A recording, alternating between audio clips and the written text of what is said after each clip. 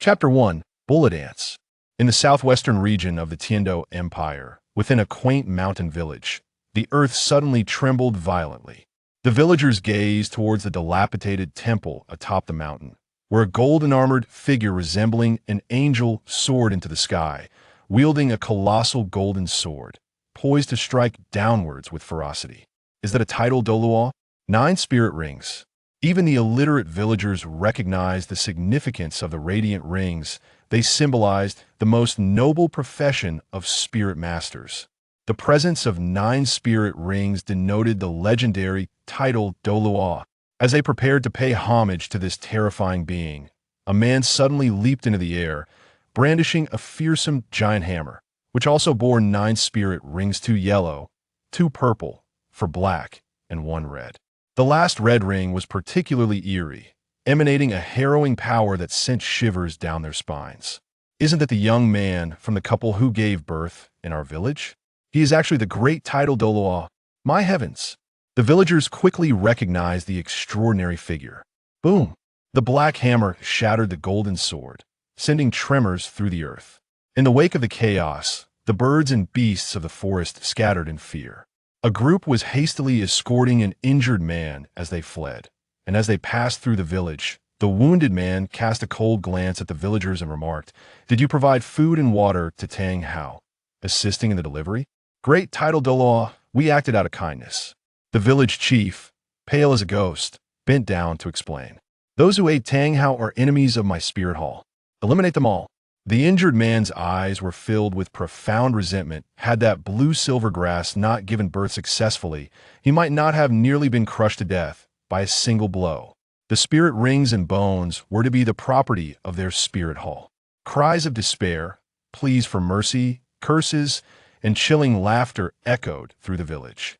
Ultimately, silence fell, and in that stillness, a newborn, who should have perished, opened its eyes and let out a piercing wail. "I'm sorry. It's all my fault." A heart-wrenching scream reverberated through the village, lingering long after. In the southwestern region of the Tiando Empire, in the province of Fasnuo, Saint Spirit Village, on the towering peaks, as dawn broke over the horizon, a 6-year-old boy suddenly opened his eyes, radiating a purple glow, captivating all who beheld him. 3 months have passed, yet the Xiantian skill remains unable to break through its first bottleneck. What would be the reason? The purple extreme demon eyes, which can only be practiced at dawn, continue to improve, while the Xiantian skill stagnates. Could it be that this world differs from my original one? Tang San gazed at this peculiar world, formulating such a hypothesis, and then revealed a maturity beyond his years. It is said that one must awaken their martial soul in this world. Perhaps that is the answer. "Third brother, it's time to eat. I'm hungry." At that moment, a child appeared from the hillside, shouldering a massive forging hammer, practicing squats with an imposing weight of 200 jin. Yet, the hammer felt as light as a feather to Tang Jiu.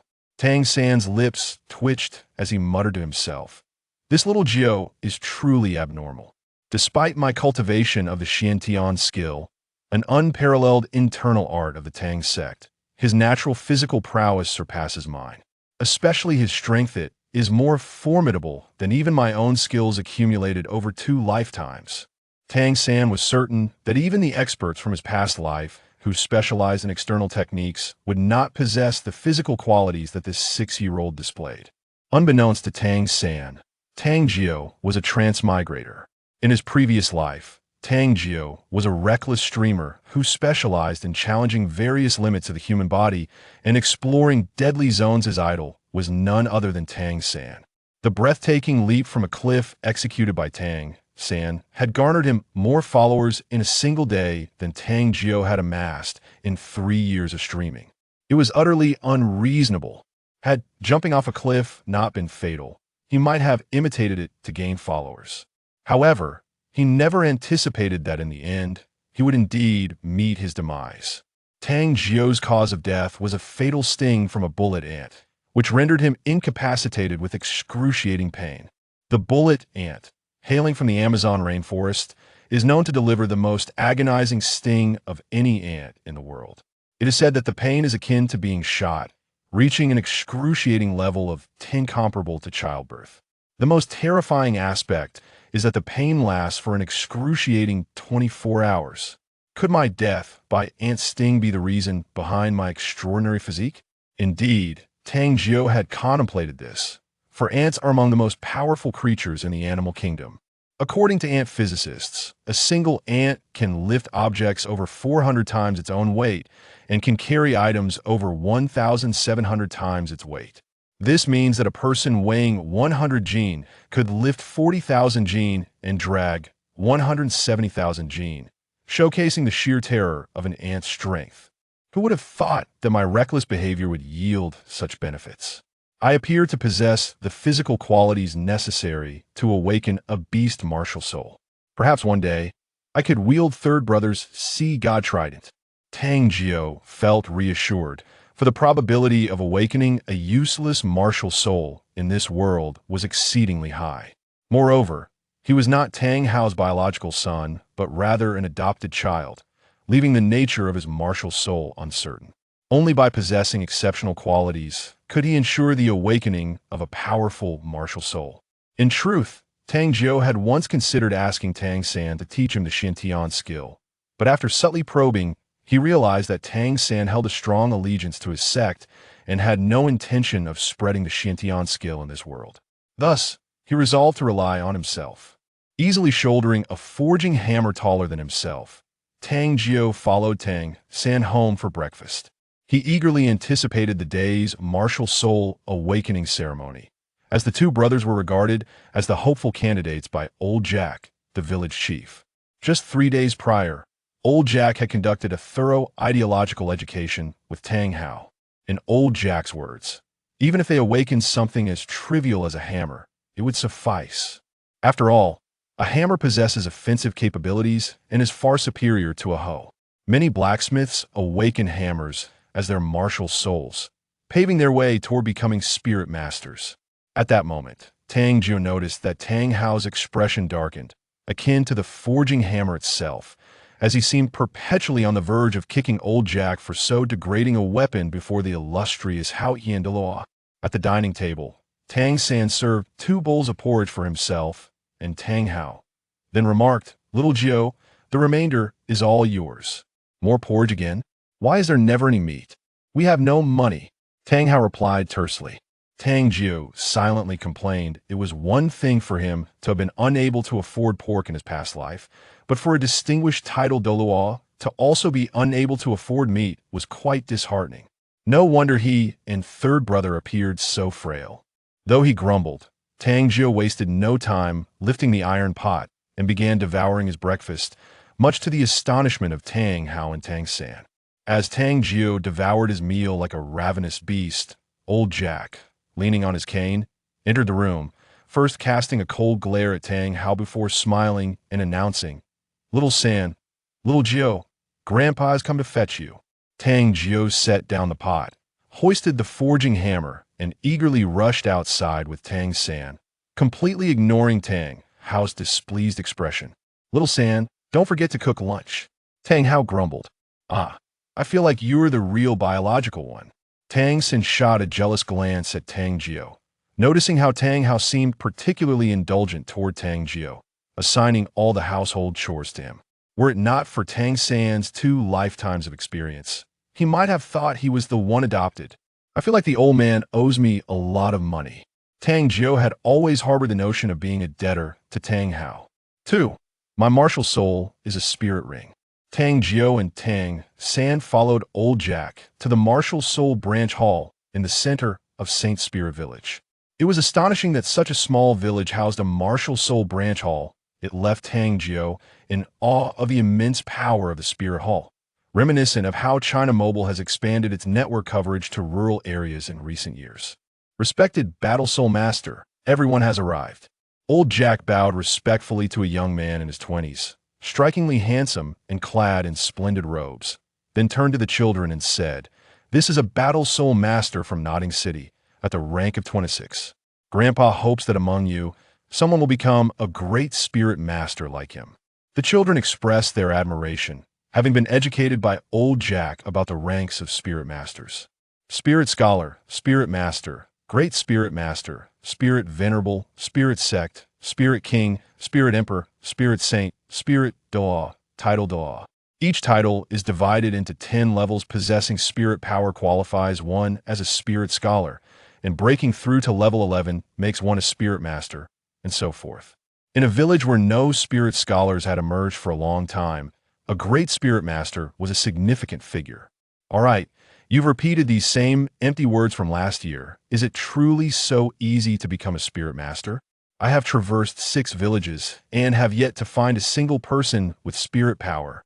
The young man, disinterested in old Jack's platitudes, delivered a dose of harsh reality that left old Jack's expression dejected, forcing him to lower his head and smile apologetically, his back becoming even more hunched. Is the Great Spirit Master truly impressive? The Tang sect's teachings clearly state that those who are excessively proud often lack true strength. It is the humble and unassuming individuals who are the real experts, as they possess a greater understanding of the world beyond themselves. Curious, Tang San began to whisper to Tang Jiu. Perhaps he is merely a low-tier pawn after all. Level 99 is the pinnacle, and he is scarcely at 26, not even a third of the way there. Tang Jiu was acutely aware of Su Yuntao's true capabilities. In a year or two, Tang San could effortlessly dominate him. Tang San nodded. This logical deduction deserved full marks. In his previous life, fewer than 1 in 1,000 could be deemed masters. Ignorance. You may never become soul masters in your lifetime, yet you dare to speculate on my strength. With a mere finger I could crush you. Su Yuntao scoffed, casting a sharp glance at Tang Jiu before channeling his soul power to open the door to the spirit hall. Such impressive hearing, Tang San exclaimed, astonished.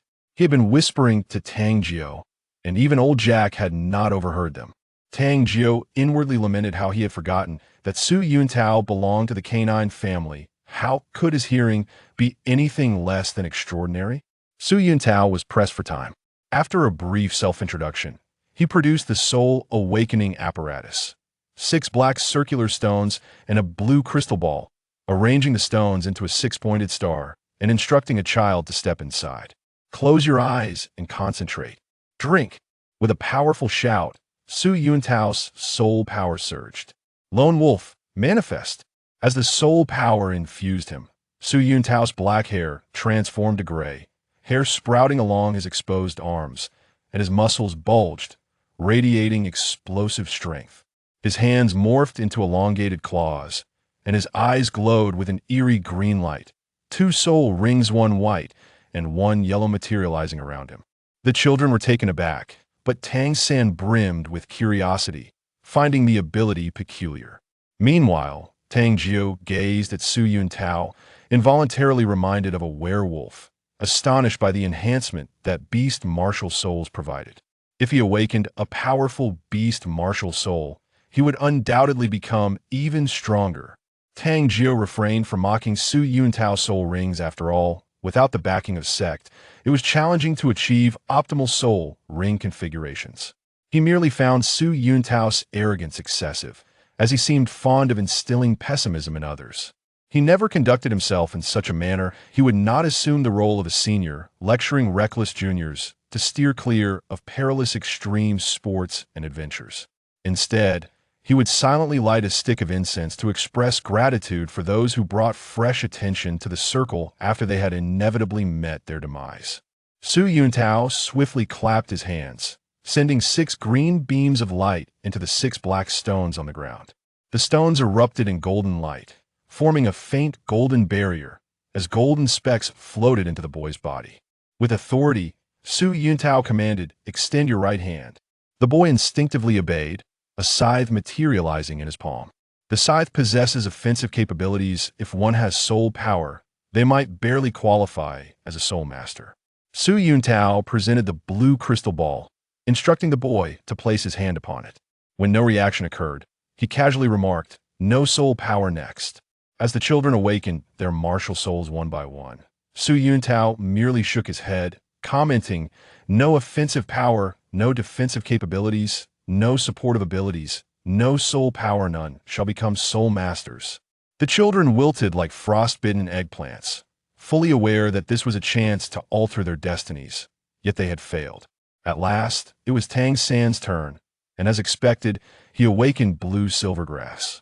Yuntao shook his head, another useless martial soul. Next, you haven't even tested my brother's soul power yet. Are you not being a bit irresponsible? Tang Jiu retorted, his tone sharp. While he was eager to spread toxic pessimism, he seemed rather negligent in fulfilling his duties. It matters not whether I test it, blue silvergrass is entirely incapable of possessing soul power. It is a standard waste of a martial soul. Yuntao's words faltered as he noticed the crystal ball beneath Tang San's hand emitting blinding light. First, innate full soul power. Yuntao's eyes nearly bulged out his head. Yet almost instinctively, he added, "What a pity that your martial soul is blue silvergrass, even a farming tool surpasses it. Such a talent squandered." "Uncle, what does innate full soul power mean?" Tang San inquired, filled with curiosity. Under normal circumstances, Yuntao would have patiently explained, but Tang Jiu and Tang San's earlier whispers had irked him. Besides, a useless martial soul had no future. What did it matter if one possessed innate full soul power? He decided to ignore Tang San and pointed at Tang Jiu, saying, "Last one," standing within the six-pointed star. As Yuntao initiated the soul awakening ritual, Tang Jiu felt countless golden specks enter his body, warm and comforting, as if an immense primal force was about to burst forth. Tang Jiu extended his hand, and a transparent ring appeared, strikingly familiar. Is not a tool martial soul, could it be a beast martial soul? Yuntao observed the empty space above Tang Jiu's hand, then glanced at Tang Jiu's body, frowning as a faint ethereal image emerged, a white egg. Or perhaps it could be described as an ovum. A mutated, useless martial soul. Yuntao concluded. What power could an egg bestow upon the body? To throw it at someone, only to have it backfire? What egg? Clearly, I am holding a ring. Tang Jiu protested, bewildered. You are a lone wolf, not a blind bear. Can't you see the ring in my hand? Kid, have you been rendered foolish by despair? You just claimed I lack strength, and yet you could never even become a soul master. Yuntao scoffed, for Tang Jiu clearly held nothing at all. Can you not see? Tang Jiu gazed at Tang San in bewilderment. Xiaojiu, you possess nothing in your hands. Yet it seems you have awakened an egg that is now manifesting upon your body, Tang San pointed out.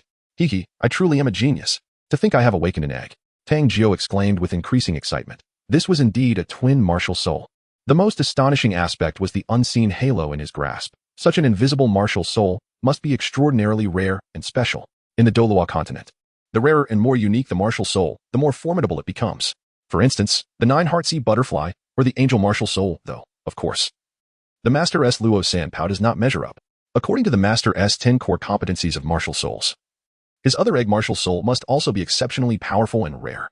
As Tang Jiu pondered these thoughts, he suddenly cast a glance at Yuntao's spirit ring and realized how familiar the colorless halo in his hand appeared. It was identical to a spirit ring. Could it be that my martial soul is a spirit ring? I possess an additional ring compared to others. Yet another blow to the common folk. It is exceedingly difficult for the ordinary to alter their fate. Thus, I pledged my allegiance to the spirit hall at an early age. Yuntao shook his head and turned to leave, declaring that there was no need to waste any more time. Wait, I have yet to test my spirit power. Upon encountering Yuntao preparing to depart, Tang Jiu hastily intervened, yearning for yet another surprise. Despite the master's assertion that a twin martial soul would inherently possess full innate soul power, what if he were to be endowed with an innate level of 20? Akin to Qian Rinxue? Or perhaps, even an innate level of 30, thereby ascending to the pinnacle of life? Such delightful surprises are indeed worthy of anticipation. What purpose does testing serve? Even if one possesses full innate soul power, what accomplishments can be achieved with a mutated, inferior martial soul? Such potential would merely be squandered. Yuntao scoffed. Tang Jiu was truly enraged this time. Your arrogance may be your prerogative, yet incessantly feeding others with toxic platitudes is quite unjust. First, you confronted the kind-hearted village chief, Jack, and then you inundated Tang San with your poisonous counsel. To be frank, had it not been for Tang San's past life as a formidable figure, he might have succumbed to despair under your relentless disparagement. Tang Jiu's countenance darkened as he retorted sharply, You, a mere 26th level cannon fodder, cannot possibly comprehend the immense power of innate full soul force. Even if my brother's martial soul is blue silvergrass, with the potential to advance to soul sage, he could crush you, a mere grand soul master, without lifting a finger. Remember, it is only the incompetent soul masters who are deemed worthless, not the martial souls themselves. If Blue Silvergrass were truly a worthless martial soul, I would have long since ascended to the rank of title de law. Yuntao scoffed. Your limitations do not dictate the capabilities of others. Do not allow your narrow-minded perspective to taint the aspirations and dreams of others. Just because you cannot achieve greatness does not imply that this path is futile. I assure you, Blue Silvergrass can indeed evolve into the mightiest of martial souls. The surrounding children were taken aback. Typically, Tang Jiu wielded a massive hammer, which was quite intimidating. However, this was a revered soul master. Someone beyond the reach of these rural children to offend. You dare to call me worthless? The youth exclaimed. Allow me to impart upon you the most vital law of survival in this world. One must learn to respect the strong. Yuntao perceived Tang Jiu's words as excessively venomous and felt compelled to teach this insolent child a lesson. With a surge of soul power directed toward Tang Jiu, he commanded, kneel before me. Go to hell. Tang Jiu shot back defiantly. Tang Jiu was enraged. In his previous life, he incessantly danced with death, his adrenaline perpetually surging. Often succumbing to the fervor of reckless acts, even daring to engage with cannibals in life-and-death scenarios. Fear was a foreign concept to him. He relished the exhilarating thrill of existence teetering on the brink of peril. Gritting his teeth, he hefted a towering forging hammer, comparable to his own stature, and hurled it towards Yuntao. You dare to harm Xiaojiu. Violet extreme demonic eyes. At the moment Tang San made his move against Yuntao, he had already classified Yuntao as an adversary based on the overarching principles of the Xiantian treasure record. The purple extreme demon eye activated, aiming to capture Yuntao's actions, and a pebble was launched directly towards Yuntao's eye. Tang San was undeniably a master, expertly selecting the opportune moment. Just as Tang Jiu prepared to unleash his forging hammer, Yuntao, caught off guard while evading a pebble, was struck by the hammer with no defense whatsoever. Bang! The 200-pound forging hammer, propelled by terrifying kinetic energy, struck Yuntao squarely in the chest, sending the careless 26th-level battle soul master hurtling backward, crashing into the wall. Had it not been for his beast martial soul's protection, he surely would have suffered broken ribs from such a blow. Nonetheless, he was not spared discomfort. One could easily imagine a large, hammer-shaped bruise forming on his chest. As Yuntao contemplated delivering a serious lesson to the two youngsters, a heavy cough erupted forth, resonating with soul power akin to a tidal wave, crashing upon Yuntao's heart like a sledgehammer. He felt a wave of frustration wash over him, and a mouthful of blood surged to his throat. To maintain his aloof demeanor, he forcefully swallowed the blood. Wait, was that his father's voice? Tang San sensed the authoritative tone was strangely familiar. Could it be? The old man seemed to possess a vitality that surpassed that of a living being, exuding such robust energy. Tang Jiu quickly provided cover. The identity of Tang Hao must not be carelessly exposed, for he had slain the previous pope. Tang Jiu did not wish to be pursued by a cadre of titled Douluo before he even began to navigate this world. Yuntao now comprehended that there were formidable individuals in this village. The person who had just confronted him had exerted such soul power that it nearly made him spit blood, truly terrifying. He yearned to depart swiftly, grasping the crystal ball. He prepared to test Tang Jiu's soul power. Despite having received prior warnings from Tang San, he was still astonished when the crystal ball illuminated once more. Once again, it revealed full innate soul power. At that moment, Yuntao felt utterly devastated. He would never disclose that his own innate soul power was merely at level 2. It was indeed infuriating to witness someone awaken with such prodigious talent. How could one possess full innate soul power while he struggled to achieve even a fraction of it? As Yuntao emerged from the spirit hall with a dark expression, old Jack hurried after him, inquiring about the cause of his discontent. With an air of jealousy, Yuntao replied, "It's all full innate soul power." Really? Old Jack could hardly contain his excitement. Unfortunately, they all possess useless martial spirits.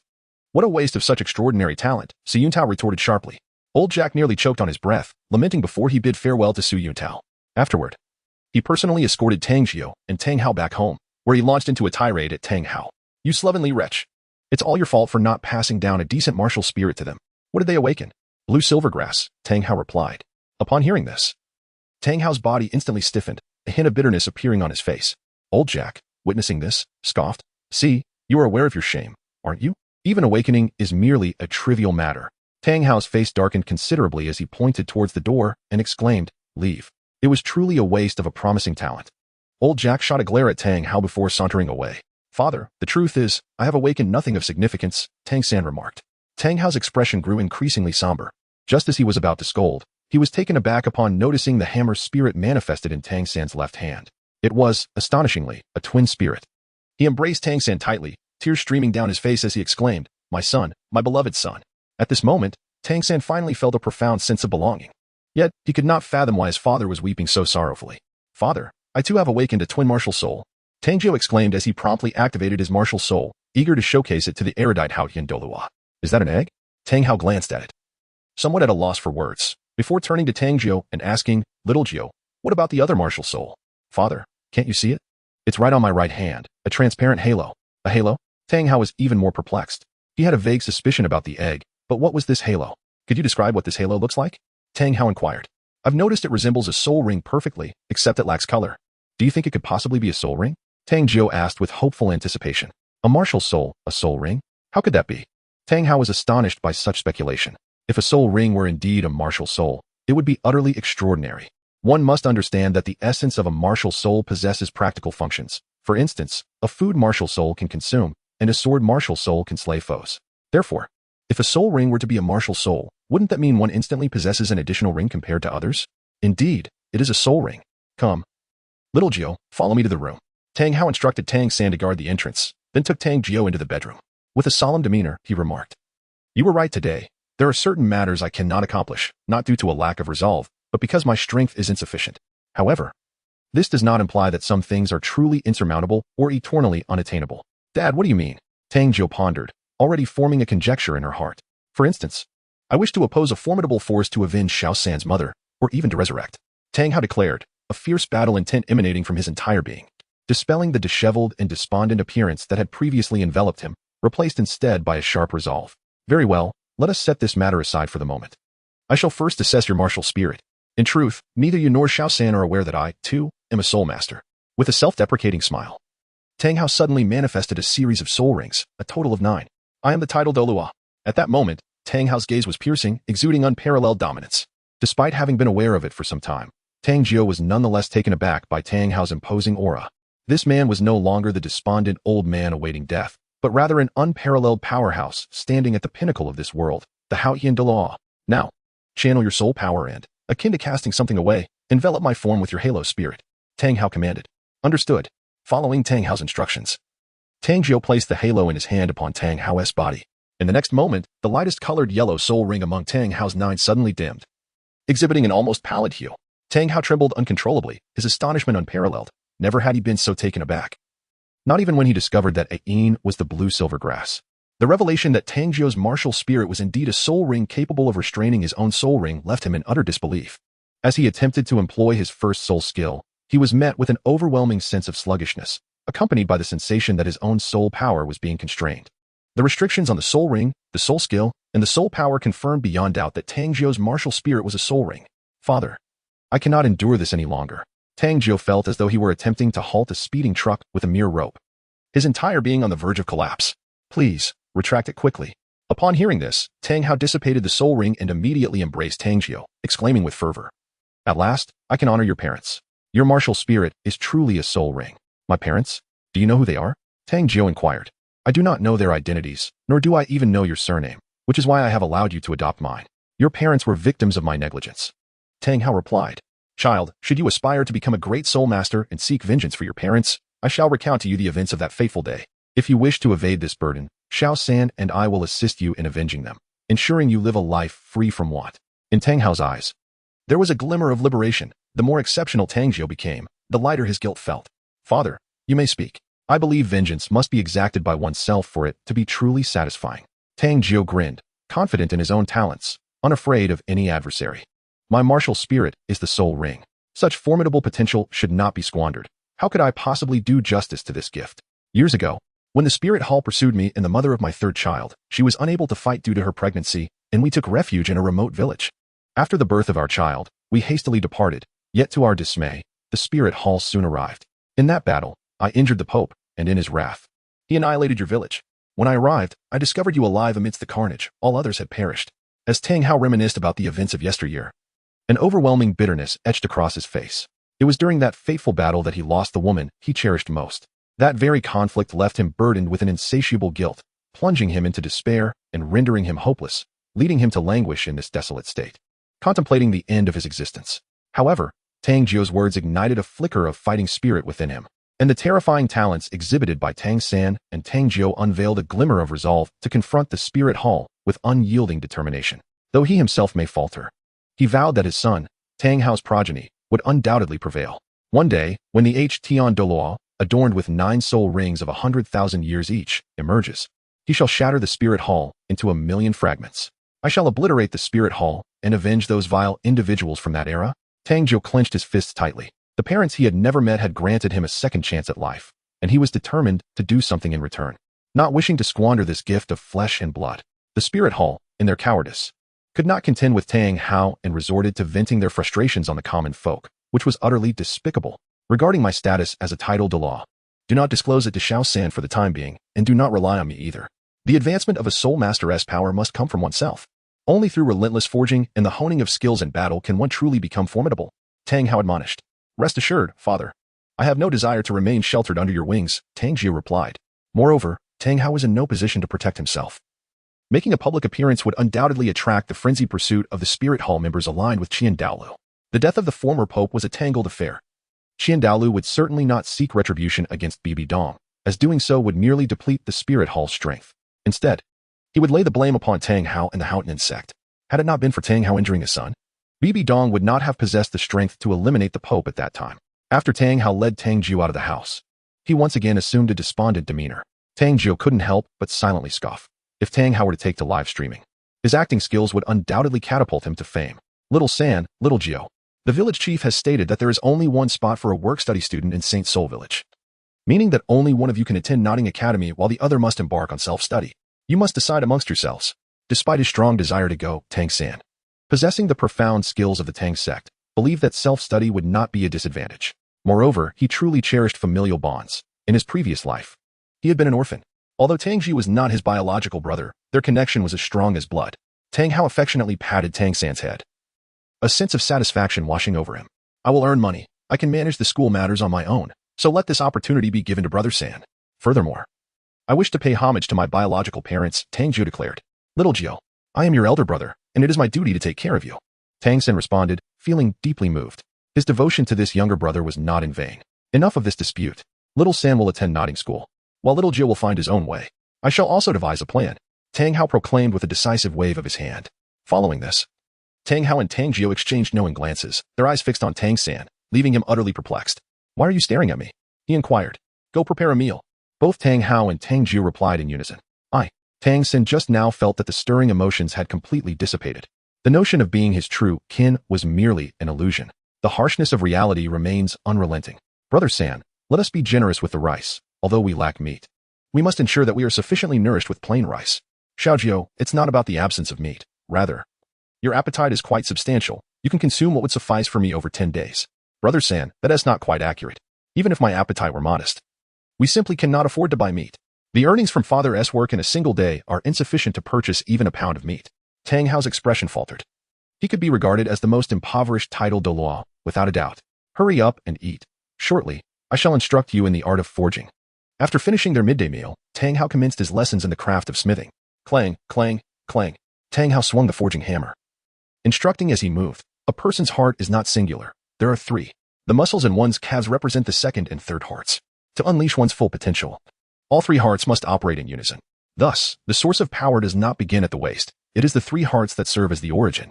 When your heart races within your chest, initiate the force from your calves, allowing the energy to ascend through your thighs, traverse your waist and back, and finally, your arms, culminating in a powerful release. What Tang Hao imparted was none other than the chaotic cloak hammer technique. Tang Jiu listened attentively, wielding the hammer as he contemplated the principles of force that Tang Hao had elucidated. Previously, he had relied solely on brute strength. However, after this correction from Tang Hao, he sensed that his output had increased by at least 30%. His body, akin to a bow, stored energy, allowing the recoil from each strike to compound into the next blow. Through this continual accumulation, he could achieve an astonishing enhancement of power. Clang, clang, clang. Tang San, being a master in his previous life, effortlessly grasped the techniques of power and accumulation. Following Tang Hao's guidance, he swiftly executed a strike with precision, delivering 4 consecutive blows to a single point. You surpassed me. I could only manage 3 on my first attempt. Tang Hao nodded in satisfaction. At that moment, a series of sharp clangs resonated as Tang Jiu wielded his oversized forging hammer, delivering accurate and rhythmic strikes upon a piece of raw iron. Each extension of his body brought an exquisite comfort, akin to drawing a bow to its utmost limit before unleashing a powerful strike. With a resounding ding, the iron block bore a profound indentation. Each subsequent blow was heavier than the last, the force accumulating to its zenith. Without hesitation, he swung a total of 18 strikes before misaligning on the 19th. How did you achieve that? Tang San inquired, astonished, given his own prowess in a former life. It's because of my strength. I can perfectly control the power of 18 strikes. I didn't even rely on technique. This is what one might call brute force overcoming all methods. Tang Jiu grinned widely. Well, that certainly justifies the meals you've had. Tang San was left utterly speechless. Technique is meant for better control, yet here was someone whose immense strength rendered technique unnecessary, failing only once despite his extraordinary power. However, this outcome was too difficult for him to accept. After all, his own forging hammer weighed merely 50 pounds, while Tang Jiu wielded a 200-pound hammer. Xiaojiu, mastering technique is still essential. You possess great talent. Do not squander it. Tang Hao delivered a forceful slap upon Tang Jiu's shoulder, causing him to feel as though his bones were about to be crushed, eliciting sharp gasps of pain. This old man is truly wicked. Is it wrong for me to boast a little? Indeed, it seems I am not his biological offspring. The following day, dawn. Tang San ascended to the mountaintop to cultivate the purple extreme magic eyes, while Tang Jiu remained at the mountainside. Not engaging in training, but pondering a profound question. If a martial soul is akin to a soul ring, could it be utilized as a genuine soul ring? This notion, once sparked, rapidly flourished within him. Without hesitation, Tang Jiu summoned his soul power and activated his martial soul. A translucent, egg-shaped phantom materialized before him, and a transparent soul ring appeared in his hand. Drawing upon Tang Hao's teachings, he channeled his soul power to envelop himself with the soul ring martial soul. In that fleeting moment, a miracle unfolded. Tang Jiu's body was adorned with a white soul ring, astonishingly a 10-year soul ring. Yet, this was not the culmination of the event. The soul ring appeared to be testing the limits of Tang Jiu's body, gradually deepening in hue. Before long, the color of the soul ring transformed into a vibrant yellow, ultimately becoming a 100-year soul ring. It has not yet reached its limit. Tang Jiu distinctly felt the color of the soul ring deepening, and the amplification effect on his body growing ever stronger. When the age of the soul ring reached 200 years, Tang Jiu experienced an immense pressure, as if he could not withstand the force of the soul ring, teetering on the brink of explosion. At that moment, the soul ring ceased its age increase, quietly hovering around Tang Jiu. And at that instant, his soul power surged forth like a flood breaching a dam, breaking through the 10th level barrier and astonishingly reaching the 11th level. He had succeeded. The soul ring could indeed be utilized as a true soul weapon. Tang Jiu was engulfed in sheer ecstasy. Upon reaching the 11th level, he distinctly sensed a substantial augmentation in his strength. Moreover, he had unexpectedly acquired a soul skill, Fury. This skill instantaneously amplified his power by 30, with the potential for enhancement based on the soul rings. For each additional ring, the strength granted by the Fury skill would increase by 10. Thus, upon obtaining a second soul ring, the power boost from Fury would rise to 40, although the duration was a mere 5 seconds. The magnitude of the enhancement was nothing short of extraordinary, yet the brevity of its effect posed a slight inconvenience, as the activation of this soul skill could only be sustained for 5 fleeting seconds, clearly marking it as a ferocious burst skill. Tang Jiu conducted an experiment and discovered that if he refrained from binding a soul ring to his martial spirit, both the soul abilities and the soul rings would vanish. However, his soul power remained at the 11th level, and its growth was no longer restricted. This revelation meant that he could continue to cultivate and elevate his soul power level without the presence of a soul ring. This realization lingered in Tang Jiu's mind throughout the morning. When mealtime arrived, rather than serving food, Tang Jiu gathered around the table and enigmatically inquired, "Father, third brother, do you think anyone has ever broken through to the 11th level of soul power without a soul ring?" "Impossible," Tang San promptly refuted, citing the stagnation of Xiantian Kong as irrefutable evidence. "Little Jiu, although I am not a soul master, I am well aware that this is entirely unfeasible." Tang Hao shot a disapproving glare at Tang Jiu, frustrated with his incessant musings on such dubious matters. Had it not been for the need to conceal his identity before Tang San, he would have long since used a soul ring to teach Tang Jiu a lesson.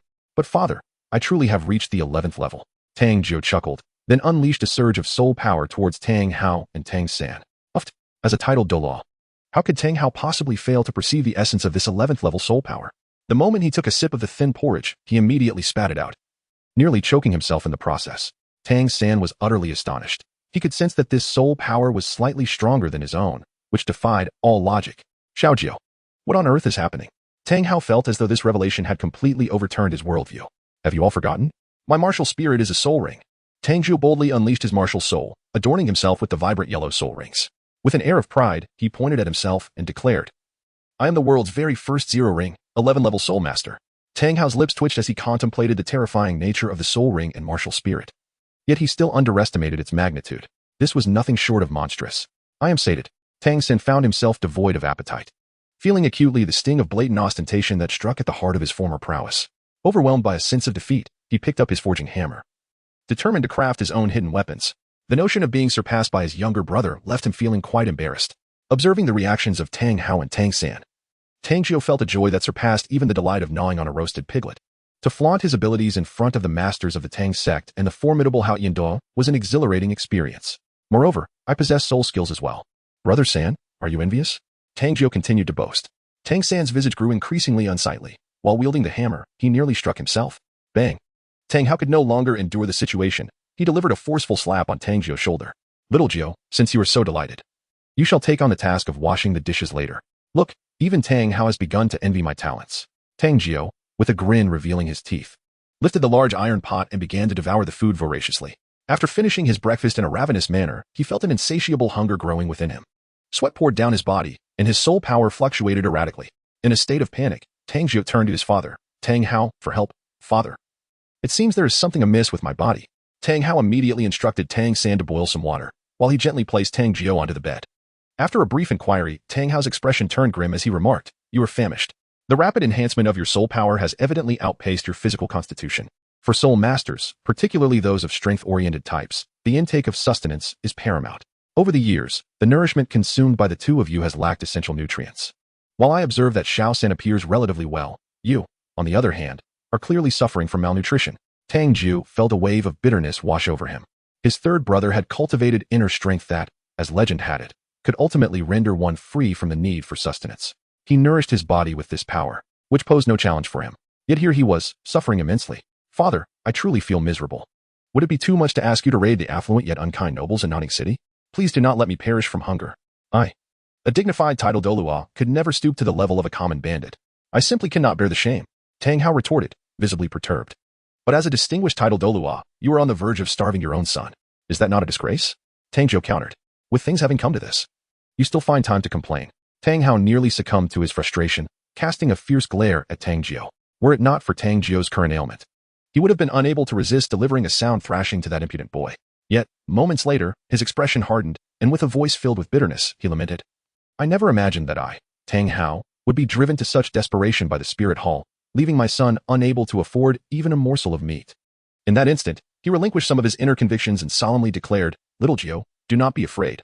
I shall procure food for you. From this day forth, our household shall have an abundance of meat. Tang Hao rose, instructing Tang San to take good care of Tang Jiu. He donned his cloak and vanished into the forest, heading towards the direction of Notting City. After Tang Hao departed, Tang Jiu lay in bed for an entire day, regardless of how much he consumed. He remained in a state of ravenous hunger. How could one possibly survive without meat?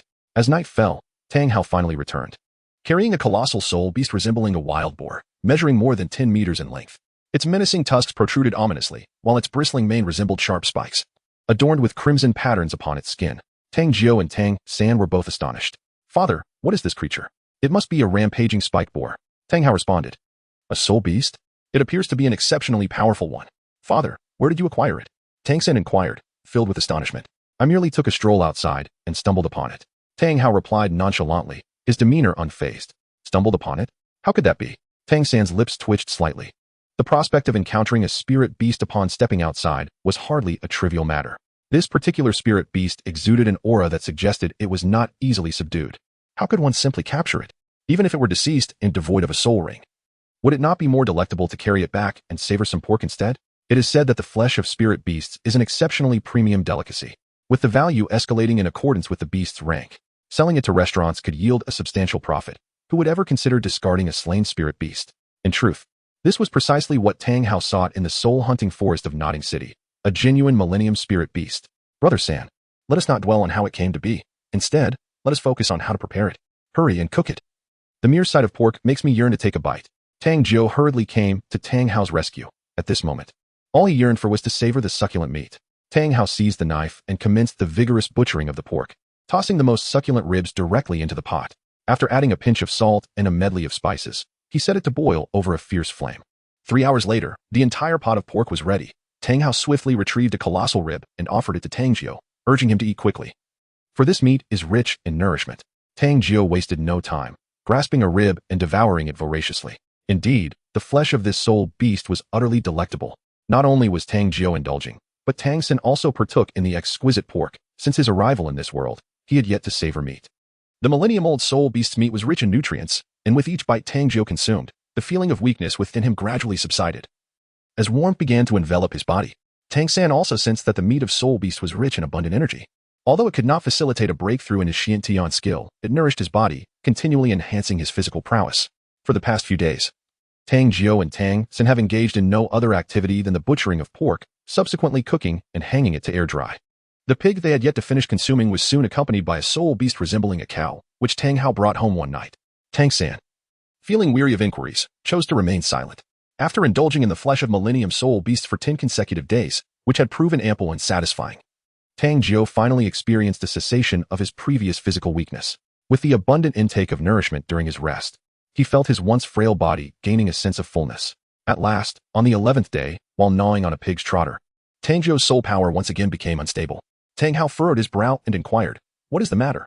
Is your body experiencing issues again?" "That shouldn't be the case." "No, father. I feel as though my soul power is on the verge of breaking through to the 12th level." "Tang Hao, Tang San, I shall go forge." Tang San was utterly speechless. Even consuming meat could augment one's soul power. This little Jiu is simply extraordinary. "Father, what is the meaning of this?" Tang Jiu turned to Tang Hao, seeking an explanation. Tang Hao gazed at Tang Jiu as if he were a creature of myth, exclaiming, "I have heard whispers of your past frailty. However, as you gradually restore your physique, the pace at which you cultivate your soul power will naturally accelerate. This is hardly remarkable." Yet, despite his words, a twitch at the corner of Tang Hao's mouth betrayed his astonishment. Tang Jiu's constitution was extraordinarily exceptional, and most crucially, it was his beast martial soul that set him apart. Perhaps before long, he would once again be taken aback by Tang Jiu's capabilities. As Tang Jiu's body regained its strength, he commenced his daily training. With a massive hammer in tow, he began to leapfrog from the base of the mountain, ascending step by step. Upon reaching a height of 100 meters, he found himself breathless and fatigued. "I shall persevere. I must continuously challenge my limits. For my body harbors vast potential yet to be unlocked." Tang Jiu gritted his teeth, shouldering a colossal casting hammer as he ascended the mountain. With each leap, he felt an immense pressure bearing down on his body. Yet, accompanying this burden was an unsettling sensation of itchiness. Tang Jiu understood that the nutrition from the soul beast meat continued to nourish his body. The flesh of a millennium-old soul beast, even devoid of a soul ring, contained an astonishingly potent energy. Although he had absorbed a portion of it, the human body possesses inherent limits to assimilation. To absorb more of this formidable energy, he needed to enhance his physical resilience, thus allowing for the continuous refinement of his body. In the past, when his sustenance was insufficient, Tang Jiu refrained from rigorous training, fearing damage to his foundational health. However, with the ample supply of soul beast meat now at his disposal, he resolved to devote the next 3 months to pushing both his physical and soul power to their utmost limits. After a day of intensive training, as Tang Jiu voraciously devoured a cooked pig's trotter, he suddenly sensed a transformation within himself. His martial soul spontaneously manifested. To his astonishment, a fissure appeared on the surface of his white egg martial soul, as if something were about to hatch from within. "Xiaojiu, it seems your egg is on the verge of breaking," Tang San remarked, filled with wonder. Tang Jiu rolled his eyes in exasperation, for he currently lacked even the energy to utter a word, as his body was undergoing a terrifying transformation. With the emergence of his second martial soul, the bullet ant, a series of cracking sounds echoed, crack, crack, crack. As the sounds intensified, the shell of his egg-like martial soul became increasingly fissured. Ultimately, a pair of insectal mandibles burst forth from the shattered egg. Tang Hao's gaze sharpened, and a wave of astonishment surged within him. Indeed, as he had surmised, Tang Jiu's previous physique was incapable of sustaining the martial soul, which is why this beast martial soul manifested in its most primitive form, an egg. Once Tang Jiu's body became capable of bearing it, the true form of this beast martial soul would emerge from the egg, a pair of pincers resembling iron claws, followed by 6 elongated legs, and a pitch-black body, gleaming with an obsidian sheen, exuding a perfectly balanced, explosive power. "This is an ant." Tang San immediately recognized that in his previous world, this type of insect was ubiquitous. In certain regions, ants would swarm together to devour everything in their path. The Tang clan had even bred these ants before. No, these were not ordinary ants. A sudden realization struck Tang Jiu's mind. Bullet ants. In his past life, it was this creature that had inflicted a fatal bite upon him, and the lingering pain of that sting still resided deep within his soul. As the bullet ant emerged from its shell, it began to voraciously gnaw at the eggshell with its pair of sharp mandibles, swiftly consuming it. In that moment, it seemed as though the bullet ant's martial spirit had grown in size. At the same time, Tang Jiu's soul power surged at an alarming rate. Level 1, Level 2, Level 3. It escalated a full 6 levels before finally stabilizing. Tang Jiu's soul power had reached an astonishing 18 levels. Upon manifesting his martial spirit, Tang Jiu felt an overwhelming surge of strength, doubling his physical prowess to 1,000 Jin. What was happening? Tang Jiu was utterly bewildered. "I have no idea. You best inquire with a soul master." Tang Hao's eyes widened in astonishment. He understood that as soul power increased, weapon martial spirits would evolve and upgrade. much like Tang San's current Haotian hammer, or even a small hammer. In contrast, his own Haotian hammer could stand as tall as a person and weighed dozens of times more than Tang San's. It could indeed be deemed a divine artifact. Similarly, beast martial spirits would also evolve and grow stronger with increasing soul power. Tang Jiu's martial spirit was an insect, and many oviparous creatures consume their eggshells as their initial source of energy for development. Thus, the eggshell Tang Jiu had encountered was, in essence, a source of energy, soul power for a soul master. When the martial spirit absorbed this energy, it was akin to consuming rare treasures or extraordinary herbs, resulting in a significant enhancement of soul power. However, no one had anticipated that Tang Jiu would leap directly to 18 levels, with only 2 levels remaining to reach 20. It implied that Tang Jiu might achieve level 20 without any soul ring, making the potential of his first soul ring truly formidable. Tang Jiu indeed contemplated this issue. He turned to Tang Hao and inquired, "Father, do you think it is possible for my first spirit ring to be 1,000 years old?" Tang Hao shot a glare at Tang Jiu, rebuking, "Do not court death. Though my knowledge may be limited, I have never heard of a first soul ring being anything less than a millennium." Although Tang Hao may not possess the extensive knowledge of a master, with the ability to accurately discern the maximum limits of each soul ring, he nonetheless hails from the esteemed Haotian sect. Achieving a 1,000-year soul ring for his third is indeed considered an optimal configuration. As he traverses the continent, he has never encountered a soul ring of 1,000 years for the first one, even in the records of the Haotian sect. With both of my martial souls being so formidable, it would be a disservice to myself not to strive for excellence. Father, I have made up my mind. My first soul ring must be 1,000 years. If I cannot achieve this, I vow to abstain from meat for the rest of my life. Tang Jiu solemnly declared, "At that time, you shall realize the extent of your ignorance." Tang Hao, weary of conversing with Tang Jiu, simply retreated indoors to rest. Once Tang Jiu arrived at the Nodding Academy and systematically studied the knowledge of martial souls, he would surely abandon this absurd notion. "Third brother, do you think I am capable?" Tang Jiu inquired, glancing at Tang San, who was busy washing pots. "Little Jiu, I believe you ought to adopt a more realistic perspective." At this moment, Tang San's mood was rather dismal. It was undoubtedly a matter of pride. While Xiaojiu was on the verge of reaching level 20, he found himself stagnated at level 10, unable to progress in the slightest. "Third brother, I understand that reality is harsh. However, I am merely a reflection of reality," Tang Jiu said with a toothy grin. Tang San instantly felt disinclined to engage with his younger brother any further. Observing that Sangu seemed somewhat disheartened, Tang Jiu couldn't help but feel a sense of helplessness. Exceptional individuals invariably impose an inexhaustible pressure on those around them, leading to moments of existential doubt. Is this not a rather commonplace occurrence? Seizing the cover of night, Tang Jiu stepped into the courtyard, pondering how he could effectively develop his martial soul. He realized he could not rely solely on the master for guidance. He must delve into the study himself, for he is the true master of his martial soul. First, he decided to observe whether the martial soul would undergo any transformation as his soul power increased, and he donned the soul rings. Tang Jiu immediately summoned his martial soul, enveloping himself in the ethereal aura of the soul ring. As the colorless soul ring became part of his being, he was astonished to observe that its hue gradually deepened. It seems my conjecture was indeed correct. This soul ring martial soul augments my power in accordance with my own growth. Its enhancement capped only by the limits of my physical endurance. The age of the soul ring commenced at 200 years, slowly evolving to 300, and ultimately reaching 500 years. The soul ring ceased its transformation, pulsating rhythmically around Tang Jiu. He has surpassed the limits of the first soul ring. Tang Jiu felt a surge of joy, yet he soon furrowed his brow. The limit of the first soul ring was the threshold reached upon absorbing it at the 10th level of soul power. Now that his soul power had ascended to the 18th level, he could indeed absorb a 500-year-old soul ring. Surely, that was only to be expected? Tang Jiu suddenly had a brilliant idea. If his body could endure the formidable pressure of a 700-year spirit ring, then absorbing a millennium spirit ring upon reaching level 20 would surely be within his grasp. At this moment, his confidence in assimilating a millennium spirit ring surged. What he needed to do now was cultivate his spiritual power and continue to fortify his physique, enhancing his capacity for endurance. Let me see if there is a discernible difference between the abilities of a 500-year spirit ring and that of a 200-year spirit ring. Tang Jiu was quite curious about this. It is often said that the higher the age of the spirit ring, the more powerful it becomes. But how does this manifest? It all boils down to the spirit abilities. After all, he eagerly examined the spirit ability bestowed by this spirit ring. Rampage. It instantaneously augments strength by 35, with the potential for enhancement based on the spirit ring's attributes. For each additional ring, the power of the Rampage skill increases by 10. Thus, upon acquiring the second spirit ring, the augmentation would rise to 45. The effect lasts for 5 seconds. Tang Jiu distinctly remembered that his first soul skill, Rage, instantaneously augmented his strength by 30. Furthermore, with each additional soul ring, the increase would rise by 10. However, the duration remained unchanged, still lasting for a mere 5 seconds. After finishing his tasks, Tang San observed the yellow soul ring floating around Tang Jiu in the courtyard, feeling a profound discomfort in his heart. He finally spoke.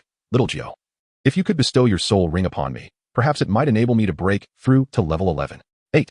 The terrifying nature of soul rings, the possibility of transferring your soul ring to me, thereby transforming it into my own, seems rather improbable, Tang Jiu replied, shaking his head.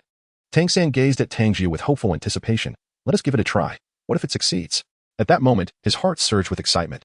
If he were to acquire an additional soul ring, would he not be able to further cultivate the Xiantian skill to its second level? However, he pondered. The soul ring affixed to another should serve to suppress and restrict its true potential. Tang Jiu replied, it's all right, let's attempt it. There is nothing to lose. Focus on the thought of augmenting my strength and see if it works. Tang San nodded. Very well, Brother San, here I come. Tang Jiu, unable to withstand Tang San's insistence, could only summon his soul power, removing the soul ring from himself and placing it upon Tang San. Suddenly, Tang San let out a muffled groan, nearly collapsing under the pressure. Fortunately, his unwavering determination allowed him to adopt a solid horse stance, thus stabilizing his posture. Third brother, are you all right? Tang Jiu hastily retracted, summoning his soul ring and martial spirit back into his grasp. Only then did Tang San, drenched in cold sweat, rise to his feet, appearing utterly exhausted as if he had just emerged from a fierce battle. After catching his breath, Tang San finally spoke. The power of your soul ring is truly formidable. It completely suppressed all of my soul energy, rendering me unable to harness my strength. It seems to have directly restricted my soul power to that of a level 10.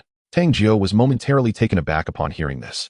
The notion of being stripped of 10 levels of soul power was utterly terrifying. However, he recalled that when Tang Hao had donned the soul ring, the effect had been rather negligible. Could it be that the limitations imposed by my soul ring and martial spirit on soul power are intrinsically tied to my own strength? The weaker one becomes, the more severe the restrictions. Upon reflection, this seemed plausible. Tang San felt a profound sense of disappointment. His beautiful aspirations had been dashed. It appeared that Tang Jiu's martial soul could not be controlled by will alone. Once it was bound to another, it would inevitably constrain them.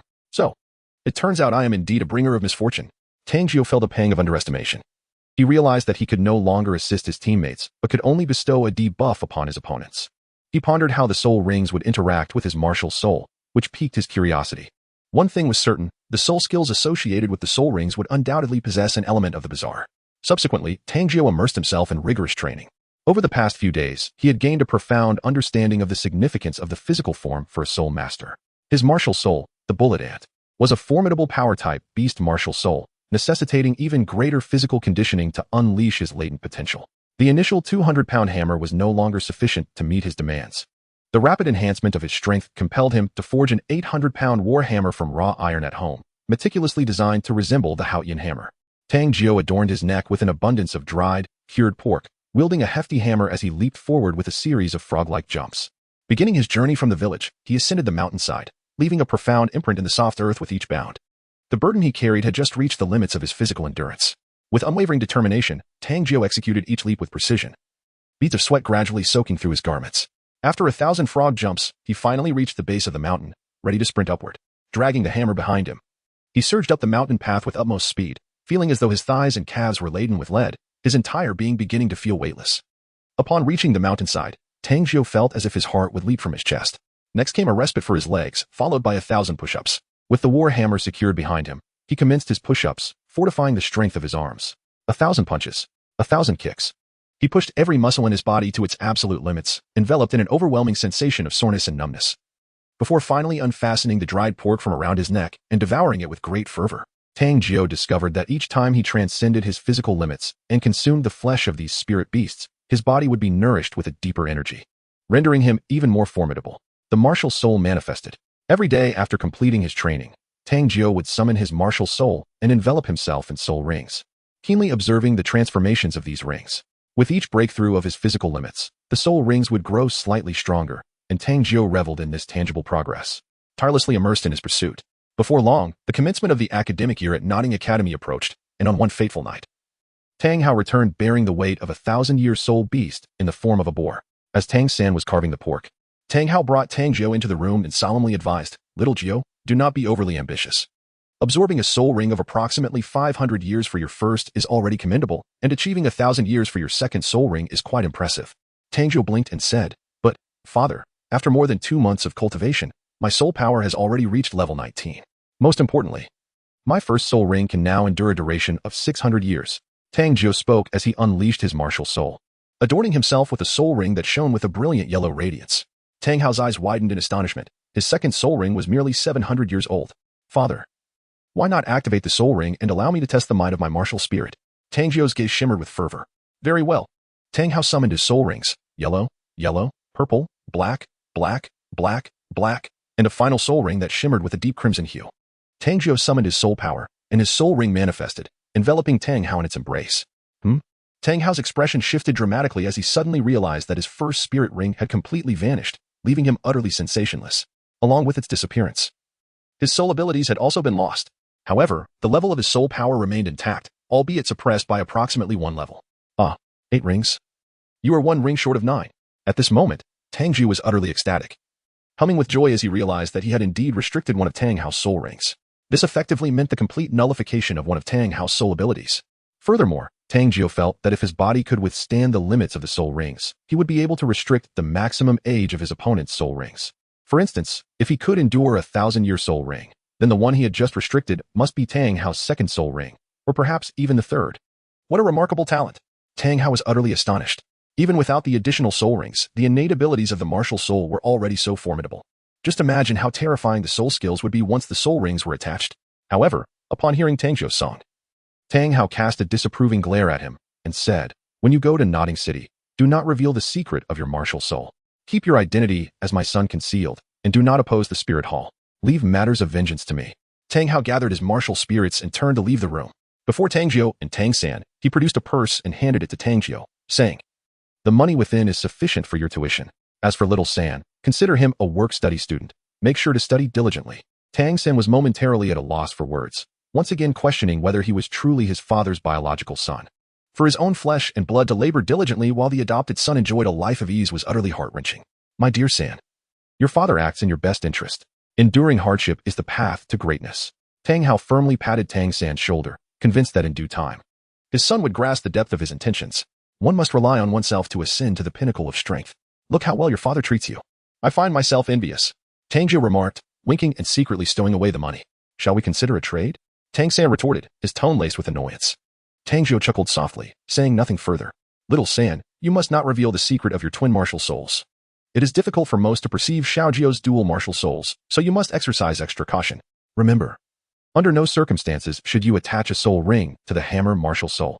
Tang Hao admonished solemnly. "Yes, father." Tang San nodded earnestly, then turned to Tang Jiu and asked, "What about Xiaojiu?" "My martial soul is a soul ring. It cannot be treated by conventional reasoning." Tang Jiu replied with a smile. Tang San. 9 days later, Old Jack departed from Holy Soul Village with Tang San and Tang Jiu, setting their course towards Nodding City. Tang San traveled lightly, while Tang Jiu bore a substantial burden on his back, a large package brimming with dried pork. He also carried a hefty hammer. Old Jack chuckled, remarking, "Going to school with such provisions? The meat in the city is quite expensive. You should try some, it's delicious." Tang Jiu replied, having taken to treating the meat from 1,000-year soul beasts as mere snacks. He then offered Old Jack a piece. As Old Jack savored the meat, he inquired, "Have you managed to gather your tuition fees?" "Indeed, my father provided it," Tang Jiu responded. Old Jack choked in disbelief, exclaiming, "So you are paying tuition for school, while little San is working as a student laborer? Tang Hao truly is something else." "Who, in fact, was the one who was picked up?" Tang San secretly wished to declare, "I am." Along the way, Old Jack shared all the knowledge he possessed with Tang Jiu and the others. The primary academy taught only fundamental concepts and accepted only those children who had just awakened their martial spirits. It was a 6-year program, and upon turning 12, students could graduate after acquiring 1 spirit ring. Obtaining 2 spirit rings would grant them admission into the Intermediate Soul Master Academy. Little San, Little Jiu. Although you both possess innate full soul power, your martial spirits are, one being the blue silver grass and the other an egg. Grandpa Jack does not hold any expectations for you. If you can cultivate to level 20 and acquire 2 spirit rings, that would bring glory to our Holy Spirit Village. As for entering the Advanced Soul Master Academy, that would be a formidable challenge. After all, the entire continent boasted only 2 great empires with Advanced Soul Master Academies, and the combined number of students admitted each year barely exceeded 100. Old Jack cautioned. The first 2 spirit rings can be obtained with the assistance of other soul masters, but from the 3rd ring onward, you must rely on yourselves. In the future, be wary in your endeavors. Do not offend powerful individuals. As they continued their journey, Old Jack imparted his teachings, and soon, Tang Jiu and the others arrived at the gates of Nodding Academy, ready to enter, only to be halted by the doorman. "What do you want? This place is not for country folk like you." The doorman disdainfully glanced at the trio, noting their coarse, patched clothing, which clearly marked them as villagers. The most peculiar sight was Tang Jiu, bundled up and wielding a warhammer, which unmistakably suggested a nefarious presence. Old Jack smiled politely and said, "We hail from Holy Spirit Village. This year, our village has a quota for students, and one of them is here to enroll." The doorman cast a contemptuous look at the three and sarcastically remarked, "A grass nest can produce a phoenix? A mere village can produce two individuals with soul power? Surely. You must be imposters. And what is more ludicrous is this one, dressed like a poor blacksmith's son, thinking he can enroll here. Do you have any idea how much the tuition is? It could feed a commoner for 10 years. Now be off with you." Listening to the doorman's incessant ridicule, Old Jack felt a surge of anger.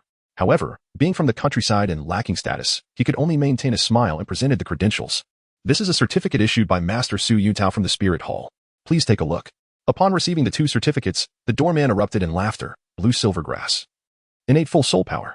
And this one, a martial spirit that is an egg. Haha. I have worked as a doorman for 4 years at this academy and have never encountered someone with innate full soul power. Especially not with a martial spirit like blue silvergrass or an egg. I suspect these credentials are forgeries." You, Old Jack, a man who valued his dignity, felt his face pale from such humiliation. Nevertheless, he prepared to bend down and retrieve the certificates from the ground. Tang Jiu took a step forward, helping Old Jack to his feet, his expression grim as he glared at the doorman. "You, pick up your things," he commanded. "Humph. You think just because you wield a large hammer, I am intimidated by you. With all your bags, you resemble a beggar. Perhaps we should rename Saint Soul Village to Beggar Village." The doorman, confronted by a mere child daring to challenge him, grew increasingly scathing, deliberately jabbing at Old Jack's pride. "What did you say?" Old Jack exclaimed, suddenly turning around. The doorman's words struck at the very core of his greatest pride. Tang Hao had previously been reprimanded for suggesting the village was inadequate, and now, with the doorman's blatant disdain for the village, he was ready to confront him. "You old fool, how dare you attack me?" Old Jack fumed. The doorman, undeterred by the old man's fury, casually accused him and then, without a hint of courtesy, pushed Old Jack, causing him to stagger several paces. Had it not been for Tang Jiu's quick reflexes in steadying him, he would have surely fallen. "You dare to lay a hand on Grandpa Jack? Truly courting death." Tang Jiu firmly restrained Old Jack and, without hesitation, delivered a powerful punch to the doorman's abdomen, sending him crashing through the door and sprawling onto the ground. Rather than displaying fear, the fallen doorman wore a menacing expression and commanded, "Kneel before me at once and compensate me with a gold soul coin, or I shall report you to the Spirit Hall's guards. Claiming that you caused a disturbance at Notting Academy and assaulted the doorman, I will make sure you face the consequences." Tang Jiu snorted disdainfully. "Is the Spirit Hall your family business? Do they believe whatever you say? I am the gatekeeper of Notting Academy. The guards of the Spirit Hall do not heed my commands. Do you truly think they would listen to you commoners?" The gatekeeper glared furiously at Tang Jiu, his mind racing with thoughts of how to deal with him. "Little Jiu, you are being too impulsive," Old Jack exclaimed anxiously, leaning heavily on his cane. "Rest assured, Grandpa Jack, the guards of the Spirit Hall will certainly not take orders from a mere gatekeeper." Tang Jiu retorted confidently. "You are still too young." Old Jack shook his head. "Are you beginning to feel fear? Bow down and apologize to me now, and I might spare you some suffering." The gatekeeper sneered. "Is that so? Do you truly believe your words carry the weight of a soul master?" Upon encountering Old Jack, who was visibly startled, Tang Jiu decided to cease concealing his true identity. He promptly adorned himself with the soul ring of his martial spirit, a yellow soul ring that floated gracefully around him, leaving Old Jack utterly dumbfounded. A soul master, and a century-old soul ring at that. The doorman's eyes widened in disbelief, his face drained of color, trembling in fear as he realized that this seemingly simple villager was, in fact, a one-ring soul master. Moreover, his martial spirit was a yellow, century-old soul ring. Overwhelmed, he fell to his knees and pleaded, "Great soul master, have mercy on me. I was blind to your true worth." Tang Jiu coldly remarked, "I have instructed you to pick up the proof." "Yes, yes, my lord." The doorman hurriedly crawled over to retrieve the Soul Master Hall certificate he had carelessly discarded on the ground, wiping it clean with his sleeve before presenting it with a forced smile to Old Jack. "Your generosity is boundless. Please do not hold my transgressions against me." "Humph." Old Jack snorted, taking the certificate in his hand, a surge of pride welling up within him. "Behold, this is the significance of a soul master. Let us see who dares to look down upon Sacred Soul Village in the future. Ah, Jiu, is there anything I can assist you with?" At that moment, Old Jack gazed at Tang Jiu as if he were his own beloved grandson. "There is something. Please do remind my father to earn a little more money to send my way." Tang Jiu chuckled. Tang San was drenched in cold sweat, realizing that the most beloved sons often turn out to be ungrateful wretches. Old Jack wholeheartedly agreed, cheerfully patting his chest, proclaiming, "If your father dares to slack off, just watch how I'll scold him to oblivion." "That's good." Tang Jiu smiled, feeling reassured. "Old sir, could you kindly show me the proof from the Spirit Hall? I am a student of this academy." The master, who had been observing for a while, finally spoke up. In his eyes, Tang Jiu's soul rings were no ordinary rings. With his extensive knowledge, he immediately recognized the color as indicative of rings surpassing the 500 in age. His mind raced with disbelief. How could this be possible? Upon learning that the master was from the Nodding Academy, old Jack promptly handed over the proof in his possession. Innately full soul power. Blue silver grass. Spirit. Egg. The master's gaze sharpened as he turned to old Jack, saying, "Old sir, please entrust these two children to me. I will assist them with the formalities." "Very well, thank you, teacher," old Jack replied joyfully, reminding Tang San and Tang Jiu to take care of themselves before departing. The master, instead of heading to the administrative office, led Tang Jiu and Tang San directly to his own office. "What do you teach at the academy, master?"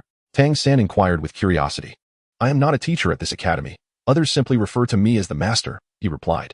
"To be addressed as the master by everyone suggests your standing must be quite remarkable," Tang Jiu remarked, reflecting on his own past aspirations of making a name for himself in the world, which he had failed to achieve. "Have you ever considered becoming my disciple?" The master's austere demeanor finally cracked into a smile as he looked at Tang Jiu and Tang San. "That depends on what benefits you can offer us," Tang Jiu chuckled. While Tang San remained silent, yet his eyes conveyed his skepticism about why he should pledge himself to the master. Truly, two astute children. The master beamed, delighted by their intelligence and talent, recognizing them as exceptionally rare prospects. Once they reached the office and closed the door, the master fixed his piercing gaze on Tang San and declared, "You are the third individual in nearly a century on the continent to possess twin spirits." Tang San was taken aback, never anticipating that his secret would be unveiled so suddenly. Merely a glance at the soul hall's proof was all it took. This was truly terrifying. The master promptly elucidated, "I have investigated 647 individuals possessing the blue-silver grass martial soul. Among them, only 16 harbored soul power, and not a single one surpassed the first rank. Yet you, on the other hand, possess innate full soul power.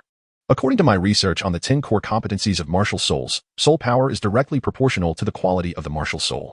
A high level of soul power indicates a formidable martial soul. However, since your martial soul is blue-silver grass, it suggests that you undoubtedly possess another martial soul, one that is exceptionally powerful and proportional to your innate full soul power." Tang San was immediately captivated by the master's profound knowledge, a look of reverence gracing his face. The master, satisfied, then turned his attention to Tang Jiu, stating, "Your egg-shaped martial soul is, in fact, the primordial form of a beast martial soul, belonging to oviparous creatures. However, your physique is too frail, hence, it manifested in this form during its awakening. Only when your body and soul power reach a level capable of bearing it will it finally hatch. Moreover, I am certain it is a power-type martial soul." "Why?" Tang Jiu raised an eyebrow, thinking it rather alarming to ascertain the nature of the martial soul based solely on an egg. "Because of the hammer you wield. If you were not a power-type soul master, you would lack the strength to wield such a heavy weapon. Additionally, your soul ring evidently exceeds 400 years, which indicates you surely possess another martial soul that enhances your physical prowess, enabling you to endure such a high-level soul ring. You are indeed a dual martial soul master," the master asserted with conviction. Tang Jiu then realized the extraordinary observational and deductive abilities of the master, who truly deserves the title of the most erudite person in the Douluo Continent. "Master, you have made an error," Tang Jiu remarked with a smile. "Oh, pray tell. Where have I misjudged?" The master immediately became intrigued. "My spirit ring did not originate from hunting soul beasts. It is, in fact, my other martial spirit. My martial spirit is the spirit ring," Tang Jiu explained. "What?" The master's pupils suddenly constricted, murmuring, "How can this be?" He had encountered an array of peculiar martial spirits and prided himself on being unfazed by any transformation into a martial spirit. However, the notion of a martial spirit being a spirit ring had never crossed his mind. "You should activate your martial spirit and experience it for yourself," Tang Jiu urged. "Very well." The master swiftly summoned his spirit rings, 2 yellow rings gracefully hovering around him.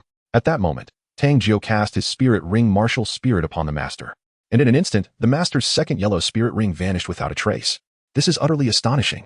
Tang San had never witnessed Tang Jiu's ability to eliminate another soul ring. It was the first time he had seen someone capable of rendering a soul ring obsolete, leaving him profoundly unsettled. The title Douluo possesses merely 9 soul rings, and the disappearance of even one during combat is an unimaginable catastrophe. Such is the essence of the soul ring and martial spirit. It severed my connection to the soul ring directly, rendering its soul skill unusable, and I sensed that my soul power had been restricted by approximately 3 levels. The limitations imposed on the soul ring, soul skills, and soul power were truly terrifying. Despite his mental preparedness, the master was deeply shaken by the results of the soul ring martial spirit test. "Xiaojiu, do you realize? Your martial spirit can be deemed formidable," he exclaimed, his enthusiasm uncontainable. "I do not merely refer to those among land-based soul masters, but also those of the ocean."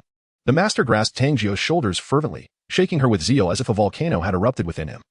He was eager for the world to know that although Xiaojiu himself might be lacking, he could cultivate the most powerful students.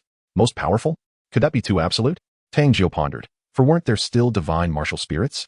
Yet the master remained resolutely assured, stating solemnly, Xiaojiu, you are oblivious to the terrifying potential of your martial spirit. The soul ring martial spirit can inhibit opponents, and if my conjecture regarding the additional soul rings holds true, they restrict attributes such as strength, speed, soul power, stamina, and even vitality. But that is not the most dreadful aspect of your martial spirit. Do you know what truly constitutes its most fearsome ability? A glimmer of astonishment flickered in the master's gaze, as if he had envisioned something so astonishing that it left him utterly astounded. Tang San could not help but click his tongue. Was this not the most terrifying aspect? With the limitation of 9 soul ring skills, the opponent's capabilities had been reduced by at least half. Tang San found himself at a loss for words. Even Tang Jiu furrowed his brow in contemplation, pondering what could possibly be more terrifying than the ability to restrict others with soul rings and martial spirits. Are you familiar with the concept of martial spirit fusion techniques? Master inhaled deeply as he spoke. Tang Jiu's eyes suddenly sparkled with realization. How could he have forgotten this? The minuscule probability of martial souls merging to create a martial fusion skill is truly an extraordinary phenomenon. The master's gaze reflected a hint of astonishment as he slowly remarked. The most terrifying aspect of soul rings and martial souls lies not in their ability to restrict soul power, but in their capacity to merge with any martial soul, inevitably resulting in a martial fusion skill. Indeed, what is genuinely fearsome is the martial fusion skill itself. It is not merely a case of 1 + 1 = 2. Even 2 identical martial souls may not necessarily yield a martial fusion skill, as this requires complementary and perfect synergy. When a martial fusion skill manifests, its power transcends the mere levels of the 2 soul masters, representing something beyond comprehension. The master elucidated the concept of martial fusion skills to Tang Jiu and his companion, leaving Tang San in a state of utter astonishment, for little Jiu was nothing short of a prodigy. The master continued, Little San, although you two possess twin martial souls, the probability of their fusion is virtually non-existent. In this world, the instances of martial soul fusion are rare, and those possessing twin martial souls are even fewer. However, little Jiu's soul ring martial soul can merge with any martial soul. Thus, his greatest trump card lies in the fusion of his 2 martial souls, which brings forth martial fusion skills. With 2 martial souls and 18 soul rings perfectly intertwined, one can only imagine the sheer magnitude of power that would be unleashed, a truly terrifying prospect. After the master finished speaking, he found himself profoundly shaken by the incredible scene playing out in his mind. Tang Jiu inhaled sharply, realizing the profound wisdom of the master. The concept of martial soul fusion had never crossed his mind, yet it was undeniably a feasible approach. The soul rings could indeed merge with any martial soul, a fact beyond dispute. Little Jiu, regardless of whether you choose to be my student, I must caution you. Do not wield martial soul fusion techniques recklessly. When 2 soul masters employ this technique, they amalgamate their strengths, yet the burden of that power is borne by both individuals. Should you merge 2 martial souls and utilize the fusion technique, you alone will bear the entirety of the energy conferred by both souls. While this may grant you unparalleled strength, it can inflict grievous harm upon your body. The master imparted this solemn warning. I wish to become your disciple. At that moment, Tang Jiu recognized that despite his familiarity with the world of Douluo Continent, in terms of martial soul knowledge, he would inevitably be outmatched by the master. To attain formidable power and emerge as the mightiest soul master, he required the master's guidance. Tang San also bowed respectfully to his master. Good. I never expected to receive 2 prodigies as disciples at once. At this moment, the master's expression was particularly animated. Little Jiu, could you assist your teacher? Master's excitement was palpable, though Tang Jiu was somewhat perplexed. He nodded nonetheless. Master, I find my soul power stagnated at level 29, unable to make any progress. I had thought I would never break through to level 30 and become a soul master. However, upon witnessing your soul ring and martial spirit, I realized that one of my lifelong wishes is about to be fulfilled. Only you can help me. Help you break through to level 30? How is that even possible?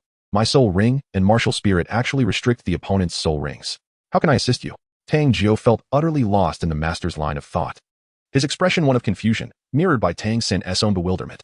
The master excitedly tapped on the table, organizing his thoughts before exclaiming, restricting the soul ring. I am at level 29 with 2 soul rings.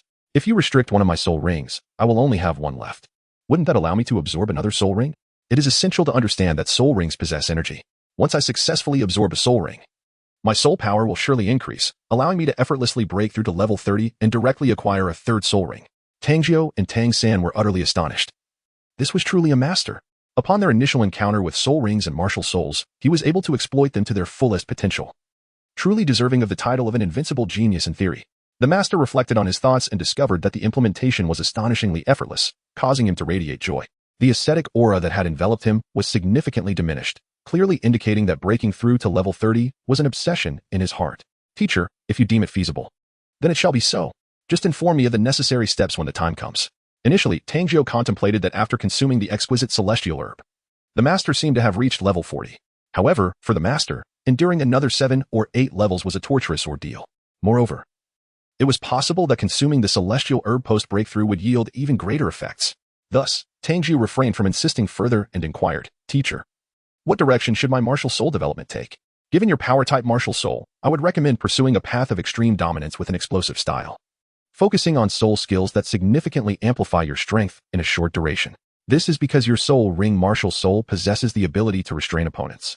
Yet such limitations are inherently temporal. Hence, you should aim for high explosiveness, striving for a one-hit kill.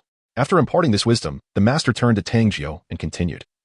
If you were a typical twin martial soul user, I would advise you to prioritize one martial soul, abstaining from adding soul rings to the other. However, your uniqueness grants you a choice. If you cultivate both soul rings simultaneously, your early-stage prowess will be formidable, easily overwhelming opponents of the same rank and even exceeding them in combat. Yet, upon reaching title Douluo, your combat capacity may fail to meet its theoretical pinnacle. Conversely, if you focus solely on one martial soul, you may only achieve invincibility at the same level in the early stages, making it challenging to surpass ranks. However, you will attain the theoretical maximum combat power upon reaching title Douluo. The choice is yours to make. Tang Jiu, without a moment's hesitation, declared, I wish to cultivate 2 martial spirits simultaneously. The notion of lurking in the shadows and developing cautiously was simply not his style. He preferred to dominate and revel in his strength. After imparting guidance to Tang Jiu, the master turned his gaze towards Tang San and inquired, May I see your second martial spirit? Do you mind? Of course not. Tang San replied eagerly. In the fundamental principles of the Tang sect, it is stated that a mentor for a day is a father for a lifetime. A master is the most trustworthy individual, akin to one's own parents. Tang San immediately summoned his soul power, and a pale blue radiance blossomed, revealing a small hammer in his left hand. The master's pupils suddenly constricted. He had long anticipated that Tang San's second martial soul would be extraordinary, but he had not expected it to be the Haotian hammer. You bear the surname Tang. I should have foreseen this. The master suppressed his excitement and continued, This martial soul of yours must not be revealed to others, nor should you attach any soul rings to it. The master's words left Tang San bewildered. My father said the same thing. Master, why is that? The master was, in fact, more curious. Little San, what does your father do? He is a blacksmith, Tang San replied. Upon hearing this, the master understood that Little San was unaware of his father's true identity. Therefore, he decided that it was not yet the time to divulge the full reasons. The master stated, Now is not the moment to explain everything to you. You need only understand that my request, along with your father's, is for your own good. Tang San nodded, refraining from further inquiries. Very well, I shall lead you to register for your enrollment. After the opening ceremony tomorrow, I will take you to search for suitable soul rings. Tonight, I will ponder what kind of soul rings would be most fitting for you, as well as consider which ones would suit me. The master clenched his fist. Tang San felt a surge of excitement within him. He was on the verge of obtaining a soul ring, and perhaps the Xiantian skill would also reach a breakthrough upon his ascension to the rank of soul master. He was determined to catch up with Xiaojiu. After the master finished speaking, he took the 2 of them to the academic affairs office for registration. He seldom visited that place, as the gossip there was quite rampant, but today, having accepted 2 promising disciples, his mood was considerably uplifted.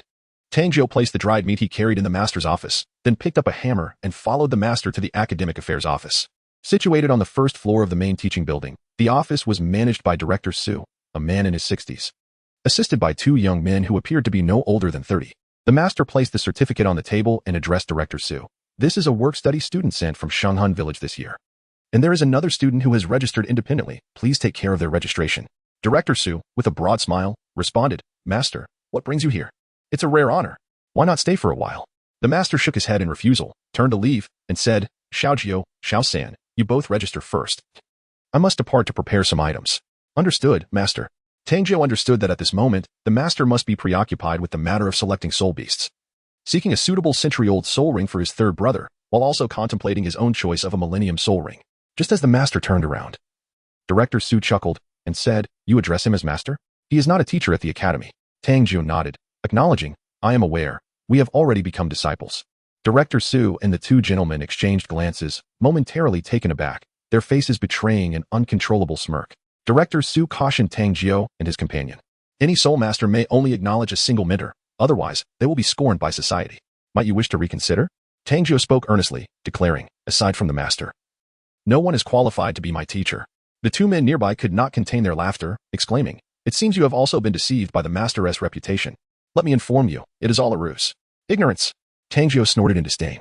The men's expressions darkened instantly, prompting Director Su to cough discreetly. After all, Tang Jiu was a paying student, contributing 60 gold soul coins, and he was counting them.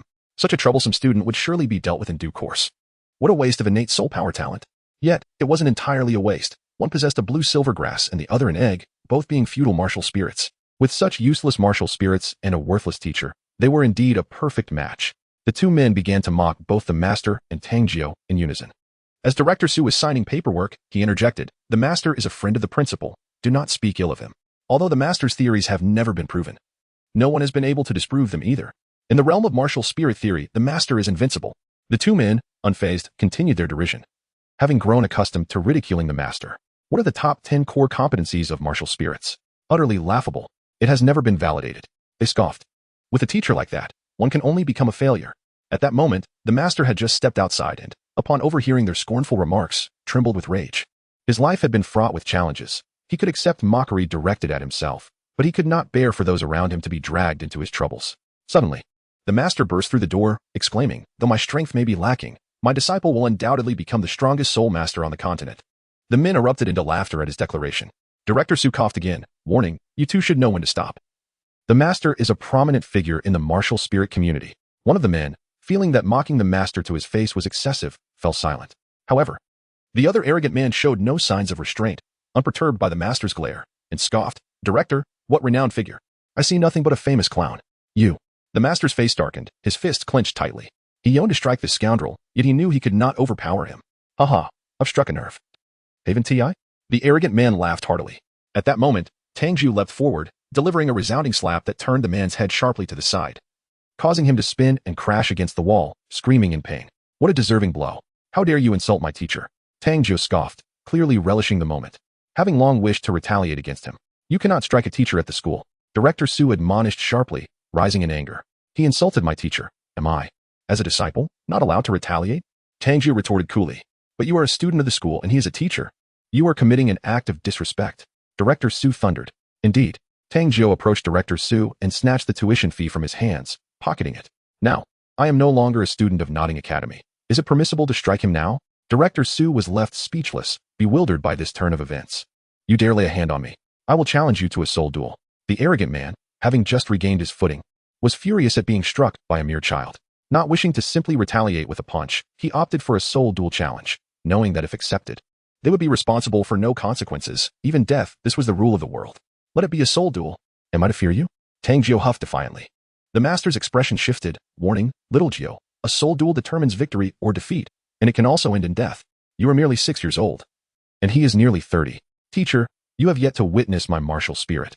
Today is the perfect opportunity for you to see how I will deal with this waste." Tang Jiu brandished his warhammer and stepped forward, confronting the arrogant man head-on. "Today, I shall bring about your demise." The haughty man wasted no words. Immediately unleashing his martial soul, 2 soul rings, one white and one yellow, emerged, causing his physique to swell, his hair to bristle, and a spectral wolf to materialize behind him. Zhang Feng, a formidable soul master of the assault system at the 27th rank, with the martial soul of a wild wolf. Tang Jiu's lips curled into a disdainful smirk. The wild wolf martial soul of Zhang Feng was evidently of a lower grade compared to Su Yuntao's lone wolf martial soul.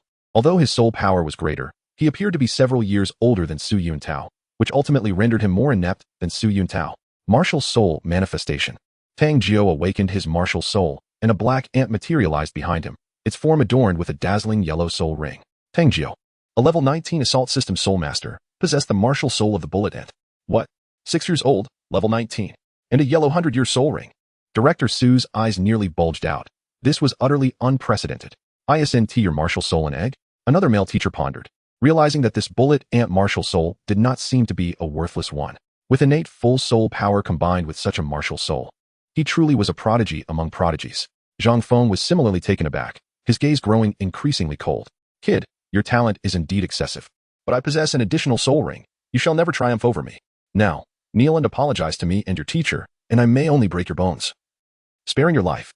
Tang Jiu scoffed. "If you kneel and apologize to my teacher now, I might spare your life. To kill you would only require a single blow." Such arrogance. Zhang Feng's eyes brimmed with murderous intent upon hearing Tang Jiu's words. Forcing him to kneel and apologize to that useless master would render him even more pathetic than that fool. With a fierce determination, he unleashed his first soul skill, Wild Wolf's Claw. Instantly, azure claws manifested from his hands, enhancing his already formidable presence. As a soul master specializing in offensive capabilities, his skills significantly bolstered his physical attributes. Yet, Zhang Feng remained vigilant, aware that his opponent possessed a yellow 100-year soul ring, while his own first soul skill was merely a white 10-year soul ring. He could not afford to underestimate Tang Jiu. Wild Wolf Beast Transformation. As Zhang Feng chanted the incantation, the second yellow 100-year soul ring illuminated, causing his physique to swell and his aura to escalate once again. He was truly unleashing his full power. Both of his skills amplified his strength and speed, indicating that something monumental was about to transpire. Director Su glanced at Tang Jiu with pity, shaking his head gently. A true genius only emerges through growth. Ultimately, he is but a child, utterly unaware of his own limitations. Mistaking talent for invincibility, he foolishly attempts to challenge those beyond his reach. This is not bravery, but a reckless invitation to demise. Tang San felt an immense pressure. He acknowledged that he was not a match for Zhang Feng. However, if it came to killing Zhang Feng, the odds could be 50-50. With one hand gripping the hidden weapon and the other poised to launch a concealed dart, he was prepared to spring into action the moment Xiaojiu faltered, should the adversary dare to strike with ferocity. Die! Zhang Feng propelled himself forward with tremendous force. Leaping like a wolf, his claws extending toward Tang Jiu's head, ready to deliver a decisive blow. Tang Jiu stood resolutely, not flinching. As he gently lifted the hammer in his hand and uttered two words softly, frenzy, the yellow soul ring illuminated, and Tang Jiu felt an overwhelming surge of power coursing through his entire being. 2 months prior, when his soul power was at level 18, he possessed a strength of 1,000 pounds. During these 2 months, he had voraciously consumed the flesh of millennium-old soul beasts, rigorously training his body and continually pushing his limits. With an increase in his soul power to the next level, his strength had now escalated to 1,300 pounds.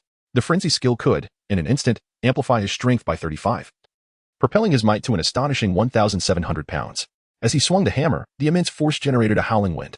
Tang Jiu's greatest delight lies in battling against formidable assault-type soul masters, as their combat style mirrors his own, direct and unyielding. Tang Jiu accurately anticipated the trajectory of his opponent's attack and swung his hammer with conviction, resulting in an inevitable collision with Zhang Feng's claws. With a resounding crack, Zhang Feng let out a pained howl as his arm was shattered upon impact. He was subsequently struck by the hammer and sent spiraling backward, crashing violently against the wall and shattering the window glass. This is inconceivable. Director Su could hardly believe his eyes. A single ring had triumphed over 2, resulting in an instantaneous defeat. The master wore a satisfied smile as he spoke. Though Zhang Feng's martial soul, the wild wolf, belongs to the assault type, the quality of his soul rings is alarmingly low, totaling less than 500 years.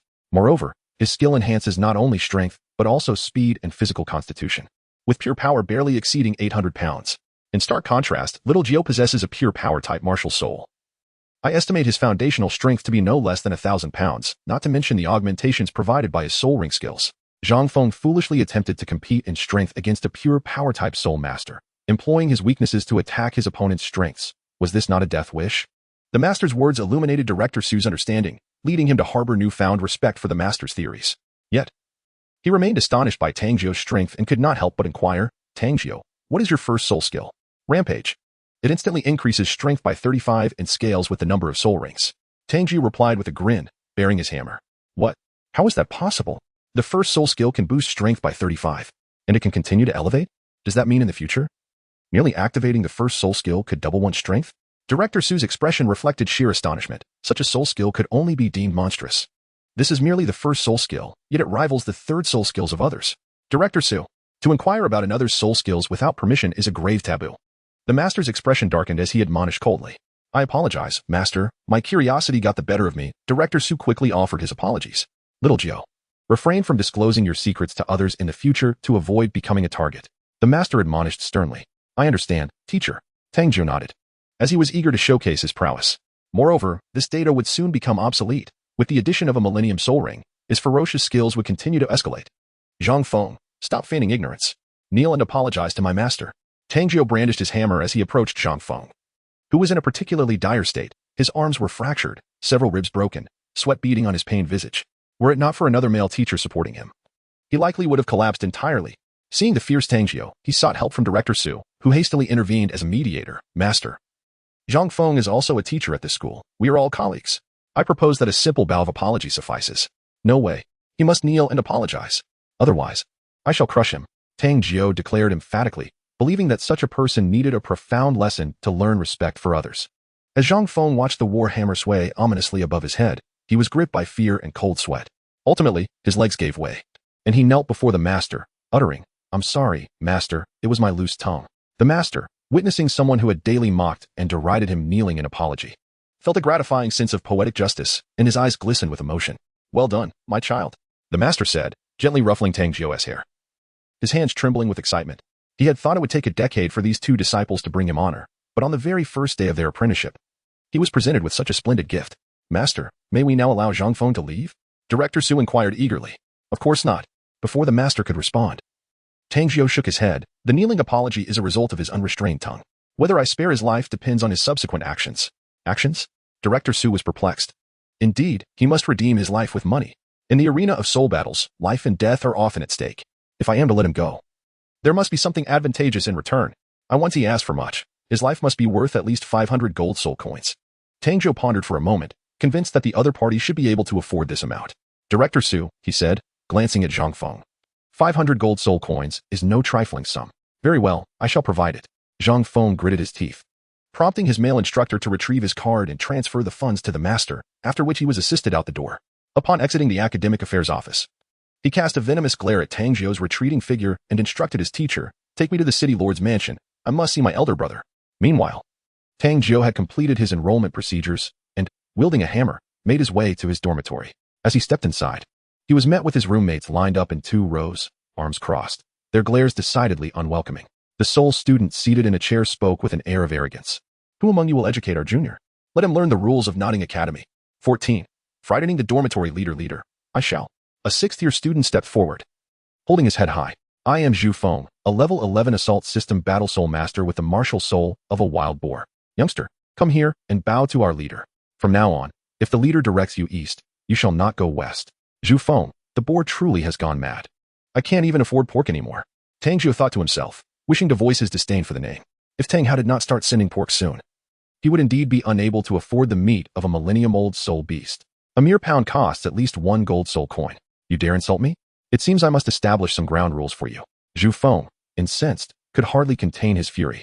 Sharing his surname with the boar and possessing a wild boar martial soul, he was often subjected to ridicule and could not abide being associated with pigs.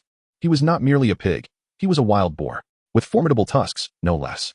Without hesitation, he activated his martial soul, a white soul ring materializing around him as his body sprouted bristles and tusks, transforming him into a miniature wild boar. "Do you have any idea of the deep resentment I harbor towards pigs? I once was so impoverished that I could not afford pork." Tang Jiu waved his hand towards Zhu Feng, signaling him to make a move swiftly. Such arrogance. He must be taught a lesson. The other residents of the dormitory watched with an air of anticipation, for who among them had not been bullied by their seniors upon entering? This was the unspoken rule at Notting Academy, designed to acclimate them to the martial world where strength reigns supreme. With a fierce charge, Zhu Feng's white soul ring illuminated, amplifying his speed and power, propelling him towards Tang Jiu like a wild boar. The newcomers would surely find themselves bettered for 3 days. The others in the dormitory shook their heads knowingly, recalling their own painful experiences. Just when everyone assumed Tang Jiu would fall, he merely lifted his war hammer with a gentle motion. Then came the resounding clang, as Zhu Feng collided headfirst with the hammer, his eyes rolling back as he succumbed to unconsciousness. "You cheat. How dare you use a weapon?" The other dormitory residents expressed their discontent, questioning how a fair competition could involve such an underhanded tactic. Tang Jiu shrugged and remarked, "Since you won't allow me to use my hammer, I shall set it down." As he relinquished the war hammer, a resounding clang echoed as a large stone brick on the ground was marred by a spider web of cracks, startling everyone in the dormitory. "How heavy is that hammer?" someone wondered. "Not much, merely 800 pounds. Tang Jiu mused. However, he quickly realized that an 800-pound war hammer would soon become unwieldy. Next time, he would likely forge one weighing around 1,500. Fortunately, the wrought iron, upon being forged, shrank in size and increased in density, thus maintaining its form regardless of weight. 800 pounds. Is that even humanly possible? At that moment, the dormitory occupants were utterly astonished. Mesmerized by Tang Jiu's display of strength, their gazes shifting towards the dorm leader. A pure strength-type soul master? One mused. What good is brute strength if it can easily be controlled? The dorm leader stood tall, gazing down at Tang Jiu with an air of superiority. Strength-type soul masters are precisely restrained by control-type soul masters. Unfortunately for you, I belong to the latter. With that, he extended his hand, revealing a green vine. And a yellow soul ring shimmered into view. Liante, Wuhuan Greenvine, a 12th level control-type soul master. 1 yellow soul ring. When Liante declared his martial spirit, he intentionally showcased the soul ring to flaunt his status. A token procured at great expense by his family from the soul hunting forest. The yellow soul ring not only denoted talent, but also signified status. Without a powerful lineage, it would be impossible to possess a yellow first soul ring solely through the academy's instructors. Boy, unleash your martial spirit, he challenged. No need to do that. I fear my martial spirit might frighten you to tears. Tang Jiu chuckled in response. You are overly arrogant. Liante seethed, flicking his hand to activate the yellow soul ring. The green vine rapidly grew, and his first soul skill, bind, ensnared Tang Jiu tightly with a vine as thick as a thumb. Our leader is indeed formidable. Many instructors possess only white tenure soul rings. As Liante's century-old soul ring emerged, the onlookers immediately praised him, captivated as Tang Jiu found himself ensnared without a moment to react. Liante, basking in the admiration, boasted, my green vine is a notable entity among plant-type martial spirits. When choosing my soul ring, I deliberately selected the century-old iron bamboo to enhance its resilience. Anyone lacking 1,000 pounds of strength would find it impossible to break free. Just then, a crack resounded, and the vines that had bound Tang Jiu snapped with ease. Liante's triumphant expression faltered, and gasps filled the air. His strength exceeded 1,000 pounds. Quickly, call me your leader, Tang Jiu languidly suggested. I have not yet lost. You must have exerted all your strength to break free from my vines. But as a plant-type martial spirit, my soul power consumption is minimal. I refuse to believe you can escape my next onslaught. Recovering from his momentary shock, Liante reignited his fighting spirit, conjuring another green vine in preparation for a war of attrition. Sigh, I initially had no intention of discouraging you. Yet you insisted on seeking your own downfall. Very well, I shall indulge you. A sly smile crept across Tang Jiu's face. I wonder how you will react upon first encountering a soul ring martial spirit. He directed his martial spirit towards Liante, and in the next moment, a wail echoed, reminiscent of a pig being slaughtered. Ah, my soul ring is gone. At the instant his martial spirit was invoked, Liante realized his yellow soul ring had vanished entirely. Initially incredulous, he attempted to activate his soul skill, only to be met with silence. At that moment, despair enveloped him. He slumped to the ground, pinching his thigh to confirm this was not a dream, and then he wept. My soul ring, it's gone. What am I to do? For a soul master to lose their soul ring is akin to an athlete losing their legs. Liante's entire belief system shattered. After all, he was but a boy under 12, incapable of maintaining the composure of figures like Tang Hao or the master. As he realized his soul power was suppressed, the emotional blow struck his young heart with devastating intensity. Clutching a chair, he sobbed inconsolably. If you acknowledge me as your leader, you shall be responsible for running errands and fetching meals, and I shall return your soul ring. Tang Jiu, unable to bear the sight, felt a twinge of guilt, akin to bullying a child. Really? Leader? Liante exclaimed, quickly rising to bow respectfully before Tang Jiu. Very well. Tang Jiu nodded, retracting his martial spirit, and Liante felt the constraints of his soul ring reemerge, leading him to regard Tang Jiu with even greater respect and curiosity. Leader, what exactly is your martial spirit? What level of soul power do you possess? Tang Jiu hoisted the hammer onto his shoulder and calmly declared, I am Tang Jiu, a level 19 assault system soul master with the soul of the bullet ant. My strength measures at a staggering 1,300 pounds. A collective gasp echoed in the room as everyone swallowed hard. A level 19 soul master was on the brink of graduation, and such immense power was simply extraordinary. Boss. At that moment, the dormitory members formed an orderly line, united in a chorus of respect towards Tang Jiu, their faces reflecting awe and admiration. Who would dare provoke their dormitory now? All right, Lion, go fetch me 2 sets of bedding. I'll reimburse you in a couple of days. Tang Jiu commanded, determined to deliver a quilt to his third brother, ensuring that Xiao Wu would not bully him any longer. 15. A duel with Xiao Wu. Boss, allow me to escort you to dormitory 7, Lion said, carrying a quilt as he guided Tang Jiu there. The door was ajar, and an intense match was underway inside. Tang Jiu raised a finger to signal silence to Lion and curiously peered in from behind the door. The duel featured Tang San and Xiao Wu, despite her adorable appearance. Xiao Wu fought with remarkable ferocity.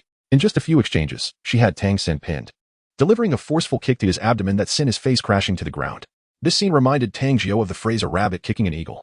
Soon, Tang Jiu witnessed his unfortunate third brother being mercilessly bullied by Xiao Wu, who commanded him to bring 2 beds together, laying the quilt sent by the master in the middle.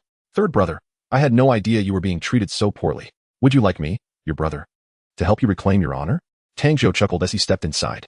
Tang San observed Tang Jiu, who appeared quite dejected after being struck by a girl, with his younger brother as a witness. As the older brother, he felt a tinge of embarrassment, especially since Tang Jiu seemed to revel in his misfortune. Xiao Wu, displaying an inquisitive demeanor, scrutinized Tang Jiu and inquired, Are you also from the 7th dormitory? Do you wish to challenge me to a duel? Come forth. Tang Jiu couldn't help but break into a sweat. Xiao Wu was truly combative. With a smile, he remarked, Sister-in-law, how delightful. What is a sister-in-law? Can one eat it? Xiao Wu blinked her large eyes, clearly perplexed. However, upon noticing that everyone around seemed to understand, while she remained bewildered, she huffed in annoyance and glared at Tang San, demanding, Tang San, speak up. Tang San, with a furrowed brow, sighed and said, sister-in-law, which means sister. This is my younger brother, Tang Jiu. Oh, I see. There's no need to call me sister-in-law. You can simply address me as Sister Xiao Wu. Xiao Wu found Tang Jiu quite endearing, as he immediately referred to her as sister. That won't do. You must call me Jogo. Tang Jiu shook his head in refusal. Humph.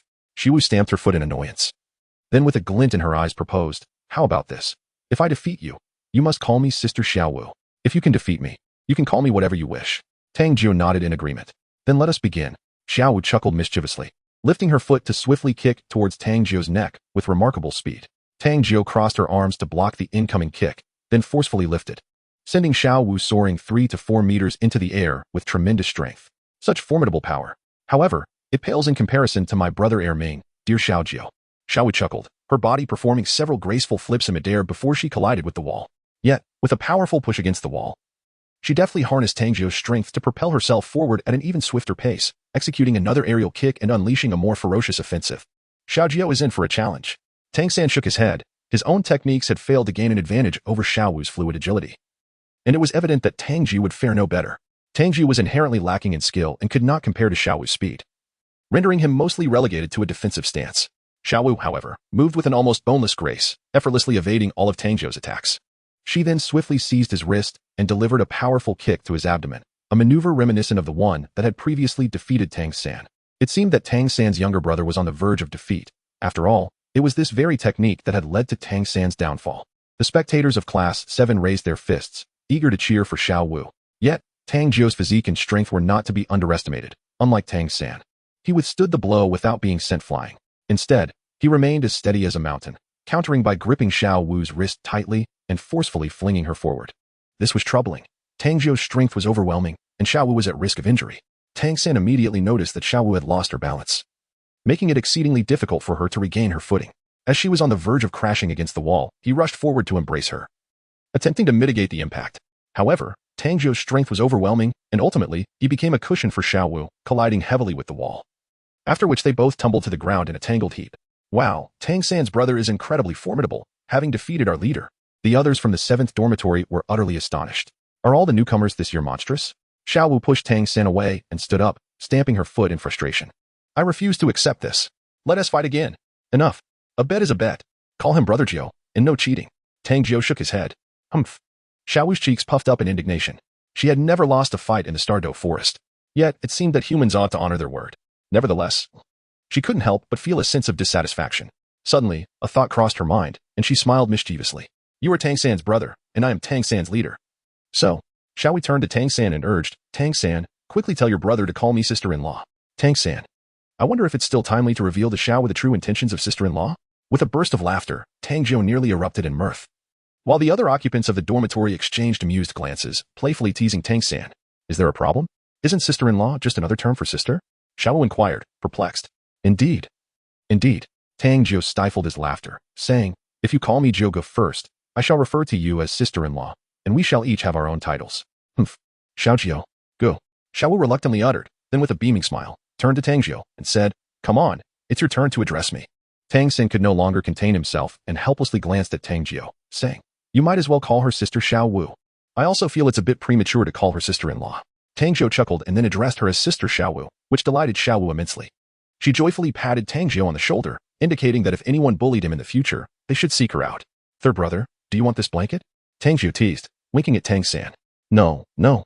I'm fine sharing one with Xiao San, replied Xiao Wu, waving her hand. At that moment, Tang San's face turned even redder. He had the distinct impression that Tang Jiu was there to enjoy his embarrassment. Hey, Xiao San. What level of soul power does your little brother possess? Xiao Wu inquired with great curiosity. Before Tang San could respond, the blanket-clutching Leitant proudly proclaimed to everyone.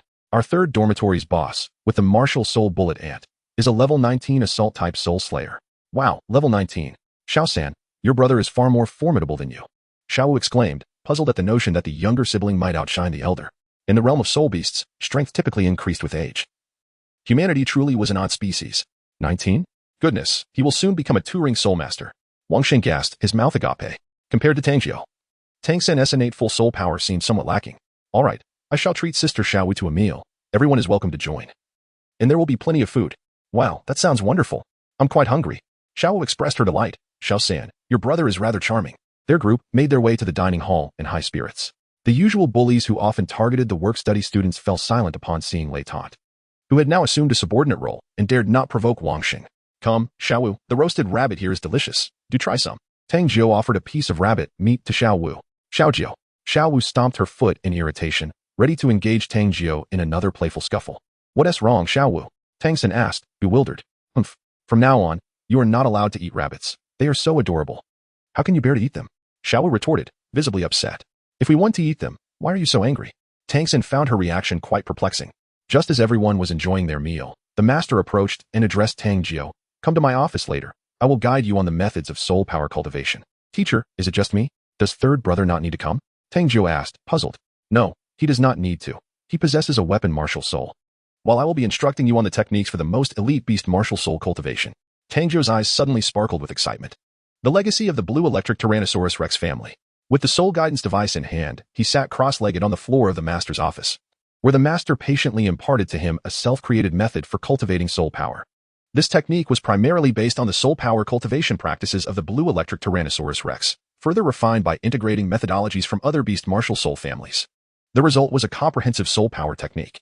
Not only did this method accelerate the cultivation of soul power, but it was also crucial for nourishing the body, enhancing physical attributes, and significantly improving a soul master's capacity to endure when absorbing spirit rings.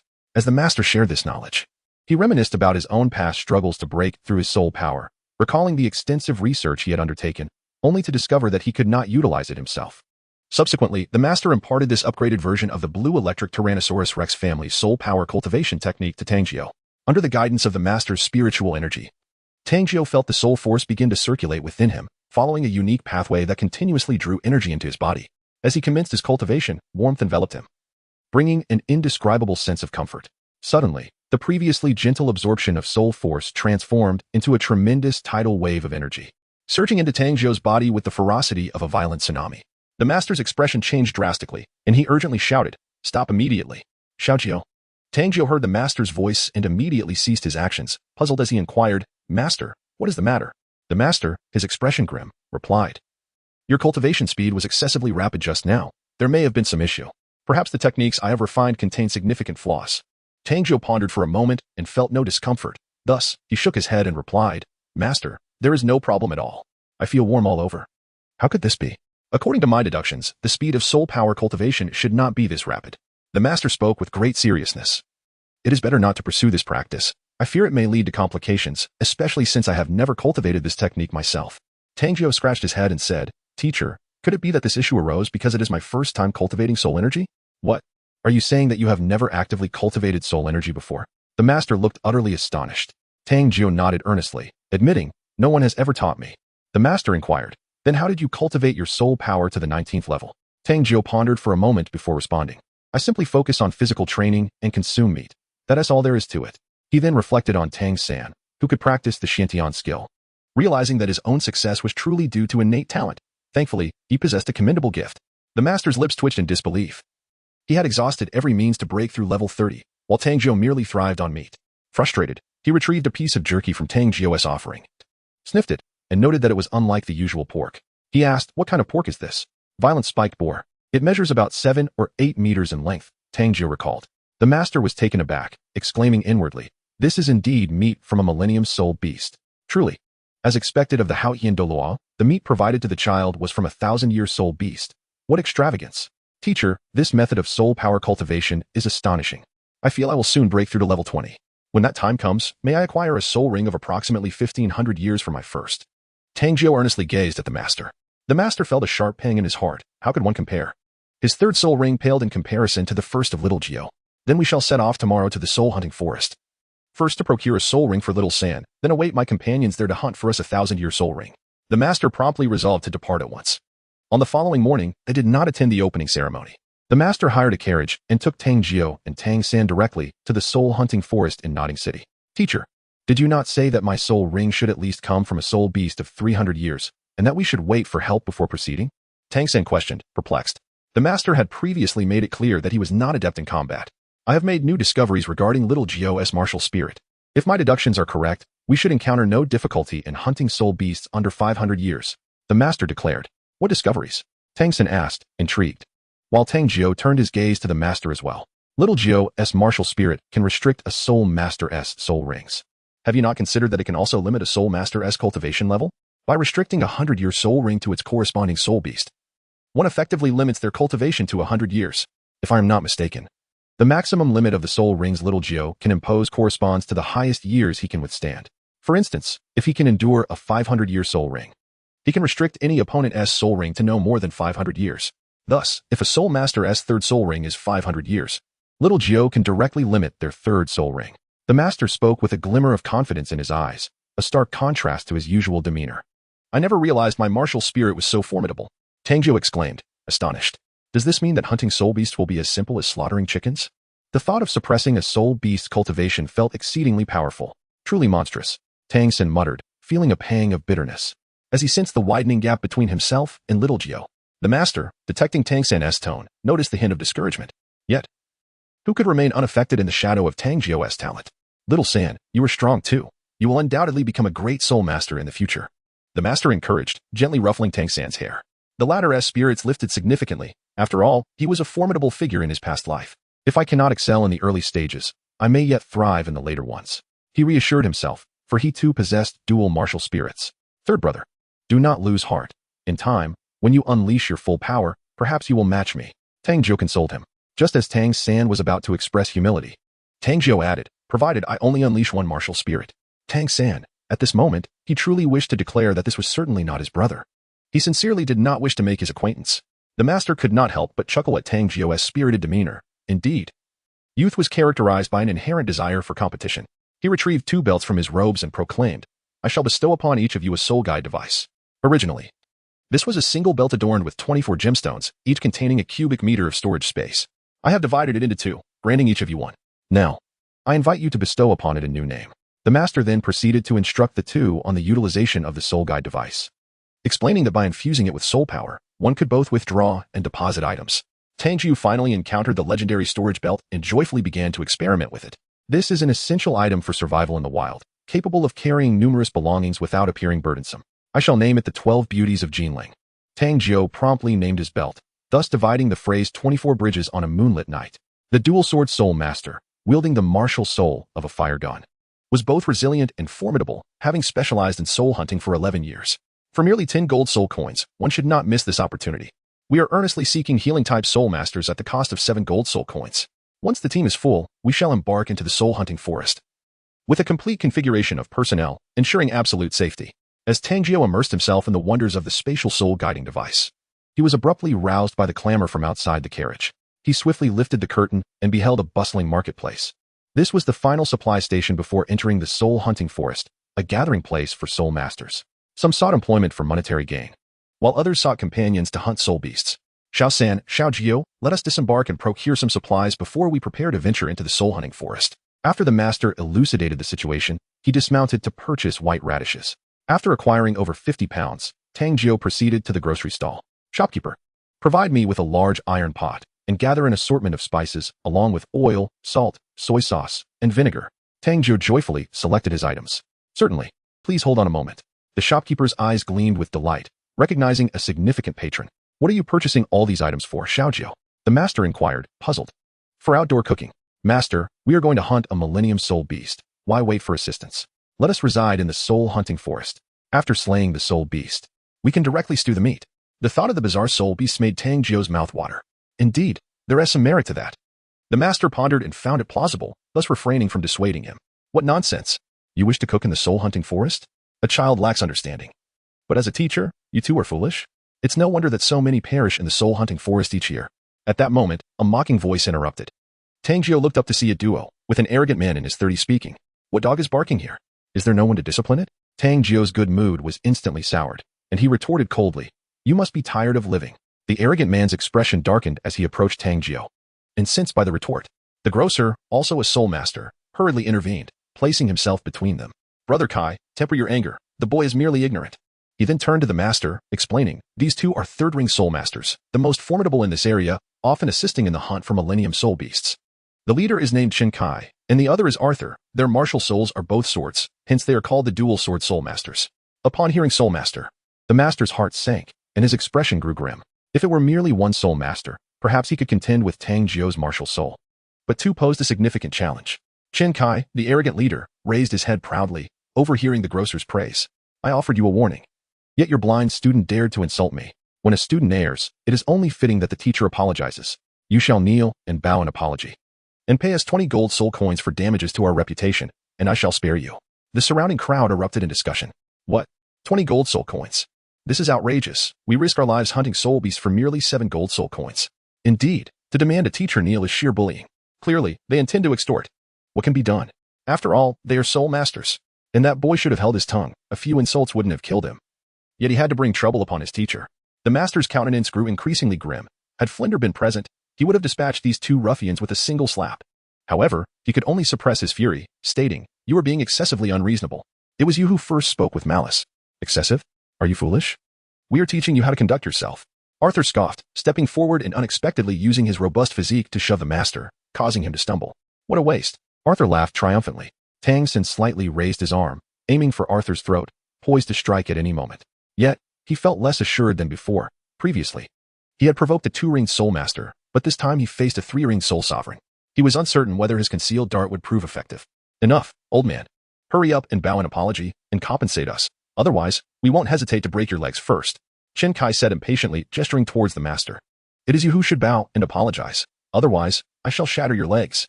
Tang Jiu retorted coldly. After Tang Jiu finished speaking, an eerie silence enveloped the surroundings. As all eyes turned towards him with an expression of disbelief. You intend to break our legs? Do you even know who we are? The dual sword spirit masters.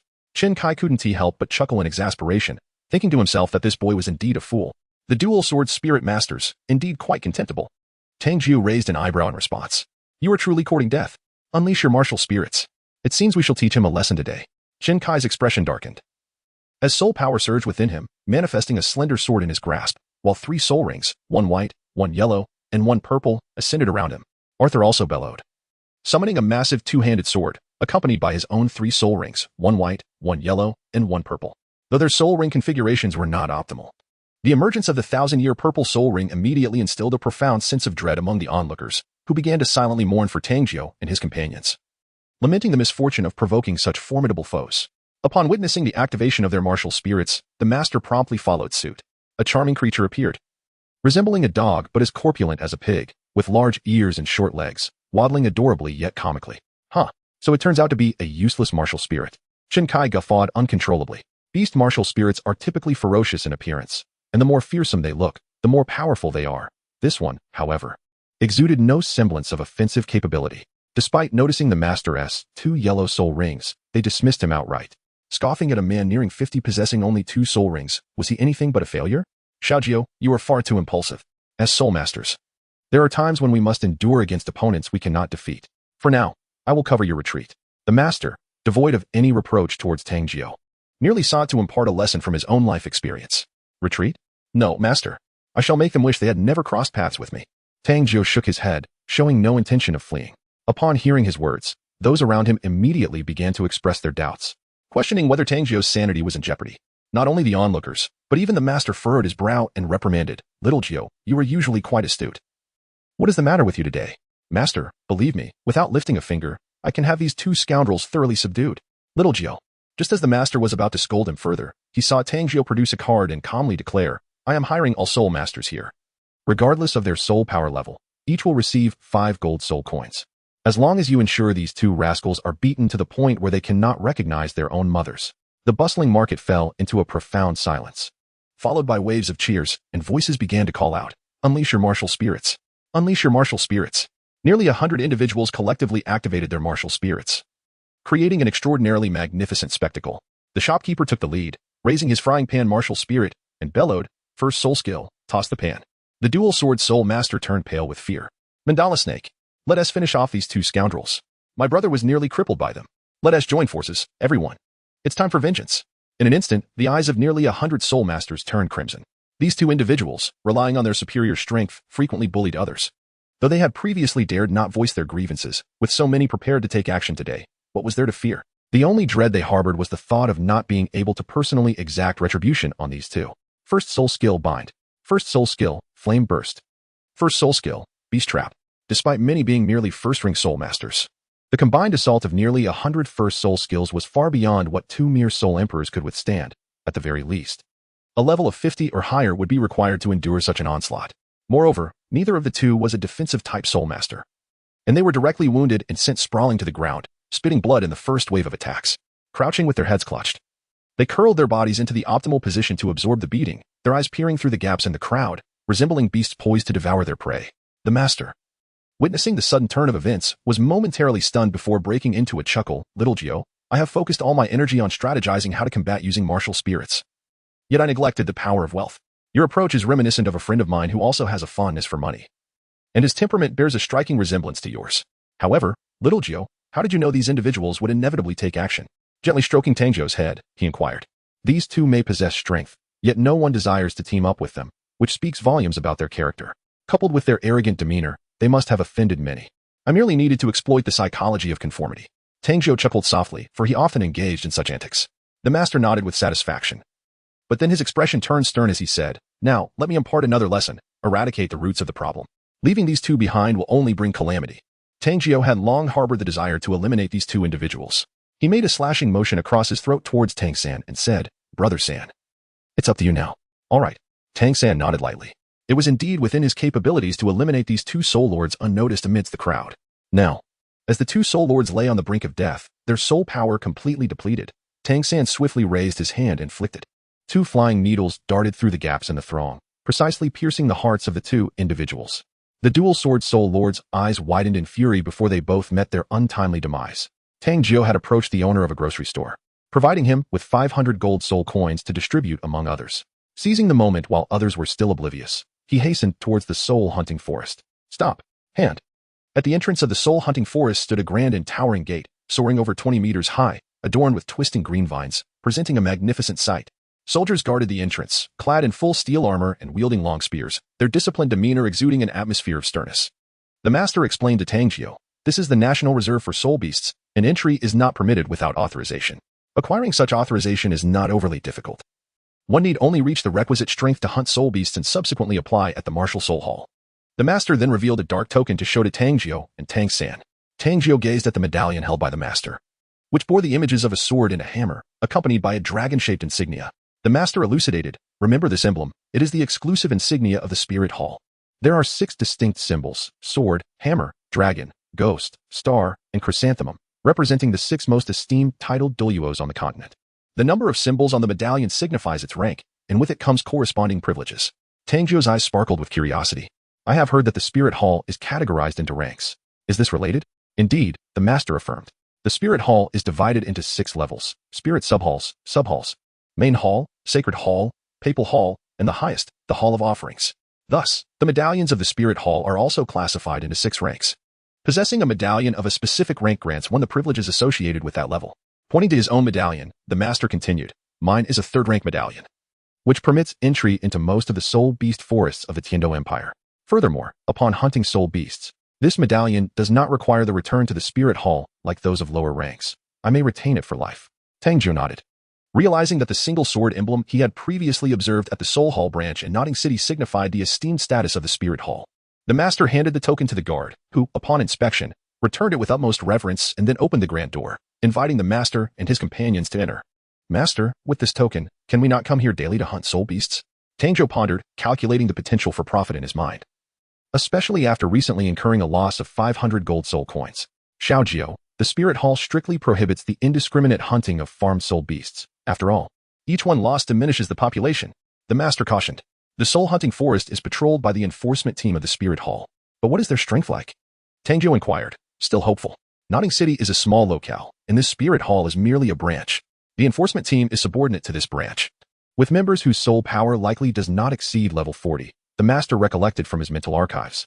Enough of such talk. We have now entered the soul hunting forest, and we must proceed with caution, the master declared as he summoned his beast spirit, Luo Sanpao. Upon the appearance of the small, short-legged, large-eared, plump canine resembling Mingqi, Tang Jiu could not help but exclaim in admiration. Realizing why the master had garnered the affection of 2 of the most beautiful women in Douluo Continent, it must surely be due to this spirit. Luo Sanpao was undeniably a heartthrob. Any girl would likely be unable to resist the urge to cradle it in her arms, so irresistibly adorable was it. Sanpao. Scout ahead. With surprising speed, the short-legged Luo Sanpao dashed forward. Its keen sense of smell allowing it to continuously relay information to the master regarding the types and numbers of soul beasts ahead. Seizing this opportunity, the master began to enlighten Tang Jiu and his companion on how to discern the age, strength, and attack methods of soul beasts, as well as which types of soul beasts were suitable for forming soul rings for various spirit types. Tang Jiu and Tang San were once again awed by the master's vast knowledge. Throughout their journey, the master exhibited an uncanny familiarity with all the soul beasts they encountered, even elucidating their weaknesses. As dusk fell, Tang Jiu and his companions entered the century-old soul beast territory. However, not long after, Luo Sanpao hurried back, his voice urgent and frantic. The master's expression tightened, sensing the emergence of a formidable soul beast. In the distance, a rustling sound echoed, accompanied by a waft of pale green toxic mist. In the darkness, a pair of glistening, emerald-hued, diamond-shaped eyes loomed high, sending chills down the spine. The master ignited a fire stick to illuminate the scene and gasped in astonishment. Before them stood a colossal triangular snake head, its fangs bared wide, regarding Tang Jiu and his party as mere prey, poised to hunt. Its crimson forked tongue flicked out, hissing ominously, while its body was as robust as a python, adorned with exceptionally sinister scales. The master's countenance darkened with gravity. It was a mandala snake, known for its potent venom that not only paralyzes but also ravages the nervous system, ranking among the most terrifying of toxic entities. Most alarmingly, its speed was unparalleled. Teacher, I sense a dangerous presence. Tang San, possessing a keen intuition for toxins and peril, recognized the formidable nature of the serpent. The master replied nonchalantly. The mandala snake's age can be determined by its length. It grows 1 meter for every 100 years. This one measures 4 meters, indicating it is 400 years old. Can you handle a soul beast of 400 years, teacher? Tang San inquired. Of course I cannot. Under normal circumstances, I would flee as far as possible upon encountering one. However, with Xiaojiu here, the situation is different. This mandala snake is precisely at your absorption limit, and it will greatly enhance your blue-silver grass. This is the one. The master appeared remarkably composed as he pointed to Luo Sanpao, instructing, Sanpao, lure it over. With a hint of bravado, Luo Sanpao approached the mandala snake, provoking it with a couple of barks, even playfully wagging his tail. Enraged, the mandala snake could not abide such insolence. Its triangular head lifted, and its forked tongue flicked menacingly towards Sanpao, emitting a chilling hiss. Suddenly, the mandala snake lunged forward with astonishing speed, its head descending to bite Luo Sanpao. Xiaojiu, set the soul ring. The master commanded calmly. Understood, teacher. Without hesitation, Tang Jiu unleashed his soul ring martial spirit, ensnaring the mandala snake. In the next moment, the serpent's body appeared to deflate, caught completely off guard, and it crashed to the ground with a thud. Sanpao, attack. Let loose a thunderous blast. The master immediately ordered, with a resounding puff that reverberated like thunder. A powerful shockwave erupted, perfectly timed to send the mandala snake crashing violently against a nearby tree, disorienting it. Xiaojiu, strike its abdomen with the hammer. Keep your distance. Be wary of the toxins and throw the hammer. The master directed. Tang Jiu nodded, swinging the war hammer with great force, causing it to shatter the mandala snake's bones and flatten its body in half, rendering its hindquarters completely incapacitated.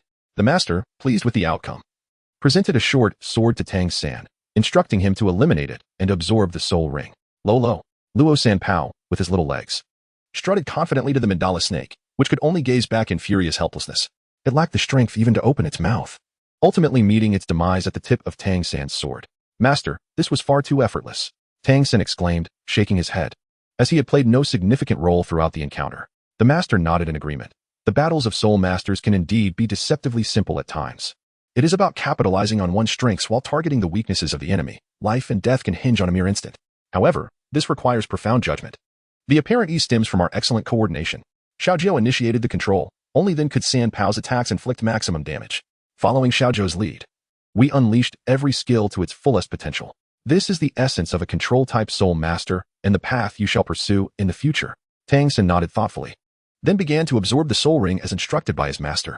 With a gentle pull of his soul power, the yellow soul ring, which appeared after the demise of the mandala snake, immediately soared into his being. At that moment, as Tang San engaged in the absorption, the master inquired, Xiaojiu, how long can you suppress the soul beast? Master, I can control it for at least 3 minutes. Tang Jiu responded with excitement. Though 3 minutes may seem brief, every second in battle is immensely precious. Indeed, from what I observed earlier, your complete suppression of it equates to stripping it of its abilities, encompassing not only speed and defense, but perhaps even special skills. Your soul ring and martial soul are truly the nemesis of soul beasts. The master expressed his admiration wholeheartedly. Tang Jiu's heart was ablaze with excitement as he swiftly retrieved a large pot and began to boil water. What are you doing, Xiaojiu?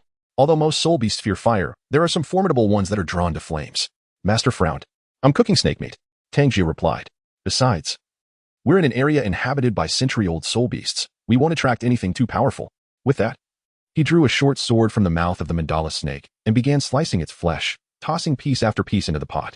He added spices and salt, then set the pot over a roaring fire to simmer. Before long, a rich aroma wafted through the air, making Master find his dry rations increasingly unpalatable. Here, Master. Sample my culinary skills. Tang Jiu presented a bowl filled with snake meat, sprinkled with cilantro and scallions, and ladled hot broth over it. Master couldn't help but be tempted. He momentarily set aside his reservations about lighting a fire in the wild. With Tang Jiu's soul ring and martial spirit here in the century-old soul beast territory, what was there to fear? Moreover, the deceased mandala snake served as a deterrent, causing many soul beasts to steer clear. He realized for the first time that one could indeed enjoy such comforts in the wild, a sip of warm soup that warmed the soul, followed by a bite of savory snake meat that left a lingering flavor. Xiaogang, is this what you meant when you said hunting soul beasts was dangerous and needed my assistance? I fail to see any peril here, given that you're just over there cooking meat. Suddenly, a disgruntled voice echoed through the forest, and a figure appeared perched on a tree branch. With tea-colored eyes and clad in a tailcoat, he resembled a hawk surveying its territory. It was Flender, a key member of the Golden Iron Triangle. Isn't this one of my promising students? Master continued to eat, barely lifting his gaze. Xiaogang, you didn't even think to inform me? I flew all the way from Shrek Academy using my soul skills. Flender complained, gracefully descending from the tree like a feather. After adjusting his glasses, he snatched the bowl and chopsticks from Master's hands, taking a piece of snake meat for himself. He savored a bite, squinting with delight. Not bad at all. If sold in Soto City, this could fetch a handsome profit. Kid, is this your secret recipe? Shall we collaborate to make some money? We could split the earnings. Flender clapped Tang Jiu on the shoulder. 1 for you, 9 for me? Tang Jiu inquired. Impossible. I am a dignified soul sage. Many seek to partner with me. Why do you not value this opportunity? Flender retorted, visibly displeased. Master could no longer contain himself and pointed at Flender, stating, this is my assistant, Flender. A level 76 agility-type soul sage with the martial spirit of a cat eagle. He then gestured towards Tang Jiu, saying, Tang Jiu, aged 6. With the martial spirit of a bullet ant, a level 19 attack-type soul master. Flender promptly spat out the snake soup in disbelief. 19? 6 years old? Is this a monster? Master smiled, clearly amused. Has this astonished you? You shall witness even more incredulous feats. What could possibly surpass this? Flender questioned skeptically. For instance, I can absorb a third soul ring without even reaching level 30. I aim to hunt for a millennium soul ring, and that is why I invited you. Xiaogang, are you out of your mind? What do you think? Master replied, his gaze deep and serious, a rare intensity in his demeanor. Then it must be I who am dreaming, Flender thought, feeling utterly bewildered. Soon, Tang San completed the absorption of his soul ring, and Flender hurriedly inquired. I just heard your teacher say you are also a little monster. Let me see just how impressive you truly are. Tang San stood up and addressed the crowd. First spirit skill, binding. Please offer your guidance. As he spoke, the blue silver grass in his hand began to flourish, entwining around a small tree. With a firm tug, the tree bent, and the bark at the point where the blue silver grass wrapped around it visibly darkened at an astonishing pace. It was remarkably resilient and laced with venom. Flender adjusted his glasses and could not help but exclaim, what a little marvel. I have never encountered such a peculiar blue silver grass before. Xiaogang, your keen eyesight is truly impressive. Tang Jiu, brimming with anticipation to test the master's theory, exclaimed. Third brother, do try the snake meat I prepared. Let us regain our strength before venturing into the territory of the Millennium Soul Beasts. Tang San did not squander any time. After swiftly consuming meat and soup, the 4 of them proceeded towards the region of the Millennium Soul Beasts.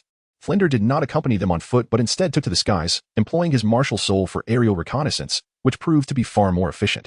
Xiaogang, what kind of soul beast are you seeking? My martial soul can only serve as auxiliary control, so it is preferable to have skills that enhance field control. Given that Luo Sanpao's attacks are merely a farce, I am primarily considering elements and toxins. Millennium soul beasts of ice, fire, and poison are all acceptable, though it is best if they do not exceed 1,100 years, as that is my maximum absorption limit. The master had long since determined his focus, ice, fire, and poison. Flender could not help but chuckle at the thought of the rotund Luo Sanpao's flatulence, which could possess such remarkable effects, regardless of the control capabilities. The mere imagery of it was undeniably amusing. Tang Jiu, upon hearing Flander's teasing, couldn't help but chuckle. The master shot a fierce glare at Flender and admonished. Enough of the nonsense. Take it seriously. Why so somber?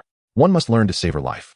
Noticing the master's irritation, Flender found it even more amusing and continued to chatter incessantly, ultimately rendering the master too weary to respond. Suddenly, Flender exclaimed, Xiao Gang, you are fortunate. You stumbled upon a crimson fire scorpion. It measures a full meter in length.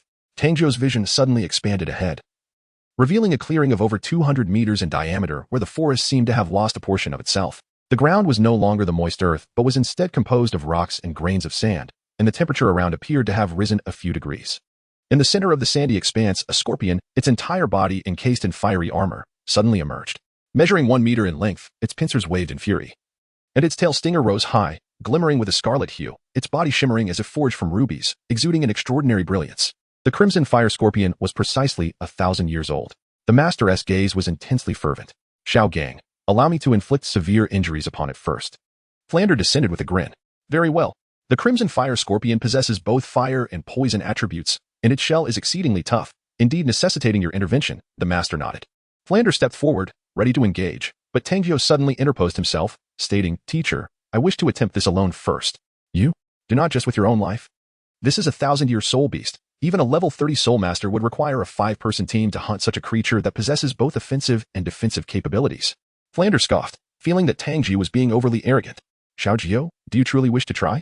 This is exceedingly dangerous. The master's expression grew grave. With you guiding me, and a soul sage backing me up, if I do not dare to risk my life, how can I claim to be invincible against those of a higher level? Tang Jiu boldly brandished his warhammer. Invincible against higher levels? You should first achieve invincibility at your current level. Flender warned sternly. Do not squander your life. No amount of talent will save you if you perish. Shall we make a bet? I can defeat this crimson fire scorpion on my own. I have 1,000 gold soul coins and was just wondering where to spend them. Tang Jiu smiled at Flender. 1,000 gold soul coins. Your benefactor is quite generous. It's a waste to let you squander them. Allow me to safeguard them for you. Flender's eyes brightened, and he joyfully patted Tang Jiu on the shoulder, saying, Young man, I truly have high hopes for you. Go forth. The youth should be spirited and unrestrained. Money grubber. The master rolled his eyes, but couldn't he suppress the smile that crept onto his lips. He cast a sympathetic glance at Flender, and then turned to impart wisdom to Tang Jiu. The crimson fire scorpion, much like a powerful attacking soul master, is least adept at speed. Be wary of its tail stinger and pincers, particularly the tail stinger, which can unleash flames and carries neurotoxic properties. If struck, you will be left waiting for your demise. Understood. Tang Jiu immediately grasped the implication, realizing that if he could find a way to sever the crimson fire scorpion's tail stinger, it would render the creature as defenseless as a toothless turtle. Tang Jiu immediately activated his martial soul, and his physical strength surged dramatically as he charged towards the crimson fire scorpion wielding his warhammer. Could I be mistaken? Not a single soul ring? Flender was astonished, nearly removing his glasses in disbelief, rubbing his eyes as he could only discern the martial soul-imbued bullet head. And not a soul ring in sight. Indeed. To be precise, Xiaojiu was a 0 ring, level 19 soul master. A smile crept onto the master's lips. Upon learning this information, he was no less shocked than Flender, nearly questioning his own existence. Flender swallowed hard, utterly baffled by how one could ascend to level 11 without a soul ring. Tang San's lips curled into a slight smile, feeling a sense of balance within himself. After all, a soul sage of level 78 was not significantly superior to him. At that moment, a sharp, piercing sound echoed, as the crimson fire scorpion, filled with fury, sensed the presence of the formidable Flender yet could not tolerate the audacity of a mere Tang Jiu daring to invade its territory. With pincers resembling rubies, it lunged towards Tang Jiu. Rather than hastily employing his soul ring or martial spirit, Tang Jiu chose to wield his warhammer and strike against the scorpion's pincers, seeking to gauge its strength. The clash of iron reverberated through the air as the hammer met the pincers, producing a resounding metallic ring. The sheer force of the crimson fire scorpion sent Tang Jiu flying 3 to 4 meters away, executing a graceful somersault before regaining his footing. Tang Jiu roughly estimated the strength of the crimson fire scorpion to be around 2,000 pounds, believing it was not enough to overpower him. However, the crimson fire scorpion held a different view. With a swift motion, it sent Tang Jiu flying, its confidence soaring. For its true strength lay not in brute force but in fire and poison. With its first strike proving effective, the scorpion charged at Tang Jiu with full speed, its tail raised and poised to deliver a lethal blow at any moment. Can you handle this, kid? If you can't, just say so. Don't be stingy with those 1,000 gold soul coins. Flender laughed heartily, having never encountered such a generous display of wealth. Although astonished by Tang Jiu's strength, he truly could not see any chance of victory for him. It should be you who should not be miserly with your coins. Tang Jiu encountered the crimson fire scorpion and launched a full-speed assault, advancing rather than retreating, as his soul ring enveloped the galloping creature. He exhibited a flamboyant display of power, never one to adopt a modest demeanor. A sharp, piercing sound of an insect's cry resonated, and the rushing crimson fire scorpion found itself suppressed, its 600-year cultivation nearly causing it to stumble, rendering it profoundly agitated and restless. What transpired? How could the aura of the crimson fire scorpion diminish so drastically? It felt akin to that of a 400-year-old soul beast. Flender was taken aback. Was this some sort of sorcery? The master smiled without uttering a word, yet inwardly, he was slightly astonished. It appeared that his estimation of 500 years was not Tang Jiu's ultimate threshold. This was at least a manifestation of 600 years. Tang Jiu sensed that the crimson fire scorpion was desperately struggling, attempting to break free from the constraints of the spirit ring. He estimated that in less than 2 minutes, his spirit ring would no longer be able to suppress the crimson fire scorpion. Thus, he had to act swiftly and decisively. Tang Jiu swung his warhammer down upon the head of the crimson scorpion. The creature promptly brandished its pincers, recalling how it had recently sent Tang Jiu flying with a single strike. However, as the crystalline red pincers collided with Tang Jiu's warhammer, the scorpion found itself propelled backward by an overwhelming force. Bang, bang, bang. The crimson scorpion tumbled across the ground, stirring up a cloud of dust. And it took considerable effort to regain its balance. With its body slightly hunched, the scorpion raised its tail high, fiery energy coursing throughout its form, ultimately converging at the tip of its tail, where a searing blast of flame erupted towards Tang Jiu. Tang Jiu had long been wary of the tail sting. Upon witnessing the flame-throwing skill, he swiftly circled around the crimson fire scorpion. The scorpion's flames, rotating with the tail sting, traced a charred circular pattern upon the grains of sand, akin to the path drawn by a compass.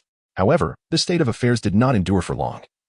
The flames from the crimson fire scorpion ceased abruptly, resembling a flamethrower deprived of gas, extinguished.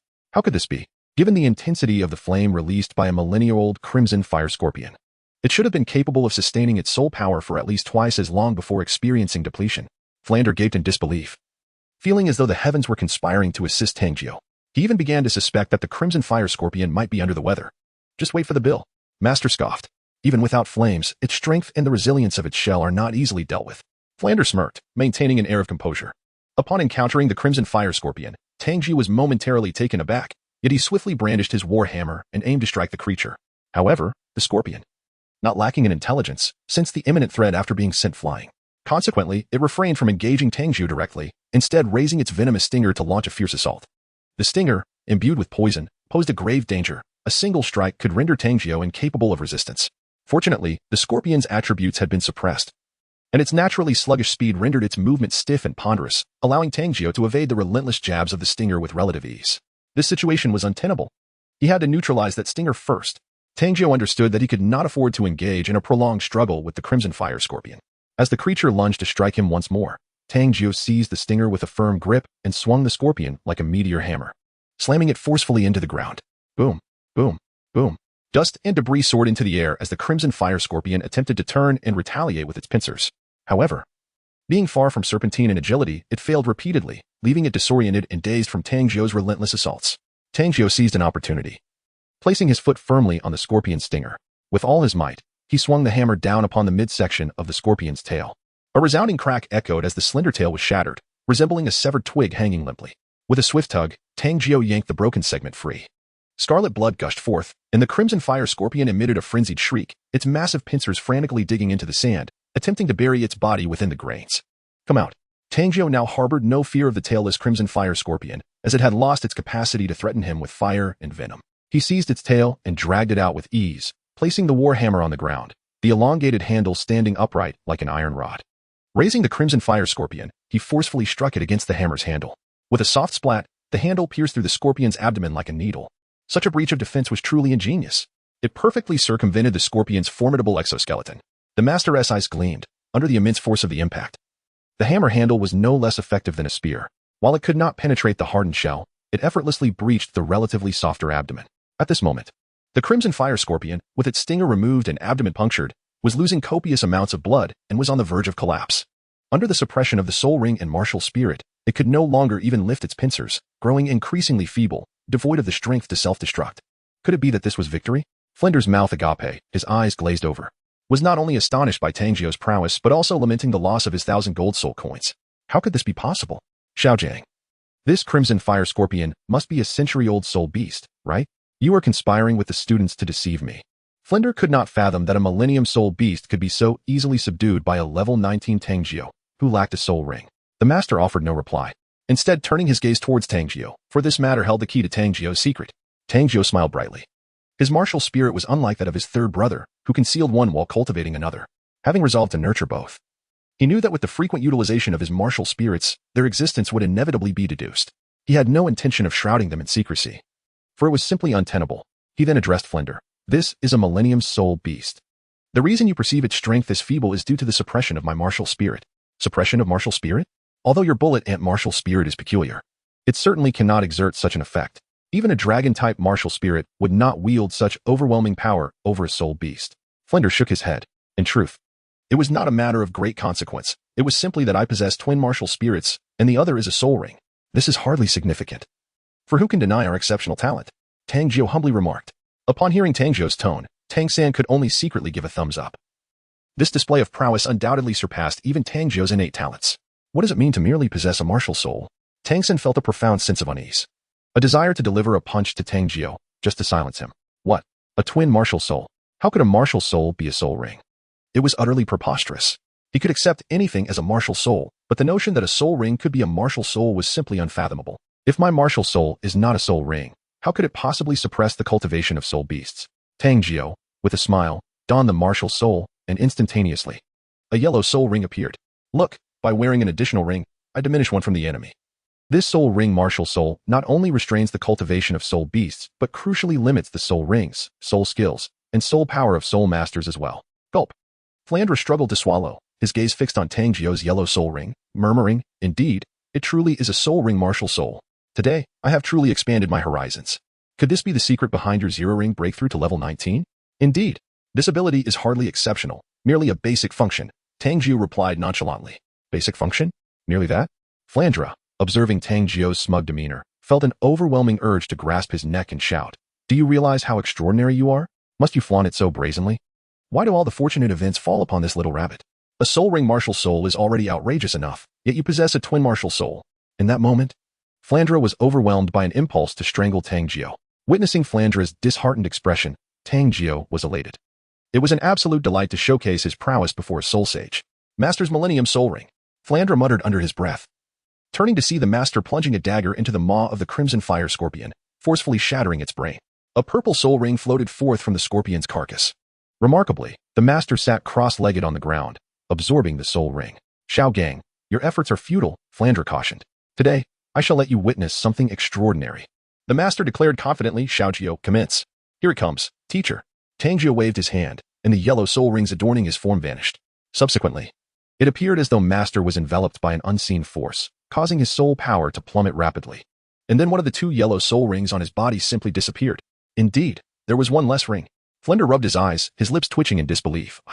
Witnessing something and truly comprehending it were two entirely different matters. Then, he beheld the most astonishing spectacle, the purple soul ring, which had previously eluded Master's grasp, instantaneously entered his body. This was utterly contrary to reason. How could one, with a level below 30, directly absorb a third soul ring? Flender stood agape, not only shocked by the soul ring and martial spirit, but also by the brilliance of Master's ingenuity. Such profound understanding of martial spirits was required to conceive a method so audacious as to seize the very essence of heaven and earth. Indeed, it could only be described as an act of claiming the creation of the universe. Teacher, hurry. At this moment, Tang Jiu found himself in a state of considerable distress. The relentless battles had drained his soul power excessively, and the need to restrain the master's soul rings was equally taxing. Yet, he could not afford to pause. Any moment of inaction could expose the master to unforeseen dangers. No one could predict whether the soul rings entering the body would be rejected again, possibly leading to catastrophic consequences. Time slipped away, second by second, as the master tirelessly absorbed the 1,000-year soul ring. Meanwhile, Tang Jiu persevered through immense fatigue. Fortunately, he had access to the dried meat of 1,000-year soul beasts, which he consumed continuously. Without it, he would have succumbed to exhaustion long ago. As his body approached its limits, the dried meat swiftly transformed into energy, rejuvenating him and enabling him to push beyond his boundaries time and again. Gradually, the replenishment of energy within Tang Jiu's body began to balance the consumption, creating a delicate equilibrium. A warm energy coursed through his meridians, allowing him to accommodate greater soul power and unleash even more formidable strength. After a considerable time, the master suddenly opened his eyes wide and commanded in a deep voice, Xiaojiu, retract your martial soul. Upon hearing this, Tang Jiu's expression brightened with joy. It appeared that the master had completed the absorption. He promptly withdrew his soul ring and gazed at the master with a mixture of anticipation and anxiety. As Tang Jiu released the constraints he had imposed on the master, he witnessed a sudden surge in the master's soul power, as if it were about to burst forth from his very flesh. The master's body swelled momentarily before gradually returning to its original form, at which point he coughed up a mouthful of blood, managing to quell the tumultuous soul energy. Xiaojiu.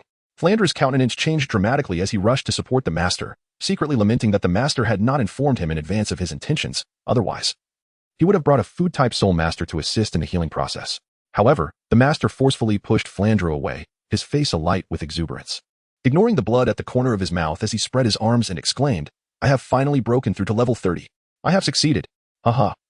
Humanity can indeed triumph over nature." The master laughed heartily, tears streaming down his face as he grasped Tang Jiu's shoulders, repeatedly declaring, "I have taken on an exceptional disciple. Xiaojiu, do you realize you have helped me unlock a mental deadlock? You flatter me, master. I have merely done a little. It is simply that my talent is slightly better," Tang Jiu replied with a smile, sharing in the master's joy at the success of his theoretical breakthrough. "Xiaojiu, what level of soul power have you attained?" Flender inquired excitedly. "After absorbing a millennium-old soul ring, I feel my soul power has jumped from level 29 directly to level 31. The master's eyes sparkled with delight, not only from his own breakthrough but also from discovering a method to transcend his limitations. Is it truly possible to utilize soul rings and martial souls in this manner? It borders on cheating. Flender immediately grasped the terrifying implications of this breakthrough technique. While its effects may not be apparent at lower levels, what would happen at higher levels? What about a soul Douluo breaking through to a title Douluo? Or a title Douluo transcending level 99? This is what it means to seize the fortune of heaven and earth. Xiaojiu's martial soul is undoubtedly the strongest, without exception. The master's tone was filled with unwavering conviction. Tang Jiu joyfully remarked, "I believe this is merely the fundamental function of the soul ring in the martial spirit. It hardly warrants such excitement." Flender twitched at the corners of his mouth, wondering why hearing Tang Jiu speak made him feel an overwhelming urge to strike him. He forcefully pushed Tang Jiu aside and turned to the master, saying, "Allow me to witness your soul ring and soul skills." The master promptly manifested his martial spirit, summoning Luo Sanpao, who exhibited slight alterations in appearance, now adorned with a fiery red emblem on its body. Simultaneously, 3 soul rings appeared around the master's figure. Yellow, and purple, 1,000-year soul rings. "Xiaojiu, I am genuinely thrilled for you," Flender exclaimed with unrestrained joy. The addition of a soul ring for the master represented a significant leap for the golden iron triangle. The triune martial spirit fusion technique would ascend to a new level. "Quickly, unleash your soul skills for us to see," Flender urged. "All right, flame of flatulence, scorching the river and boiling the sea, Luo Sanpao." Tang Jiu's lips twitched slightly. Although Master S. Luo Sanpao was ineffective, the soul spells he conjured were undeniably formidable. With the might to shatter the heavens and crack the earth, and the ability to boil rivers and seas, they sounded impressively powerful. Luo Sanpao leapt high into the air and released a blast of searing flames, instantly creating a sea of fire, manifesting yet another area attack skill. Splendid. This meant that our martial soul fusion technique, the golden sacred dragon, could indeed breathe fire, truly embodying the essence of a dragon. Flender's eyes sparkled with excitement, realizing that Master S' soul power shortcoming had surfaced. He felt confident enough to contend with the title Douluo. "Let us take a short respite before heading back. This has been a bountiful harvest." Flender laughed heartily. "Have you forgotten something?" Tang Jiu reminded him kindly. "Forgotten what?" Flender feigned ignorance. "The money, 1,000 gold soul coins. Hand it over." Tang Jiu extended his hand expectantly. "Child, what do you need so much money for?" "I'll keep it safe for you," Flender replied. "Flender, you've really come a long way. You're even in debt to a child." Master scoffed. "I truly have no money." Flender turned out his pockets, asserting, "If you can find a single gold soul coin here, I'll concede." Master shook his head, recognizing that Flender had not changed one bit. No money to be found. And even less of his life. Once his cat-eagle martial soul was unleashed, he would flee faster than anyone. "Is this how you conduct yourself as a principal? Do you still wish to recruit students?" Master S' reminder jolted Flender awake. Indeed, with Tang Jiu's prodigious talent, not enrolling him in Shrek Academy would be a tremendous loss. "Little Jiu, hear us the deal. When you reach level 20, I will give you the money. Not only the 1,000 gold soul coins, but I'll also present you with an additional 10 as a gift." Flender thought to himself. "By the time you reach level 20, it'll be a wonder if you even find me." "Really?" Tang Jiu replied, a teasing smile gracing his lips. "I am about to break through to level 20 very soon." "How soon is soon?" Flender appeared dismissive. "Transitioning from level 19 to 20 couldn't be that swift." 10, 9, 8, 7. What is with the countdown? Flender was perplexed, until suddenly his pupils dilated. Could it be 0? It's now. Apologies, I've just broken through to level 20. Now, where's my money? Tang Jiu chuckled, having once again surpassed his limits through relentless battles. His soul power had just crossed the threshold. Flender nearly choked in disbelief. Of course, Flender had no intention of giving Tang Jiu any money. Not to mention 1,000 gold soul coins, he didn't even plan on offering 10. "Little brat, now that you're level 20, do you want me to assist you in hunting for a soul ring?" "By the looks of it, You'll certainly need a soul ring of at least 800 years. Tang Jiu chuckled. 800 years is hardly sufficient. My soul power has increased, and my body has surpassed its limits. The soul rings I have bestowed upon myself exceed 700 years. The first soul ring should be no less than 1500 years, don't you think? The first soul ring at 1500 years? Aren't you afraid of overexerting yourself? Flanders retorted with annoyance. Xiaojiu quickly enlightened him on the fundamentals of soul ring absorption. The master calculated briefly and remarked, Xiaojiu's current threshold for the first soul ring is at 700 years. Thus the limit for the second soul ring should be comparable to an ordinary third soul ring, approximately around 1700 years. It seems you are the one lacking in knowledge here, Flanders. Flanders twitched his lips. The notion of absorbing a first soul ring exceeding 1,000 years is utterly absurd. He then broke into a sly grin. A 1500-year soul beast? You must be at a loss on how to tackle that. Allow me to assist you in hunting the soul beast at a friendly price of 1,000 gold soul coins. What do you say? Tang Jiu rolled his eyes. Why don't you go and seize it? Flender remained unperturbed, for he was aware that among them, he was the only one capable of hunting a 1,500-year-old soul beast. Soon enough, this young lad would be begging for his assistance. Xiaojiu, what kind of soul beast does this kid require? I shall assist him in the search. Flender exhibited a keen enthusiasm. The master had already devised a plan for Tang Jiu, suggesting a powerful soul beast with explosive capabilities, such as the rampaging spike boar, the frenzied blood bull, or the malevolent demon ape. Very well, let us set forth. Flender manifested his martial spirit, soaring into the sky as he ventured deeper into the forest. Before long, he discovered these 3 varieties of millennium soul beasts. However, he remained shrewd, intending to select the most formidable one for Tang Jiu, thus ensuring the lad would seek his aid. Upon spotting the rampaging spike boar, Flender led the group straight towards it. Flender, are you doing this on purpose? Among the 3 soul beasts I mentioned, only the rampaging spike boar possesses area of effect attack capabilities. The master's expression darkened, for the boar's bristles were as hard as needles, sharp and menacing, equipped with barbed hooks. It could launch these spikes using its soul power, akin to a porcupine. Since there are no other options in sight, this will have to suffice. You insufferable brat, go for it. Flender leaned against a tree, arms crossed, adopting an air of casual amusement. As Tang Jiu beheld the ferocious boar, an overwhelming sense of familiarity washed over him. Its length exceeded 8 meters, resembling a small mountain of flesh, with black and white spines adorning its formidable body. The massive tusks protruded menacingly from its maw, and its eyes, akin to volleyballs, glimmered with a wild and malevolent light. According to the master's assessment, this was undoubtedly a rampaging boar from at least the year 1600. Upon catching sight of Tang Jiu, the savage beast let out a piercing howl and charged towards him with a flurry of hoofs. Tang Jiu swiftly dodged to the side as the frenzied boar, in a wild rampage, crashed headlong into a sturdy tree with a diameter of 1 meter. With a resounding crack, the tree fell, and the beast shook its head, its eyes tinged with a hint of crimson, fixating intently on Tang Jiu. It bared its fangs and opened its massive jaws, unleashing a furious howl before charging once more. It seems to recognize you, young man. What enmity lies between you two? Flender observed with keen interest. The master suddenly realized, Xiaojiu, you must have consumed a considerable amount of dried pork earlier. It likely senses the scent of its companion. Tang Jiu suddenly realized that Tang Hao had slaughtered the other half of this pig. To consume the flesh of a millennium soul beast as mere rations, how extravagant. It is still not too late to plead with me. Just be careful not to be gored by the pig later. I can offer you a discount, 1,200 gold soul coins. Flender believed that Tang Jiu would certainly beg him now. This pig had taken a liking to Tang Jiu and was intent on seeking revenge. Without you, I can still slay this pig. Tang Jiu rolled his eyes, exclaiming that Flender was indeed raising his price, driven by greed. Do as you wish. Flender shrugged his shoulders.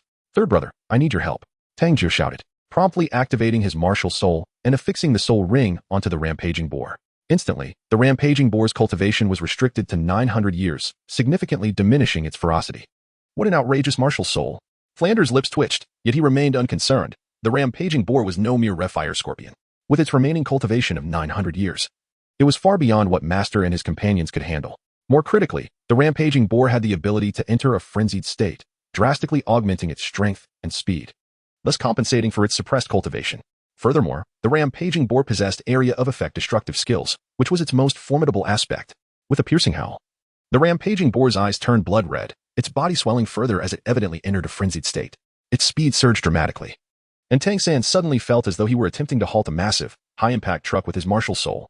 Without hesitation, he retracted his soul ring, aware that the energy consumption was too great. However, the moment he released his control over the rampaging boar, its speed nearly doubled. Third brother, displace. Tang Jiu realized evasion was no longer an option and urgently called for assistance. First soul skill, bind. At that moment, Tang San finally sprang into action. His blue-silver grass ensnared Tang Jiu's waist, and with a powerful tug, He enabled Tang Jiu to evade the rampaging boar's onslaught effortlessly. With a thunderous crash, another tree was shattered by the rampaging boar, which appeared exceedingly enraged as it turned its head towards Tang Jiu, preparing to launch another attack. In that instant, Tang Jiu produced a piece of dried pork and hurled it at Flender, the aroma far richer than the pork he had previously consumed. The rampaging boar, catching the familiar scent, became even more frenzied and charged toward Flender.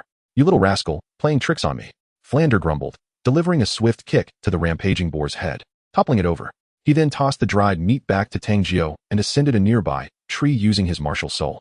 "Third brother, it's your turn." Tang Jiu winked at Tang San. Tang San immediately grasped the situation, wielding his blue silver grass with a flourish, striking it against the jerky, which he then deftly employed as a projectile aimed at Flender. The frenzied rampaging boar, in a fit of rage, was clearly unwilling to ascend the tree. However, it was more than capable of uprooting it. With a furious charge, it collided with the massive tree where Flender stood, prompting him to grit his teeth in frustration as he cast a fierce glare at Tang San, before reluctantly taking to the skies. "You little rascal. Let us see how you plan to outsmart me now. This is quite sufficient. I appreciate your assistance." Tang Jiu's lips curled into a subtle smile. Having just utilized Flender to delay the rampaging spike boar for nearly a minute, the rampaging spike boar's berserk skill undoubtedly has a time limit. It cannot perpetually amplify its strength and speed with such ferocity. The master nodded in satisfaction, genuinely impressed by the ingenuity displayed by Tang Jiu and Tang San. He was eager to see what other strategies Tang Jiu might devise to confront the rampaging spike boar. He then said, "Little Jiu, you shall command from here on." 24 upgrade version of the first soul skill. Upon hearing the master instruct him to lead, Tang Jiu did not hesitate. Commanding the team would hone various skills, and he had already devised a plan in his mind. He addressed his companions. "Third brother, you shall retreat to the rear and assist me and our master with our maneuvering. Master, unleash a torrent of flames using your soul power to drive out the area attack of the rampaging stabbing boar. As long as the rampaging stabbing boar is deprived of its spikes, it can engage in a direct confrontation." The master promptly released his third soul skill, summoning fiery gusts akin to flames, igniting the rivers and boiling the seas with the Luo San Pao. Luo San Pao leapt high into the air and unleashed a fiery barrage upon the rampaging stabbing boar, instantly enveloping the surroundings in searing flames. The intense heat, amplified by the soul power, ignited the trees around, transforming a 20-meter radius into a blazing inferno.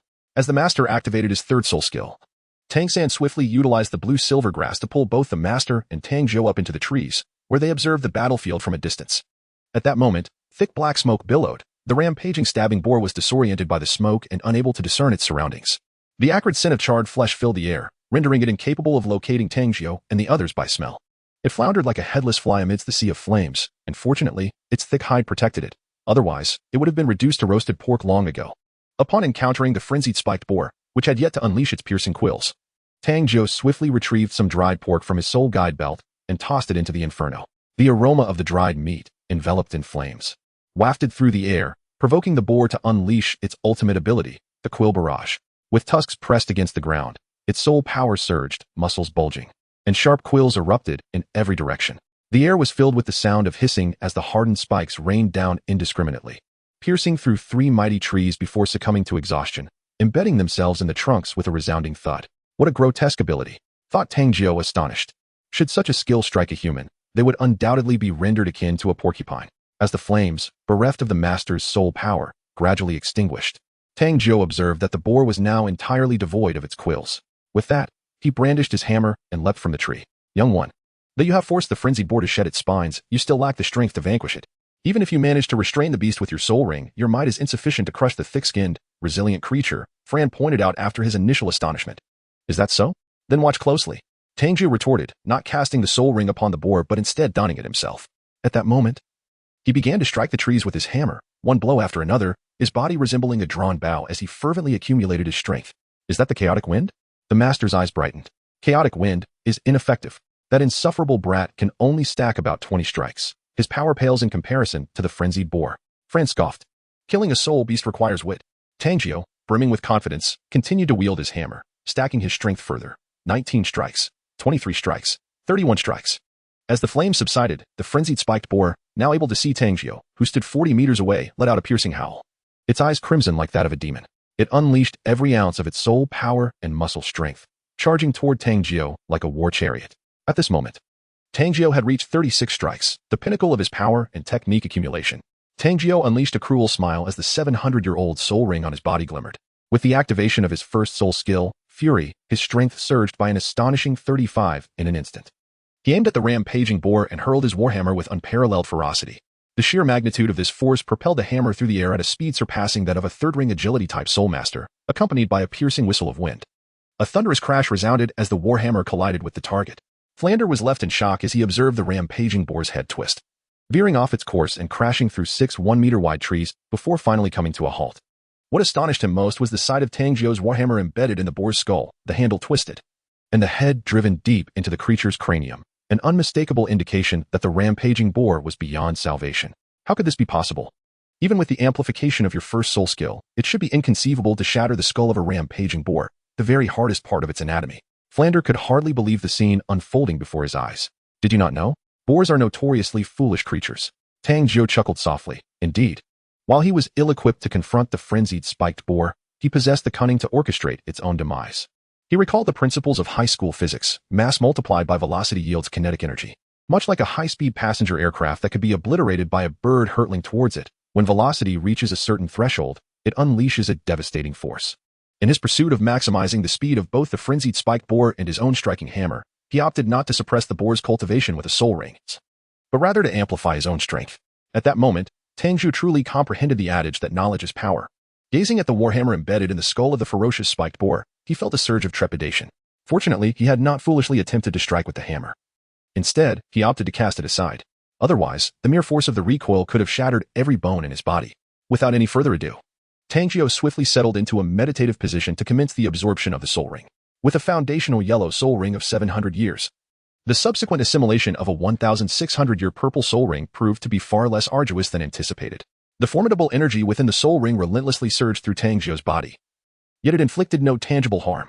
Instead, with each wave of power, it tempered his physique, enabling him to surpass his limits repeatedly. Tang Jiu felt that his physical attributes were continuously enhancing under the nurturing of soul power, particularly his strength, which was surging uncontrollably. However, alongside this frenzied soul power, a violent, enraged, and bloodthirsty mental force was invading his consciousness, a manifestation of the deep-seated resentment of the savage boar. This is troubling. Such intense resentment, could it potentially manifest as an external soul bone? Heaven forbid, I certainly do not wish for that. Tang Jiu recalled that Tang San had acquired the external soul bone, the 8 spider lances, by defeating the formidable man-faced demon spider, which had harbored a profound resentment.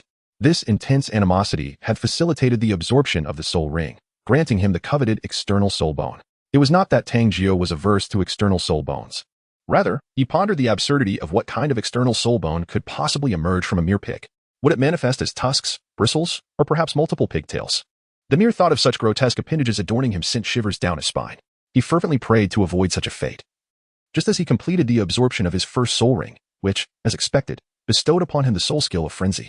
However, the 1,600-year-old soul beast had elevated this frenzy skill to a new level. The power surged from an initial 35 to an astonishing 45. Although the duration remained a mere 5 seconds, the most alarming aspect was the enduring enhancement of strength, for this was his inaugural soul ring, granting a permanent amplification rather than the ephemeral boost typically associated with soul ring martial spirits. Just as Tang Jiu began to estimate the extent of his newfound strength, a thunderous shout from Flanders nearly startled him to death. Soul bone. This defies all reason. 25 soul bone skills. Frenzy. I do not desire an external soul bone. Tang Jiu was so startled that he jumped up, hurriedly checking his body to see if he had acquired any unwelcome pig-like appendages. Splendid. If you don't want it, then that soul bone shall be mine. Upon hearing this, Flander hastily scooped up a radiant soul bone from the ground, ready to tuck it into his bosom. Flander, Master exclaimed with an intense glare, put that soul bone down. It belongs to Xiaojiu. You didn't lift a finger in hunting the soul beast. How can you shamelessly claim the spoils? But didn't that little rascal say you didn't want it? Flander muttered under his breath, now regretting his actions. The drop rate for soul bones was a mere 1 in 10,000. He never anticipated that the enraged spike boar would drop one so readily.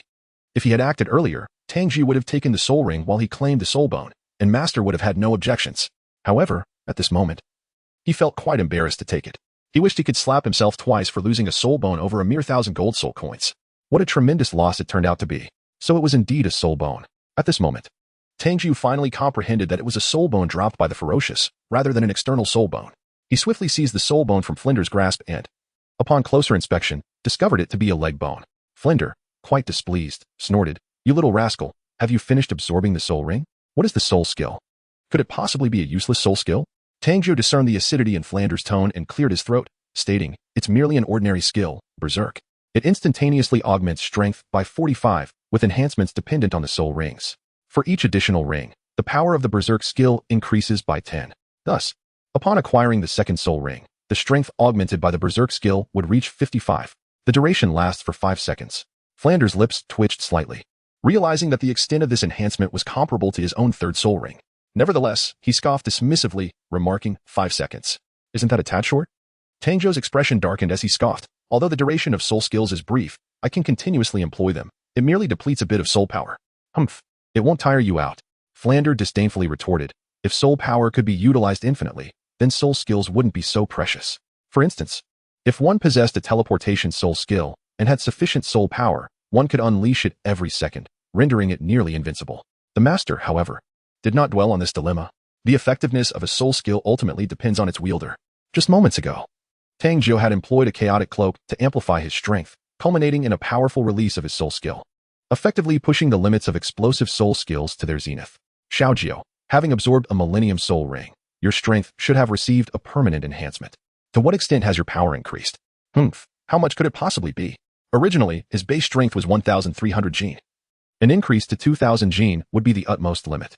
Flender grunted, considering such an increase to be an exaggerated assessment. Tang Jiu chuckled lightly and said, I apologize, but my strength has surged to 3,000 pounds. What? This equates to an increase of 3 times. Flender inhaled sharply, astonished. When had he ever heard of attributes such as speed, strength, and defense multiplying exponentially? Tang Jiu's strength was not what astonished him. Rather, it was Tang Jiu's potential for growth that left him in awe.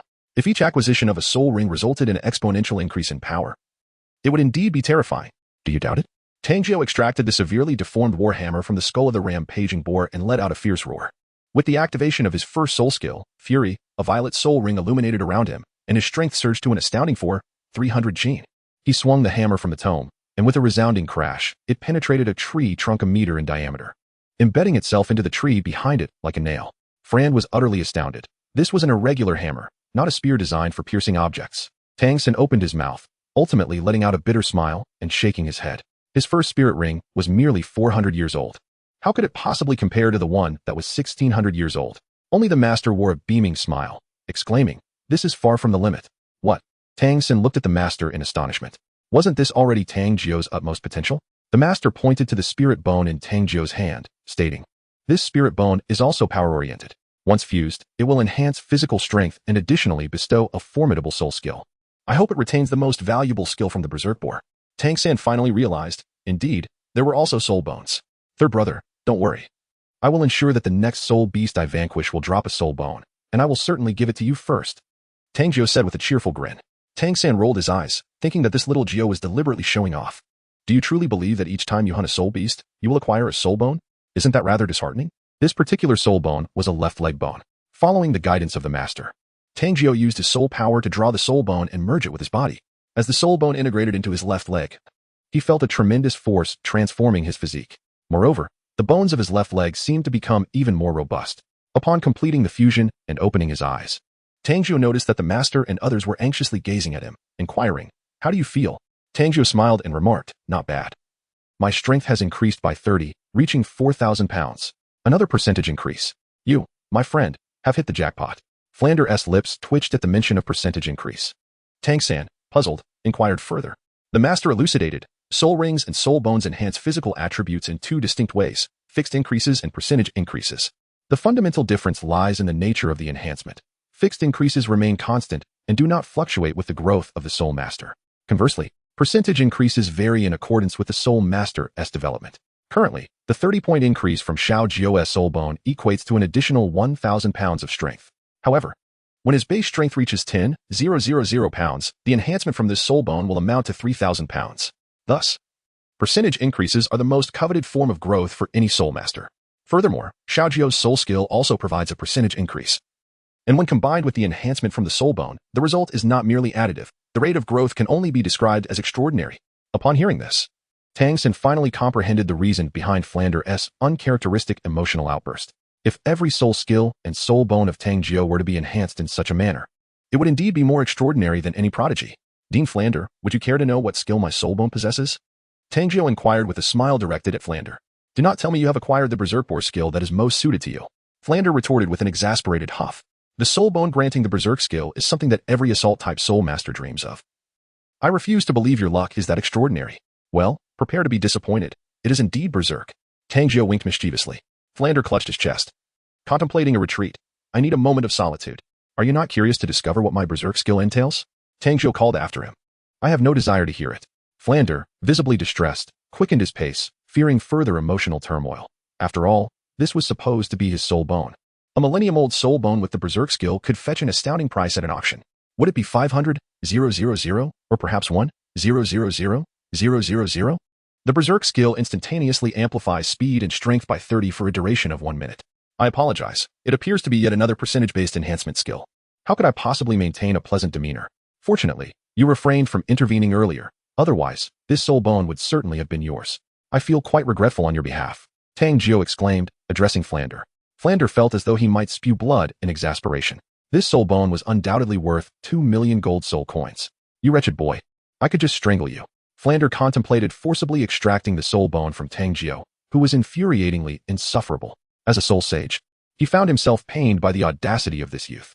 Observing Flender's irate demeanor, Tang Jiu then proposed, I require another soul ring. Assist me in hunting, and the soul bone will be yours, while the soul ring shall belong to me. Flender's nostrils flared in indignation. Do you regard soul bones as mere cabbages? To be had at will? Tang Jiu chuckled. Do you not think my fortune is extraordinary? Today, I've encountered all good things. If another soul bone were to drop, and you were unable to obtain it, would you not be incensed to the point of spitting blood? Flender, without a moment's hesitation, knew the answer would certainly be yes. His heart was already bleeding. With 2 million gold soul coins, he could instantaneously resolve the financial crisis of Shrek Academy. The funding at Shrek was exceedingly tight, and as a dignified dean, he was daily plagued by monetary worries. What a lamentable situation.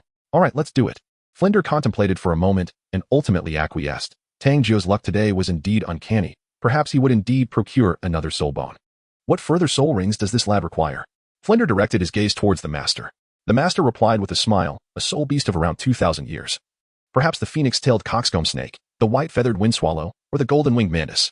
Speed type. Flender furrowed his brow. Isn't he a power type? It is not for augmenting his bullet and martial soul, but for enhancing his soul ring martial soul. The master elucidated. He has gained strength. Yet what he now lacks most is speed and agility. Flender was taken aback. Shouldn't a twin martial soul focus on cultivating one to its utmost potential? Who says our martial soul must adhere to the conventional path? I simply refuse to follow the norm. Tang Jiu chuckled. Flender's expression darkened. Here we go again with the boasting. He chastised himself for even asking. Perhaps it would be best if he had ruined his martial soul entirely. Without further ado, Flender activated his martial soul and commenced the search within the forest. Soul beasts of 2,000 years were indeed scarce. After all, this was not the Stardow forest, but merely a forest where humans raised soul beasts. While the phoenix-tailed coxcomb snake eluded them, they did encounter the white-feathered wind swallow. Measuring 2 meters in length and precisely 2,000 years old, this creature was purely a speed-type soul beast, its white feathers devoid of any impurities, and its beak extraordinarily sharp. Relying on its speed, it could instantaneously pierce through the body of its prey, delivering swift, lethal strikes. In terms of flight speed, it surpassed both the phoenix-tailed coxcomb snake and the golden-winged mantis, being a flying soul beast after all. This one will suffice. Let us hope for a soul bone. Flender nodded enthusiastically, flapping his wings as he lunged forward, aiming a fierce claw at the back of the white-feathered wind swallow. A sharp cry echoed through the air as fear flickered in the creature's azure eyes. It curled its wings, unleashing a fierce whirlwind towards Flender. With disdain, Flender shattered the whirlwind with a single claw. He did not rush to slay the white-feathered wind swallow. Rather, he aimed to instill in it a profound sense of terror, thereby increasing the likelihood of a soul bone drop. Much like how Tang Jiu had enraged the rampaging stinging pig, Flender emulated a cat toying with a mouse. Each attack deliberately non-lethal, merely inflicting wounds to sap its speed. After 10 minutes, the white-feathered wind swallow's wings were grievously injured. Its speed reduced to less than 1/10 of its original capacity. Only then did Flender call out to Tang Jiu, the next part is up to you. Strive for that soul bone. Tang Jiu understood that it was time for him to take action. He deftly unleashed the soul ring, binding it to the white feather wind swallow. Having absorbed both the soul ring and the soul bone, his maximum capacity for soul rings had now approached 2,000 years. As soon as the soul ring was affixed, the white feather wind swallow emitted a mournful cry, plummeting diagonally from the heavens into the depths of the forest. Tang Jiu sprinted towards the spot where the white feather wind swallow had plummeted, wielding a deformed hammer. Flender followed closely, soaring through the sky, waiting for Tang Jiu to locate the fallen bird. As Tang Jiu prepared to strike with his hammer, Flender muttered fervently, "Explode, soul bone, explode, explode," with a resounding thud. The head of the white feather wind swallow was smashed flat, its azure eyes reflecting a sense of unwillingness. Where's the soul bone? Flender quickly lifted the white feather wind swallow, but to his dismay, he found no glimmering soul bone, only a scattering of feathers, which rendered his expression exceedingly grim. You little brat, where's your luck? Flender directed his gaze at Tang Jiu. My luck is splendid, but alas, yours seems to falter. Since the soul bone belongs to you, it surely cannot fall. Tang Jiu did not hesitate to deliver a sharp retort. Next time, I certainly cannot accompany you in hunting soul beasts. Throughout your entire life, have you ever encountered a soul bone from your hunts? I cannot afford to be tainted by your misfortune. You little rascal. Do you dare to believe that I might strike you down? Flender was incensed, his anger palpable as he paced furiously. This brat was insufferably callous, relishing in pricking at the heart. After all, had he not indeed never obtained a soul bone? What was most disheartening was that this time he had seemingly offered his assistance for free. What a tremendous loss it had been. Tang Jiu paid no heed to Flender. For the master was present. Could he possibly ascend to the heavens? He settled himself cross-legged and swiftly channeled his soul power to draw the purple soul ring of the white feather wind swallow into his body. This time, he retracted the bullet and spirit and instead activated the soul ring spirit.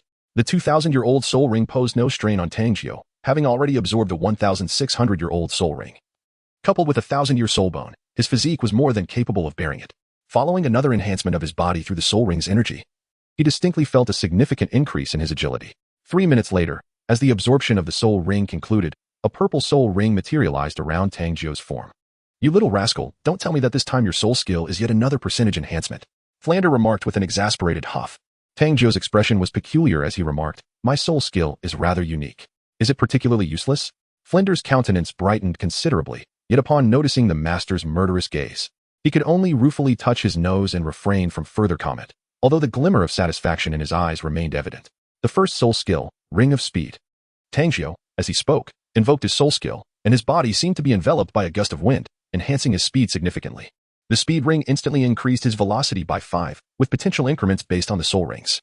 For each additional ring, the speed would increase by another 5. The effect lasted for 1 minute. With a chuckle, Flender burst into laughter, clapping Tang Jiu on the shoulder, exclaiming, well deserved. It appears that heaven is indeed watching over you. This millennium soul skill of yours is the most useless I have ever encountered. Quite impressive. Keep it up. Master's expression darkened, and if looks could kill, Flender would have been pierced 1,000 times over. Compared to Tang San's bullet Ant Martial Soul's first soul skill, Frenzy, this speed ring truly paled in comparison. Although it also provided a percentage increase, the enhancement was far too meager, lacking in potential for growth. Such a millennium soul skill was even inferior to a century-old one. I hope that when you witness the second application of my soul skill, you will still find it amusing. A peculiar expression deepened on Tang Jiu's face. The second application? How does it work? Flender inquired, puzzled.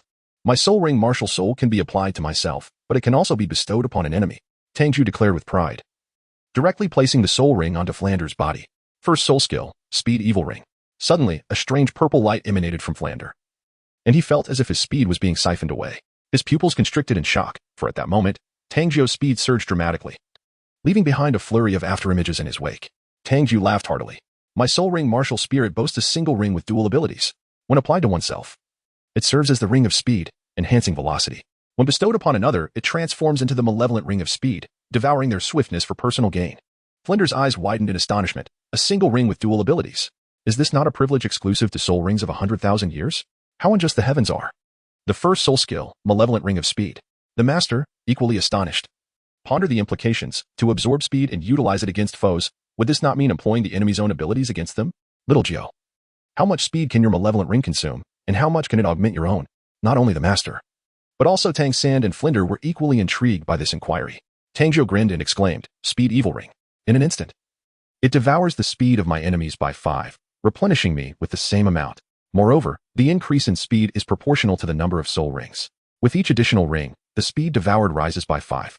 The duration is 1 minute. With a gulp, even the master could not help but swallow hard. The Speed Evil Ring was nothing short of a miraculous technique. To absorb the speed of the enemy while simultaneously replenishing oneself is truly formidable, the stronger the opponent, the greater the enhancement Tang Jiu gains from employing his soul technique. Although it starts at 5, by the time he reaches title Douluo, he could directly absorb 45 from his adversary. If every soul ring skill operated in such a manner, he would effectively siphon nearly half of the enemy's strength. Who could still stand against Tang Jiu? With the dual capability of one ring, the Speed Ring and Speed Evil Rings, this power is scarcely inferior to that of a 100,000-year soul ring. Flender's eyes twitched. Such talent was exceedingly unnatural and should not exist. It seemed to exist solely to overshadow others, and he felt a tempestuous urge to annihilate Tang Jiu. You impudent brat, no matter how remarkable your soul skills are, your soul power is low, and you won't achieve much growth. At most, you'll only be a rank 20 Great Soul Master. Flender pointed to his own soul rings. Yellow, purple, black, black, black. He huffed twice, seeking a sense of superiority, attempting to humble Tang Jiu, who was far too arrogant. Tang Jiu blinked his eyes and honestly stated, I just absorbed 2,000-year soul rings, and it seems that my soul power has made a breakthrough. Breakthrough? To what level? Is it 21 or 22? Not particularly high, merely at level 26. I shall soon reach level 30. Tang Jiu humbly replied. Flender nearly choked in disbelief. That is impossible. How could that be? You're not trying to deceive me, are you? At this moment, the master interjected, at level 20, one should typically absorb a 100-year soul ring. However, Xiaojiu has absorbed 2,000-year soul rings, both exceeding 1,500 years. Each soul ring would at least augment his soul power by 2 levels. Little San absorbed a 400-year soul ring, and I believe it would similarly enhance his power by 2 to 3 levels. So, how did you reach level 26? Flender's eyes widened in astonishment. Isn't there also a 1,000-year soul bone? The master reminded. How unfair the heavens are. Flender lamented, pounding his chest in frustration. That soul bone was originally meant for me. The more he looked at Tang Jiu, the more irritated he became. Teacher, I need not rush to attach soul rings to my martial soul. I could wait until I reach level 30 and perhaps directly absorb a 10,000-year soul ring. How impressive that would be. It would certainly surpass someone's 5th soul ring, which is merely 10,000 years old. It seems to have improved quite a bit. Tang Jiu chuckled. You arrogant brat, revel in your little triumph. With a 10,000-year second ring, you'd be pushing your luck. Flender, infuriated, declared that he had other matters to attend to and prepared to leave. This insolent child, merely a level 26 Great Soul Master, dared to look down upon his own rank of 78 as a soul sage? How audacious. Such arrogance deserved to be met with a harsh reality. By the way, Great Owl, you still owe me 1,000 gold soul coins. Tang Jiu hastily pursued the debt. Great Owl. Flender felt a ringing in his ears. Even Xiao Wu wouldn't dare to address him in such a manner. Indeed, are you not a cat owl martial soul? If I do not call you Great Owl, what should I call you? I am the creditor. Tang Jiu asserted with righteous indignation. I dare address even Tang Hao as Old Man Tang. What is wrong with calling you Great Owl? The debtor's hierarchy does not apply to me. I am the creditor. Who do I need to fear? 1,000 gold soul coins or no more. Flender exclaimed, his anger boiling. If it weren't for your teacher being present, I swear I would break your legs. Heh. Should you break my legs, someone would surely twist your neck. Tang Jiu rolled his eyes. What are you boasting about, Great Owl? Tang Hao could easily crush you with a single blow. To dare to touch even a single finger of mine and see what happens. I do not believe it. Flender, rolling up his sleeves, decided to teach Tang Jiu a lesson to relieve his frustration. Flender, Xiaojiu is correct. The master, exasperated, observed the antics of the greedy merchant and the unruly child, realizing the absurdity of the situation. He then whispered 4 words into Flender's ear. How Tian Douluo. Tang. Tang. Tang Jiu. Flender's pupils suddenly constricted. No wonder this boy feasted on 1,000-year soul beasts. He was indeed not someone to provoke. Flender quickly donned a smiling facade, nodding and saying, You cheeky lad, I shall overlook your transgressions. It would be beneath my dignity as a soul sage to quarrel with a mere great soul master like you, given your remarkable talent. Congratulations on your exceptional admission to Shrek Academy. Consider the 1,000 gold soul coins as tuition, and I shall also provide you with accommodation at half price. You may report to the academy at your convenience. Once Tang Jiu became a student of his academy, Flender planned to take the opportunity to teach him a lesson under the pretense of education. After all, even the Haotian Douluo would have to commend his diligence and responsibility, wouldn't he? You arrogant brat, you are still too green to challenge me. With this thought, Flender's smile grew even more radiant as he feigned a few words of caution before soaring away. Tang Jiu's expression darkened as he turned to the master and inquired, Master, I seem to have heard that the accommodation and meals at Shrek Academy are entirely free. And surely the tuition cannot be so exorbitant. The master shook his head and replied, Flender did not deceive you. The fees are indeed determined by the affluence of the students. The wealthier the student, the higher the charges. What a talent. Tang Jiu could not help but admire that if Flanders were to traverse to Earth, he would undoubtedly become a billionaire, for he is perhaps the most unorthodox soul master. Well, it is time for us to return. This journey has yielded great rewards for us all. The master chuckled, having finally transcended to level 30. Now a 3-ring soul respect. Each of his disciples proved to be more exceptional than the last. Notably, Tang Jiu commenced with a Millennium Soul Ring and acquired a soul bone, while the soul skills derived from his martial spirit were nothing short of extraordinary. Tang Jiu carefully sliced the flesh of the white feather wind swallow and stored it within the 12 golden hairpins. He then accompanied his master back to Notting City. As they passed the Spirit Hall branch, his master remarked, Soul Masters must register, which facilitates your studies and travels across the continent, and you will receive monthly subsidies. Upon hearing of so many advantages, Tang San was eager to take Tang Jiu along with him. Tang Jiu shook his head and said, Third brother, I won't go. At level 26 and only 6 years old, I would undoubtedly be captured for study. His rapid accumulation of soul power was far too conspicuous.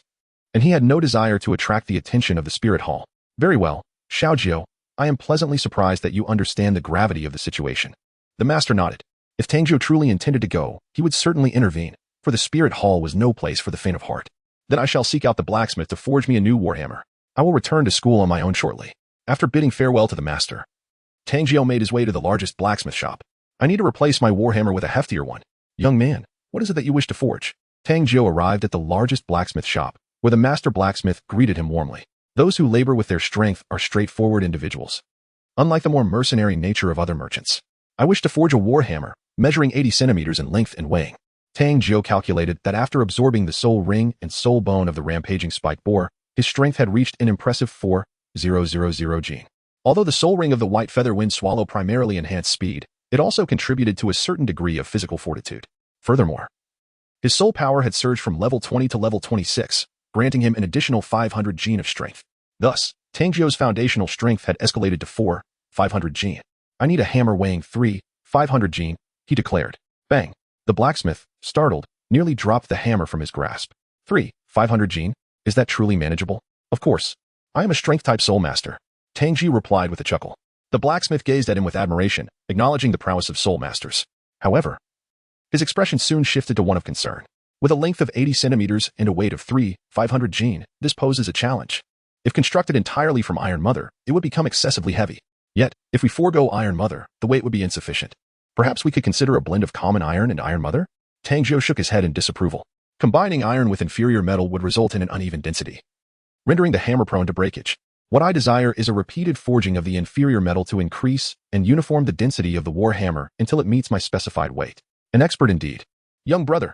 Upon hearing this, the master immediately gave a thumbs up, then pondered for a moment before stating, according to your requirements, it will cost 10 gold soul coins and take half a month to complete. In truth, the materials are not expensive. The real cost lies in the labor. Each hammer strike contributes to the final creation. To assuage any concerns that Tang Jiu might think he was overcharging, the master took the liberty to provide further clarification. Tang Jiu was well aware of the effort required and boldly declared, money is not an issue. What I desire is swiftness. The faster, the better. The master glanced at the other blacksmiths, calculated the labor costs, and after a moment's hesitation, gritted his teeth and said, 100 golden soul coins. If I mobilize everyone, I can deliver it to you by tomorrow. Tang Jiu nodded in satisfaction, then meticulously sketched the design of the Haotian hammer, leaving aside his own severely deformed hammer as a reference. He then produced the master's card and promptly transferred 100 gold soul coins to the other party. Xiaojiu, you certainly don't hold back when it comes to spending. Tang San, who had just registered as a soul master, felt a twinge of discomfort at the thought of his monthly stipend being merely 1 gold soul coin. While Tang Jiu had just casually spent 100 gold soul coins on a hammer, he mused, here I am, cleaning the playground at school. And you seem utterly oblivious to my plight. With that money, you might as well pay my tuition. Well, it's not like it's my money. Spending it doesn't sting at all. Tang Jiu chuckled. That's mine. The master retorted, speechless. Even though he wasn't as greedy as Flender, he couldn't help but feel a dark cloud of frustration at Tang Jiu's audacity. He wondered if asking this audacious lad for his card would lead to the termination of their master-disciple relationship. As the three had yet to enter the Nodding Academy, they overheard a group of people discussing something. I heard that Senior Xiao is leading a group to teach a lesson to the work-study students in the back mountain. Why teach them a lesson? To make the work-study students aware of the academy's rules? It seems they think that the girl from the 7th dormitory is quite attractive. Upon hearing this, Tang San became anxious. Third brother, your concern for Xiao Wu is quite evident. Is she truly my sister-in-law? Tang Jiu teased. Xiaojiu, do not speak nonsense. Tang San shot a disapproving glance at Tang Jiu, then greeted the master before making his way to the back mountain. The back mountain of Nodding Junior Academy is, in fact, merely a small hillock. When Tang Jiu and Tang San arrived, Xiao Lauda, leading more than 30 individuals, was arrogantly provoking the work-study students. Wang Xing, the former head of the 7th dormitory, was swiftly knocked to the ground by Lu Long, one of Xiao Lauda's subordinates. Xiao Lauda, whose name is Xiaojiu, looked at the work-study students with disdain, turning his gaze towards Xiao Wu. Little girl, prepare to be my pet. Your martial spirit is a rabbit, isn't it? Xiao Wu, filled with indignation and ready to retaliate, suddenly spotted Tang San and Tang Jiu, her eyes lighting up. Xiao San. Xiaojiu, you've come. Tang Wu, call me Brother Jiu. You've lost, so don't think of playing tricks. I even brought you a gift from the soul hunting forest. Tang Jiu huffed in dissatisfaction. Humph, Brother Jiu. Xiao Wu pouted, clearly reluctant, and then added with discontent. We agreed that I would call you Brother Jiu, and you would call me sister-in-law. Isn't that a bit inappropriate? Tang Jiu stifled a laugh. Tang San, make your brother call me sister-in-law, Xiao Wu demanded. Tang San was instantly engulfed in an unbearable embarrassment. How could he possibly articulate his thoughts? It appeared imperative for him to find an opportune moment to elucidate to Xiao Wu the distinction between a sister-in-law and an elder sister. Observing Tang San's reluctance to reply, Xiao Wu exclaimed in indignation, "Xiao San, you have also taken a page from Xiaojiu's book, daring to let him refrain from calling me sister-in-law." Tang San underestimated the situation, saying, "If he calls you that, it truly signifies he has gone astray. I find it quite challenging." Suddenly, the once serious atmosphere between the combatants was shattered, and many erupted into laughter. "Xiao Wu, do not dwell on the matter of titles. I have captured an exceptionally adorable rabbit to present to you." Tang Jiu chuckled. "Where is it?" Xiao Wu inquired, her spirits lifting. "On the way back. It was rather unruly, so I roasted it and saved a little specially for you." "Ah." Upon hearing this, Xiao Wu stomped her feet in indignation and angrily pointed at Tang Jiu, exclaiming, "Little San, quickly rein in your brother. He perpetually vexes me." Tang San was perplexed. "Isn't it just a rabbit? If it's roasted, then let it be roasted. Do you prefer it steamed?" Xiao Wu, in a fit of frustration, stomped her feet and waved her fists, exclaiming, "I truly wish to devour your blue silver grass." Your martial spirit is a rabbit. You are not a rabbit. Why would you want to eat my blue silver grass?" Tang San scratched his head, utterly bewildered. This is infuriating." Xiao Wu's face flushed crimson as she huffed at Tang San, declaring, "Tonight, I'm not covering you with the blanket. I demand we sleep separately." Tang San was momentarily taken aback, then turned to Tang Jiu, sighing, "Little Jiu, I sense that you are setting me up, yet I cannot seem to find any evidence." Observing his elder brother's bewildered expression, Tang Jiu could hardly contain his laughter, eagerly anticipating how Xiao Wu would tease Tang San later. He felt a genuine concern for his elder brother, but he dared not intervene or inquire further, for after all, it was his sister-in-law who intended to deal with Tang San. All he could do was watch the spectacle unfold. "By the way, Brother San, I've kept your blanket for you. Would you like me to send someone to deliver it later? Be careful not to catch a chill tonight." Tang Jiu nudged his elder brother playfully. Tang Jiu wore a look of utter bewilderment. He was uncertain whether to accept or reject the blanket. It felt like an insidious trap. "Damn it, do you all regard me as invisible?" Xiao Yu seethed, his teeth grinding in frustration. Pondering when he had become a mere specter, Lu Long, step forward and teach this brat a lesson. Lu Long, who had just savagely beaten Wang Sheng, strode forth with a haughty demeanor from behind Xiao Yu. He beckoned Tang Jiu with a casual gesture and scoffed, "Come here, kid, so I may bestow upon you a thorough thrashing to enlighten you about the rules." Tang Jiu chuckled and said, "Very well. Then allow me to enlighten you on my own rules." "Your rules?" Lu Long was taken aback. "Indeed, since you enjoy bullying work-study students so much, from now on, all the cleaning duties of these students will be your responsibility. You must first defeat us to make that happen." Lu Long scoffed, finding Tang Jiu's audacity outrageous, especially considering he was not even the head of the 7th dormitory, yet dared to issue a challenge. Tang Jiu is the brother of Tang San, who is a work-study student. Lu Long naturally assumes that Tang Jiu is also a work-study student. His logical reasoning skills are quite impressive. Soul power surged within Lu Long as a silver-white staff, measuring 1.5 meters, appeared in his hand, accompanied by a white soul ring. His martial spirit is the silver staff, making him an 11th level strong attack system weapon soul master. Tang Jiu was nearly laughing out loud. He truly was a silver rod. How infuriating.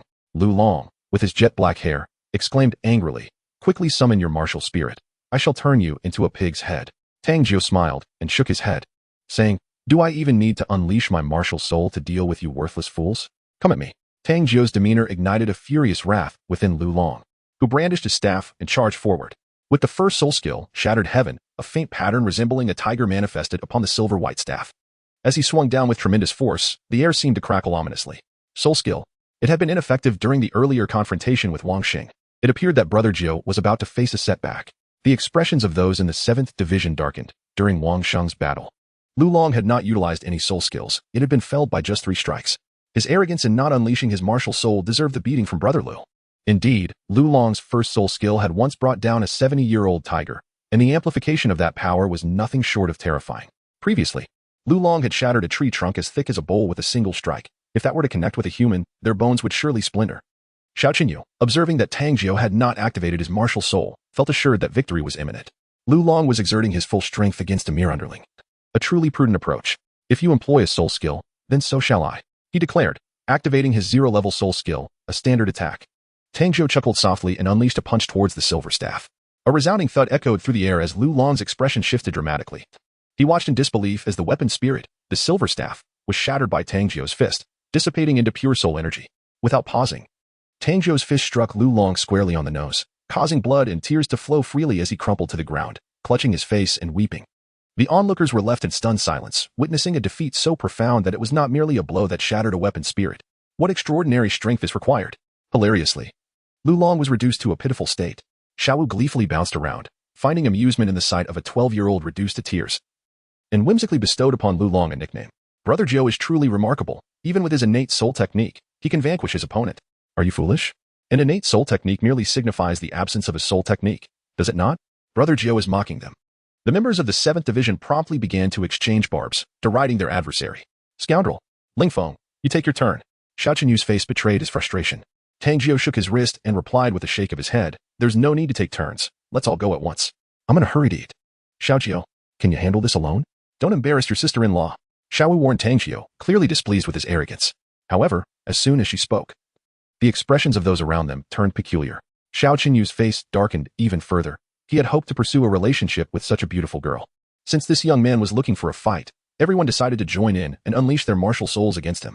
Upon hearing Xiao Laodao's words, more than 30 individuals activated their martial souls. The beast martial souls primarily consisted of pigs, cows, and donkeys, with Xiaojiu's wolf being the most formidable.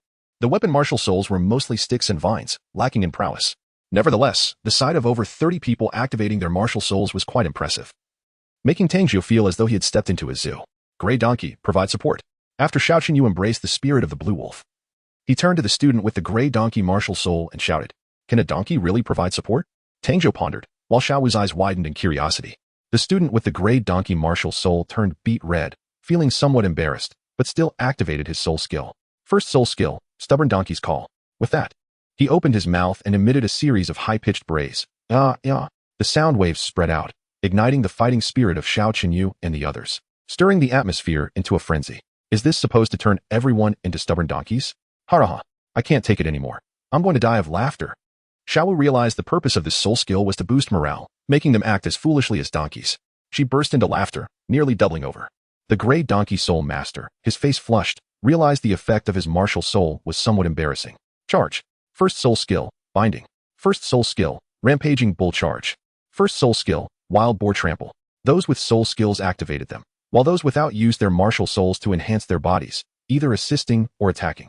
In an instant, brilliant flashes of light erupted as more than 30 individuals charged towards Tang Jiu. Tang Jiu disdainfully assumed a military boxing stance and unleashed a powerful punch at the first charging Blue Bull Soul Master, sending him flying 3 to 4 meters away. Following that, with a swift kick, he propelled the rushing Earth Pig Soul Master 2 meters into the air. At this moment, 5 or 6 vines had firmly ensnared his arms and legs. With an explosive strength of 500 gene, Tang Jiu yanked the vines, spinning them like a meteor hammer and hurling it at the others. A chorus of exclamations erupted as the makeshift weapon struck a dozen individuals, causing them to tumble into a chaotic heap. Xiaojiu, concealed at the rear of the crowd, awaited the opportune moment to launch his surprise attack. Just as Tang Jiu broke free from the entanglement of the vines, it became the perfect time for him to strike. His first soul skill, Blood Wolf Claw. With hands stained crimson, he transformed into a wolf and lunged fiercely at Tang Jiu's neck. Xiaojiu, be careful, Tang San cautioned. Tang Jiu did not respond. Instead, he swung his arm back and delivered a punch. A sharp crack echoed through the air as Xiaojiu let out a dreadful scream, clutching his arm and wailing on the ground. Tang Jiu did not hold back at all. This audacious fellow dared to ambush him and deserved to have his arm broken. Among the 30 or so individuals, only a mere 5 remained standing, including the Gray Donkey Spirit Master, all of whom gazed at Tang Jiu with terror, trembling in fear. Despite being outnumbered, Tang Jiu had effortlessly overpowered them, and most astonishingly, the opponents had not even unleashed their martial spirits. Relying solely on his physical prowess, he had sent them all sprawling, and even the ambush led by the leader, Xiao, had resulted in a broken arm, extinguishing any remaining courage among them. Boss, the Gray Donkey Spirit Master, far from being obstinate, was the first to flatter Tang Jiu. Boss, the others quickly formed a line, bowing to Tang Jiu. They had come to genuinely respect him. Do not call me boss, simply refer to me as Brother Jiu, Tang Jiu replied nonchalantly. Remember, from now on, at Nodding Academy, no one is permitted to bully the freshmen, especially the work-study students. Should anyone dare to use their strength to oppress the weak, I shall be the one to break their legs. Furthermore, you are all tasked with cleaning up after the work-study students for an entire year. The expressions of the senior students darkened, yet none dared to voice a rebuttal. Tang Jiu instructed them to carry Xiaojiu back to the school for treatment, and he then made his way to the academy alongside Xiao Wu and the others. Xiaojiu, you must be cautious. Someone has been looking for you these past few days, reportedly intending to incapacitate you, Xiao Wu said, relishing the misfortune. Who? Tang Jiu's brow furrowed. The school teacher. Zhang Feng, haven't you been to school? Tang Jiu indeed did not enroll in the school. However, it seems he has recalled that Zhang Feng mentioned having an older brother. Is he coming to seek vengeance? Level 30 versus a level 35 Soul Sovereign. Tang Jiu strolled leisurely along the path when his dorm mate, Lane, hurriedly approached him. Visibly flustered. Brother Jiu, this is terrible. The master is in grave danger. What has happened? Tang Jiu inquired, alarmed. Zhang Feng's brother, Zhang Hong, the captain of the city lord's guards, has come to the school seeking trouble. He has cornered the master and is challenging him to a soul duel. Lane explained the situation. It turned out that after Zhang Feng's injuries had been treated, he brought his brother Zhang Hong to confront Tang Jiu. Since Tang Jiu was not at school, they took their grievances out on the master instead. Zhang Hong, a formidable level 35 soul master specializing in attack, had provoked the master with harsh words, calling him worthless. He further taunted that if the master was too cowardly to fight, he should crawl beneath him. Unworthy of being called a man. Enraged by such insults, the master reluctantly agreed to the duel. We must hurry. The master's martial soul can only unleash 3 attacks, and even a millennium soul skill cannot endure for long, Lane urged. Upon hearing the call, Tang Jiu activated his soul bone skill, Berserk, and dashed toward the academy. At the plaza of Nodding Academy, the master assumed a combat stance, with Luo San Pao by his side, fiercely baring his teeth at the opponent. Opposite them stood a middle-aged man with the soul of a blue wolf, his eyes glinting with malice. He bore 3 soul rings, 2 yellow and 1 purple, revealing himself to be Zhang Feng's elder brother, Zhang Hong. To think that you, a useless fool, have obtained a 1,000-year soul ring. Zhang Hong, with his martial spirit manifested, exhibited bulging muscles resembling those of a werewolf, his speed significantly heightened. He chose not to employ soul skills, believing that against a feeble soul master like the master, sheer speed would suffice. Suddenly accelerating, he lunged forward with a claw aimed at the master's head. The master dared not allow him to come close, and promptly unleashed his 1,000-year soul skill. Third soul skill, fart like fire, scorching rivers and boiling seas, Luo San Pao.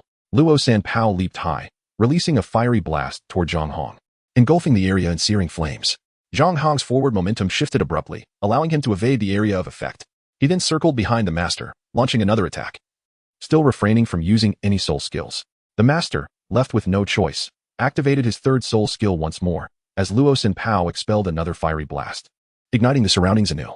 What a waste. That 1,000-year soul ring is utterly squandered on you, Zhang Hong mocked, his first soul ring illuminating as he sought to expedite their encounter. First soul skill, bloodline of the ethereal wolf. Zhang Hong's form underwent another transformation, nearing that of a true blue wolf, with his speed and strength surging by 30%. Before the master could mount a third counterattack, Zhang Hong circled behind him again, delivering a crushing blow with his claw to the master's back. With a tearing sound, the master's clothing was rent asunder, revealing deep gashes on his back, exposing flesh to bone. What use is theoretical invincibility? In soul battles, you're nothing but a weakling, Zhang Hong proclaimed, pressing his foot forcefully against the master's chest, his tone dripping with condescension. Stop. Tang Jiu finally arrived, his expression grave upon witnessing the scene. Had he not been distracted by his brother's antics moments earlier, the master would not have faced such humiliation. You expect me to stop? In soul battles, defeat means life or death. A glint of cruelty flickered in Zhang Hong's eyes as he prepared to deliver a fatal stomp to the master's neck, a blow that would undoubtedly seal his fate. The guards of the city lord's mansion were notoriously brutal, accustomed to bullying others without fear of retribution. Tang Jiu's gaze turned icy as he executed a swift kick aimed at Zhang Hong's groin. Upon hearing the whoosh of Tang Jiu's legs slicing through the air, Zhang Hong cursed under his breath, deeming it shameless, and hastily withdrew to evade the strike. Tang Jiu then helped the master to his feet and inquired, Teacher, how could you agree to duel with him? You are not a combat-type soul master. The master let out a bitter laugh and replied, I knew he would certainly cause you trouble. I wanted to observe his soul techniques, so you could be prepared. Unfortunately, I am too inadequate. I could only compel him to use a century-old soul skill. Despite enduring great pain, the master proceeded to introduce Zhang Hong's situation. He was a 35-level assault-type soul master with the martial soul of a blue wolf, possessing formidable strength and speed. His first soul skill could amplify both speed and power. Although this information held little value for Tang Jiu, he was deeply touched by the master's good intentions. After all, the master, known for his remarkable patience, had never retaliated against those who mocked him. This time, fully aware that he was no match for his opponent, he still chose to engage in a soul duel. It was evident that he feared Tang Jiu might not be able to contend with the adversary. Though Tang Jiu was indeed strong, the master believed that understanding both oneself and the enemy was essential for securing victory. This gesture of goodwill genuinely moved Tang Jiu. Tang Jiu stood up, casting a frigid glare at Zhang Hong, declaring, Today, you shall meet your demise. His brother was injured by Zhang, and if retribution was sought, it should have been directed at him, rather than bullying the weaker. Zhang Hong, on the other hand, was consumed with an insatiable desire to annihilate Tang Jiu. The injury to his brother was a trivial matter, but the humiliation of bowing and kneeling before a mere waste was a source of ridicule for both brothers within the Lord's manor. With a sinister grin, he proclaimed, "You dare lay a hand on my brother? Today, I care not who you are. Anyone who offends the Lord's manor must perish. Unleash your martial spirit." In the wilderness, Zhang Hong would never permit Tang Jiu to manifest his martial spirit, however, within the confines of Nodding Academy, amidst the watchful eyes of the crowd. To prevent an opponent from summoning their martial spirit and to resort to underhanded tactics would only invite endless trouble. In his mind, whether Tang Jiu summoned his martial spirit or not was inconsequential. He was certain he could easily dispatch him with a mere swipe. Martial spirit, manifest. Tang Jiu, with a solemn expression, activated his bullet ant martial spirit, and a resplendent purple Millennium Soul Ring materialized around him, in stark contrast to Zhang Hong's yellow Soul Ring. It was breathtakingly brilliant. What? The first ring of a millennium? Director Su exclaimed in astonishment, his eyes widening. At this moment, the other students were equally stunned. In the modest confines of Nodding Academy, a century's first ring was already deemed a genius, yet a millennium's first ring was something they had never encountered. Little Jiu is truly remarkable. Xiao Wu was equally taken aback, as this surpassed her comprehension. She could never reach a millennium's first ring. Zhang Hong's expression darkened further. The fact that Tang Jiu's first ring was a millennium spoke volumes of his extraordinary talent. No wonder he was able to defeat his brother. However, having already crossed paths with him, Zhang Hong resolved to go all out this time. A person of such caliber could only bring disaster if allowed to remain. Seizing the moment before the enhancement effect of his first soul skill faded, Zhang Hong launched an attack on Tang Jiu, his hand resembling a wolf's claw, lunging fiercely towards Tang Jiu's heart. First soul skill, Rampage. Tang Jiu harbored no intention of concealing his prowess, for his opponent possessed 3 spirit rings and was a level 35 spirit grandmaster. He sought a swift resolution to the conflict, aiming to reveal as little as possible about his soul rings and, even more so, to keep his soul power, which had reached level 26, a secret. His berserk skill instantaneously amplified his strength by 45, elevating his foundational power from 4,500 to an impressive 6,500 gene. Tang Jiu unleashed the military boxing techniques, directly colliding with Zhang Hong's claws. The onlookers held their breath, eyes wide in anticipation, eager not to miss a single detail. A glimmer of mockery flashed in Zhang Hong's eyes. He had lured Tang Jiu into employing the ancient soul technique. At such a tender age, Tang Jiu's soul power could scarcely surpass the level of a mere dozen, and although the means by which he acquired the Millennium Soul technique remained a mystery, once unleashed, it would surely lead to his own downfall. With his beast martial soul, coupled with his first soul skill and the fortification of his 35 levels of soul power, he could hardly believe that he could not withstand the onslaught of a mere child's soul technique. However, the moment their fists and claws met, regret washed over him. An overwhelming force surged forth, even more ferocious than his own full strength. With a thunderous crack, his arm shattered, excruciating pain radiating from his limb to his brain, prompting him to bellow in agony as his body was sent hurtling backward. The spectators were left in stunned silence. One punch had sent a rank 35 battle soul master flying. Just how formidable was Tang Jiu? Though he possessed a Millennium Soul Ring, Zhang Hong had 2 more soul rings to his name. A rank 35 battle soul master should not have been so easily bested. Have you forgotten to eat? Tang Jiu taunted, relishing the moment as he broke Zhang Hong's arm, adding a sprinkle of salt to the wound. Yet, he did not hold back. A broken bone could be mended by a healing soul master, and for now, as long as Zhang Hong gritted his teeth, he could still continue the fight. Soul masters were not mere martial artists. They relied heavily on their soul rings and soul skills. As Tang Jiu sent Zhang Hong flying with a powerful punch, he accelerated his run, delivering a deadly whip kick aimed squarely at Zhang Hong's abdomen. It was not that he wished to avoid striking the face, rather, his stature was too diminutive for such an aerial maneuver. With a swift invocation, he unleashed his third soul skill, the Shadow Wolf's Golden Light Shield. This time, Zhang Hong was resolute, his caution heightened. The luminous Millennium Soul Ring illuminated, enveloping him in a layer of azure energy shield. If he could withstand Tang Jiu's assault, he would swiftly activate his second soul skill to rend Tang Jiu to shreds. In this moment, Tang Jiu faced a formidable challenge. The defensive prowess of a Millennium Soul skill, bolstered by a soul power level of 35, rendered it nearly impossible for him to breach the shield. Director Su shook his head. Tang Jiu smirked coldly as he activated his soul bone ability, entering a state of frenzy. What he desired was sheer brutality, a swift annihilation. He would never allow himself to falter when he possessed such skills. Without a moment's contemplation, under the enhancement of his first soul skill, he charged forth with reckless abandon, focusing solely on delivering devastating damage. His speed and strength surged simultaneously by 30, propelling his power from an impressive 6,500 gene to a staggering 8,400 gene. The whip-like strikes of his legs sliced through the air with a deafening whoosh. With a resounding clash, his legs struck the ethereal wolf's golden shield, shattering it instantly, before landing a solid blow to Zhang Hong's abdomen. Zhang Hong was sent hurtling through the air for over 10 meters, crashing into the wall of the teaching building. Upon landing, he coughed up a mouthful of blood and struggled futilely to rise. From the moment the conflict began until now, The 5-second amplification effect of Tang Jiu's first soul skill had only just dissipated, signifying that he had incapacitated a level 35 battle soul master in a mere 5 seconds. At this moment, gasps of shock filled the air. Tang Jiu's ferocity was unmatched. With every punch and kick, he rendered the battle soul master incapable of standing. You wait. The city lord's mansion will not let this go unpunished. We must leave.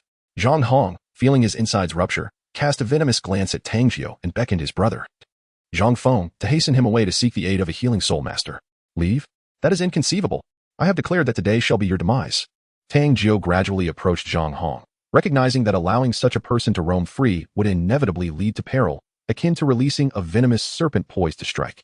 The petty-minded seek retribution from dawn till dusk, and he had no desire to remain in a constant state of vigilance against others. Tang Jiu, this is Notting Academy, a joint establishment of the City Lord of Notting and the Spirit Hall. You cannot harm anyone from the City Lord's residence here. Director Su, observing Tang Jiu's relentless pursuit, promptly positioned himself in front of Zhang Hong, attempting to mediate the situation. How about this? Let him compensate you with some money. Knowing Tang Jiu's fondness for wealth, Director Su extended his hand and suggested, what if he pays you 2,000 gold soul coins? How does that sound? Tang Jiu chuckled lightly. His affection for wealth was evident. However, his desire for riches was primarily to enhance his cultivation and acquire greater resources. In comparison to his love for money, Tang Jiu cherished his life even more. If one were to take his life, his wealth would inevitably become mine. Tang Jiu flashed a smile, his steps unwavering as he continued towards Zhang Hong. Tang Jiu, should you oppose the City Lord's mansion, I shall expel you. Director Su declared angrily. Expel me then. It just so happens that I am headed to the Intermediate Soul Master Academy. Tang Jiu was indifferent. Upon being dismissed, he would head straight to the Great Owl for assignment. Why linger here to indulge these children in their make-believe games? Director Su was utterly at a loss. He had said all that needed to be said, and he had already informed the City Lord's mansion. He might as well step aside. Zhang Hong, I am aware of your desire to see me dead, but alas, I shall not grant you that opportunity. Tang Jiu raised his leg and forcefully stomped on Zhang Hong's chest, and with a crack, Zhang Hong's ribcage shattered, leading to his immediate demise. Tang Jiu smiled at Zhang Feng and said, would you like to avenge your brother? One usage of a Millennium Soul technique has already drained my soul power. Do you wish to take this opportunity to eliminate me? Once this chance is lost, it may never return. Zhang Feng had indeed entertained such thoughts. This formidable and domineering Millennium Soul technique would undoubtedly deplete a significant amount of soul power with just one use. And he truly contemplated seizing this moment to eliminate Tang Jiu. However, witnessing Tang Jiu effortlessly incapacitate his brother in mere seconds was nothing short of terrifying. Deep down, he still harbored a fear of death. He instinctively recoiled slightly. Tang Jiu silently lamented the unfortunate circumstances, although his soul technique had a brief duration. Its consumption of soul power was minimal, allowing him to utilize it at least 10 more times without issue. He harbored a desire to eliminate Zhang Feng as well, to eradicate any potential threats completely. However, Zhang Feng's cowardice was apparent. Bending down, he retrieved a card from Zhang Hong's body, infused it with soul power, and discovered it contained 2,300 gold soul coins. He gleefully pocketed the treasure. Meanwhile, Zhang Feng, terrified, abandoned his brother's corpse and fled towards the City Lord's mansion in haste. At that moment, the surrounding students regarded Tang Jiu with trepidation. None had ever witnessed a murder before. Tang Jiu, you are no longer a student of this institution. Depart immediately. Director Su reprimanded. Very well. Refund my tuition fees first. I have scarcely spent a day in this school. Tang Jiu extended his hand. Director Su was so furious that he nearly spat blood. This scoundrel had just taken away all of Zhang Hong's possessions, and now he still quibbled over these few dozen gold spirit coins. How stingy. He promptly retrieved his purse and immediately refunded the tuition to Tang Jiu, severing all ties with him. Tang Jiu took the golden soul coin and produced the master's card. Addressing Tang San, third brother, please find a healing soul master for our teacher. It appears I must depart from Notting City at once. Although he held little belief that the city lord would intervene for a mere guard commander, Tang Jiu felt it prudent to remain vigilant. Moreover, there was truly no further need to linger at Notting Academy. Tang Jiu found a modest inn to settle in, anticipating the arrival of his warhammer the following day, after which he would make his way directly to the Shrek Academy. Meanwhile, the Lord of Notting City received troubling news as he listened to his subordinate's report. He inwardly cursed, deeming him a fool. Although few were privy to the identity of the master, as the Lord, he possessed a modicum of understanding. Despite the strained relations between the master and the Blue Lightning Tyrant Dragon family, anyone daring to harm the master would invoke the family's wrath. Regarding Tang Jiu, the Lord had intentions of recruiting him. A genius with the first ring in a millennium was an extraordinary find. If he could bring Tang Jiu under his command, the prospect of ascending from Lord to Duke, thereby acquiring his own principality, was within reach. However, upon hearing Zhang Feng's lamentations, a sudden realization struck him. Could it be that Tang Jiu possessed a twin martial soul, and that the other martial soul was a hammer? What manner of hammer could it be? Zhang Feng promptly produced paper and pen, sketching the design and patterns of Tang Jiu's warhammer. The Lord's pupils dilated in shock. Hao Tian hammer. Instantly, the highest bounty from the spirit hall flashed in his mind, information about Tang Hao. The Douluo of the Hao Tian lineage, or his son, would earn one a soul bone. The elimination of either individual would grant a principality or a prestigious position within the spirit hall. The bounty was issued by the esteemed elder Qian Daolu. Socks. The Lord bellowed, summoning a man in his 40s who promptly entered and saluted. Zhang Feng felt a surge of joy. Socks. A soul master of the 38th rank with the martial soul of a berserk bear. Was the commander of the city's guard and a trusted confidant of the Lord, more formidable than his brother, Zhang Hong. Could it be that this Tang Jiu is the son of Tang Hao? The Lord handed Socks the drawing of the Hao Tian hammer. A gleam of insight flashed in Socks' eyes as he contemplated. With certainty, it must be a twin martial soul. The first ring in a millennium, I can assure you. Oh? The Lord's eyes brightened. He had merely harbored doubts, yet Socks spoke with unwavering conviction. Socks, a capable strategist and seasoned warrior, had a keen mind. And the Lord was eager to hear his thoughts. Socks elaborated. Based on Zhang Feng's description, Tang Jiu wields a twin martial soul and his beast martial soul. The bullet ant must also be of the highest caliber and strength. The Hao Tian hammer is already a top-tier martial soul, and combined with this beast martial soul, Tang Jiu's physical prowess must be formidable.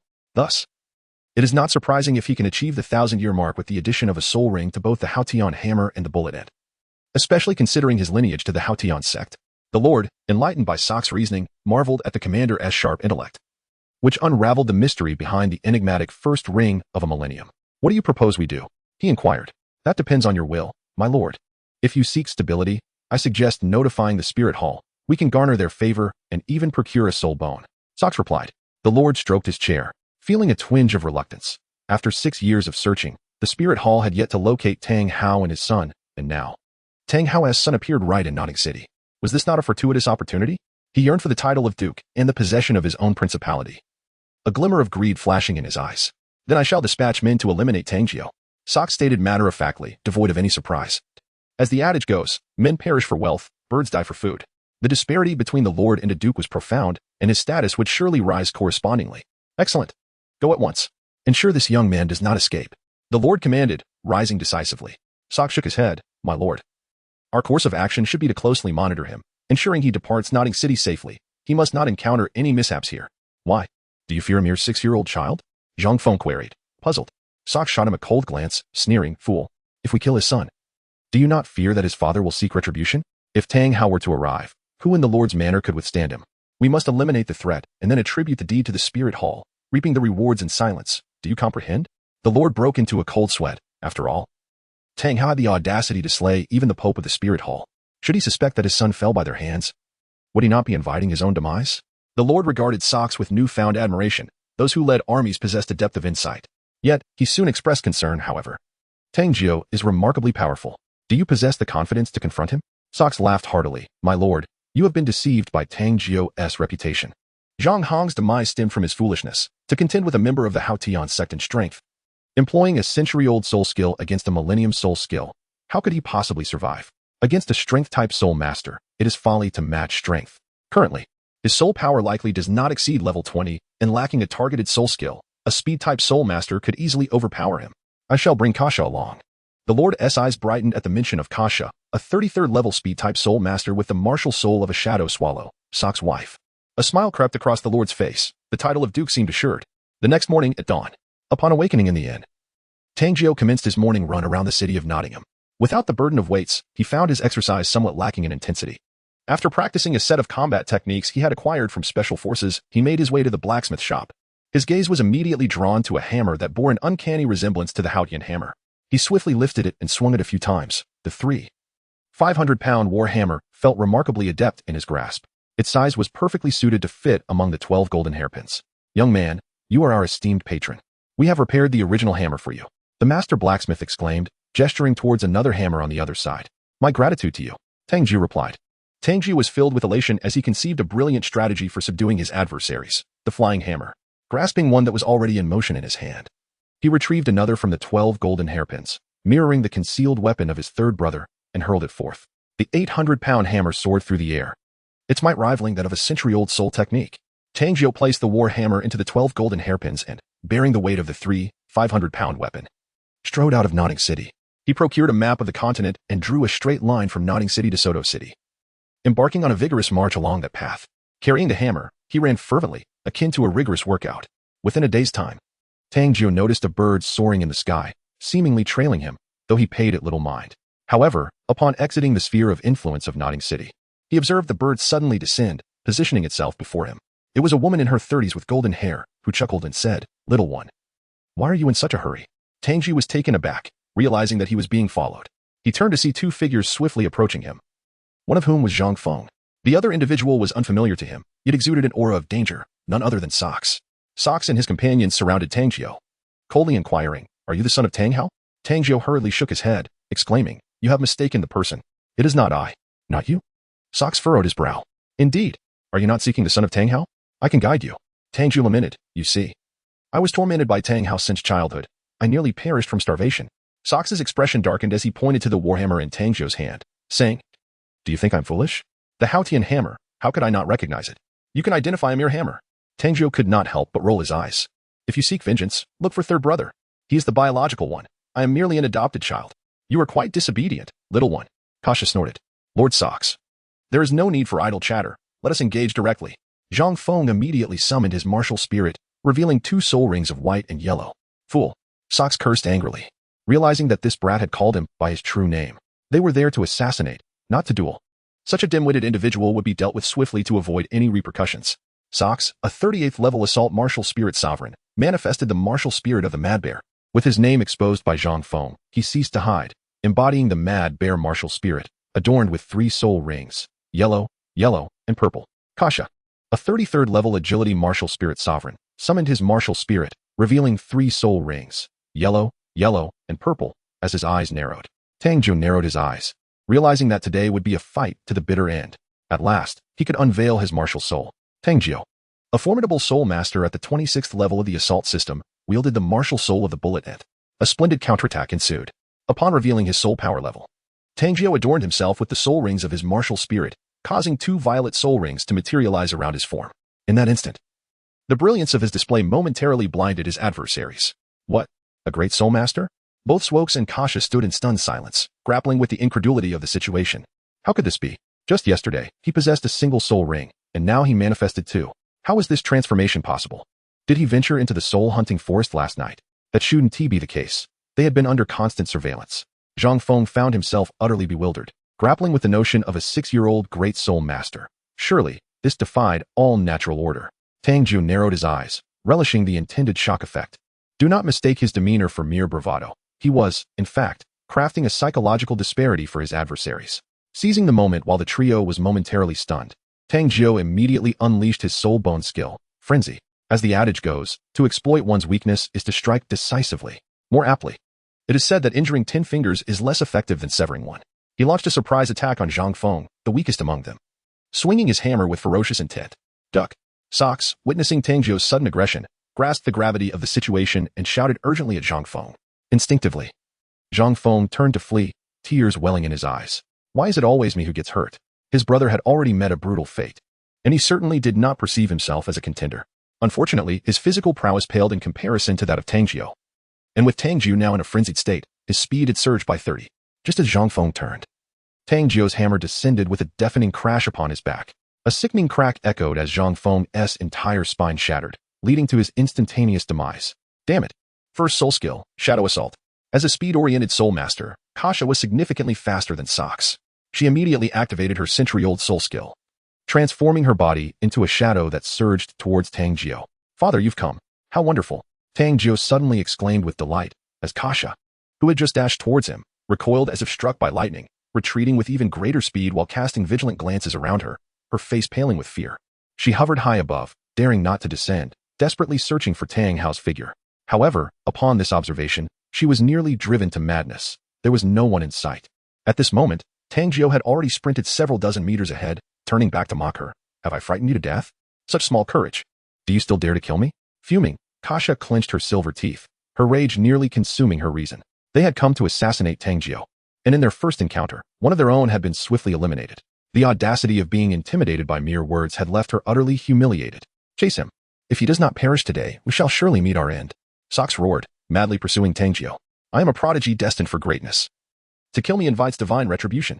Tang Jiu taunted as he fled. Divine retribution? If it truly exists, let it come and try. Kasha flew ever closer behind Tang Jiu. Is that so? Tang Jiu chuckled. I pray for your divine retribution, to have one less soul ring than others. Nonsense. How could my soul ring possibly be diminished? As Kasha spoke, her pupils suddenly constricted, and she froze in midair. Socks, perplexed, inquired, Kasha, why aren't you pursuing?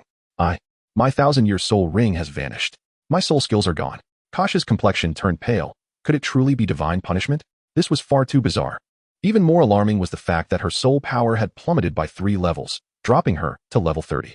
Had it not been for her strong mental fortitude, she might have collapsed under the weight of despair. Socks focused intently and confirmed that, indeed, Kasha was left with only 2 soul rings. Alarm surged within him. Yet he quickly offered reassurance. Darling, do not fear. It must be a peculiar soul ring skill. The sudden appearance of that 1,000-year soul ring is suspicious. Kasha immediately accepted this explanation. There was no alternative but to believe that she had not truly been deprived of a soul ring. First soul skill, Shadow Assault. Kasha's speed surged dramatically, her form becoming a fleeting shadow as she darted towards Tang Jiu. This time, regardless of the heavens collapsing, she would not relent. She was determined to entangle Tang Jiu until Socks could arrive to eliminate him. Die. Witness my soul bone skill, Meteoric Hammer. Tang Jiu had long since retrieved an 800-pound hammer from the 12 golden hairpins, brandishing it to bewilder his adversary. He swiftly hurled the hammer towards Kasha. Do you possess a soul bone? How ludicrous. You shall not deceive me this time. Kasha growled with gritted teeth, showing no signs of slowing down. However, as a hammer suddenly materialized before her, her expression shifted dramatically. Just as she intended to change direction, she realized that her suppressed soul power and soul rings had returned. This unexpectedly augmented her speed considerably, while also diverting her attention severely. Trouble, Kasha thought, but by the time she registered the situation, the warhammer was already upon her, leaving her no opportunity to evade. Gritting her teeth, she attempted to deflect the hammer to avoid a blow to her chest, but upon contact, she was met with overwhelming force that shattered her arm. Kasha let out a piercing scream as she plummeted from the sky. Her arm suffered a catastrophic fracture, an injury beyond the endurance of any ordinary individual. Are you dazed? I warned you I would throw the warhammer. You simply refused to believe it. Tang Jiu laughed heartily, having deceived her twice before, and this time, when he spoke the truth, she truly did not believe him. Kasha, infuriated to the brink of bloodshed, glared with bloodshot eyes, wishing to rend Tang Jiu into 1,000 pieces. I shall activate my soul bone skill again. Behold the meteor hammer. Tang Jiu bellowed, turning back to mimic the motion of throwing the hammer once more. Kasha, terrified by his gesture, felt the specter of death loom ever closer. Should she be struck again, it could very well be her demise. Third soul skill, Shadow Shift. Kasha immediately unleashed her Millennium soul skill, her body transforming as if cloaked in shadow, descending to the ground. Yet, at that moment, where was the hammer? Tang Jiu merely feigned a maneuver. You have fallen for it once again. This time, I shall truly hurl the flying hammer. Tang Jiu unceremoniously hurled the hammer in his grasp towards Kasha, simultaneously invoking his spirit ring to distract her once more and suppress her speed. The interplay of reality and illusion left Kasha bewildered. Despite her heightened concentration, the proximity of their positions, merely 10 meters apart, rendered her unable to employ her soul skills in time. As she beheld the incoming warhammer, evasion was futile, and she could only raise her other hand in a desperate attempt to shield herself. This time, she miscalculated yet again, mistakenly believing the 2 hammers bore similar weight and that losing another arm would merely hinder her, albeit she could still continue to fight. However, this hammer weighed a staggering 500 pounds. Even lifting it proved arduous for her, let alone facing the ferocity and speed amplified by Tang Jiu. The hammer, devoid of any suspense, shattered her arm, continuing its relentless trajectory to strike her ribs. Kasha let out a harrowing scream as she collapsed to the ground, several ribs fractured, leaving her utterly incapacitated. Had the hammer's trajectory been even slightly more precise, it would have undoubtedly ended her life in an instant. Tang Jiu silently lamented the situation, then turned to glance at the approaching clumsy bear, a victorious smile gracing his lips. Surrounded by 3 foes, one perished and another left incapacitated. It was just fitting to send this final adversary on their way. Socks, accustomed to witnessing life and death, did not approach his wife's tragic state, but instead offered words of comfort. Do not worry. Once I eliminate this wretched creature, I shall take you home for treatment. You will be unharmed. Yes, please be cautious. He is exceedingly cunning. Kasha's delicate features were drenched in cold sweat, her lips trembling from the pain she endured at that moment. Tang Jiu chuckled and said, Are you preparing your last words? I can allow you to speak a little longer. Do not say I deny you the opportunity. I shall shatter your skull. Sock's eyes reddened with fury. His stunningly beautiful wife, with her golden hair and azure eyes, had been nearly struck down by Tang Jiu, leaving him no desire to engage in further conversation. With a roar, he summoned his yellow soul ring, illuminating the air around him. His first soul skill, Mighty Bear Paw, awakened. This skill, derived from a 200-year-old soul beast, the black bear, could augment his strength by 35. However, Unlike Tang Jiu, it could not increase proportionately with the number of soul rings. Nevertheless, the power it provided was still formidable. He swung his arm, creating a howling wind. Let me show you the terror of my second martial soul ring limit. Tang Jiu swiftly enveloped Sox with the soul ring, causing Sox's soul power to plummet by 3 levels, and the 1,000-year soul ring vanished. How could this be? Sox's expression shifted dramatically. Yet, even more unfathomable was the emergence of the first soul skill, the speed evil ring. Tang Jiu immediately activated the first soul skill of his soul ring. A radiant purple glow shimmered upon Swoke's body, causing his speed to diminish slightly, while Tang Jiu's velocity surged significantly. Tang Jiu's white feather wine swallow spirit ring inherently grants a remarkable boost to his speed, coupled with the velocity extracted from Sox. His swiftness now far surpasses that of his adversary. With an effortless evasion, he deftly dodged Sox's assault, delivering a forceful kick to Sox's thigh that sent him sprawling. Is your martial spirit merely a spirit ring? Sox was suddenly struck by a jolt of realization. The restrictions on spirit rings, spirit power, and spirit abilities, as well as the limitations on physical attributes, were not something a mere spirit ring skill could achieve. Furthermore, Tang Jiu currently possessed only one spirit ring. Considering all these peculiar phenomena, Sox could arrive at but one conclusion. Your mind is quite sharp. However, it is too late. Had the Agile System's Spirit Master not been injured, you might have been able to compel me to reveal my ultimate technique. Alas, now you are merely at my mercy. My first spirit ability allows me to siphon your speed and replenish my own. My velocity is now comparable to that of an Agile Spirit Master. And I also possess a Millennium Spirit ability, while you are limited to 2 century-old abilities. By all accounts, you are at an absolute disadvantage. At that moment, with only the 3 of them present, Tang Jiu chose to unveil his prowess, relishing the astonished expressions on Sox and Kasha's faces. I, at level 26, have vanquished 3 opponents while turning the tables on them. Most significantly, they included 2 Spirit Elders. This is simply exhilarating. It is a true testament to fighting beyond 1's level. After Tang Jiu finished his barrage of words, he lifted his leg and aimed a kick at his opponent. The limitations of his soul ring martial spirit, when faced with someone of a higher rank, would last no more than 2 minutes. Just now, while contending with Kasha, he had already utilized over a minute. This implies that the time he could restrain Sox would be merely a little over 30 seconds. First soul skill, Rampage. Soul bone skill, Frenzy. Tang Jiu unleashed his full might without reservation, his strength surging dramatically as his speed instantaneously accelerated by 30. The force of this kick manifested an exponential increase. His second soul skill, the Rampaging Bear transformation. Sox, no longer holding back, unleashed his full power. Under the enhancement of the soul skill, his physique grew even more formidable, resembling a ferocious bear. The mighty bear paw struck down fiercely towards Tang Jiu's advancing leg. Bang! Sox felt a tremendous impact approaching. The bones in his paw nearly shattered from the force of the kick. The opposing strength was overwhelming. The most critical factor was the absence of the 1,000-year soul skill enhancement, leaving him at a significant disadvantage. Tang Jiu struck with precision, propelling himself forward with remarkable speed as he unleashed a powerful punch aimed at Sox's abdomen. Sox, a seasoned warrior, instinctively contracted his midsection, raising his massive paws to swat at Tang Jiu's head as one might strike a melon. However, Tang Jiu was far too astute to engage in a mutual demise. Bolstered by the enhancement of his frenzy skill, his swiftness far surpassed that of Sox. With a deft sidestep, he evaded the impending attack, executing one of the most ferocious techniques of military boxing, the counterjoint technique. Utilizing his superior speed, he seized Sox's wrist and with a forceful twist, a sharp crack echoed as he snapped Sox's forearm. Following this, he delivered a devastating whip kick to Sox's waist. The impact, imbued with a staggering force of 8,400 pounds and accompanied by terrifying velocity, struck Sox squarely. Despite his beast martial soul's protection, the damage inflicted far exceeded his capacity to endure. Sox's body soared through the air, crashing heavily to the ground several meters away, as he coughed up copious amounts of blood. Clearly suffering from shattered internal organs, it was evident his time was limited. A 26th level Great Soul Master decisively triumphed over a 38th level Soul Sovereign in a mere 3 seconds. Tang Jiu held himself in high regard. Upon witnessing the dire state of Sox, Kasha was overwhelmed with terror, gritting his teeth as he implored Tang Jiu, "Spare me. I shall divulge everything to you." Was he eager to reveal that you are affiliated with the Lord's mansion, or that you have been commanded by the Lord of Notting City? The moment I laid eyes on Zhang Feng, I had already surmised it. Tang Jiu ventured a distance to construct his own hammer, expressing his sarcasm. Kasha was evidently taken aback. She had not anticipated that Tang Jiu could foresee this. She hastily replied, "Are you seeking revenge? I can take you there and assist you in confronting the City Lord. The City Lord is a formidable level 42 Soul Master. You cannot possibly face him alone. Moreover, he maintains an excellent relationship with the Spirit Hall, and the enforcement team of the Soul Hunting Forest resides within the City Lord's estate." Kasha divulged information about the City Lord's residence, incessantly augmenting her bargaining chips for survival. With Sox dead, she wished for Tang Jiu's demise, contemplating how to lure him into seeking vengeance, thereby aligning with the City Lord's forces to eliminate him. "I intend to trouble the City Lord, Otherwise, I shall never dare to show my face again. Tang Jiu felt compelled to act. For if he continued to bear the identity of Tang Hao's son, he would forever be pursued relentlessly. You have agreed?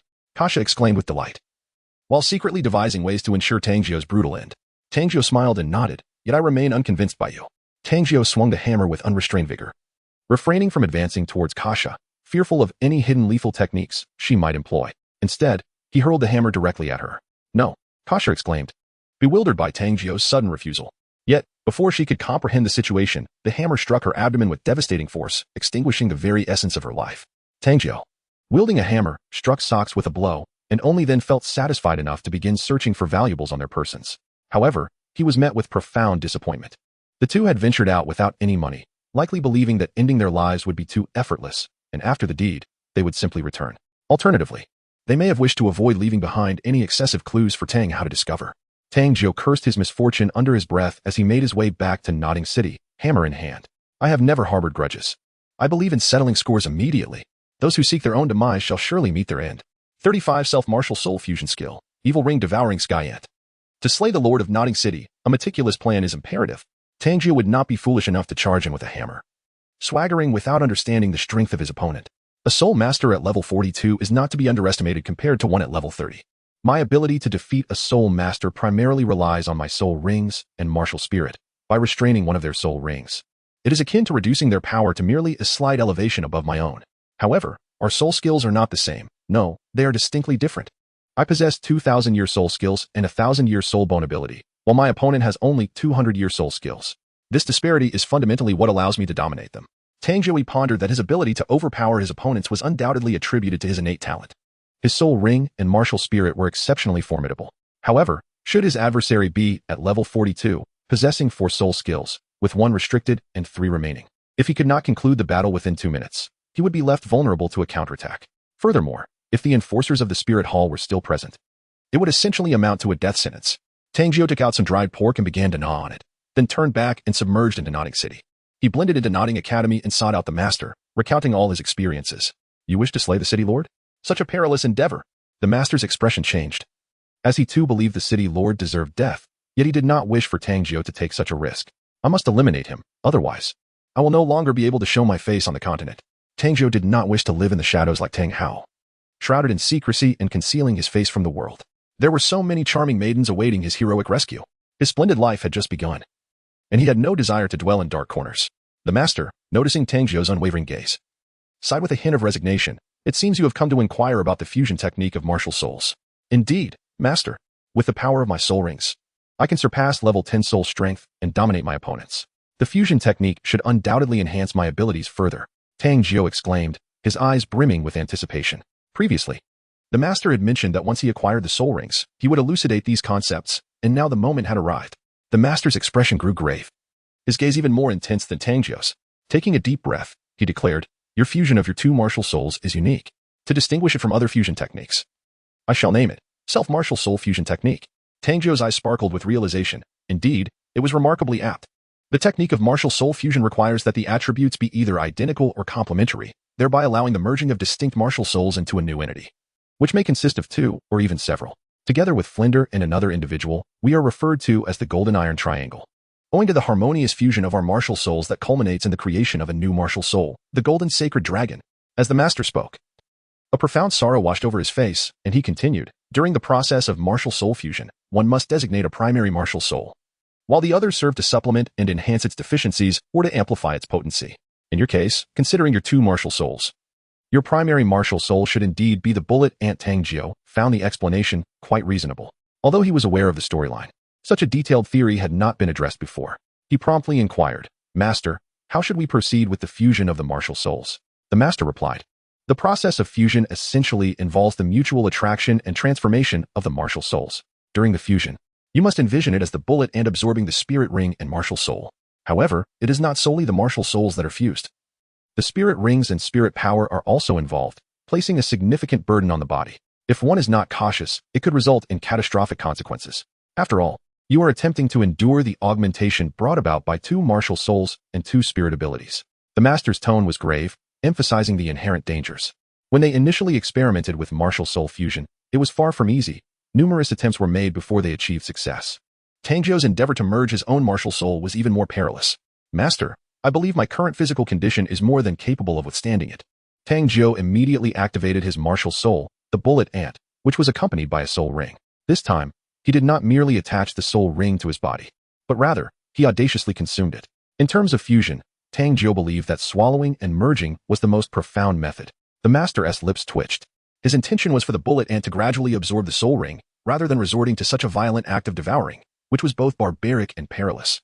The outcome could either be a successful fusion or catastrophic self-destruction, leaving no room for retreat.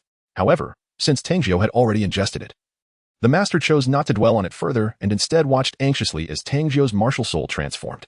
After Tang Jiu consumed the soul ring, the bullet ant martial soul began to swell dramatically, while Tang Jiu's expression twisted in apparent agony.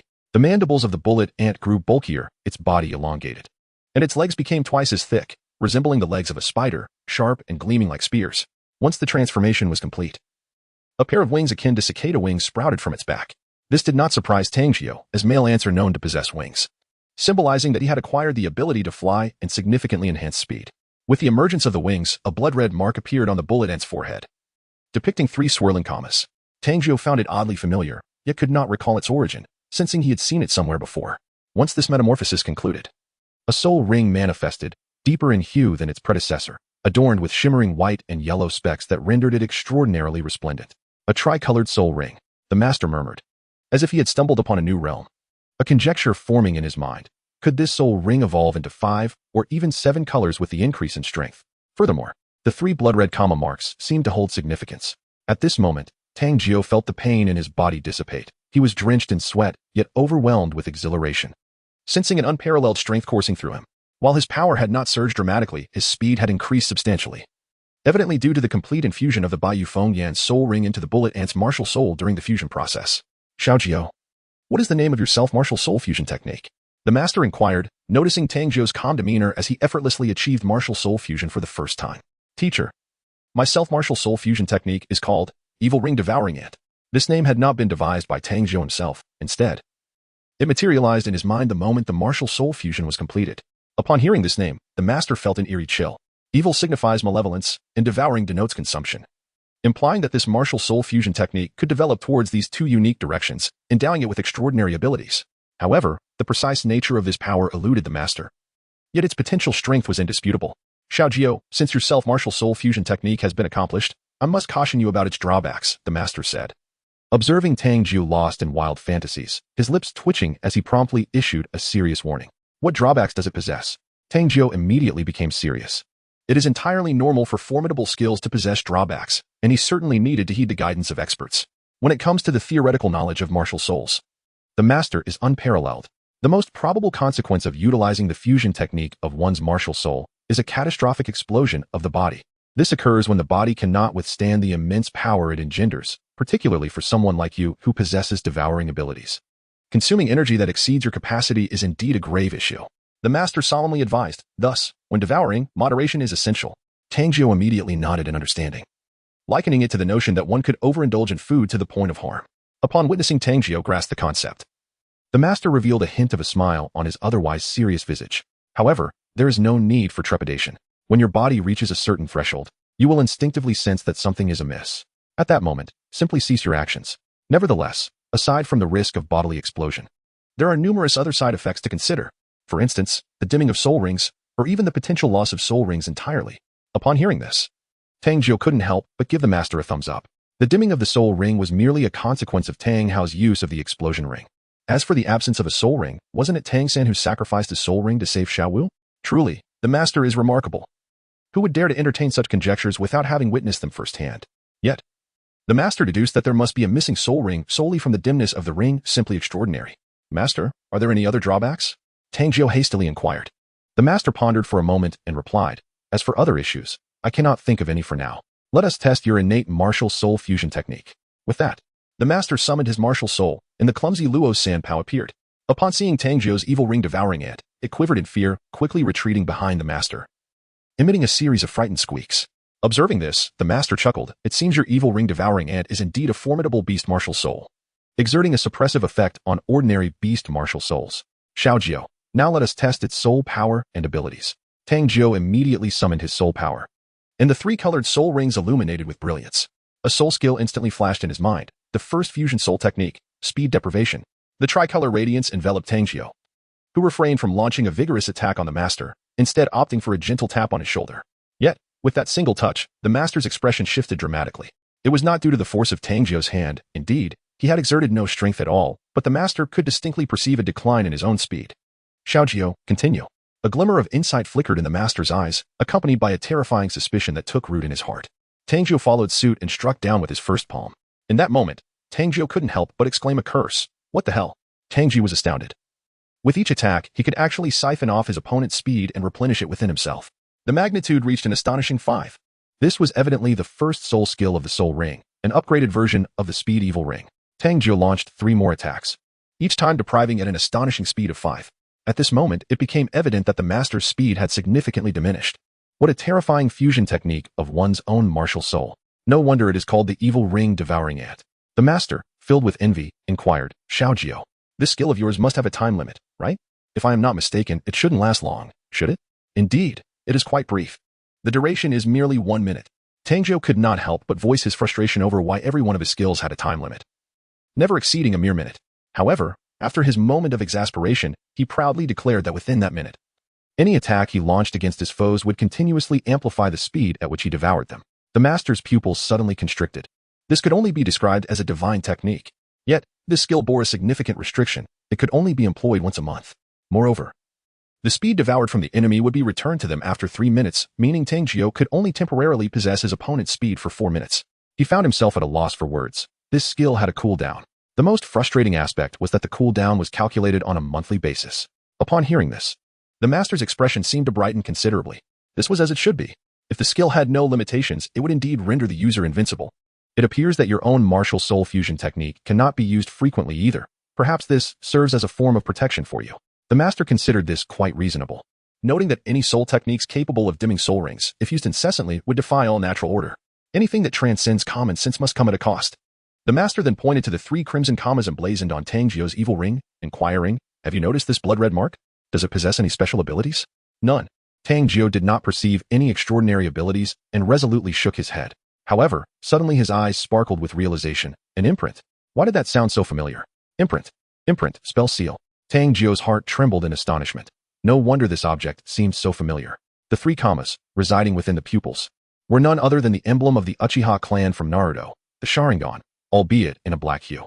If they adorned the skin, they would signify Orochimaru's cursed seal, the heavenly cursed seal. The reason Tang Jiu failed to recognize it was due to the cursed seal, which appeared as 3 black commas. When activated, it manifested as a shroud of black clouds enveloping the skin, whereas this particular comma was crimson in hue. The heavenly curse seal possesses the remarkable ability to exponentially enhance all physical powers, categorized into curse seal state 1 and curse seal state 2.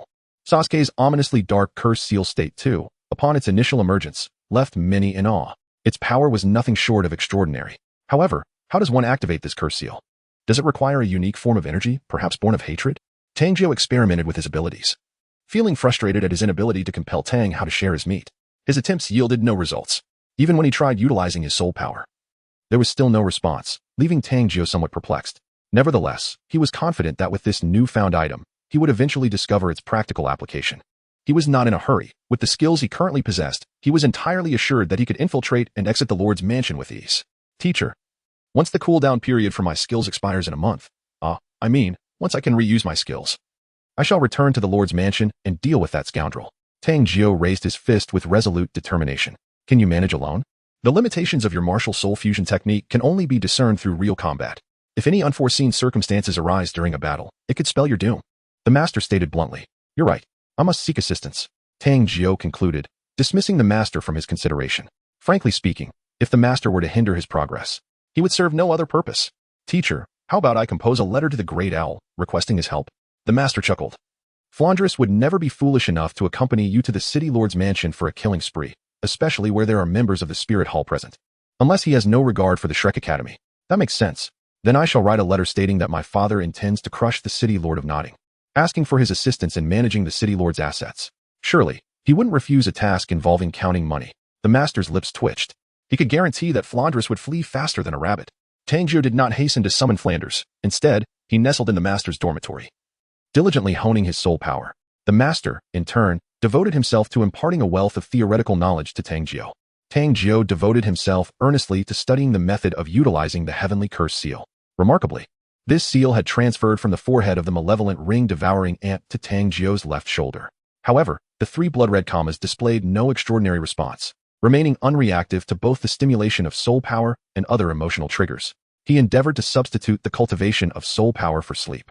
The master also imparted a small tip to Tang Jiu to expedite the refinement of his soul energy. Tang Jiu has been persistently striving in his endeavors. Currently, he requires 8 hours of sleep, substituting 1 hour with soul power for training, which leaves him feeling invigorated.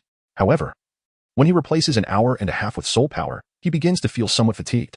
After 28 days of rigorous training, Tang Jiu has now managed to replace 1.5 hours of sleep with soul power. His progress in soul power training far surpasses that of Tang San, owing to his superior physical constitution. At last, he has successfully advanced from level 26 to level 27. Tang Jiu was filled with joy. Everything was in place except for the henchman. He picked up his pen and swiftly penned a letter to Flender, the content of which was quite simple. He informed that the Lord of Notting intended to kill him to claim the bounty from the Spirit Hall. However, he had not perished and had already relayed this to his father, Tang Hao, who resolved to sever the head of the Lord of Notting in 3 days. The Lord of Notting possessed vast wealth, much of which was exceedingly valuable, and Tang Jiu himself lacked the discernment to appraise it. Tang Hao, in need of funds, required someone with insight to identify the treasures and convert them into liquid assets. Upon receiving the letter, Flander's eyes gleamed like those of an owl, radiating with excitement. He entrusted the affairs of the academy to Xiao Wu and promptly activated his spirit to soar over. Upon entering the master's chamber, he erupted in hearty laughter, exclaiming, "Little Jiu, how I have missed you. I assume you are in need of money." Tang Jiu merely snorted in response. Same. Flender, unfazed, regarded Tang Jiu as a veritable mobile treasury, rubbing his hands together and inquired, "What exactly does your father intend to do?" "I am wholly at your service. Though we must clarify the division of proceeds, how does an 80-20 split sound? 50-50, or not at all?" Tang Jiu retorted with a huff.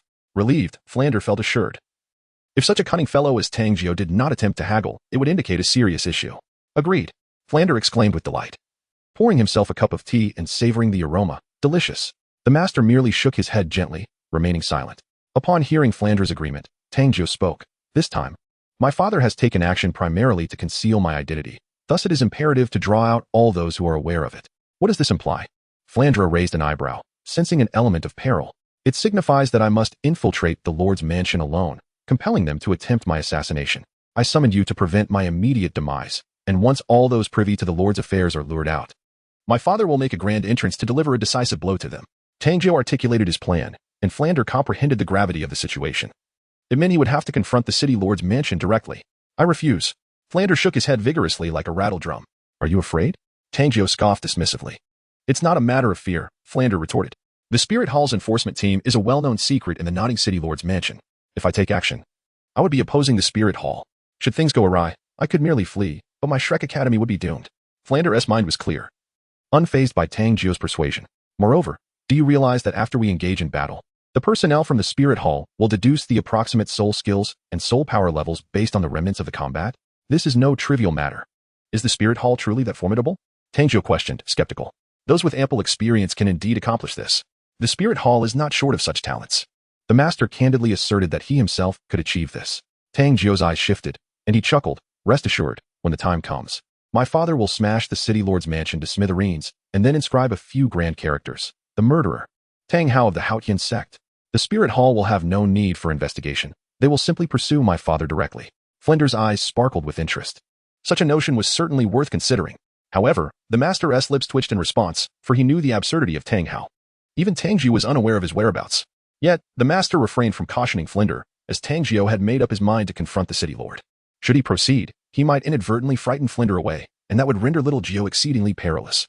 Ultimately, the decision to go or not rested solely upon Flender's choice. Tang Jiu observed the conflicted expression on Flander's face, and then raised his fingers to begin calculating. Each of the Lord's guards is worth at least 2,000 soul coins, and Notting City boasts a vast soul-hunting forest.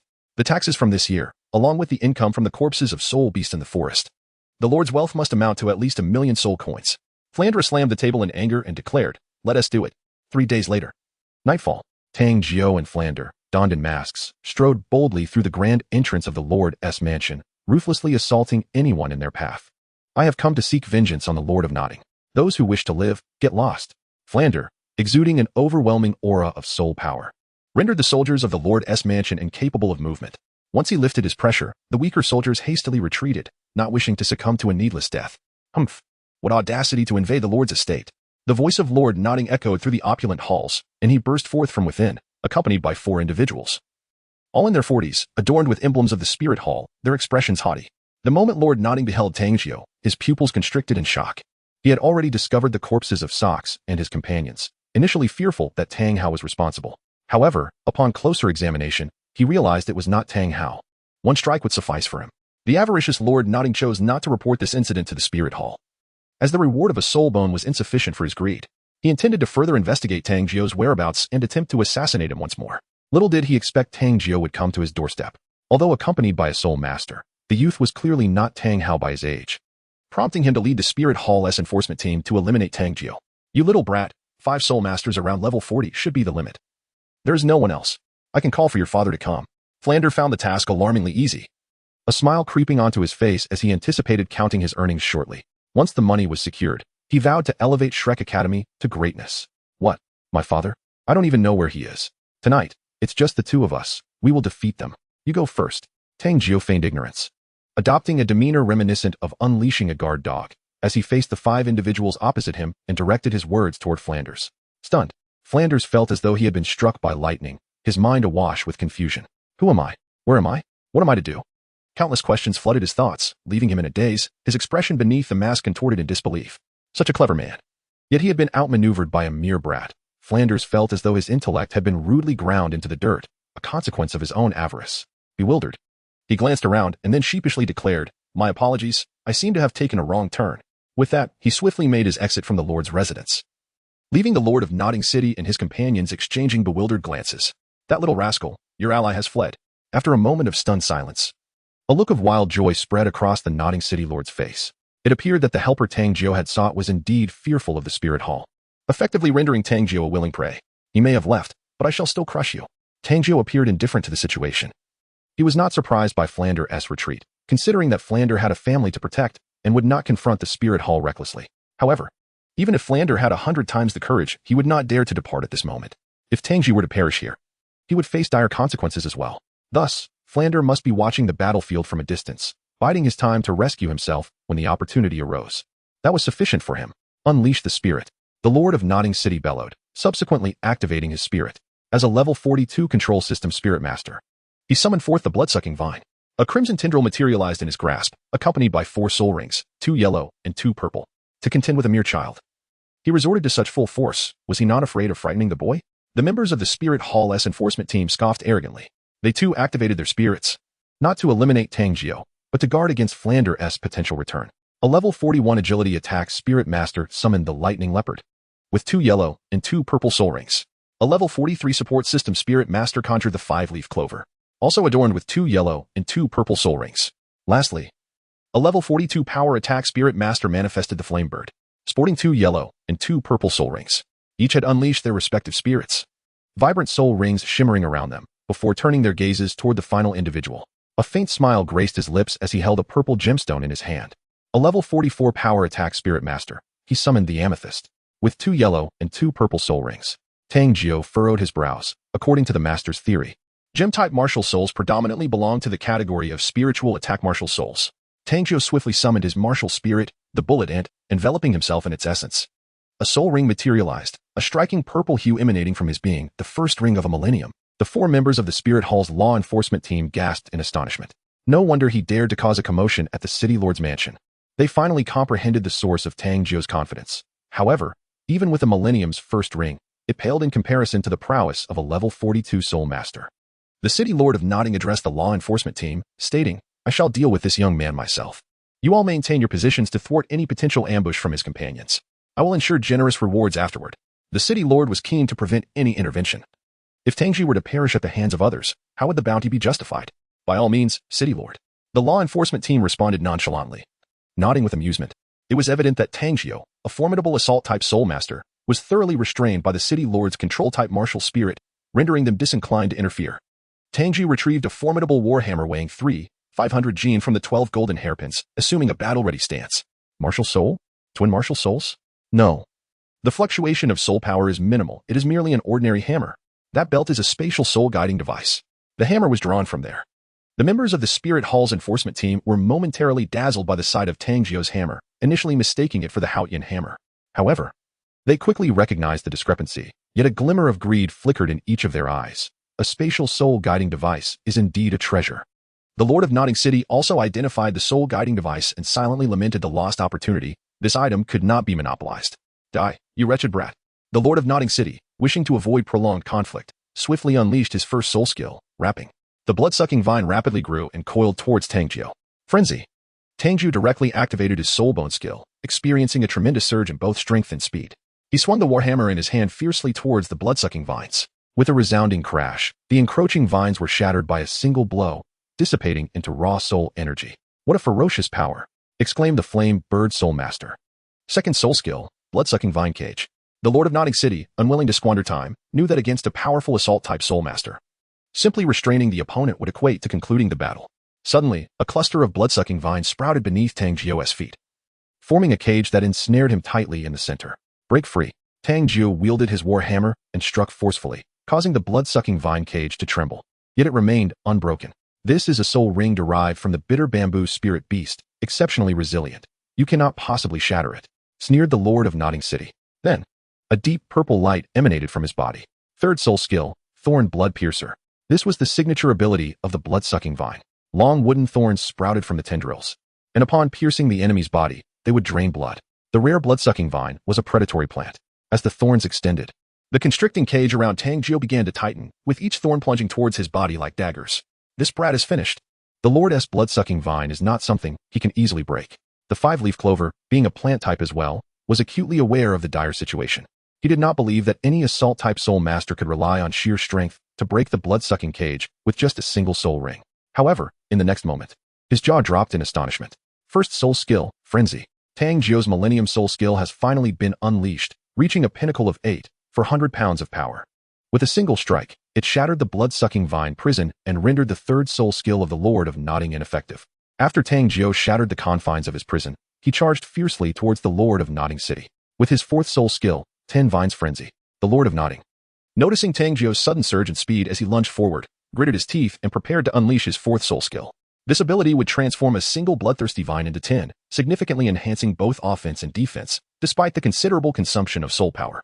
However, at that very moment, Tang Jiu's previously dormant soul ring weapon finally activated, ensnaring the Lord of Notting. The Lord's fourth soul ring vanished silently. And although the incantation for the soul spell was uttered, the soul skill failed to manifest. The first soul skill, Evil Speed Ring. Tang Jiu swiftly harnessed the speed of the Lord of Notting, a violet aura shimmering around the Lord, enhancing Tang Jiu's velocity while simultaneously causing the Lord to feel a decline in his own. This momentary delay allowed Tang Jiu to pounce before the Lord, his body soaring high as he brought down his colossal hammer upon the Lord's head. This young man possesses remarkable combat talent. Flender, observing from a vantage point, couldn't help but feel a surge of astonishment. Tang Jiu had refrained from employing the skills of his soul ring, opting instead to exploit his explosive advantage for this thunderous strike. His move was a decisive killing blow.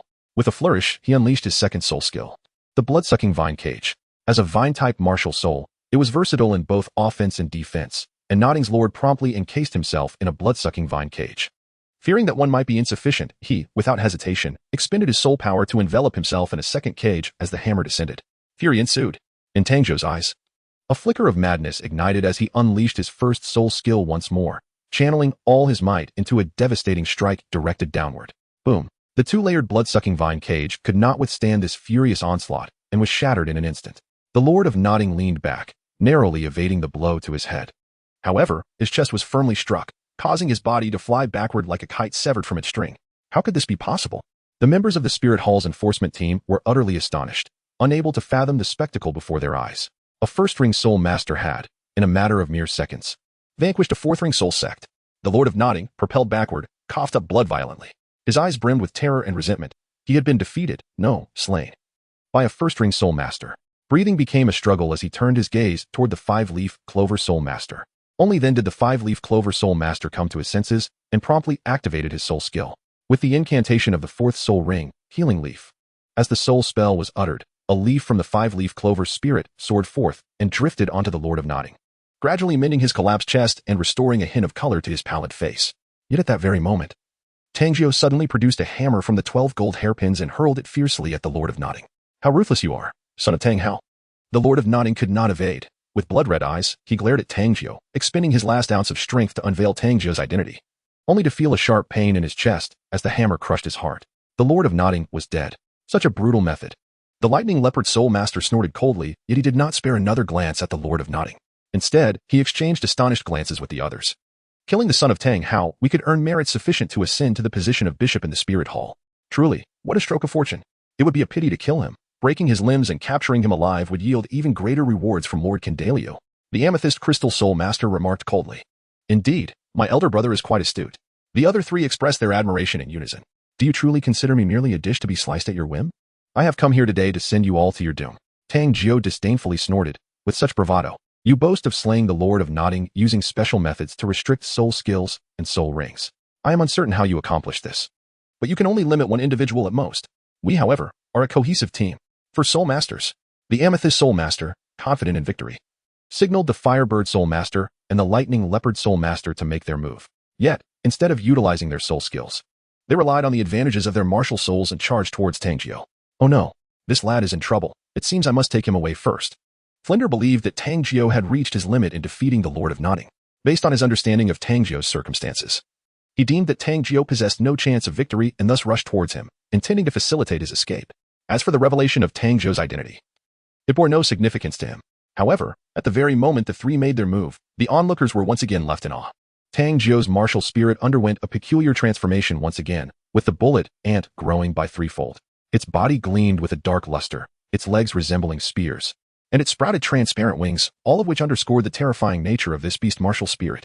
Even more astonishing were the three-colored soul rings of purple, white, and yellow that floated around Tang Jiu. With a sudden flap of the wings behind Tang Jiu, he effortlessly evaded the onslaught of the two soul masters. In that moment, astonishment enveloped everyone present. What on earth is this? Could it be the legendary martial soul fusion technique? The Amethyst Soul Master gazed in horror. Yet, what of that tricolor soul ring? A mutated soul ring? Not only were they bewildered, but even Flender widened his eyes in surprise, so this was Tang Jiu's trump card. It was astonishing that Xiao Gang did not even believe him, keeping such a significant secret to himself. Tang Jiu cast a piercing gaze upon the four members of the Spirit Hall's enforcement team, coldly declaring, "Today, your blood shall serve to attest to the might of my innate spirit fusion technique." The first fusion technique, speed deprivation. The tricolored spirit rings radiated a dazzling brilliance. Merging into Tang Jiu's malevolent ring, the devouring ant, he felt an ominous power surging within his divine body, as if it were poised to engulf all things in existence.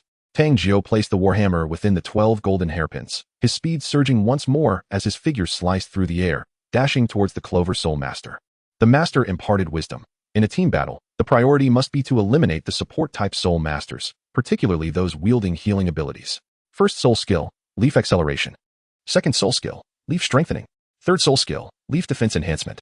The Clover Soul Master, a formidable force in team combat, promptly amplified the abilities of himself and his allies, enhancing their speed, strength, and defense. First Soul Skill, Flame Ray. The Firebird Soul Master unleashed a torrent of flames, launching a fierce assault on Tang Jiu. First Soul Skill, Lightning Charge. Meanwhile, the agile Lightning Leopard Soul Master, having received a boost in speed, activated his first Soul Skill, reaching the pinnacle of velocity as he charged towards Tang Jiu. It was only upon nearing his target that he unleashed his second Soul Skill, Lightning Leopard Claw. The Lightning Leopard Claw is a soul skill that pierces through defenses with precision, employing its razor-sharp claws to cut through flesh and bone. Tang Jiu certainly would not use his body to resist. Like the legs of an ant against a spear, he lunged towards the Lightning Leopard Soul Master.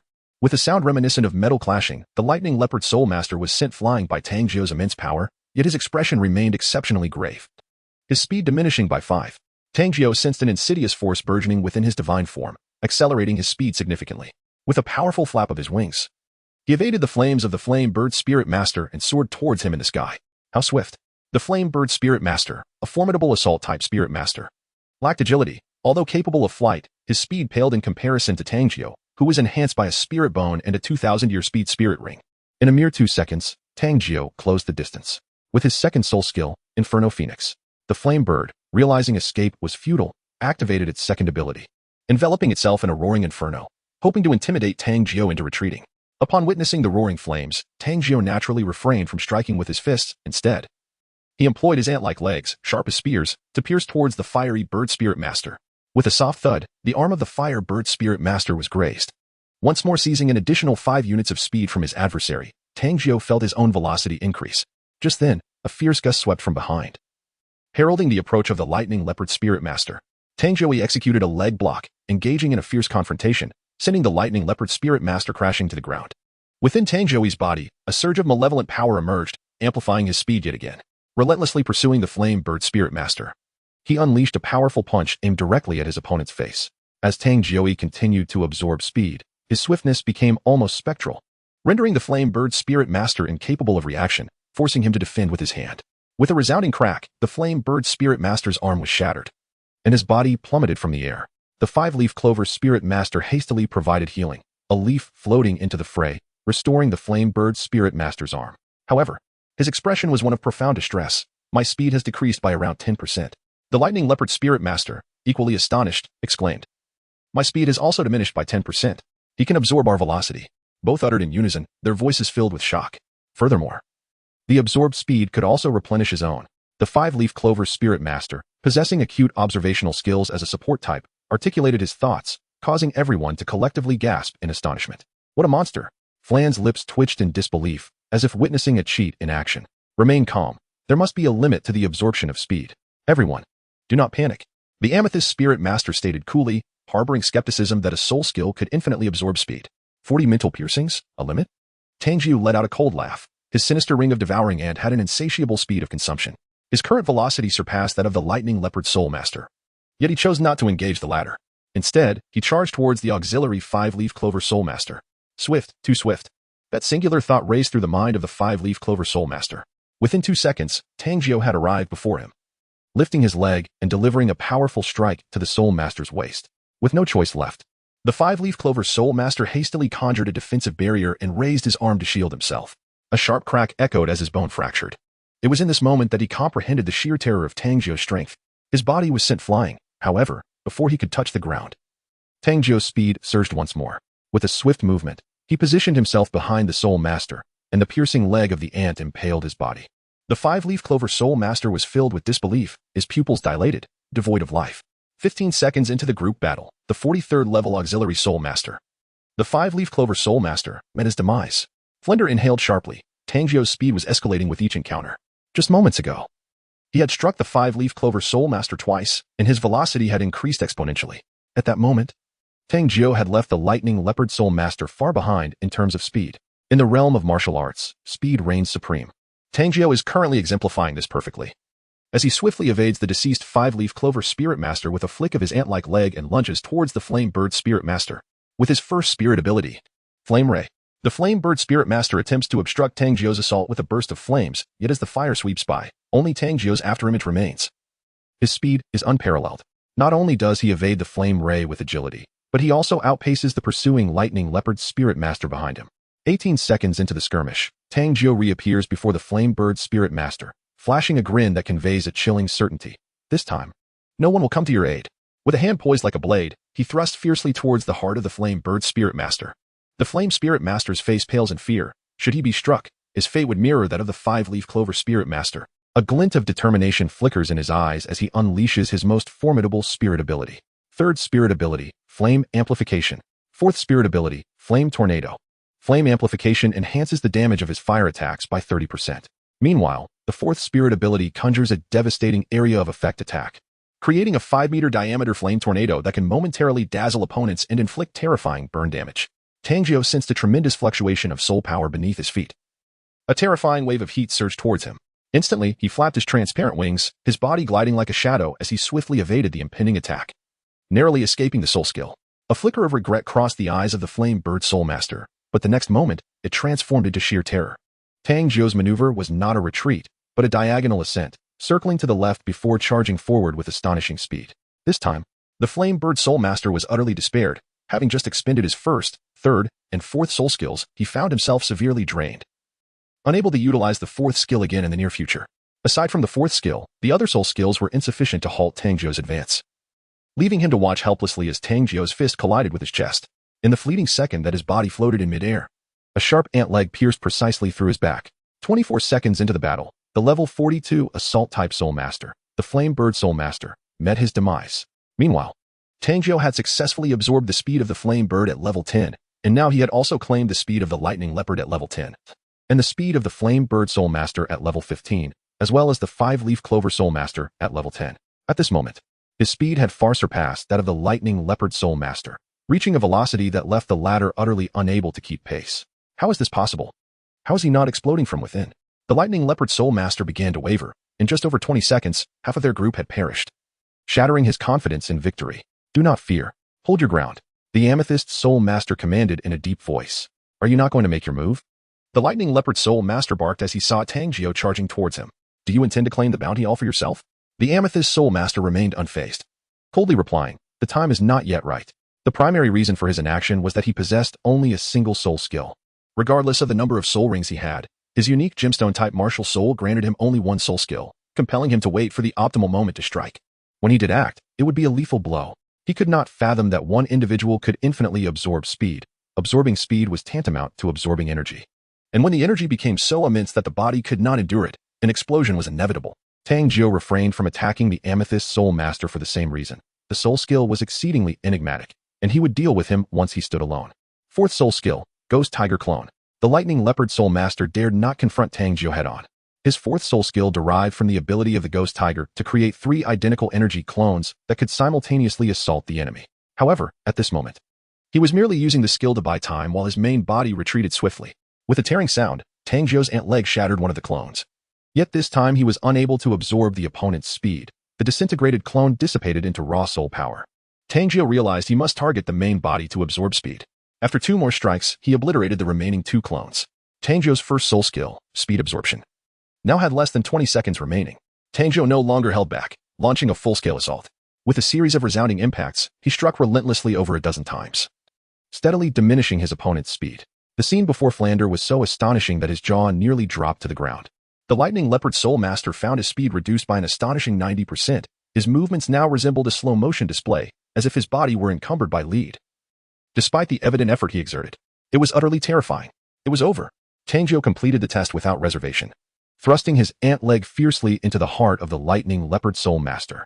After a fierce engagement lasting 53 seconds, the level 41 agile attack-oriented soul master succumbed to his injuries. Just as Tang Jiu sought to shake off the lightning leopard soul master from his ant leg, an insidious surge of energy invaded his body. In that instant, Tang Jiu's aura erupted chaotically. He felt the malevolent energy violently assaulting his meridians, pushing his body to the brink of endurance. Alas, his body had reached its limits. Tang Jiu silently cursed his misfortune, and at that moment, he caught sight of the chilling smile of the amethyst crystal soul master. Mental piercing. The 4 soul rings enveloping the amethyst crystal soul master illuminated simultaneously. Though his martial soul possessed only a single soul skill, he compensated for this limitation with the ability to unleash 4 identical soul skills concurrently, amplifying their potency. A strange red light flickered in the amethyst crystal soul master's eyes before it shot directly towards Tang Jiu's own. Tang Jiu suddenly felt a violent explosion within his mind. Having never practiced in the realm of spirit, he found this mental assault exceedingly bizarre, as if a blade were poised to sever his very soul. In an instant, darkness enveloped him. This was not merely a manifestation of illusion conjured by his soul technique. It was a direct assault aimed at annihilating his spirit. Hence, he was classified as an offensive spirit soul master, rather than a control type. Flender was equally taken aback, astonished by the abrupt turn of events. At that moment, he wished fervently to slap himself. If Tang Jiu were to perish, he would undoubtedly find himself in grave trouble. My mental assault can effortlessly slay individuals of soul master caliber. Without the protection of a head spirit bone, their demise is all but assured. The amethyst soul master laughed heartily, envisioning himself as the high priest garbed in white within the hall of martial spirits, basking in supreme power, surrounded by beauty and wealth beckoning to him. Yet, unbeknownst to him, the 3 crimson commas upon Tang Jiu's head, belonging to the evil ring devouring heaven and began to ominously glow, as if ravenously absorbing something. In that fleeting moment of bewilderment, Tang Jiu's pupils transformed, ignited by an overwhelming excitement. As the peculiar mental assault breached Tang Jiu's eyes, the blood-red heavenly curse seal seemed to come alive, immediately commencing its voracious consumption of this extraordinary energy. In that moment, Tang Jiu's soul became clear. The heavenly curse seal was, in fact, a conduit for absorbing spiritual energy. This implied that all mental assaults would be absorbed by the heavenly curse seal, storing energy to activate it. After a brief pause, one of the 3 blood-red commas began to shimmer with a crimson hue, and Tang Jiu understood that this comma had completed its energy charging. Additionally, a newfound clarity emerged in his mind. When one comma was fully charged, it could be utilized to invoke the curse seal 1 state. When all 3 commas were charged, it could activate the curse seal 2 state. With this understanding, Tang Jiu finally lifted his gaze toward the cackling amethyst soul master, who had succumbed to a fit of delirious joy, blissfully lost in his own world. Tang Jiu inquired, "What is you in such high spirits? You appear quite foolishly ecstatic." "I am about to single-handedly slay Tang Hao's son, and soon I shall ascend to become the white-robed archbishop." "Ah, don't you think I have every reason to be jubilant?" The amethyst soul master, upon hearing the question, eagerly shared his elation, but in the next instant, his expression shifted to one of horror as he pointed at Tang Jiu, exclaiming, "How are you still alive? That is impossible. This is a mental attack. Indeed, it seems improbable. Mental attacks have always been shrouded in mystery. Even Flender had encountered few who wielded such powers. Those who could fabricate illusions were more common, yet direct assaults on the soul were exceedingly rare. Alas, my exceptional talent grants me immunity to mental assaults." "What? Immune to mental attacks?" The amethyst soul master nearly spat blood in disbelief, having heard of fire and ice immunity. He had never before encountered the notion of immunity to mental assaults. Was there no justice in this world? However, he had no time to ponder further as Tang Jiu's wings surged, propelling him forward. "No!" The amethyst soul master shouted in despair. Unable even to react before he felt a sharp pain in his body, Tang Jiu had appeared before him, his ant-like leg piercing into his kidney. As a master of the mental realm, the amethyst soul master possessed formidable spiritual strength and did not perish immediately. He seized Tang Jiu's ant-like leg, grinning malevolently. "You dare to kill me like this? Just moments ago, your devouring speed had reached the limits of your body's capacity. Do you not feel as if you were on the brink of self-destruction? Come, let us perish together, you fool." "Ha ha." The amethyst soul master laughed maniacally, blood spilling from his mouth. At that moment, Tang Jiu indeed felt a surge of malevolent energy entering him, akin to the final straw that breaks the camel's back, causing his already strained meridians to shatter completely. Tang Jiu's skin was cracking, blood seeping forth, his soul power fluctuating erratically. His muscles alternated between swelling and contracting, a clear harbinger of imminent explosion. "You reckless fool." Fran was struck with a pallor of dread, inwardly cursing Tang Jiu's folly for pushing his body to its limits while resorting to futile attacks. Would it not be wiser to crush his enemies with a hammer instead? He descended rapidly, anxiously circling Tang Jiu before finally slapping his thigh and exclaiming, "Hold on a moment longer. I shall fetch your master." With that, he no longer concealed his prowess, unleashing his martial soul, 7 soul rings glowing brightly as he soared toward Nodding Academy. A soul sage. The amethyst-eyed soul master's pupils constricted in shock, taken aback by Fran's formidable strength. Who would have thought that the seemingly timid individual was, in fact, a soul sage? Lurking and observing the battlefield? Soon after, he erupted into maniacal laughter. "You are the most foolish person I have ever encountered. With a soul sage at your back, you still managed to bring about your own demise. Aha, is that so? How unfortunate for you to presume my demise to be inevitable. Allow me to showcase my unique fusion technique. Heaven's Curse Seal, activate." Tang Jiu immediately entered the Curse Seal 1 state. As the 3 crimson commas upon the brow of the evil ring-devouring ant began to spread across his body like a scarlet cloud, staining half of his face with blood-red marks, emanating an aura of malevolence. A chilling darkness enveloped him as his soul power and physical prowess surged dramatically, catapulting his soul strength to level 30. His bodily strength also saw a significant enhancement as his previously shattered meridians began to mend in a peculiar fashion. In that moment, Tang Jiu resembled a sovereign of darkness, his icy gaze playfully fixed upon the amethyst soul master. "I owe you my gratitude. Without you, I would not have unlocked this extraordinary skill. Therefore, I shall mercifully send you to your demise." The amethyst soul master's eyes widened in horror, anger, and despair. Realizing that while he believed others to be fools, he was in fact the one resembling a foolish pig, he coughed up another mouthful of blood. And with a tilt of his head, he succumbed to death. After 67 seconds of combat, the level 44 assault system weapon spirit master, the amethyst soul master, fell. Thus, Tang Jiu single-handedly annihilated the law enforcement team of the spirit hall. Tang Jiu could not help but let out a long howl towards the heavens, exhilarated by the battle. After indulging in laughter, he swept through the aftermath like a tempest, scavenging the corpses for their possessions, which were indeed bountiful. The 4 members of the Spirit Hall's enforcement team contributed a total of 100 gold soul coins, while the Lord of Nodding City offered a staggering 800,000 gold soul coins. "Hurry, hurry, Flanders." In the sky, the master's voice was filled with urgency as he was pulled along by Flanders, soaring through the air. However, upon discerning the situation below, the master expressed his discontent, saying, "Flanders, with your cat-eagle martial spirit, your eyesight cannot be impaired, can it? Does that little one, Jiu, appear to be on the verge of exploding?" Upon hearing the master's voice, Tang Jiu grinned and remarked, "The great owl is so naive. Slaying these individuals is as effortless as butchering a chicken. The impudent rascal, revel in your arrogance." Flander, though internally astounded beyond measure, feigned indifference. However, upon witnessing the multitude of corpses strewn about, his eyes sparkled with intrigue, and he swiftly darted to examine the bodies, his movements remarkably agile and adept. Moments later, a pained cry escaped his lips. "Tang Jiu, you scoundrel. I made the effort to seek little gang to rescue you, and yet you left not a single hair behind. Who told you not to take action? I should have left you with a hammer. Tang Jiu crossed his arms defiantly. Impudent brat. Do you dare to challenge me? Flender, nearly seething with rage, exclaimed, at least leave me something. The master, undeterred by Flander's exasperation, spoke with a grave tone. Little Jiu, swiftly terminate your martial soul fusion technique. Upon hearing the master's grave tone, Tang Jiu did not hesitate and immediately dismantled the martial spirit fusion technique. However, as he returned to his normal state, he felt as deflated as a punctured ball, his body exceedingly weak and nearly stumbling to the ground. At that moment, his soul power level began to regress continuously. 27, 26, 21, 20. Even upon reaching level 20, it showed no signs of halting, descending further to 19. What could possibly be happening? Tang Jiu was taken aback. He had never heard of soul power levels decreasing. Ultimately, his soul power plummeted to level 17 before the decline ceased, having lost a staggering 10 levels in merely a minute. What a twist of fate. After all the mischief he had caused, this was surely retribution. Flender watched with unrestrained delight, relishing the moment of Tang Jiu's comeuppance. Meanwhile, the master wore a grave expression. He did not subscribe to the notion of retribution. A glimmer of insight shone in his wise eyes as he grasped Tang Jiu's arm, urgently inquiring, has your physical condition improved or deteriorated? What is your base strength? 42? The decline in soul power is a positive development? Xiao Gang, what do you mean by that? Flender, who was reveling in his satisfaction, frowned upon hearing the master's words. Tang Jiu's eyes suddenly brightened. A decrease of 10 levels in soul power was indeed a significant blow to him. Upon hearing the master's words, it seemed there was more to the story. Thus, he carefully contemplated his situation. Both his speed and endurance had seen considerable improvement, and even his foundational strength had risen from 500 gene to 500 gene. This is a good thing, the master declared emphatically. What? A good thing? How can losing 10 levels of soul power be considered good? Flender scoffed.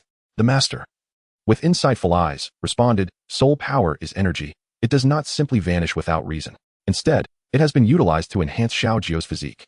The self-spirit fusion technique imposes stringent demands on the body. Clearly, this is a forced refinement of his physique through soul power. It strengthens the body to better accommodate the increasingly formidable self-spirit fusion technique. The abrupt loss of 10 levels of soul power indicates that Xiaojiu's body is still not robust enough. Although future uses of the self-spirit fusion technique will also reduce soul power to gradually transform the body, it will not be as drastic as this instance. The master's theory sounded quite plausible. Tang Jiu's heart burned with fervor. His increasingly robust physique signified a corresponding enhancement in strength. As for the lost soul power levels, they could be gradually cultivated anew. Was this not another form of fortifying the body? Flender twitched at the corners of his mouth, bemused by the sheer fortune that seemed to perpetually favor this young lad. Such a cosmic injustice. You rascal, just how much have you amassed? Not much. Merely 180,000 gold soul coins. Tang Jiu deliberately divulged his bounty, aiming to provoke Flender further. What? Flender, with barely 30,000 gold soul coins in hand, felt a pang of regret so profound that it turned his insides green upon realizing such a substantial sum had slipped through his fingers. He cursed himself for seeking out a master instead of first rummaging through the deceased. My money. Flender seized Tang Jiu by the neck, declaring, you must share half with me. We agreed on a 50-50 split. Huh? Oh, Great Owl, have you made your move? Why does your face appear so inflated? Tang Jiu did not hold back in his sarcasm. Flender contemplated robbing Tang Jiu on the spot, but the master coldly reprimanded Flender for his lack of decorum. After Flender released his grip, Tang Jiu deliberately took out his card and hummed a little tune. I have money, oh so much money. But I don't know how to spend it. I buy a soul bone and toss one aside. I toss one and then buy another. Flender was incensed, his nostrils flaring in frustration. The notion of buying and discarding soul bones was nothing short of ostentatious. Akin to stabbing a knife into his aching heart. Did Tang Jiu not realize how desperately he needed money? You little brat, I shall teach you a lesson today. Flender resolved to reprimand Tang Jiu and discuss the matter of profit sharing with him. Dad, someone is going to discipline me on your behalf. Do you think he deserves a beating? Tang Jiu chuckled and shouted loudly. Flender was taken aback, cautiously glancing around, and then snorted. The absence of Tang Hao indicated that he was clearly not present. You little scoundrel, still trying to use your father to intimidate me? Let me tell you, even if your father were here, I would still thrash you. Flender, convinced that Tang Hao was not around, spoke very impolitely. Is that so? A deep, commanding voice resonated, and a figure slowly emerged from the shadows, cloaked in black, exuding a terrifying aura. With each step, a soul ring manifested around him. Yellow, yellow, purple, black, black, black, black. The 9 soul rings were strikingly vivid, especially the last one, which shimmered with an eerie red light, instilling fear in all who beheld it. How Yin? Flander's face turned ashen. Tang Jiu let out a peculiar, cackling laugh, casting a look of resigned misfortune at Flender, who felt a pang of frustration. Did you not say that upon my arrival, you would still strike my son? Tang Hao stated coldly. It's a misunderstanding, truly a misunderstanding, Flender exclaimed. Drenched in cold sweat. I shall not bully you. I will refrain from using my martial spirit. You may strike first, Tang Hao declared with an air of dominance. Flender gritted his teeth, contemplating that if he could not overpower him, he could at least flee. Activating his martial spirit. 7 soul rings shimmered as he flapped his wings and swiftly soared into the distance. Humph! Let me show you what true power really is. With a chilling shout, Tang Hao forcefully stomped the ground, his powerful legs driving down with such intensity that the earth instantly caved in, creating a massive pit. From the center of this pit, spiderweb-like cracks spread across the blue stone surface, extending a full 10 meters. In the wake of this terrifying force, Tang Hao appeared before Flender in the blink of an eye, unleashing a devastating punch. With a resounding thud, Flender cried out in agony as he fell to the ground, only to be relentlessly battered by Tang Hao's fists, rendered utterly defenseless. Tang Hao, while delivering blows, did not forget to impart wisdom to Tang Jiu. Strength can sometimes transform into speed. The essence of power is profound and vast. A single force can shatter myriad loss. Tang Jiu nodded with delight, relishing the sight of Flender's dismal state. Tang Hao was not one to be overly polite. He had arrived early and had been diligently safeguarding Tang San and Tang Jiu. He harbored some dissatisfaction towards Flender for his cowardice in the face of danger. But what truly infuriated him was the thought that Flender would scheme to exploit his son's resources. How could he allow his own possessions to be seized by others? This was utterly intolerable. Flender, feeling despondent, believed that this entire situation had been orchestrated by Tang Jiu, who was, in his eyes, cunningly devious. Although Tang Jiu could not perceive Tang Hao's presence, he was unequivocally certain that Tang Hao was by his side. After all, he and his third brother had just entered Nodding City, and Tang Hao would undoubtedly be vigilant. Tang Hao was known for his fierce protectiveness. In the original narrative, Tang San had thoroughly beaten Xiao Wu and even turned back for another round, which aptly illustrated Tang Hao's temperament. Lord Haoyan, the master slightly bowed, his eyes gleaming with excitement as he gazed at his idol, also reminding Tang Hao that it was time to release Flender. If the beating continued, Flender would soon resemble a pig's head. Tang Hao dared not neglect the master, for this was the teacher of his own son. Thus, he released Flender. Thank you, Xiaojiu and Xiao San, for your guidance. Tang Hao retrieved a token from his bosom and presented it to the master, saying, "This is for you, to aid in alleviating numerous troubles." The master accepted it and, upon examination, his expression shifted with astonishment. It was indeed the highest-ranking token of the Spirit Hall, emblazoned with 6 distinct symbols. Tang Hao then turned to Tang Jiu, his expression stern as he reprimanded, impulsive, arrogant, and conceited. Do you comprehend the magnitude of the trouble you have caused? Tang Jiu initially anticipated that Tang Hao would lavish praises upon him, but to his astonishment, he was met with a barrage of harsh rebukes. Thus, he retorted without hesitation, I'm still better off than you. I'm merely taking the blame for you. When people hear that I am Tang Hao's son, their eyes turn red, and they rush over, crying out, Dad, you haven't caused any trouble with the Holy Maiden of the Spirit Hall, have you? Upon hearing this, the master's eyes widened in disbelief, while Flan looked at Tang Jiu as if he had seen a ghost, pondering how audacious the young lad was to jest even about his father. Little Jiu, it seems you're itching for trouble. Tang Hao nearly lost his breath, for it was none other than the troublesome son of Qian Daolu who had caused the distress to the saintess of the Spirit Hall. He then raised his hand. Alas, alas, a gentleman resolves matters with words rather than fists. Dear father, are you feeling guilty? The next skill, Drain Blue. Tang Hao ultimately refrained from striking Tang Jiu. At present, Tang Jiu has just emerged from a fierce battle, and he fears that his strength may be unrestrained, potentially injuring Tang Jiu. Consequently, with a grim expression, he coldly snorted, hand over the money, and I shall safeguard it for you. Your third brother cannot afford his tuition, being merely a work-study student. Do you not feel a twinge of guilt spending this money? Tang Jiu rolled his eyes, exclaiming, Am I not your own son? How incredibly biased you are. Outrageous. Tang Hao nearly choked with indignation. How dare you utter such words? Every matter has been catered to your whims. Even the mistress often questions whether he is truly your biological son. Tang Hao seized Tang Jiu by the neck, ruthlessly ransacking all of his possessions. He then left behind a card containing 2,000 gold soul coins, handing it to Tang Jiu and declaring, This should suffice for your needs. That wretched old man is exceedingly treacherous. Tang Jiu understood that retrieving the money was a futile endeavor. When parents manage finances, it is often a one-way street. Thus, he wielded a hammer and struck the azure stone beneath him, etching several bold characters. Murderer, the foremost genius of Haoyan sect. Tang Hao's lips twitched slightly as he scoffed. What are you trying to do? Isn't this merely diverting trouble? The Spirit Hall won't come seeking trouble with me. I wish to continue enjoying my leisurely life at the academy. Tang Jiu grinned, revealing his teeth. Tang Hao truly wished to strike down this rascal, the one who had maliciously shifted the blame onto his own sect. If this were his biological son, he would have seriously considered breaking his legs. Xiaojiu, if you still wish to remain at the academy, abandon your fanciful dreams. Do you not revel in chaos? Go venture into the Dueling forest for training. And do not return until you are 11. Why? I refuse to go. Tang Jiu shook his head, although he relished outdoor adventures.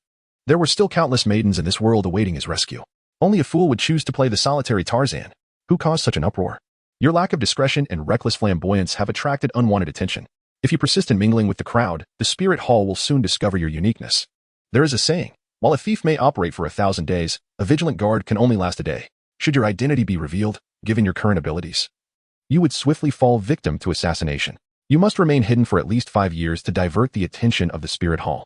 You exhibit none of the calm and composure one would expect. This predicament is entirely of your own making. Tang Hao spoke coldly. Tang Jiu was utterly exasperated. He could hardly expect Tang Hao to serve as his personal bodyguard. Even if he were to do so, the spirit hall could easily mobilize forces to eradicate them. Ultimately, Tang Jiu acquiesced to Tang Hao's suggestion and turned to Flender, saying, I need a ride. No, I mean, please take me to the Dueling forest. Flender rolled his eyes in response, exclaiming, after you've put me in this predicament, you expect me to grant such a favor? Not a chance. A single trip will cost you 2,000 gold soul coins, and as for the debt you owe me, it's off the table. Tang Jiu waved the card in his hand. With a swift motion, the card was knocked into Flender's pocket. He cleared his throat. Were it not for the favor owed to the Haotian crown, I would never entertain such a request. Witnessing Flender's avarice, Master couldn't help but twitch his lips, almost wishing to feign ignorance of him. Tang Hao's lips twitched involuntarily, pondering whether his son had been led astray by Flender. Observing Flender escorting Tang Jiu away, Tang Hao furrowed his brow at the large characters inscribed on the ground. Ultimately, he altered the inscription to read, Murderer, Tang Hao's son, Tang Haizi. Indeed, Tang Hao regretted naming his son Jiu, as he had initially hoped that Tang Jiu would aspire to become the 9th ring title Douluo. However, he now felt that the name Tang Haizi was far more fitting, being both memorable and easy to sustain. Tang Jiu Tai has certainly stirred up trouble. 6 months later, on the outskirts of the starry forest, within a treehouse, Tang Jiu gradually opened his eyes. After 6 months of diligent cultivation, his spiritual power had ascended from level 17 to level 20. He noticed that, following the enhancement of his physique, the speed of his spiritual power cultivation had accelerated beyond previous levels. However, it was equally evident that, due to the fortification of his body, the amount of spiritual power required to advance to the next level had significantly increased. Tang Jiu pondered for a moment. Without the formidable energy of the soul rings, it would take him at least 3 to 4 years to cultivate to level 30 at his current pace. Nevertheless, he decided to prioritize obtaining a soul ring first. Initially, after absorbing 2,000-year soul rings, his physical constitution enabled him to absorb 3,000-year soul rings.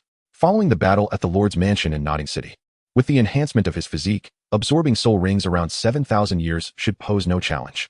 Furthermore, with the amplification from the Heavenly Curse Seal, he would be fully capable of absorbing 10,000-year soul rings. In the Dueling forest, he had also discovered several soul beasts adept at mental attacks, which allowed him to fully replenish the energy of the Heavenly Curse Seal. Acquiring a 10,000-year soul ring would likely elevate his soul power directly to level 22. Obtaining 2 such rings would bring him to level 24, thus accelerating his cultivation process even more. Tang Jiu leaped from the treehouse, adjusting the beast-hide garments he wore, and then proceeded toward the depths of the starry forest.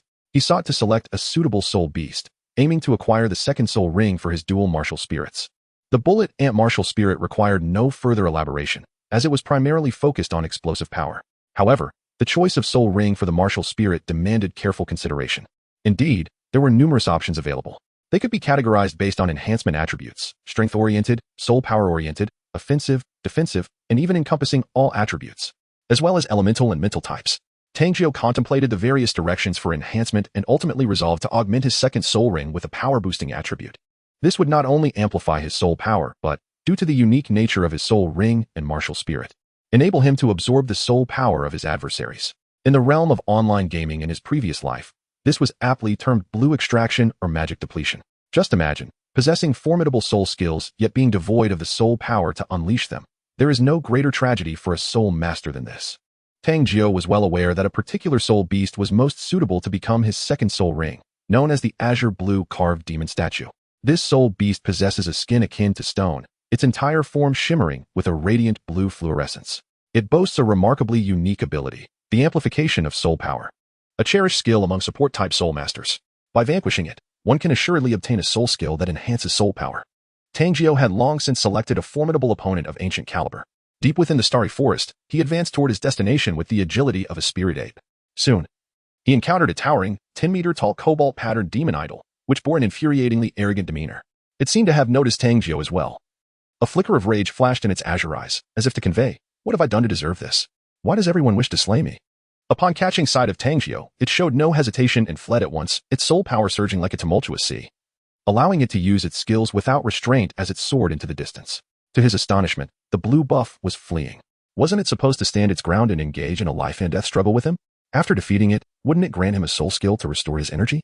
Tang Jiu couldn't help but mutter to himself, realizing that this blue father was not adhering to conventional tactics. His body swayed as he pursued the opponent. The escape of the azure pattern magic statue caused quite a commotion, disturbing the surrounding soul beasts, who began to harbor hostility towards Tang Jiu, complicating his pursuit. Meanwhile, high above in the sky, a flying soul master witnessed this scene and descended to the ground. On the ground stood a richly dressed, handsome young boy, whose cold gaze inquired, "What have you discovered?" "Lady say no, young master. I have found a Millennium Azure Pattern magic statue, which would be perfect as your first soul ring." The flying soul master spoke with the utmost respect, not daring to show any signs of negligence due to the boy's youth. After all, this was the daughter of the Pope, Xiaojiu, the first innate soul master to possess a level 20 soul power in history. Her martial soul was the legendary six-winged angel. Such extraordinary talent, combined with the training from Lord Yuntao, justified her ambition to absorb a Millennium Soul Beast as her first ring. "My martial soul is immensely powerful, but it also consumes soul power. This azure patterned magic statue is precisely what I need. Go forth and severely injure this azure patterned magic statue." The cold voice of Xiaojiu resonated, imbued with an undeniable authority. This time, not only was it a hunt for a soul ring, but it also served as Daoluo's training for her, sending a team of 5 level 50 soul kings at her disposal. A team of this caliber was perfectly suited to confront a Millennium Soul Beast, while simultaneously honing Xiaojiu's command skills. Of course, Xiaojiu was unaware that a titled Douluo was stationed at the periphery of the Stardow Forest, ready to assist, though he had chosen not to accompany her. Believing that this capable team would suffice to hunt down a Millennium Soul Beast, no fool would dare to challenge the saintess of the Spirit Hall. The flying soul master spread his wings, guiding the way in the sky, while the others protected Xiaojiu as they advanced, soon encountering Tang Jiu. The azure-patterned magic statue, caught between their assault, became enraged, thinking, "Am I such a target of hatred? Everyone wishes to kill me." The pursuing Tang Jiu was a formidable opponent. After the soul ring affected the magic statue, it felt its strength halved, a truly bizarre predicament. However, the individuals in front seemed even more intimidating. Their presence is not to be trifled with. The azure-patterned magic statue promptly collapsed to the ground, appearing resigned, leaning against a large tree, unwilling to make another move. This was not due to foolishness, but rather cleverness. It aimed to let the two parties engage first. In the Stardow Great Forest, when encountering two equally matched high-level soul beasts, it had often employed this strategy to good effect. Once one side emerged victorious, they would be satiated, leaving it free to feast later. Now, it awaited the confrontation between both sides, hoping for an opportunity to escape. The Spirit Hall was no place for idle spectators. Before Xiaojiu could speak, the Control Soul Master before her produced a token marked with 2 symbols, a sword and a hammer. Tang Jiu furrowed his brow, recalling the words of his master, who had once informed him that positions within the Spirit Hall required a corresponding level of martial prowess, with a minimum strength threshold established. The ranks were as follows: 6th level, Enforcer, level 40, 5th level, Black Robe Steward, level 50, 4th level, White Robe Bishop, level 60, 3rd level, Platinum Bishop, level 70. 2nd level, Red Robe Sanctuary, level 80, 1st level, Elder, level 90. Holding 2 marked tokens indicated his status as a 5th level Black Robe Steward, meaning he must possess at least a level 50 spirit power. What exactly is the Spirit Hall? I have never heard of it. Tang Jiu muttered lazily, gripping his warhammer. How audacious. Several spirit masters erupted in indignation. In the Douluo Continent, how dare anyone show such disdain for the authority of the Spirit Hall? This was utterly intolerable. Just as they were about to take action, Xiaojiu interjected. Hold on. She scrutinized Tang Jiu with keen interest and remarked, "Look at him. Clad in animal hides, he clearly appears to be a wild youth, likely having lived here all his life in the company of soul beasts. Thus his ignorance of the Spirit Hall is somewhat understandable." Young master, astute observation. Several spirit masters' eyes lit up, and aside from one more reserved female spirit master, the others began to shower him with compliments. Flatterers. Anyone could surmise that given my appearance. Tang Jiu scoffed. Xiaojiu raised an eyebrow and coolly stated, "Indeed. Such knowledge is unremarkable. However, what if I were to say that you possess twin martial souls?" Tang Jiu raised an eyebrow, his mind echoing a singular thought. How could it be that anyone could discern this? Initially, others were skeptical, but upon witnessing Tang Jiu's expression, they were taken aback and turned to Xiaojiu, asking, "Young master, how did you perceive this?" Xiaojiu, with a look of triumph directed at Tang Jiu, replied nonchalantly, "At such a tender age, he can chase after a 10,000-year soul beast, which indicates his formidable strength, capable of surpassing this soul beast. To triumph over a 10,000-year soul beast, one must at least be a soul king of level 50. However, due to his youth, it is utterly impossible for him to be a soul king. Thus, there exists but one possibility. He possesses twin martial souls. Tang Jiu's lips twitched slightly. Yet the others remained perplexed and inquired, "Young master, even with twin martial souls, it is implausible to triumph over a 10,000-year soul beast." Qian Rinxue responded with a confident smile. Thus, based on the 10 core competitive strengths of martial souls, it can be deduced that his 2 martial souls must be extraordinarily exceptional, and his soul power is at least at the 20th level. The quality of his soul rings is remarkably high. After speaking, Qian Rinxue cast a proud glance at Tang Jiu, her eyes seeking affirmation. A glimmer of astonishment flickered in Tang Jiu's eyes. The young man before him possessed quite an extensive knowledge, even acquainted with the 10 core competencies of martial souls. "Young master, quite impressive." The other spirit masters chimed in, their compliments sincere this time. A hint of joy sparkled in Qian Rinxue's gaze. Rather than relying on her status to intimidate others, she preferred to captivate them with her own strength and intellect. Under the tutelage of the unparalleled title Douluo Continent, she had amassed a wealth of theoretical knowledge, especially with the entire library of the Spirit Hall at her disposal and several titled Dueluos offering her guidance. Observing that Tang Jiu was momentarily subdued by her presence, she spoke. "I can grant you this 10,000-year spirit beast." "Oh?" Tang Jiu couldn't help but be taken aback for a moment. Then he chuckled and said, "Are you feeling that I am a once-in-a-lifetime genius and trying to curry favor with me? Rest assured, considering your perceptiveness, I shall protect you from now on." Tang Jiu chuckled to himself, contemplating how to secure the soul ring before dealing with this pretty boy, who, to his dismay, was even more handsome than he. What an injustice! Qian Rinxue found Tang Jiu's words amusing. The idea of him protecting her was laughable. In this land, no one could be deemed a genius in her presence. Who could claim their first ring was a mere 10,000 years? Qian Rinxue thought Tang Jiu was quite entertaining and lightly shook her finger, saying, "Little brother, it is not you who protects me, but rather I who shall protect you. Become my guardian, and that 10,000-year soul beast shall be yours." "Huh? You want me to be your guardian instead?" Tang Jiu scoffed. "Impudent." 5 soul masters reprimanded in unison. Qian Rinxue raised an eyebrow and huffed. "You are inviting punishment by refusing my invitation. It seems I must teach you the might of the Spirit Hall." "The might of the Spirit Hall, you say? Do you know why the Spirit Hall is hunting down the Haotian Douluo?"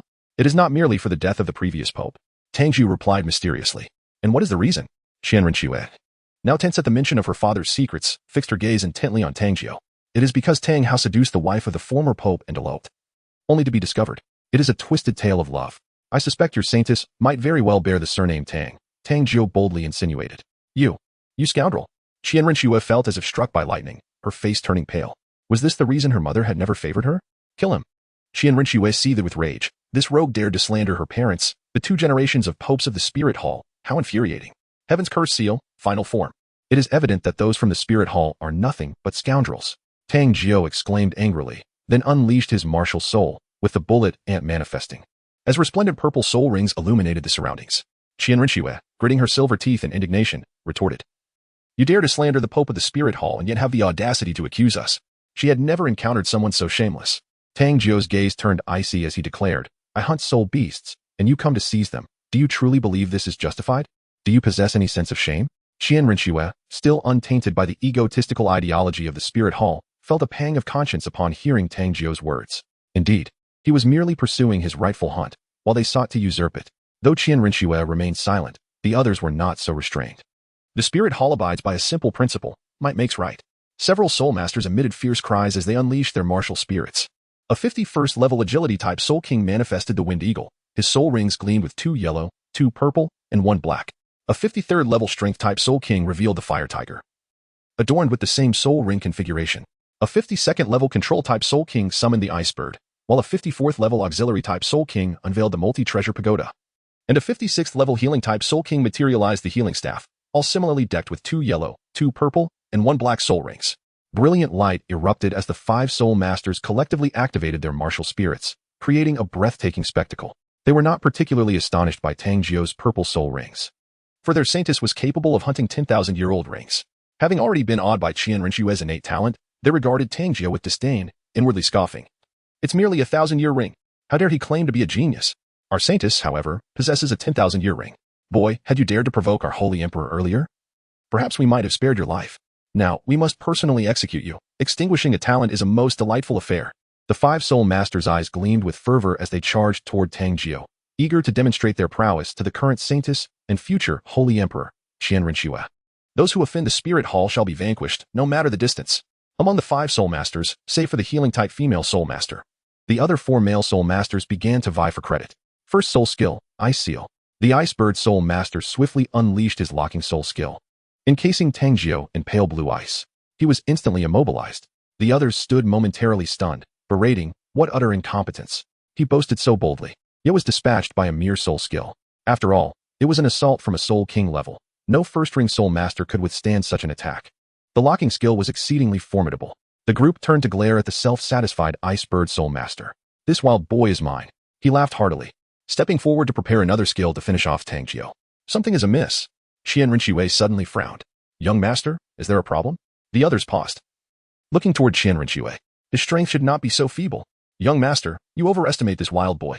Under my Ice Seal skill, no soul master below level 30 can hope to break free. Once the ice shatters, he shall be reduced to mere ice shards."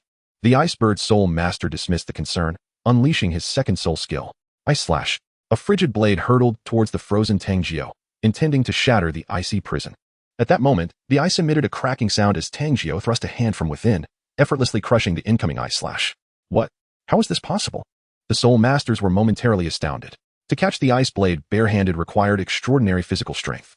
What followed next was an astonishing spectacle that defied their comprehension. Tang Jiu's bullet ant martial soul underwent a rapid transformation, evolving into the malevolent ring-devouring ant. What could possibly account for this?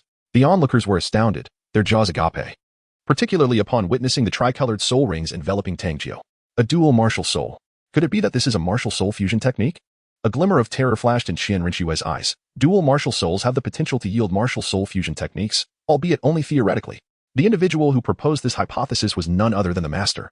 However, Tang Jiu's metamorphosis did not cease. He grinned and proclaimed, "Today, allow me to reveal the most formidable martial soul in this world.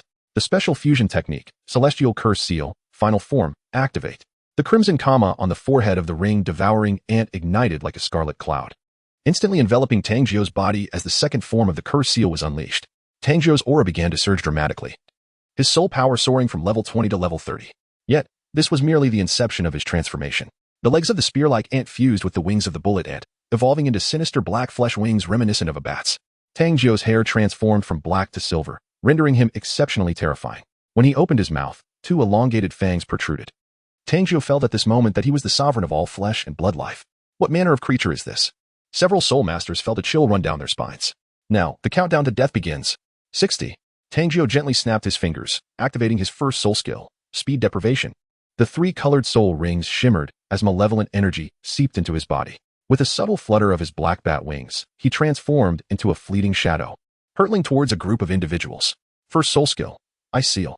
Third soul skill, Frost Armor. Fifth soul skill, Blizzard. The Ice Bird soul master dared not be complacent. Witnessing Tang Jiu in this moment sent chills down his spine, and he feared those long fangs were intended to draw blood.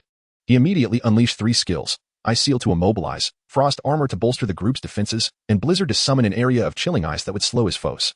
Crystals of ice began to fall from the sky, landing upon the adversaries and forming a layer of frost, freezing the very ground beneath them. First soul skill, Speed. Fourth soul skill, Control. The Tower of Many Treasures soul master quickly provided support, enhancing speed and defense. Yet, all their efforts proved futile. The instant Ice Seal locked onto Tang Jiu, it shattered. His velocity was unparalleled as he soared towards the Ice Bird soul master, who, in his eagerness for glory, had positioned himself at the forefront, thus becoming the primary target of Tang Jiu's onslaught. Ice Seal, Ice Seal, Ice Seal again. The Ice Bird could only resort to using the Ice Seal skill to buy time, but Tang Jiu's might was overwhelmingly terrifying. With a slight tremor, the ice shattered. 58. Tang Jiu coldly uttered this number, his claw ruthlessly piercing the heart of the Ice Bird soul master. He then flung him aside with great force, charging towards the agility-type soul master without a backward glance.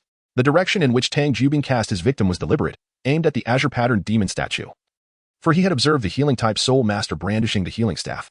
The light of healing enveloped the Ice Bird soul master in a milky radiance, ensuring that despite the fatal wound to his heart, he would not perish immediately. With continued healing, he might yet rejoin the fray. At that very moment, the azure-patterned demon statue extended its hand. It could not allow itself to be remiss in claiming a kill. With a swift motion, it clapped its hands together as if swatting a fly, producing a resounding smack. First blood. The emergence of the first kill left the 46th Angelic Holy Sword Healing Staff soul master in a state of bewilderment. This ancient soul beast was far too adept at stealing kills. After dispatching the foe, it feigned an innocent demeanor, scratching its head and resuming its seat with an air of innocence. Qian Rinqiwei raised an eyebrow, recalling her grandfather's words. Indeed, Some soul beasts possess considerable intelligence. However, neither of them had the luxury of pondering this matter as the ominous countdown continued. 53. Tang Jiu's claw tore apart the wings of the Wind Eagle Soul Master with ferocity. Fortunately, as these wings were manifestations of soul power, they could be reconstituted with renewed energy. However, the Wind Eagle Soul Master felt a genuine dread towards Tang Jiu's speed. The strategy was to impede him and engage in a war of attrition. The fusion of martial souls was time-limited, and even without such constraints, it could lead to his physical collapse. Qian Ringsha remained unflustered, issuing commands with a calm demeanor. Wind Eagle Soul Master, encircle with wind. Windblade, dance wildly. Fire Tiger Soul Master, unleash the flame shockwave. Multi-Treasure Pagoda Soul Master, amplify soul power. Healing Soul Master, prepare the healing light. Qian Ringsha did not concern herself with the names of these soul masters, yet she was acutely aware of their soul skills and promptly directed their actions. The team was originally led by the control-type Ice Bird Soul Master, who had unfortunately been eliminated in an instant. Thus, the responsibility of leadership now fell solely upon her. She was confident that her command abilities surpassed those of the Ice Bird Soul Master, owing to her extensive theoretical knowledge and the absolute obedience she commanded from her fellow soul masters. Indeed, upon her command, the soul masters executed their tasks without hesitation. The third soul skill of the Multi-Treasure Pagoda Soul Master was to amplify soul power. Though the extent of his augmentation was limited to approximately 70% of what the 7-treasure glazed tile pagoda could provide, and he could not afford to divide his focus. Nevertheless, through his willingness to expend soul power, the Wind Eagle Soul Master and Fire Tiger Soul Master received a boost in their abilities. Second soul skill, Wind Encirclement. Fifth soul skill, Wind Blade Dance. Wind Encirclement created a current that originally served to enhance one's speed. However, if this current was placed on a specific trajectory, it could effectively hinder the enemy. Conversely, Wind Blade Dance was a destructive soul skill, manifesting numerous swift and lethal wind blades under the fierce slashing of the Wind Eagle Soul Master's claws, mercilessly shredding the foes before him. As Tang Jiu encountered the swirling currents of wind, he instinctively sought to evade them, wishing to avoid squandering precious time. However, as he dodged, he was abruptly assailed by a barrage of slicing winds, forcing him to evade once more, dashing through the narrow gaps between the two onslaughts. Yet, at that very moment, a hint of a smile graced Qian Ringshue's lips. Strike. The third soul skill, Flame Shockwave. The fire-wielding Soul Master unleashed a torrent of searing flames, which surged through the gaps left by the Wind Eagle Soul Master's attacks, effectively sealing off all avenues of retreat for Tang Jiu, leaving him no opportunity to escape. Tang Jiu's bat-like wings enveloped him like a cloak, yet he was forcefully propelled back several dozen meters by the immense shockwave of flames, crashing heavily against a tree. Young Master is truly remarkable. The 4 Soul Masters immediately extolled. However, Qian Rinshue furrowed her brow, for Tang Jiu had fallen within the attack range of the azure-carved demon statue. Yet this detestable soul beast remained oblivious, engrossed in picking at its toes. What troubled Qian Rinshue even more was that Tang Jiu gently unfurled his wings, emerging unscathed. Remarkably, those wings, as delicate as gossamer, bore no signs of tearing. They merely emitted wisps of smoke, which swiftly dissipated as he casually flapped them. Indeed, his intellect is now rivaling my own. Tang Jiu cast a discerning glance at Qian Rinshue.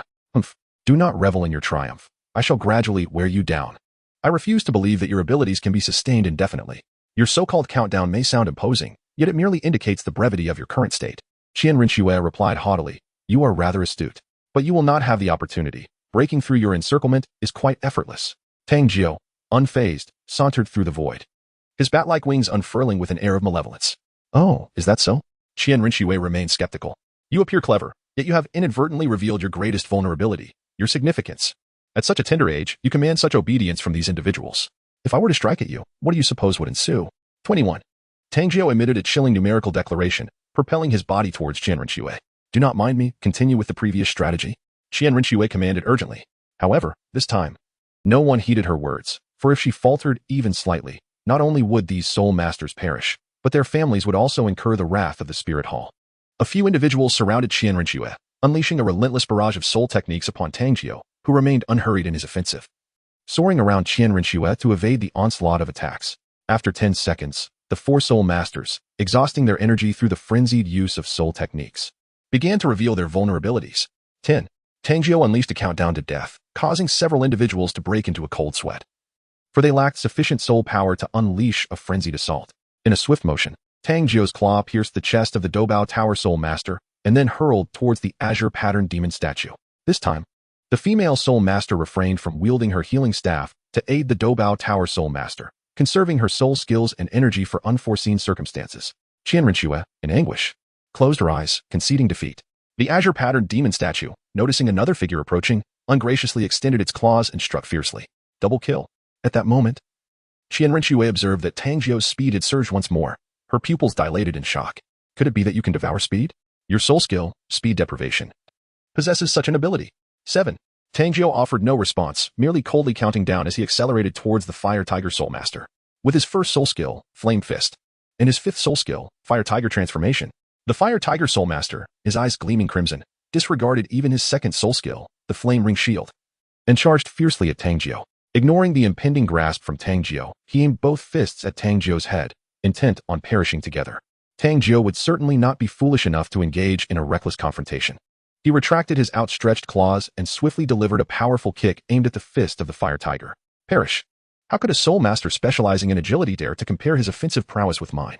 The Fire Tiger Soul Master laughed maniacally, launching a fierce punch towards Tang Jiu's leg, eager to witness the moment Tang Jiu was sent flying by his blow. However, the instant their bodies connected, it was the Fire Tiger who was propelled backward with astonishing speed, crashing through 4 massive trees before he finally turned to gaze at Tang Jiu in utter disbelief. How could your strength be so formidable? He would never uncover the answer, for at that moment, a colossal foot descended upon him, belonging to the azure blue engraved demon statue. Blow wave Q. Triple kill. The azure blue engraved demon statue was on the verge of ecstatic roaring, exclaiming, "Who says humans are clever? They are as foolish as I am." Tang Jiu coldly uttered this number, once again harnessing the speed of the Fire Tiger Soul Master. His velocity surged as he charged towards the Wind Eagle Soul Master.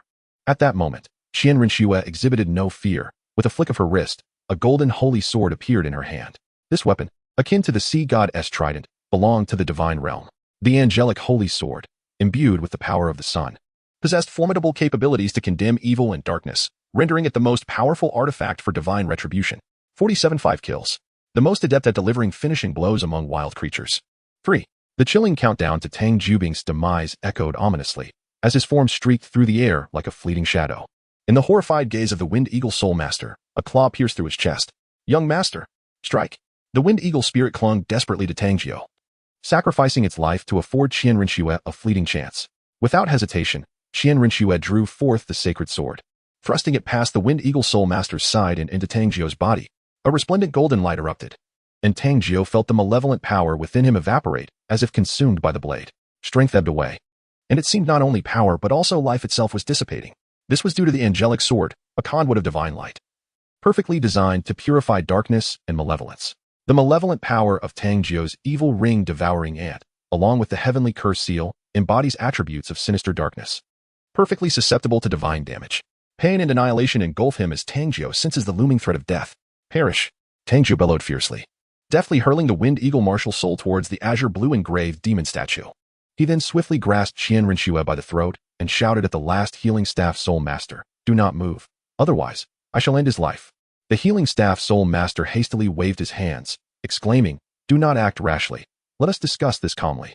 He contemplated providing a wave of healing to the Wind Eagle soul master, with hopes of rescuing him, before the three of them could devise a strategy to eliminate the already severely injured Tang Jiu. Tang Jiu had long anticipated her intentions, thus refraining from drawing his sword. Instead, he seized Qian Rinxue, cautioning the healing soul master against any rash actions. Bereft of healing assistance, the Wind Eagle Soul Master stood no chance against the might of a 10,000-year soul beast after being gravely wounded by Tang Jiu. A chilling scream echoed as the Wind Eagle Soul Master was crushed beneath the foot of the azure blue carved demon statue, falling victim to a flawless execution.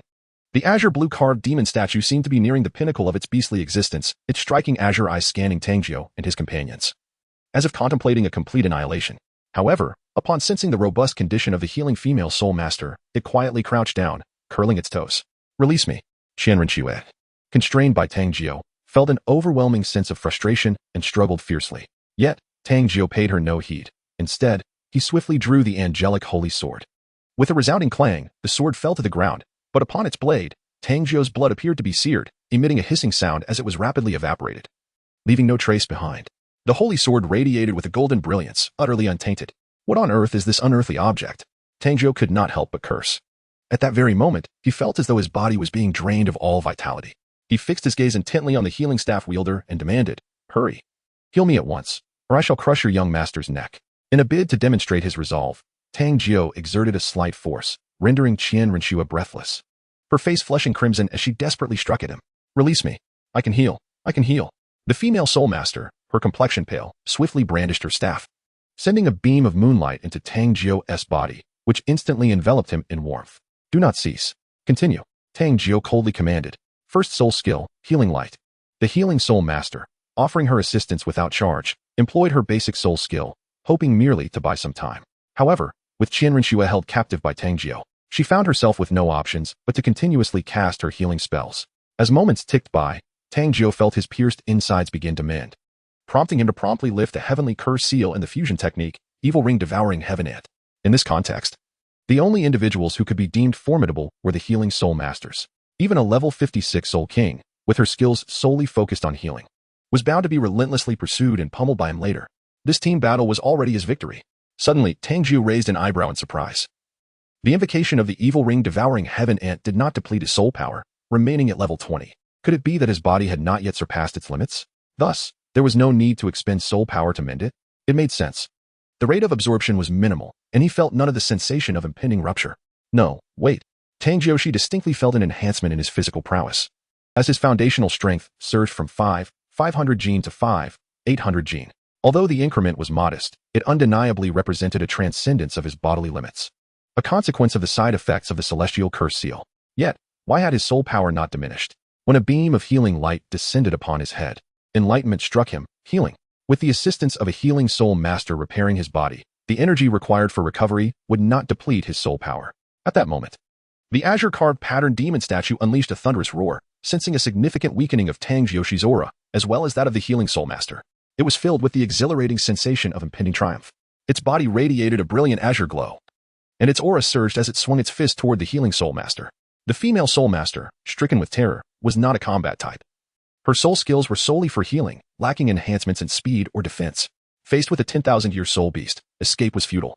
She was struck with a powerful blow, her body hurtling through the air like a cannonball, fracturing half of her bones. Fifth soul skill, Healing Sacred Spring. The female soul master dared not delay, immediately invoking her healing, as a stream of silvery moonlight flowed into her body, rapidly mending her shattered bones. Yet, it proved futile, for a colossal foot descended from above. She ceased her futile struggles, her gaze fixed intently on Tang Jiu, filled with rage and hatred, which ultimately transformed into a plea as she bellowed, "Wild child, take the young master and flee. I beseech you." Her demise was inevitable, yet if Qianrenxue were to perish, their families, the protectors, would face the wrath of the furious Lord Douluo. With a thunderous rumble, the earth trembled, as the azure-carved pattern demon statue joyfully pounded its chest. Pinnacle. At that moment, even the corners of Tang Jiu's mouth twitched involuntarily. This was undeniably the most opportunistic soul beast.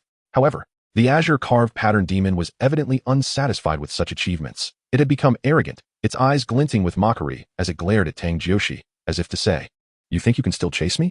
Still boast? Do you not realize I can counterattack? Run." Qianrenxue's complexion turned ashen. She possessed no means to contend with a 10,000-year soul beast, nor did she believe that Tang Jiu, even after the fierce battle, had the capability to face such a formidable foe. Yet, Tang Jiu released Qianrenxue, beckoning the azure-carved pattern demon statue with a playful gesture. "Come here. Allow me to perform a magic trick. Watch as you become the ring." The azure-carved pattern demon statue, of course, could not comprehend Tang Jiu's words, but sensed the provocation to its authority. With a furious howl, it charged forward, its fist, the size of a car, hurtling toward Tang Jiu. Tang Jiu casually placed the soul ring on the body of the azure blue engraved demon statue. In the next moment, this 10,000-year soul beast was left in a state of bewilderment, its 6,000-year cultivation suddenly restrained. The azure blue engraved demon statue immediately screeched to a halt, turned on its heel, and fled, muttering to itself about the cunning nature of humans. Its strength had increased beyond what it had experienced moments earlier. Tang Jiu had only managed to limit its 5,000-year cultivation. With the first soul skill, Speed of the Wicked Ring, to everyone's astonishment, a purple glow radiated from the azure blue engraved demon statue, causing its speed to falter. Qianrenxue, witnessing this spectacle, realized that Tang Jiu's speed had suddenly surged. "Your second martial soul devours speed." Qianrenxue gasped, inwardly lamenting her predicament. Escape seemed utterly impossible now. Then, she watched as Tang Jiu effortlessly seized the angelic holy sword from the ground and swung it towards the head of the azure blue engraved demon statue. The beast scoffed, thinking, "This fool believes that slender object could cleave me? It likely won't even breach my scalp." It did not evade the attack, merely placing its hand atop its head in a gesture of protection. However, in the next moment, it was left dumbfounded. A slight pain coursed through its body, and it realized it was losing balance. Its legs veered in opposite directions, and with a resounding crash, it collapsed, its form cleaved in two. In its final moments, it could only utter a lamentation. Is there no justice left in this world? Goodness, that sword is indeed formidable. Tang Jiu was astounded by the sharpness of the angelic holy sword. That belongs to me, return it. Qianrenxue exclaimed as she reached out to snatch it, only to be gently pushed aside by Tang Jiu, causing her to tumble to the ground. After toying with the angelic holy sword for a moment, Tang Jiu promptly stowed it away in his storage belt. It has been confiscated. You would do well to behave, or I shall take your life. Tang Jiu delivered a swift kick to Qianrenxue before settling down cross-legged, drawing upon the sacred black soul ring of the azure-patterned magic statue. Absorbing a 10,000-year soul ring posed no fear of overwhelming his capacity. Qianrenxue, seething with indignation, cursed Tang Jiu under her breath, her heart brimming with resentment. If only she possessed the angelic holy sword, she would have seized the soul ring from him without hesitation. The angelic holy sword, a divine artifact of the angel god, radiated immense sacred energy, harmonizing perfectly with her six-winged angel martial spirit. Wielding the angelic holy sword would grant her tremendous amplification, enabling her to fully endure the energy of a 10,000-year soul ring. Yet, bereft of the angelic holy sword, even with her innate soul power at level 20 and the various methods of the spirit hall, she could only hope to absorb a soul ring of around 2,000 years at best. Witnessing Tang Jiu's audacity in absorbing a soul ring before her very eyes, Qianrenxue swiftly retrieved a short sword from her storage soul guide and lunged at him. Just then, Tang Jiu abruptly opened his eyes, a smirk playing on his lips as he regarded Qianrenxue. What is this? Do you wish to kill me? Aren't you supposed to be absorbing a soul ring? Qianrenxue gasped in astonishment. I have already completed the absorption. Tang Jiu chuckled softly, for his body could withstand the limits of a 6,000-year soul ring. However, due to the existence of the heavenly curse seal, he expanded his capacity, allowing him to absorb a 10,000-year soul ring in merely a second. Impossible. Qianrenxue could hardly fathom that there existed a talent greater than her own in this world. Tang Jiu shrugged his shoulders and activated his soul ring martial spirit, causing 2 soul rings to rise around him, one purple and one black. Qianrenxue's mouth fell agape in astonishment. She truly had absorbed it. Could it be that she had never encountered such a prodigious talent before? Did she entertain thoughts of bowing in homage? Tang Jiu reveled in Qianrenxue's astonishment, basking in the glory of his display. However, Qianrenxue's expression darkened as she silently cursed his shamelessness, lifting her chin in disdain and scoffing. In your dreams, you expect me to kneel before you, a mere country bumpkin? How dare you? At that moment, Tang Jiu seized Qianrenxue by the neck with one hand, lifting her effortlessly from the ground, and declared emphatically, from this day forth, I am your master. If not for my dread of solitude in this forest, I would have disposed of you long ago. Now, you have 2 choices. Either address me as master and follow my lead, or I shall feed you to a soul beast. With that, he forcefully threw Qianrenxue to the ground. Rubbing her aching backside, Qianrenxue glared at Tang Jiu with venomous intent, wishing she could devour him whole. Your hatred means little to me, but heed this. Should you dare to lay a hand on me again, I shall break your legs. Tang Jiu coldly returned her glare, confident that the scion of a noble family would eventually yield and perhaps even hope for rescue. However, this was the Stardow Forest. Without the strength of a soul Douluo or above, one could not afford to act recklessly here. Though Qianrenxue longed to eliminate Tang Jiu, she recognized that she was no match for him at present, lacking even a single soul skill and without her angelic sacred sword in hand. Resistance would surely lead to her demise. Ultimately, she begrudgingly conceded. All right, I understand. What do you understand? Tang Jiu pressed. Master. Qianrenxue fumed, her fists clenched in fury, trembling with rage before finally relenting and uttering the word, Master. Excellent. Quite obedient. Tang Jiu exclaimed. Now, we must change our attire. I shall don beast skins, while you should adorn yourself in splendid silks. Is this fitting? Tang Jiu effortlessly began to shed the animal hide draped over him, revealing his wounds, which were stained with blood. He tossed the garment to the young man, exclaiming, How shameless. At that moment, Qianrenxue, taken aback, covered her eyes and turned away, unable to fathom Tang Jiu's peculiar thought process that led him to consider changing clothes. Shameless? We are both men. What is there to be afraid of? Shall I assist you in undressing? Tang Jiu retorted impatiently, already disrobing his upper body and preparing to remove his trousers. I'm a girl. Qianrenxue finally confessed, realizing that failing to clarify would only lead to greater embarrassment. Tang Jiu ceased the motion of removing his trousers, his eyes lighting up as he exclaimed, Really? You mustn't be deceiving me. Qianrenxue, no longer suppressing her voice, chimed in with a sound as melodious as silver bells. I am disguised as a man. In truth, I'm a girl. Upon hearing the audacious voice, comparable to that of Little Dance, Tang Jiu felt an overwhelming sense of relief, bursting into hearty laughter. How splendid. I never imagined that I would stumble upon. I absolutely refuse to be your wife. Qianrenxue hurriedly shook her head, her expression one of sheer terror. This wild boy surely intended to find a wife to accompany him for a lifetime in this place. Oh heavens, how dreadful. You are overthinking it, at most. You shall be my little maid. Tang Jiu cackled, never expecting to encounter a girl, envisioning a pleasant 4 years ahead. Maid. Qian Rinxue was utterly bewildered, believing it was a mere fantasy for this wild lad to desire her as a wife. To her astonishment, he wished for her to be a maid instead. After all, she was the holy maiden of the Spirit Hall, of noble status, comparable even to the emperor of the Tiando Empire. Yes, let us commence immediately. Apply the medicine for me. Tang Jiu extracted a leaf from the Millennium 5-leaf grass concealed within his belt. The 5th leaf of the 5-leaf clover possesses remarkable healing properties. The previous healing spirit master had succumbed before fully mending his wound, and Tang Jiu was grievously pierced from both front and back. While he could tend to the front wound himself, the rear proved to be a challenge. How can I apply it? Qian Rinxue inquired.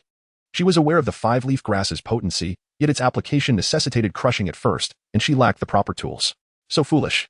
Just chew it in your mouth and apply it to me. I refuse. Qian Rinxue's eyes widened in disbelief. Such audacity was outrageous. However, upon meeting Tang Jiu's fierce gaze, she quickly amended her response. I will use a stone to crush it for you. No need to chew it. Little maid, you have no room for negotiation. Hurry, or I shall take your life. Using a stone to crush it is utterly unsanitary. Tang Jiu withdrew the angelic holy sword and placed it against Qian Rinxue's neck, demonstrating his willingness to act against the charming maiden. A slight tremor of his hand left a crimson mark upon her skin. You. Qian Rinxue was utterly astonished. Tang Jiu truly had the audacity to strike. As Qian Rinxue attempted to flee, her silver teeth ground in frustration. Yet, she found herself powerless, for in her heart, Tang Jiu was an ominous tyrant, capable of killing without a flicker of remorse. She took the leaf from Tang Jiu's grasp and began to chew it, savoring its tart flavor. Once it was reduced to pulp, she spat it into her palm and approached him from behind, carefully applying it to the wound on his back. All done. But what about the sword wound in front? Can't you tend to that yourself? Qian Rinxue's teeth ground together in irritation. What use is a little maid like you? How could someone of my esteemed stature possibly do it myself? Qian Rinxue yearned to perish alongside Tang Jiu. Yet she understood that the outcome would only lead to her demise. With a gaze laden with the intent to kill, she crushed another leaf and applied it to the sword wound on his chest. Wrap it up. Why are you so dim-witted? No bandages? Then tear off your shirt. You fool. Before long, Qian Rinxue had finished dressing his wounds. In that moment, she noticed that Tang Jiu had also begun chewing the leaves, and to her surprise, he applied the chewed pulp to the injury on her neck. At that instant, a flush crept across Qian Rinxue's cheeks. How unsanitary. Am I not a decent fellow? Tang Jiu chuckled. From now on, follow me obediently, and together we shall reign supreme over the forest. Qian Rinxue shot him a disdainful glance. A mere monkey cannot dominate the forest, you wild brat. Just wait. Soon the people from the martial soul hall will return for me, and when they do, I shall have you cut into pieces to feed the dogs. As the sun dipped below the horizon, Tang Jiu returned to his lair with Qian Rinxue and proceeded to kindle a bonfire, preparing to cook the flesh of a soul beast. What is your name, little maid?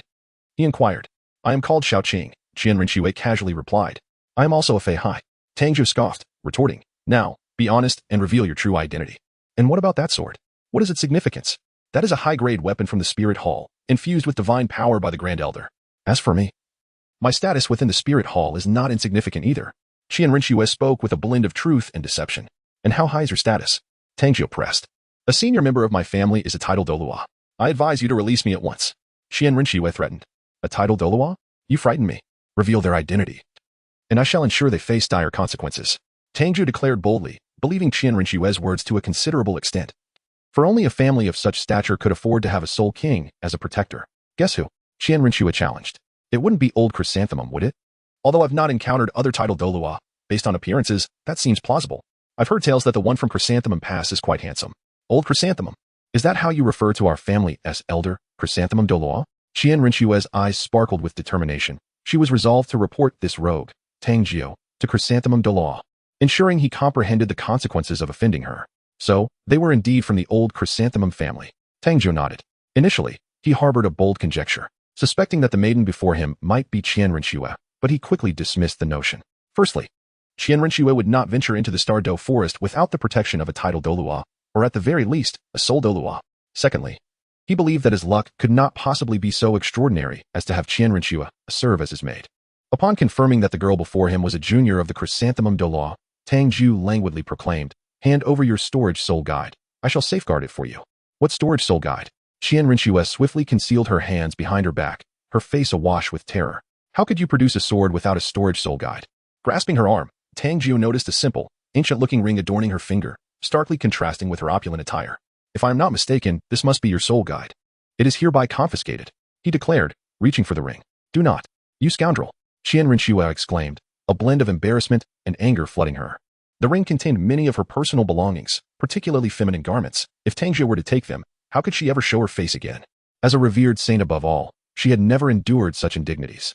Ultimately, her resilient spirit, overwhelmed by fear, uncertainty, and humiliation, could no longer maintain her lofty and aloof demeanor. She broke down, weeping like an ordinary girl. Tang Jiu was taken aback by her tears, feeling somewhat embarrassed about taking the belongings of another girl. After all, she wouldn't be able to escape. There would be ample opportunities in the future, so there was no need to rush. Tang Jiuxing released Qian Rushue's hand and said, "Very well, I shall no longer demand your soul guide. However, you must don women's attire so that I may behold the true appearance of my little maid." Upon hearing that Tang Jiu would no longer seize her ring, Qian Rushue felt a wave of relief. Yet, when she heard his request for her to wear female clothing, she inwardly cursed his shamelessness and retorted, "Turn around. You are not permitted to sneak a glance. I possess nothing of interest. Even my young master cannot be bothered to look." Tang Jiu shrugged his shoulders and turned his head, only to hear the soft rustling sound of someone changing clothes. "All right." A voice, as melodious as silver bells and tinged with shyness, broke the silence. When Tang Jiu turned around, he was momentarily captivated. Before him stood a figure clad in a white dress adorned with golden patterns, complemented by a pair of exquisite two-tone boots. She possessed an elegant stature, her proportions impeccably balanced. If one were to describe the beauty of Xiao Wu as charming, Zhu Zhuqing's as untamed, Ning Rongrong's as pure, Huo Wu's as alluring, and Shui Binger's as frosty, then at this moment, Qian Rinshue's beauty radiated a divine and noble essence. She resembled a celestial being gracing the mortal realm, evoking an involuntary sense of inadequacy in those who beheld her. However, Tang Jiu was no ordinary individual. After a sharp intake of breath, he proclaimed with utmost seriousness, "Xiaoqing, the young master has decided to elevate you to the status of a little wife." "Humph, I refuse to be your little wife. If I were to be anything, it would be the main wife," she retorted defiantly. "You better put in some effort. If you don't stray off course, there might still be a chance."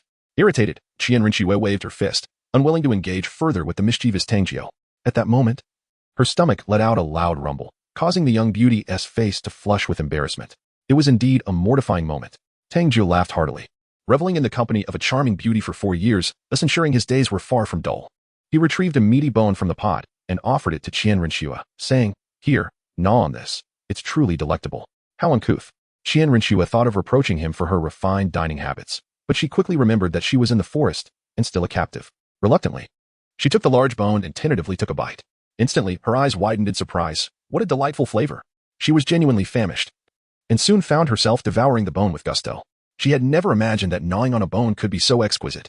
After consuming 6 bones in one go, she felt her neck heat up in embarrassment from Tang Jiu's mischievous laughter, and in a huff, she tossed the bone at him. As night fell, the two settled into their treehouse.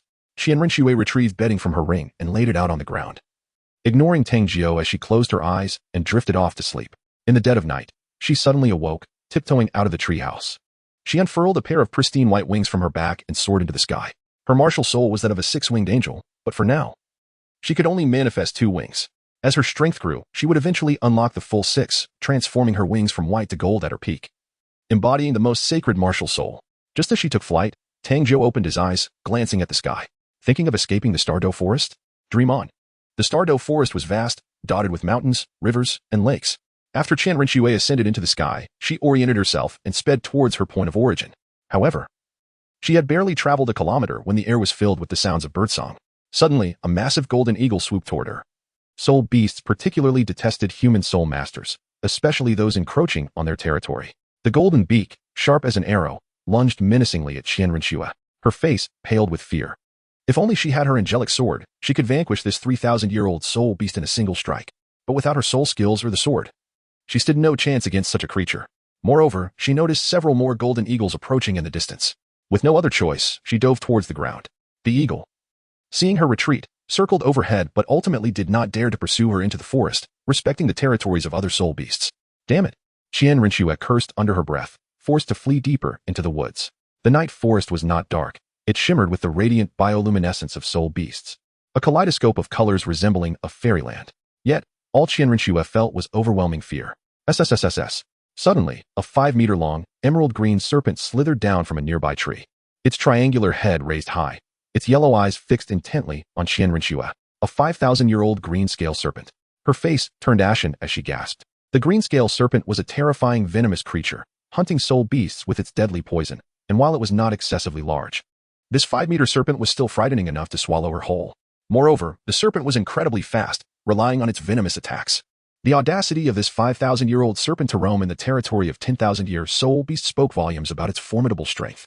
Qianrenxue spread her wings and, without a second thought, attempted to fly higher for a low-altitude escape. But as she took off, the green-scale serpent lunged, leaping higher than her, its triangular head darting toward her neck like a flash of lightning. Qianrenxue was paralyzed with terror. She raised her arm to defend herself, only to feel a numbing sensation as her entire body plummeted from the sky.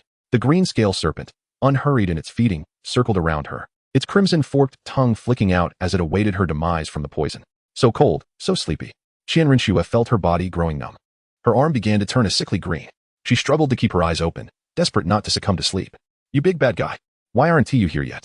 At that moment, she regretted venturing out, cursing Tang Jiu for being such a lazy pig, oblivious to her plight. Just as her eyelids began to close, a flash of golden light pierced through the air, precisely striking the serpent's head. It was the angelic sword. Little maid. I'm fortunate to have arrived in time. Otherwise, you would have been devoured. Qianrenxue could no longer hold on, collapsing into Tang Jiu's embrace. Feeling an unexpected warmth envelop her, she then witnessed Tang Jiu grasp her arm, slicing it with a dagger before using his mouth to draw out the poison. In one gulp, his lips turned green. No, don't, she protested, feeling a mix of embarrassment and concern. Stay still. I cannot neutralize the poison otherwise. This is the only primal method available. You'll get poisoned too. Oh, are you concerned for me? You're sounding more like a maid by the minute. Tang Jiu replied, clearly pleased with himself. Qianrenxue huffed, replying, I just fear for your life. Who will protect me if you die?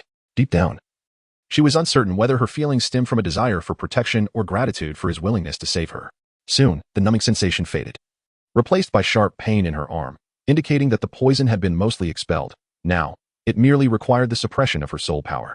Tang Jiu found himself at a loss, resorting to plucking the leaves of the five-leaf clover. With great force, he crushed the leaves in his hand until they transformed into a paste, which he applied to Qianrenxue's arm. You are utterly despicable, Qianrenxue exclaimed, her eyes wide with indignation. How could this loathsome fellow crush the leaves with ease yet choose to chew them himself? She was filled with a desire to strike this villain down, but upon witnessing the pallor of his face, she begrudgingly refrained. Will you ever cease your reckless escapades? Tang Jiu carried the weakened Qianrenxue back to the treehouse, preparing a nourishing meat soup to feed her. Humph. Qianrenxue huffed disdainfully, yet she sipped the soup carefully, realizing she could not afford to run amok any longer. She would remain here, for her grandfather would soon send someone to rescue her. The soup was fragrant. She wondered what it was made from. What an exquisite broth. Qianrenxue had never tasted such delectable meat soup before. Licking her adorable little tongue, she curiously inquired. What is it made from? The emerald-scaled serpent, Tang Jiu replied. At that moment, Qianrenxue spat her soup across Tang Jiu's face in shock, horrified by the thought of such repulsive fare. Oh, my apologies, she exclaimed, suddenly aware of her unladylike behavior. Having been raised with the finest noble education, she felt an overwhelming wave of embarrassment and quickly produced a handkerchief to assist Tang Jiu in wiping his face clean. Upon witnessing the actions of the young lady, Tang Jiu resolved to forgive her. Once her injuries had healed, he would have her wash his foul socks. From this point onward, they would coexist in this place. As you have observed the perils of the starry forest, it is imperative that you heed my counsel in all matters. Do you understand? Tang Jiu once again engaged in a session of ideological education with the other party. Oh, Qianrenxue, still haunted by her recent near-death experience after barely running 2,000 meters, nodded apprehensively. She pondered how this wild youth managed to survive in such a place. What is your name? I cannot simply refer to you as Wild Boy. Qianrenxue resolved to coexist peacefully with Tang Jiu, treating her stay here as a vacation to experience the life of a savage. Call me young master, he retorted. If you prefer not to disclose it, then I shall continue to call you Wild Boy. Tang Jiu pondered for a moment. Unless it was the title Douluo, others would find it quite challenging to locate him here. Hence, he decided to cease his concealment. Well, my father calls me Xiaojiu, so you may address me as Brother Xiaojiu. Then I shall call you Xiaojiu. Qianrenxue huffed. Brother? Dream on. Fine. If you don't want to call me that, then you can cook for yourself tomorrow. If I must, then so be it. After a night's sleep, Qianrenxue retrieved her outdoor cooking tools and prepared a pot of something dark and unappetizing. Upon tasting it, under Tang Jiu's scrutinizing gaze, she nearly poisoned herself. As she watched Tang Jiu savor his delicious bone broth, especially the way he gnawed on the succulent bones, her stomach betrayed her with a loud growl. The residual snake venom had yet to dissipate, and her soul power was continuously suppressing and expelling the toxin, leaving her body in dire need of substantial energy replenishment. Never had Qianrenxue felt such an insatiable craving for meat. Please, let me have a piece. I'll pay for it, she exclaimed, pulling out a card. Money is of no use here, Tang Jiu retorted with a smirk, then playfully lifted a hefty bone before her, enticing her with its aroma. Watching Qianrenxue instinctively lick her lips like a little glutton, Tang Jiu took a hearty bite, exclaiming, truly delectable. Fuming, Xiaojiu stamped her foot in frustration, abandoning her pride as she plaintively said, Xiaojiu. Brother, I'm hungry. Come now. Call me Brother Jiu once more, Tang Jiu teased, fishing out another large bone. Xiaojiu, flustered and infuriated, stomped her foot before decisively seizing it and taking a hearty bite. No longer courteous, she finished her morsel and promptly reached for more. Tang Jiu, upon witnessing the delightful visage of Xiaojiu, could not help but burst into hearty laughter. He then remarked, Do indulge yourself, for we must continue our journey tomorrow. I have resolved to migrate every 2 days. Xiaojiu's heart plummeted to the depths of despair, transforming her sorrow and indignation into a voracious appetite, and she began to feast with great fervor. 5 days later, under a moonlit sky adorned with sparse stars, a furious roar reverberated through the Dueling forest. Damn it! Who dares to assault the holy maiden of my spirit hall? A striking figure clad in golden armor, with golden hair and a handsome visage, glared with icy eyes.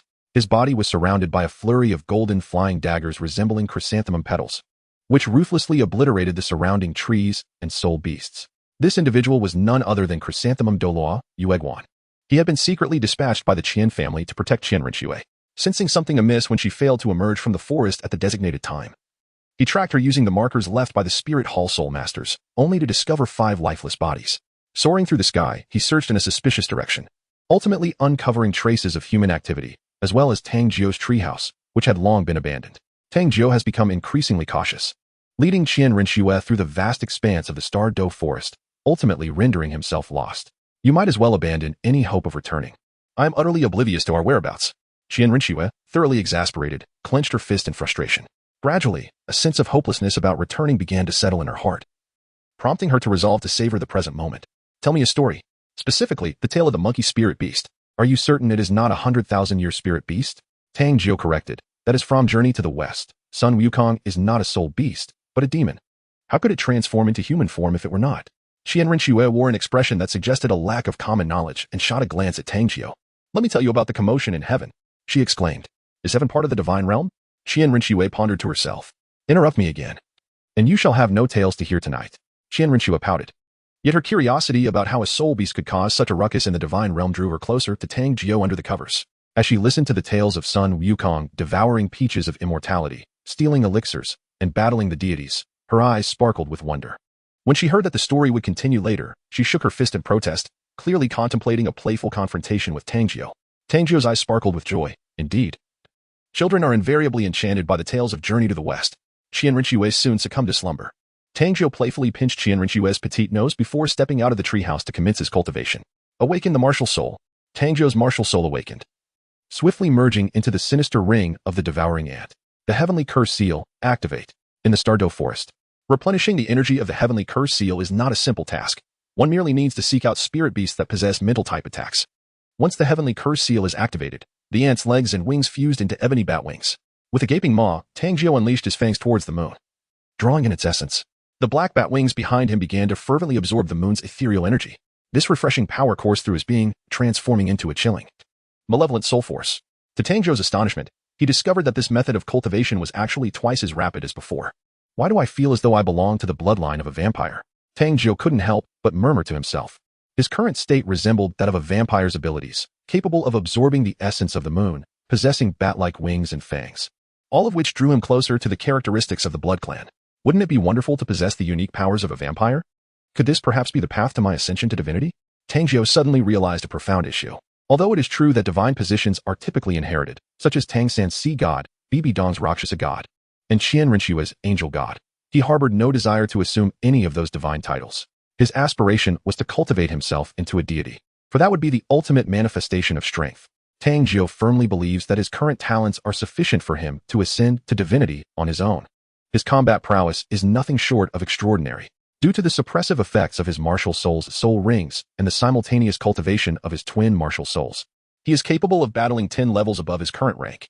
With the fusion technique of his martial soul, the evil ring devouring ant, he can combat another 10 levels higher.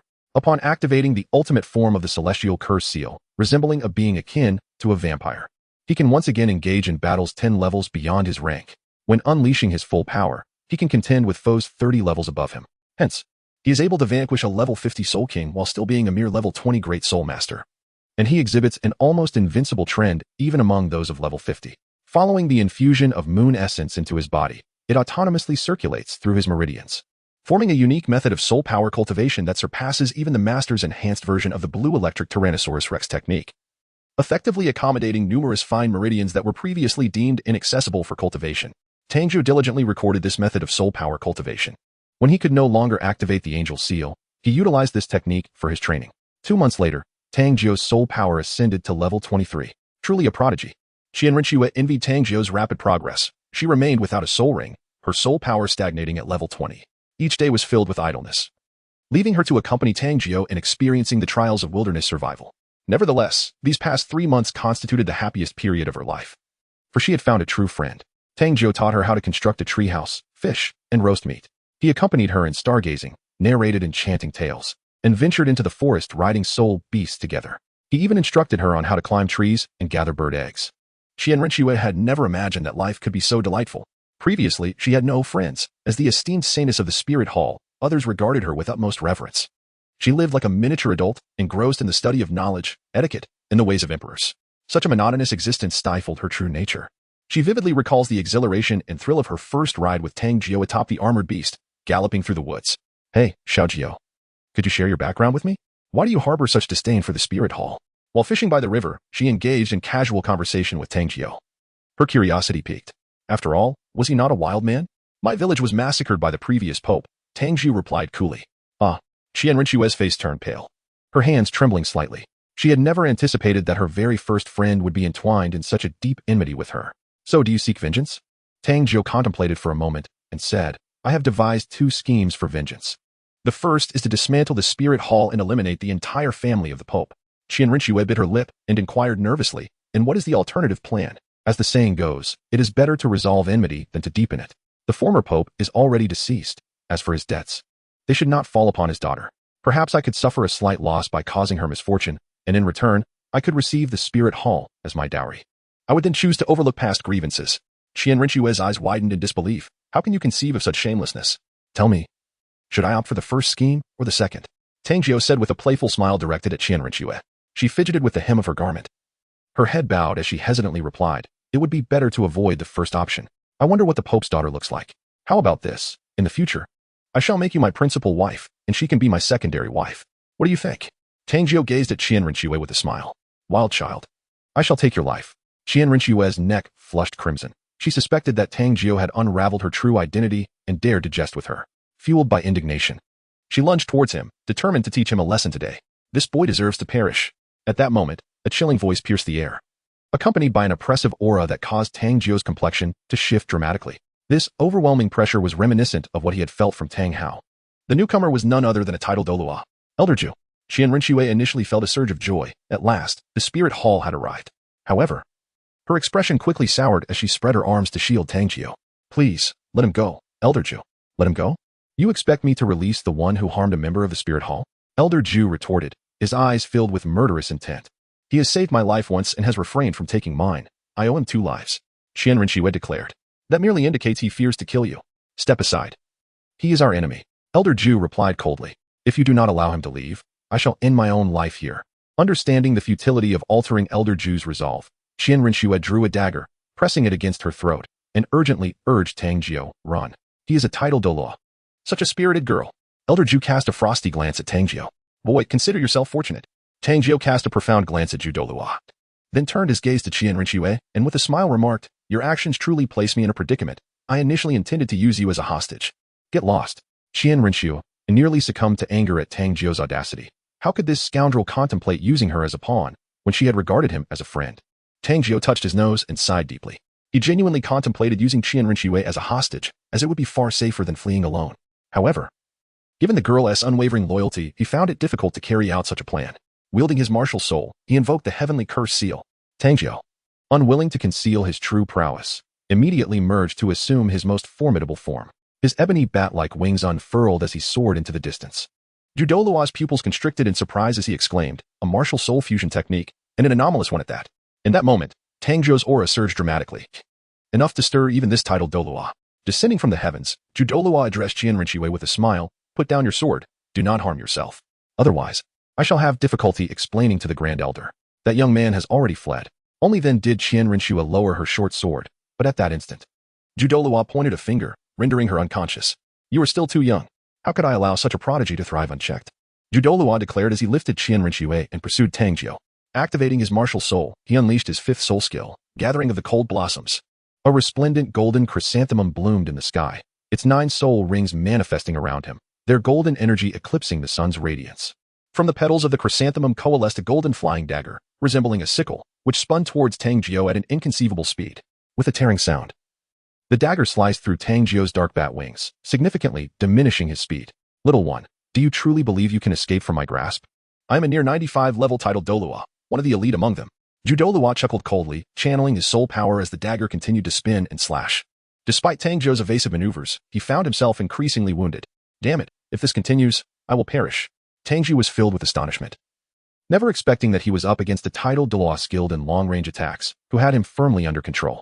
Tang Jiu gritted his teeth, and, from the 12 golden hairpins, drew forth the angelic holy sword. With a swift strike, he cleaved towards the flying daggers, and with a resounding crash, the daggers were shattered into fragments. The holy sword is actually in your possession. How infuriating. Dueling could hardly conceal his recognition of the weapon. The foremost artifact of the spirit hall, the angelic holy sword. The black soul rings shimmered in succession, while golden chrysanthemums blossomed forth. This time, 3 petals were launched. As 3 flying daggers, imbued with a formidable surge of soul power, approached Tang Jiu at uncanny angles. Tang Jiu felt a chill run down his spine. 1 flying dagger was already difficult to contend with. Facing 3 daggers in close proximity would surely result in him being reduced to mere shreds. The holy sword is yours once more. Tang Jiu forcefully hurled the angelic sacred sword towards the left, the sword radiating like a brilliant beam of golden light as it soared into the distance.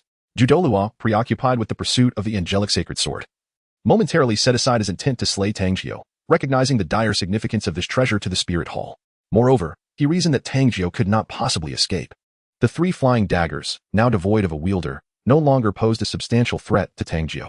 Having swiftly evaded them, he cast a glance towards the forbidden zone of the Stardow Forest and, gritting his teeth, soared toward that direction. You cannot escape, young one.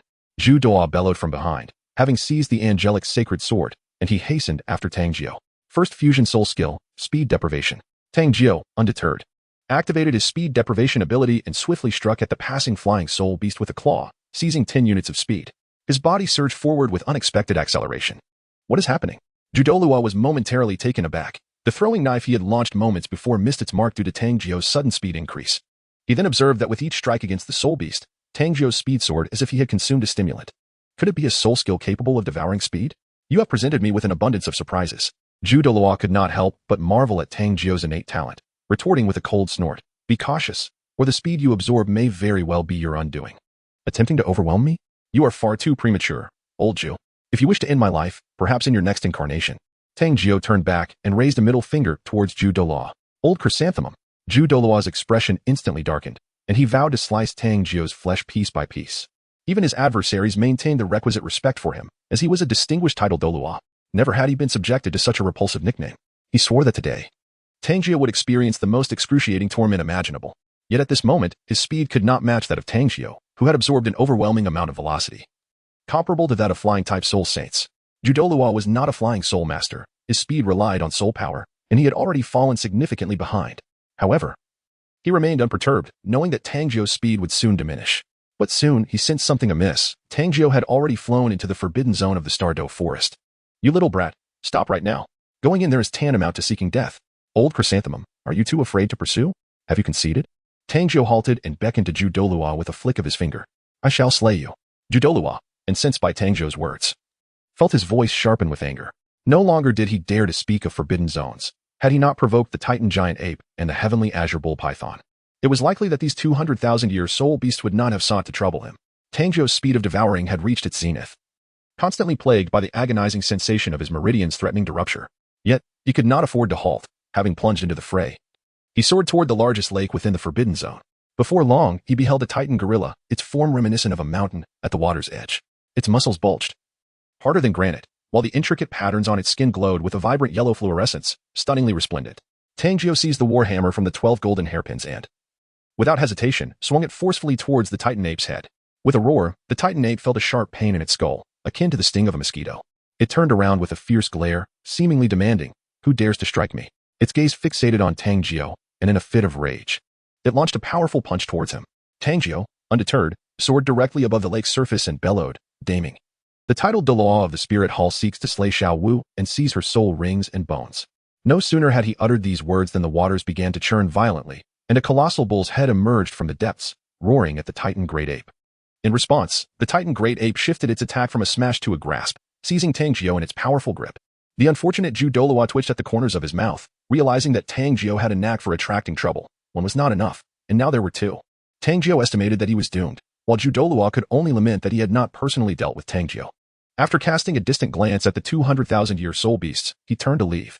At that moment, a voice erupted, infuriating him. "Old Chrysanthemum, if you have the guts, don't run away."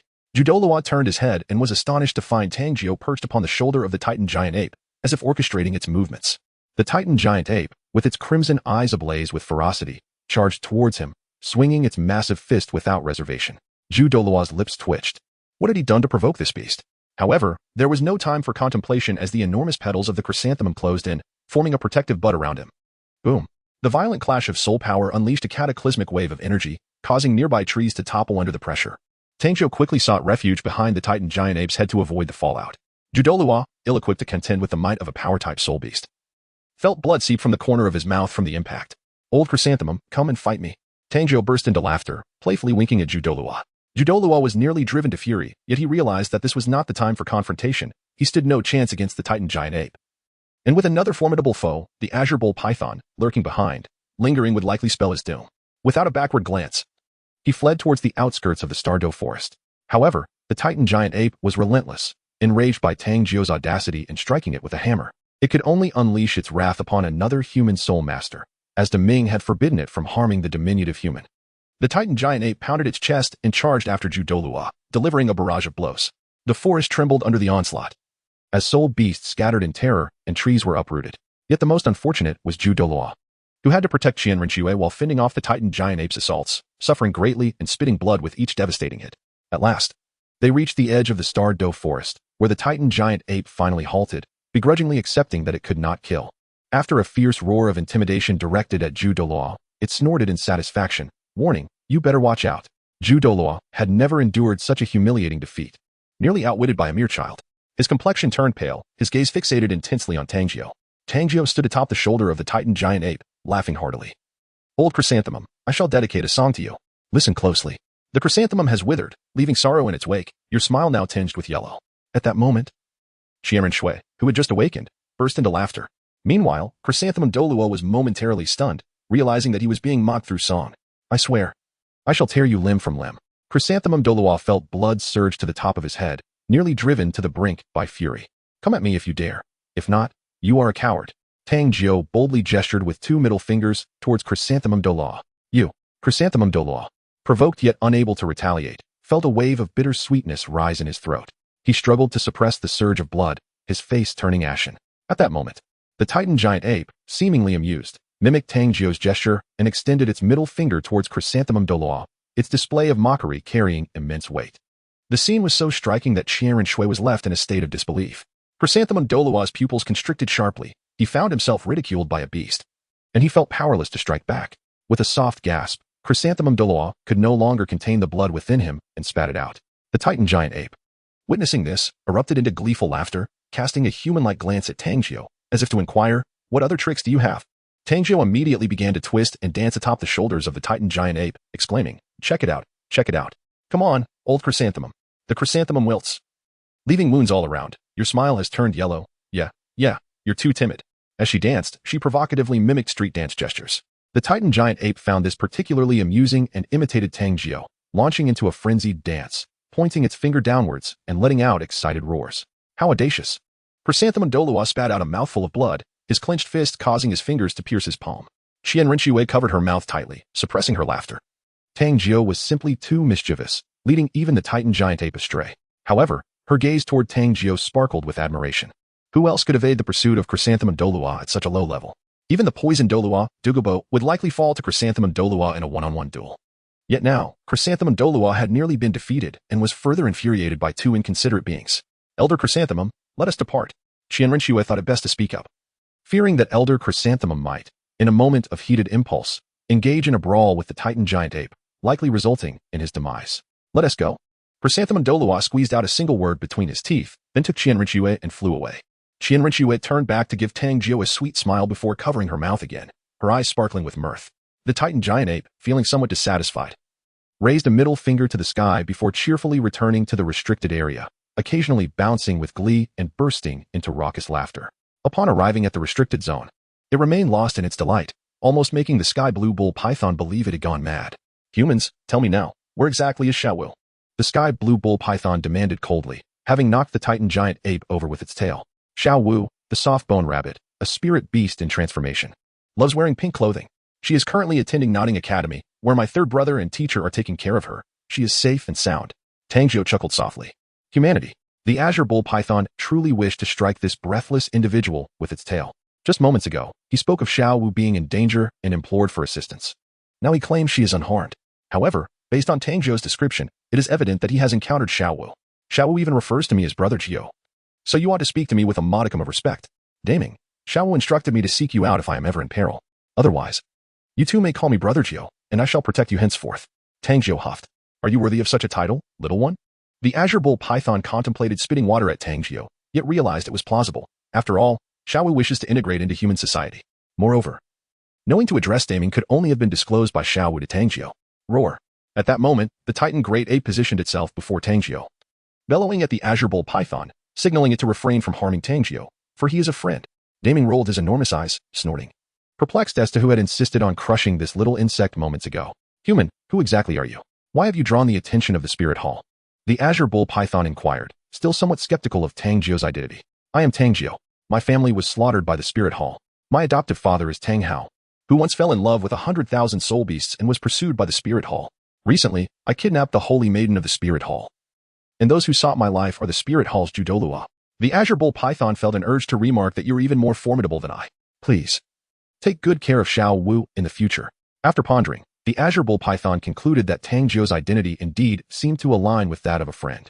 He does not harbor animosity towards soul beasts and stands as an enemy to the spirit hall. Therefore, it could only entrust Tang Jiu with the well-being of Xiao Wu, especially given Tang Jiu's extraordinary prowess, having evaded the grasp of a title de law, indicating exceptional potential. Seeing that an agreement was seemingly reached, the Titan great ape resumed its attempts to drag Tang Jiu into a dance. Thud. The azure bull python swatted the Titan great ape away with its tail, roaring, "You are an ape, not a human. Do not emulate human ways. Uphold the dignity of beasts." The Titan great ape snorted dismissively, unwilling to heed the azure bull python, and instead seized Tang Jiu, whisking him away to a distant spot where the revelry commenced. Invincibility is truly a lonely endeavor. The azure bull python felt excluded from the festivities. In the past, when Xiao Wu was present, they could engage in playful antics, given their spirited and boisterous natures. Yet, the azure bull python's temperament is rather languid, often lounging at the lake's bottom in slumber, which is dreadfully dull.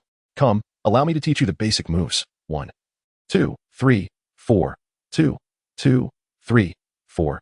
Change your stance, and once more. Tang Jiu firmly believed that he must bring the Titan great ape along, so that whenever trouble arose, he could rely on the Titan great ape to unleash its might. Roaring with enthusiasm, the Titan great ape had become utterly enamored with dancing, particularly relishing in making provocative gestures. Consequently, the spirit beasts within the Stardoe forest found themselves in dire straits. The Titan great ape's dance was nothing short of catastrophic. The earth trembled violently, depriving the sensitive spirit beast of their much-needed rest. To make matters worse, the Titan great ape not only danced but also sang, its voice akin to a cacophony of wailing ghosts and howling wolves, a veritable assault of sound at the highest decibel levels. Tang Jiu could no longer bear the unbearable noise. In the esteemed hall of worship of the spirit hall, Qian Daolu cast a piercing gaze upon Qian Rinxue. His voice laced with fury. "Swear, speak. Who is that wild brat? Grandfather, please spare him. He is my only friend," Qian Rinxue pleaded, clutching at Qian Daolu's clothing in a display of affection. "Humph. If you refuse to divulge, I shall personally descend upon the Stardoe forest. With my unparalleled title Douluo prowess, I could easily crush that wild brat," Qian Daolu declared with a disdainful snort. A sudden chill gripped Qian Rinxue's heart. Should her grandfather take action, accompanied by several title Douluo, that little Judo would surely meet his end. "If I tell you, will you refrain from intervening?" "Humph. As if he is worthy of my intervention. Let the subordinates of the spirit hall handle it. I do not believe he can remain hidden in the Stardoe forest forever." Qian Daolu, a man of great pride, deemed only Tang Chen worthy of his attention. Qian Rinxue understood that just because Qian Daolu would not act, it did not mean others would refrain. Once outside the Stardoe forest, without his reliance on the forest, little Judo would stand no chance against the spirit hall. At present, she only knew that Tang Judo was called Little Judo, She was unaware of his other identities. As he had mentioned that his parents were slain by the spirit hall, leading her to believe he was merely an orphan, thus she refrained from further inquiry. With a clever turn of thought, Qian Renxue had devised a cunning plan to redirect the blame. Recently, the Lord of Notting City had been murdered, and the enforcement team of the Spirit Hall annihilated. Why not pin it on that individual? Grandfather, that wild brat is called Tang Hao, the one responsible for the bloodbath at the Lord's Manor in Notting City. It is speculated that he is the son of Tang Hao, affiliated with the Haotian sect. If you seek trouble, you should confront the Haotian sect. Qian Daolia's eyes glinted with cold fury. Summon my orders. Launch an assault on the Haotian sect. I shall ensure they suffer severe repercussions. Qian Daoluo intended to utilize this assault on the Haotian sect to gauge the attitudes of the prominent sects, particularly to ascertain whether Tang Chun had truly reached his limits. He did not believe Tang Chun was dead. That was a being he feared. Qian Renxue, shaking her fist in triumph, secretly reveled in her cleverness. Little Judo, I shall repay your life-saving grace. I would not hesitate to frame others for your sake. And in the future, you must express your gratitude. Achoo! Tang Jiu inexplicably let out a sneeze, unaware of who might be cursing him. Time flies, and 4 years have passed. Tang Jiu is approaching the age of 11. Due to the nature of soul masters and their training, he has experienced rapid development. He has transformed significantly over the past 4 years, now standing nearly 1.70 meters tall. 4 years ago, in a battle against the chrysanthemum Douluo, he absorbed power that exceeded his physical limits, resulting in a regression of 9 levels in his soul power, bringing him down to level 13. However, since he began utilizing the final form of his bat wings to absorb the essence of the moon, his cultivation has progressed at an astonishing rate. In just 4 years, he has ascended from level 13 to level 28. His foundational strength has increased from 5,800 gene to 7,000 gene. And the duration he can endure for soul rings has expanded from 10,000 years to 13,000 years. It is now time for him to depart from the Stardow Forest. Ming, I am leaving now. Next time, I shall teach you the space step. Tang Jiu, with a flourish, executed an elegant slide on the ground, captivating the Titan giant ape, which watched in silence with envious eyes. Suddenly, it bellowed at the sky blue bull python, I wish to transform. No sooner had the words left its mouth than it was sent sprawling to the ground by a swift swing of the python's tail. The sky blue bull python, genuinely enraged, roared repeatedly, You cannot even utter human words, yet you aspire to transform? If this is how you wish to court death, you are sorely mistaken. I have warned you against associating with this rascal, yet you refuse to listen. Adhere to the path of beasts. Do you comprehend? Do you understand? With each thunderous roar, it struck the Titan giant ape with its tail, eliciting cries of distress from the creature. Tang Jiu, sensing the impending danger, hastily made his escape, wary of inadvertently dragging himself into trouble. The Tianqing bull python regarded him with the animosity reserved for an adversary, firmly believing that he had corrupted the Titan great ape. Alas, it was indeed the Titan great ape that had led him astray. It was high time to select a second spirit ring for the bullet and spirit. Since he felt no immediate peril within the Stardow Forest, he had not rushed to augment his spirit. However, upon venturing out, it became imperative to ensure his spirit rings were complete. Tang Jiu had long since chosen his target, the frenzied bloodthirsty bull. This soul beast, akin to a rhinoceros, boasted a cerulean-hued armored hide adorned with dark red luminescence, while atop its head, a singular colossal blue horn seemed poised to pierce the very heavens. Tang Jiu stealthily approached the lair of the frenzied blood bull, wielding a warhammer. With a swift motion, he cast his soul ring upon the creature, immediately binding the essence of its 10,000-year cultivation. Moo. The frenzied blood bull, enraged, ignited its crimson soul power and unleashed its signature ability, Bloodburn. This primal skill allowed the bull to consume all its soul power, instantly augmenting its attributes by a staggering 100%. However, the cost was steep. Once invoked, it would leave the creature utterly depleted, necessitating a recovery period of 2 months to replenish its exhausted energy. Yet, at this moment, the frenzied blood bull rivaled beasts of over 20,000 years in age. Its blood-red eyes glared furiously at Tang Jiu. Confirming him as an adversary, the bull charged forward. Its formidable horn aimed directly at Tang Jiu. First soul skill, Rampage. First soul skill, Speed Demon. Soul bone skill, Frenzy. Tang Jiu displayed unwavering courage, unleashing his full might as he swung the colossal hammer towards the head of the frenzied blood bull.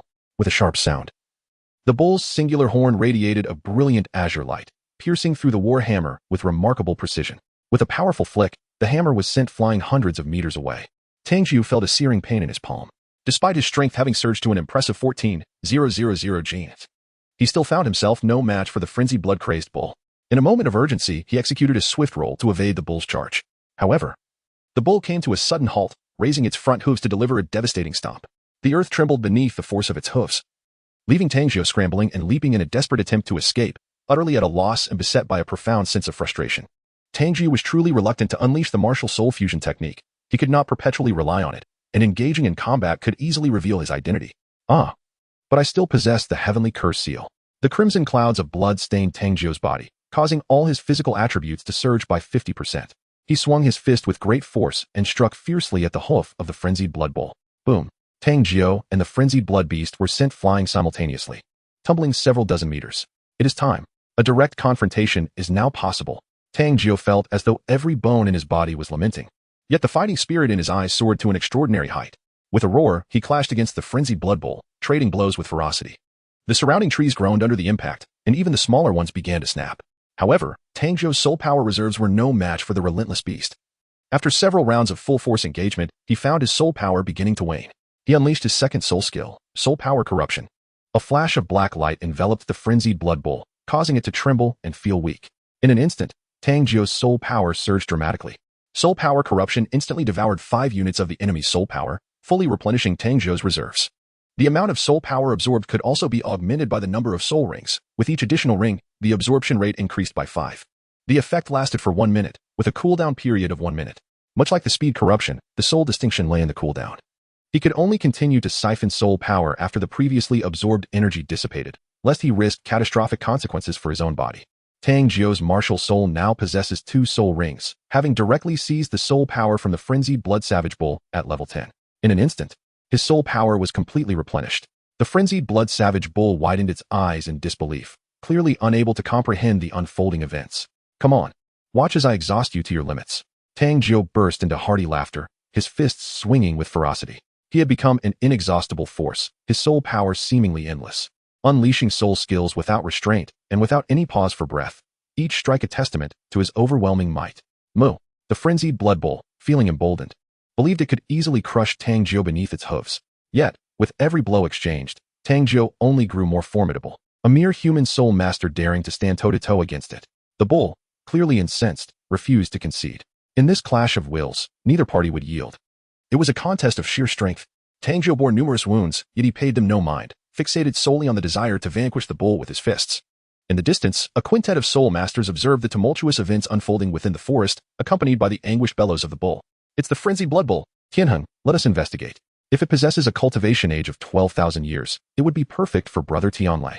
The speaker was Yu Tianxin, cousin to Yu Tianheng and grandson of the second elder of the Blue Lightning Tyrant Dragon clan, aged 19 and a level 36 battle spirit master. Their purpose for venturing forth was to assist Yu Tianlei in hunting souls. Yu Tianlei, aged 28, was a formidable level 50 battle spirit king. Knowing that his cousin Yu Tianheng's Tiando royal team included a notably skilled healer, Yu Lingling, they had specially formed a party for this endeavor. Yet, others are in the midst of hunting soul beasts. Are we not merely intruding? Yu Lingling voiced her reservations. We are merely going to observe. Who knows? He might be in dire need of your healing. What do you say, Tianheng? Yu Tianlei turned to Yu Tianheng. Before he could respond, Duguyen, standing beside him, playfully draped her arm around Yu Lingling's shoulder and said, Come on, perhaps he is a handsome young man. Perfect for you. Yu Lingling shot a frosty glare at Duguyen. Yinzi, refrain from such frivolous talk. Meanwhile, Yu Tianxin wore a slight frown, his concern for Yu Lingling evident, as he had been trying to win her favor throughout their journey. However, Duguyen's apparent disdain for him was palpable, as his talent did not match that of Yu Tianheng. Yet, he dared not offend Duguyen, for her grandfather was the poisoned Douluo, and their clan only possessed a single title Douluo, making it unwise to invite trouble upon their family. The battle has concluded. Suddenly, Yu Tianlei frowned, not waiting for the others to reach a consensus, and hastily dashed forward. Parting the dense underbrush, he beheld the battered Tang Jiu, lost in thought. The soul ring is gone. Yu Tianlei's expression darkened as he barked, You wild brat, who was hunting soul beast here just now? Tang Jiu was examining his soul skills. After vanquishing the frenzied blood bull, he absorbed a 13,000, your black soul ring, thereby acquiring the blood ignition soul skill. The second soul skill, blood ignition, instantaneously enhances all physical attributes by 50, with potential augmentation based on the soul ring. With each additional ring, the enhancement increases by an additional 10. The duration of this skill is 5 seconds. Thus, upon employing the blood ignition skill, he could directly amplify his strength, speed, and defense by 50. Although this enhancement was not as staggering as the 100 boost from the frenzied blood bull, it came without the associated side effects. As he reveled in his newfound power, he was interrupted by Yu Tianlei's irritable inquiry. Pointing at himself, Tang Jiu retorted, Are you blind? I am the only one here. If it wasn't me, then who did it?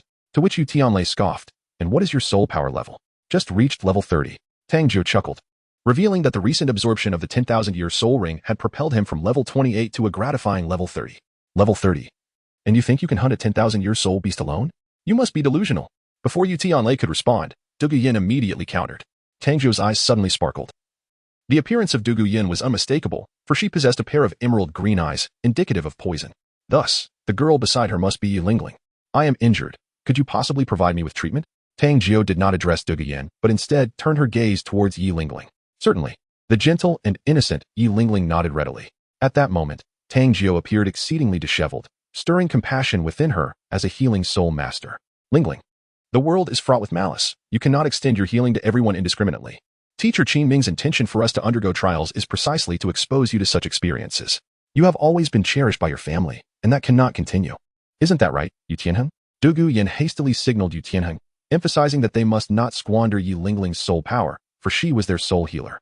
In critical moments, even a modicum of soul power could mean the difference between life and death.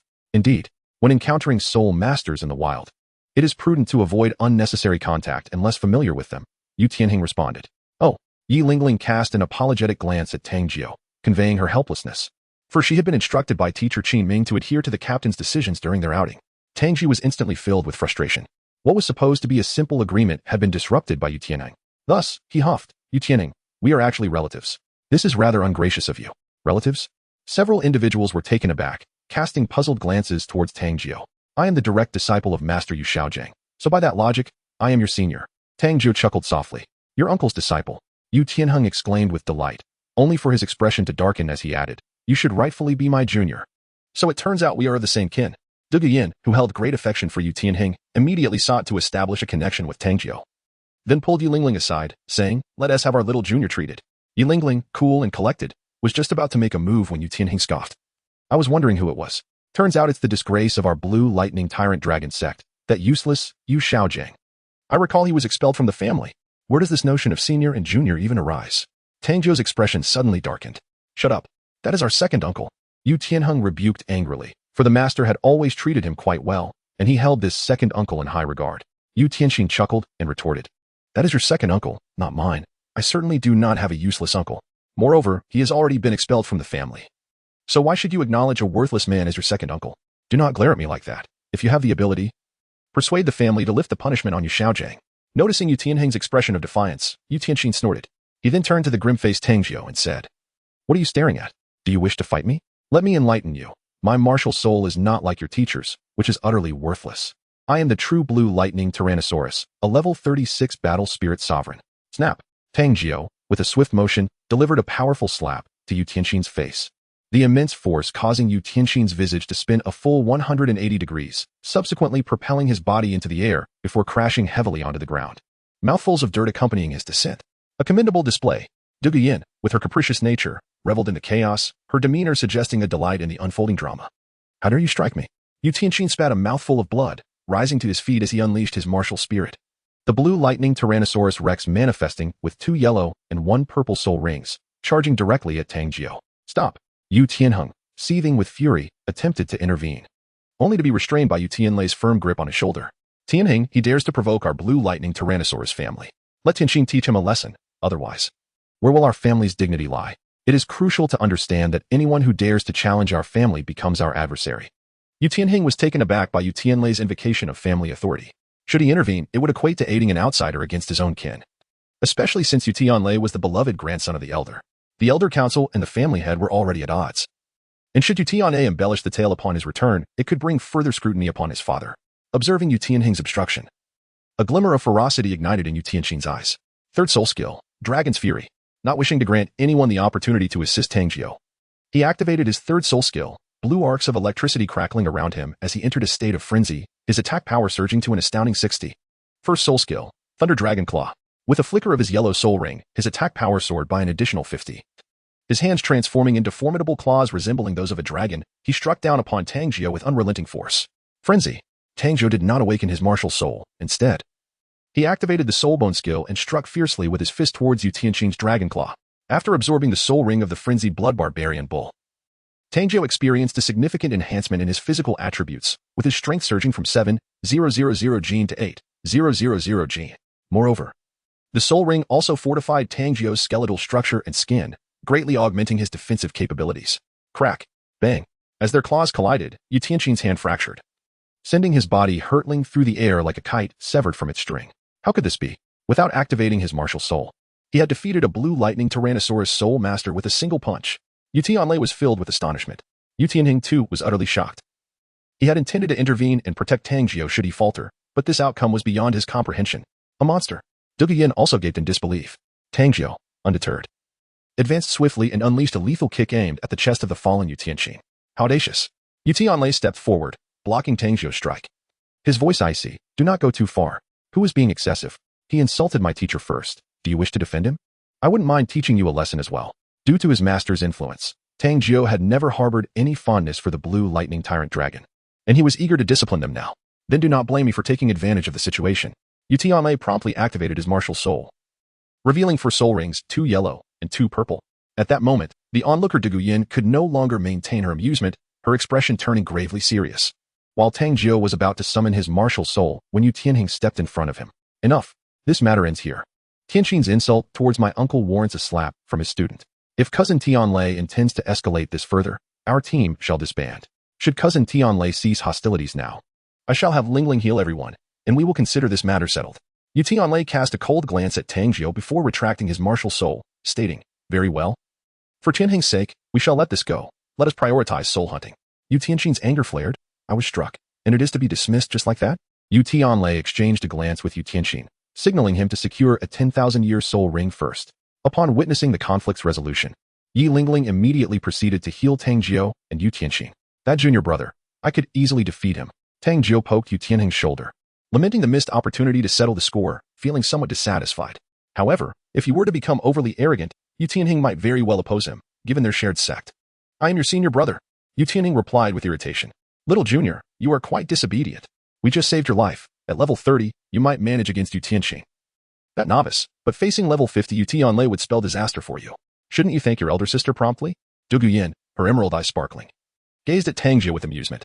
With my strength, I could annihilate you all. Tang Jiu rolled his eyes. Du Guyan pouted, and even Yi Lingling shook her head gently, saying, Little junior, boasting is not commendable. Tang Jiu, seeing that no one believed him, shrugged and ceased his explanations. Allow me to guide you. I have lived here for quite some time and am quite familiar with the terrain. Sounds good. Du Guyan nodded, sensing reliability in Tang Jiu, especially given his rugged appearance adorned in animal hides. What kind of soul beast are you seeking? Tang Jiu inquired. A formidable soul beast aged 12,000 years. Something akin to a frenzied blood bowl will suffice, Yu Tianhing replied. Very well, then I shall lead you in your search. Tang Jiu's eyes sparkled with excitement at the mention of the frenzied blood bowl. He mused. Perhaps it would be best if that rascal Yu Tianlei were to be gored by the beast. The frenzied blood bowl is certainly not something they could contend with. You lead the way. Who knows if you might lead us into peril. I believe it would be prudent for brother Tianlei to guide us, as he frequently traverses the starry forest, aiding others in hunting soul beasts. Yu Tianqing could not shake the feeling that Tang Jiu harbored ill intentions. Whatever. Tang Jiu shrugged, allowing the lad to indulge in his antics. After climbing a large tree and surveying the surroundings, Yu Tianlei confidently pointed towards the northeast, stating, in my experience, that direction is the safest. Tang Jiu chuckled softly, realizing that mischief often leads to peril. The direction they were considering lay within the territory of plant-based soul beasts, where animal soul beasts were scarce. Although it appeared safe on the surface, any animal soul beast dwelling there would undoubtedly be exceptionally formidable. If I may offer a piece of advice, I would highly recommend against venturing forth. 57. The illusory man-eating tree. Do not feign understanding. Yu Tianlei snorted dismissively. Just as Du Guyan and her companions wavered, uncertain of whom to heed, a sudden, furious roar erupted from the depths of the forest. The surrounding soul beasts became agitated, clearly startled by the sound. What was that noise? Du Guyan felt a deep-seated dread. I do not know. It must be a powerful soul beast residing within this forest, Yu Tianlei surmised. Hearing the sound, Tang Jiu could not help but chuckle. That is the cry of the Titan giant ape. It is being beaten for its disobedience. Du Guyan sighed. Junior, you truly have a vivid imagination. Have you actually witnessed the Titan giant ape being thrashed? Frequently, Tang Jiu nodded. At that moment, Yu Tianlei wore an expression of disdain, and even Yi Lingling gently admonished. Boasting is not commendable. Come now, follow me. This time, no one believed Tang Jiu. His words were simply too unreliable. The group trailed behind Yu Tianlei, heading northeast. After approximately 3 hours of travel, they encountered fewer soul beasts. Suddenly, a peculiar fragrance wafted through the air, causing Tang Jiu to feel the heavenly curse seal rapidly charging. Alarmed, he shouted, danger, and swiftly yanked Yi Lingling to retreat. You little rascal, let go of Lingling. Yu Tianqing, witnessing Tang Jiu's actions, immediately attempted to follow, but as he took a step, A massive vine shot up from the ground, ensnaring his ankle and hoisting him upside down, 10 meters off the ground. At that moment, the vines on the ground began to writhe, reaching toward the others. Yu Tianheng and the others, intending to defend themselves, found their vision distorted by the fragrance, and as they attempted to evade, they collided squarely with the vines, which ensnared their ankles and lifted them off the ground. At this instant, Yilingling, standing just out of reach of the vines, was filled with horror as she realized they were confronted by a colossal tree with climbing vines, towering over 200 meters and exceeding 30 meters in diameter. The dark vines were thickly entwined with the bodies of various animals. Duguyan and the others were being bound by the vines, much like Zongzi being wrapped. What is this creature? Yilingling exclaimed, her face a mask of terror. The illusionary devouring tree. Tang Jiu was also haunted by lingering fears. He seldom ventured into the gathering place of plant-based soul beasts due to its perilous nature. The plant soul beasts were notoriously unpredictable and lethal. What shall we do now? Yilong asked coldly. To save them, we must have Duguyan intervene, but first, I need to dispel the illusion cast on her. You will treat her once I do, Tang Jiu replied, picking up a small stone from the ground and hurling it at Duguyan's arm. With a sharp crack, the stone's force penetrated her arm, the intense pain jolting Duguyan out of her trance. At that moment, Yilingling produced a 9-heart begonia, the healing light enveloping Duguyan, allowing her to finally comprehend her dire situation. She found herself suspended by vines, surrounded by the grotesque corpses of hanging animals, causing a cold sweat to break out on her brow. Quickly, use poison to corrode the vines, Tang Jiu urged. Duguyan instantly understood, summoning her martial spirit, the emerald scale snake, which manifested 3 soul rings, 2 yellow and 1 purple. With her third soul skill, purple venom of the emerald scale, a cloud of purple toxins spread forth, visibly withering and decaying the vines that bound her. The vines could no longer support Duguyan's weight and snapped. She rolled to the ground and directed her soul power to spread the poison towards the vines ensnaring Yu Tianheng. As he fell into a stupor, Duguyan grasped his arm and swiftly maneuvered out of the attacking range of the illusionary man-eating tree, wiping the cold sweat from her brow in relief. Upon awakening Yu Tianheng, Duguyan saw that Yu Tianlei was also trapped. Gritting his teeth, he commanded, Yinzi, save them. He could not bear to watch as members of his sect face certain death. As he spoke, he charged forward, but Duguyan, unwilling to let him face danger alone, stomped her foot and activated her soul skill once more, conjuring a vast cloud of toxic mist to assault the vines, causing Yu Tianxin and Yu Tianlei to fall. Yu Tianheng landed a punch on each of their noses, eliciting tears and blood from them. He felt no remorse. He was furious at their reckless choices that nearly led to their annihilation. Run! Yu Tianlei shouted, blood streaming from his nose, but survival was paramount. He unleashed his martial spirit and bolted towards the exit, sensing an even greater threat. Suddenly, the colossal illusionary man-eating tree extended wooden spears from its massive canopy. This was its soul skill, ironwood javelins. The spears rained down from a height of 200 meters, unyielding to the poison mist, embedding a full meter into the ground. The trio felt as though they were running through a storm of arrows, each step fraught with peril. Suddenly, Yu Tianxin screamed in agony as a javelin pierced his arm, sending him stumbling to the ground. Looking up, terror gripped him as he saw countless javelins descending, threatening to turn him into a target. Help me, he cried out to Yu Tianlei, but Yu Tianlei was too consumed by his own survival to heed him. Just as despair enveloped Yu Tianxin, Yu Tianheng unleashed his third soul skill, sweeping his hand to shatter all the javelins aimed at Yu Tianxin, then seized his leg and fled. However, an even denser barrage of javelins descended upon them. Fourth soul skill, blue electric divine dragon transformation. Yu Tianlei roared, transforming into a blue electric dragon that swayed its tail, clearing the javelins ahead before speeding out of the lethal zone. Tianheng, Duguyan exclaimed, witnessing Yu Tianlei's escape. Yet, Yu Tianheng was still under level 39 and could not transform into a dragon. As the rain of ironwood javelins fell, his speed was insufficient to evade them. She collapsed to the ground, her expression pale and filled with despair. Tianheng, hold on. At that moment, Tang Jiu retrieved a rope from his 12 golden hairpins and tossed it towards Yu Tianheng.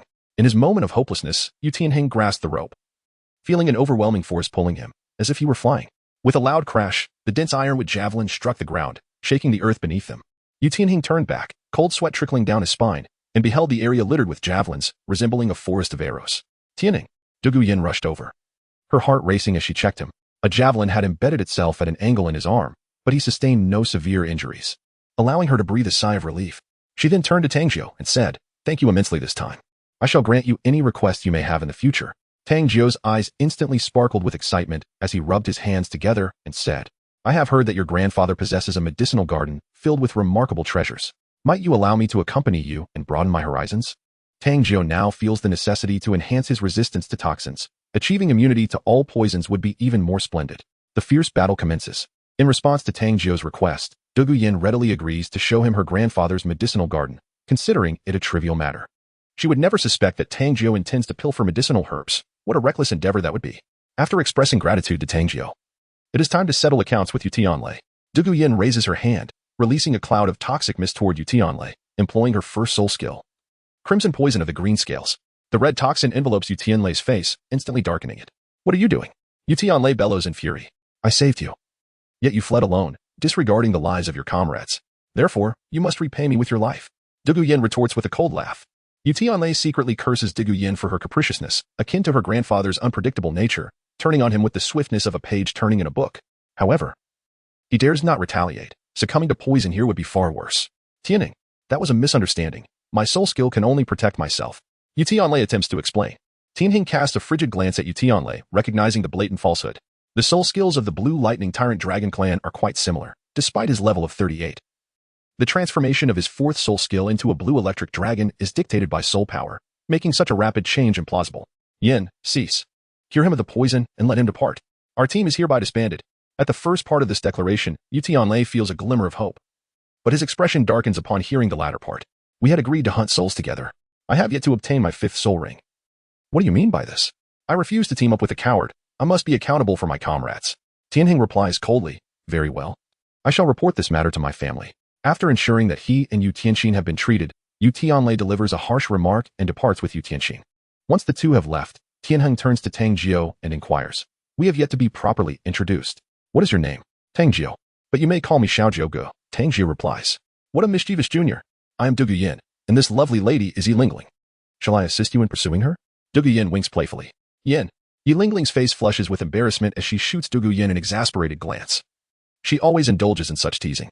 However, I already have a girlfriend. I am quite devoted, and straying from that path is not my style, Tang Jiu says. Rubbing his nose, reflecting on how gentle Yi Lingling is. Junior, keep your eyes wide open. Our Lingling is the future sect leader of the Nine Hearts Begonia sect.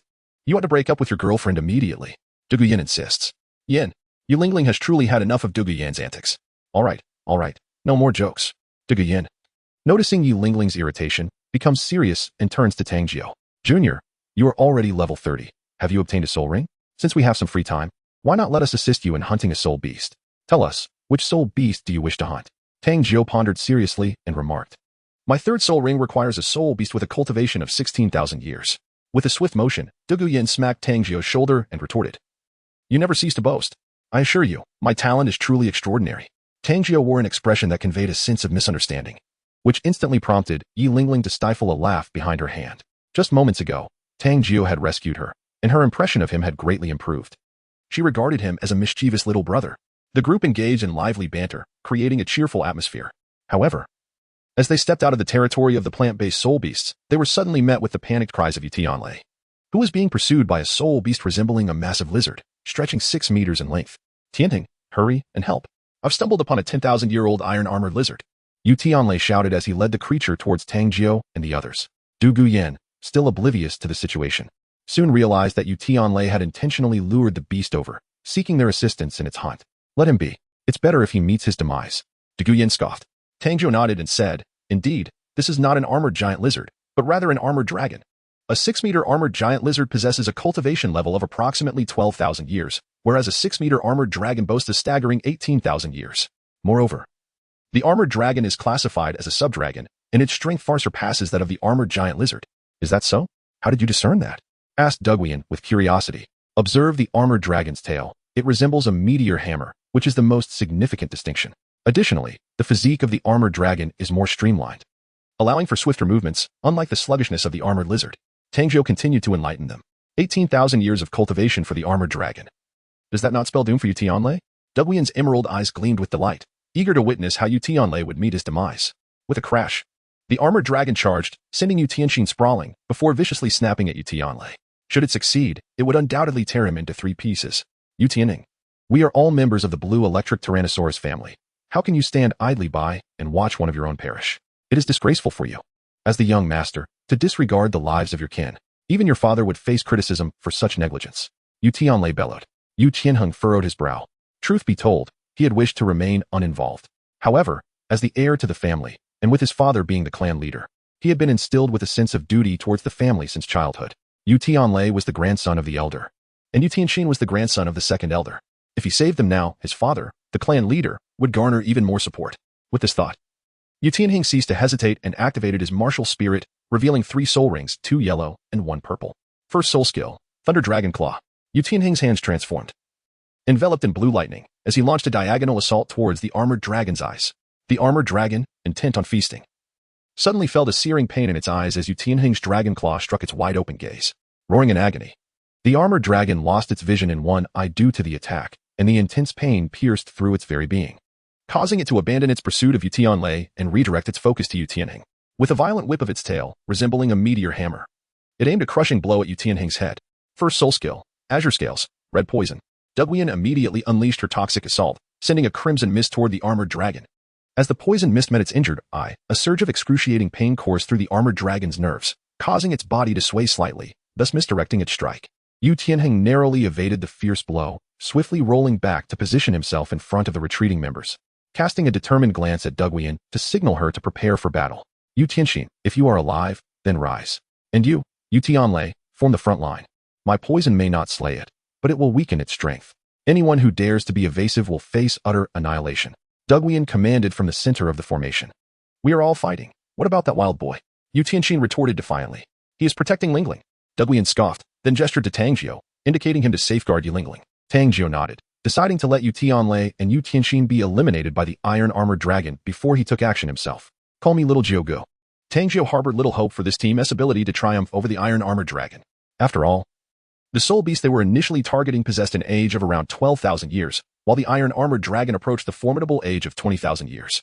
Although they had managed to blind one of its eyes with a surprise attack, the disparity in strength remained insurmountable. Moreover, the team's control-type soul master was not akin to Tang San's formidable hard control, but rather employed a softer, poison-based control. While Dugu Yan's abilities proved effective against human soul masters, their efficacy diminished against soul beasts due to the latter's significantly superior physique and heightened poison resistance. Additionally, the vast size of the soul beast meant that Dugu Yan's lower-grade toxins could only inflict pain, slow it down, and exacerbate damage, with minimal armor-piercing capabilities. In the face of the iron-armored dragon, these effects were nearly negligible, merely serving to heighten its berserk ferocity. With a thunderous roar, the iron-armored dragon charged forward, intent on devouring these minuscule intruders. Hold your ground, Dugu Yan shouted, knowing they must restrain the iron-armored dragon's momentum to encircle and eliminate it. If the beast continued its relentless charge, it could easily inflict grave injuries on any unfortunate soul caught in its path. Activating their third soul skill, Dragon's Fury, the trio of Yu Tianheng unleashed their full strength, enhancing their power and attack capabilities. The collision was thunderous, the dragon staggered, but the trio was cast aside, their strength insufficient against the titan. Regaining its balance, the iron-armored dragon turned its attention towards Dugu Yan, poised to deliver a fatal blow. Yinzi! Yu Tianheng cried out in alarm, but it was too late for him to intervene. In that critical moment, Tang Jiu swiftly grabbed Dugu Yan and, with Lingling in tow, made a hasty retreat, invoking the soulbone skill of Rampage. The iron-armored dragon pursued relentlessly, though faster than Tang Jiu. The latter's smaller stature allowed him to weave through the narrow gaps between trees, while the dragon barreled through, heedless of obstacles. The sound of crashing trees echoed through the forest as the iron-armored dragon collided with a 1,000-year-old soul beast tree, leaving it dazed. What astonishing speed! Could it be that Xiaojiu is a speed-type soul master? Yu Tianheng marveled before quickly reorganizing their strategy. Meanwhile, Tang Jiu found a secure perch and ascended a large tree with the 2 women. You little rascal, have you taken enough advantage of the situation? Put me down. Dugu Yan huffed coldly. Lingling, her cheeks flushed with embarrassment, gently nudged Tang Jiu, prompting him to set them down on a sturdy branch. Now you are safe, he declared with a smile. Xiaojiu, I didn't realize you were so clever, Dugu Yan observed, noting that the branch they stood upon was 15 meters above ground. No matter how formidable the iron-armored dragon, it could not reach them, given that it could not climb trees. From this vantage point, they could unleash their soul skills without fear for their safety. Lingling cradled the 9-heart-sea Tang flower, commencing the first wave of group healing on the injured trio. She had never felt such security during a soul-hunting expedition, and her gaze towards Tang Jiu held a newfound admiration. However, the battle below remained dire. Despite Dugu Yan's poisonous mist, the iron-armored dragon thrived, its combat prowess undiminished. Its tail swung like a meteor hammer, creating gaping holes in the earth and trees alike. Their attacks barely scratched the dragon, akin to mere tickles, while its formidable defenses rendered their efforts futile. As a team facing such a ferocious soul beast, if the frontline tank could not withstand the assault, their chances of victory dwindled. Now, they found themselves in a precarious situation. Escape was not an option. The iron-armored dragon was swifter than the 3 powerful attack-type soul masters, and should they turn to flee, one among them would surely perish. We must make a stand. Yutianlei, unleash your ultimate move. If we can blind its other eye, we may still have a chance. Yutianhing gasped, his voice strained. Agreed. Yutianlei understood the urgency of the moment. With his fourth soul skill, Blue Electric Dragon Transformation, activated, Yutianlei transformed into a sinuous blue electric dragon. Lunging fiercely at the iron-armored dragon's neck, crackling with electric energy. Yutianhing seized the moment, activating his first soul skill, directing an electrified claw towards the dragon's eye. However, having learned from its previous encounter, the iron-armored dragon swiftly closed its eye. With a tearing sound, Yutianhing's claw left deep gashes on the dragon's face. But upon reopening its eye, the beast met him with a cold, mocking glare, revealing that he had failed to penetrate its eyelid. It's over. A chill gripped Yutianhing's heart as the iron-armored dragon slammed into a tree, leaving Yutianlei battered and on the verge of unconsciousness. Yet, instead of delivering a finishing blow, it turned its attention back to Yutianheng, intent on avenging the loss of its eye. Yutianheng dodged desperately, but ultimately could not escape the dragon's wrath, being flung several meters away, blood spilling from his mouth, while the iron-armored dragon approached him with deliberate steps. Tianheng. Dugu Yin leaped from the tree, cradling Yutianheng in her arms, her eyes filled with despair as the dragon drew near. Yeli Lingling continued her healing efforts. But even restoring Yutianheng and the others would not alter their grim fate. Xiaojiu, take Yanzi and Lingling and flee. Yutianheng shouted, pushing Dugu Yin away. I want to leave. Dugu Yan's eyes shimmered with tears, her stubbornness shining through. If Yutianheng were to perish, she could scarcely fathom how she would continue living. In the throes of a sweet romance, Dugu Yin contemplated an act of devotion. Tang Jiu was deeply troubled. Yutianheng's hatred had reached an unbearable intensity. The iron-armored dragon was solely focused on eliminating Yutianheng, completely disregarding Tang Tianlei and his companion. If he refrained from taking action, not only would Yutianheng face demise, but also Donggu Yin would meet a similar fate. Tang Jiu let out a sigh. The tactic of using others to eliminate foes was no longer viable. He promptly descended from the tree and called out, Elder brother, I come to rescue you. Yutianheng, infuriated, coughed up a mouthful of blood. Yanzi, why not call me little Jiugu, and I shall come to his aid, Tang Jiu said with a smile. Advancing step by step towards the armored dragon, Dugu Yin was about to utter a curse, yet the words faltered on her lips. At that moment, her mouth fell agape as she stared in astonishment at the incredible scene unfolding before her. Tang Jiu has awakened his martial soul, the bullet ant. With each step he takes, a soul ring materializes around him. The first soul ring is a deep purple.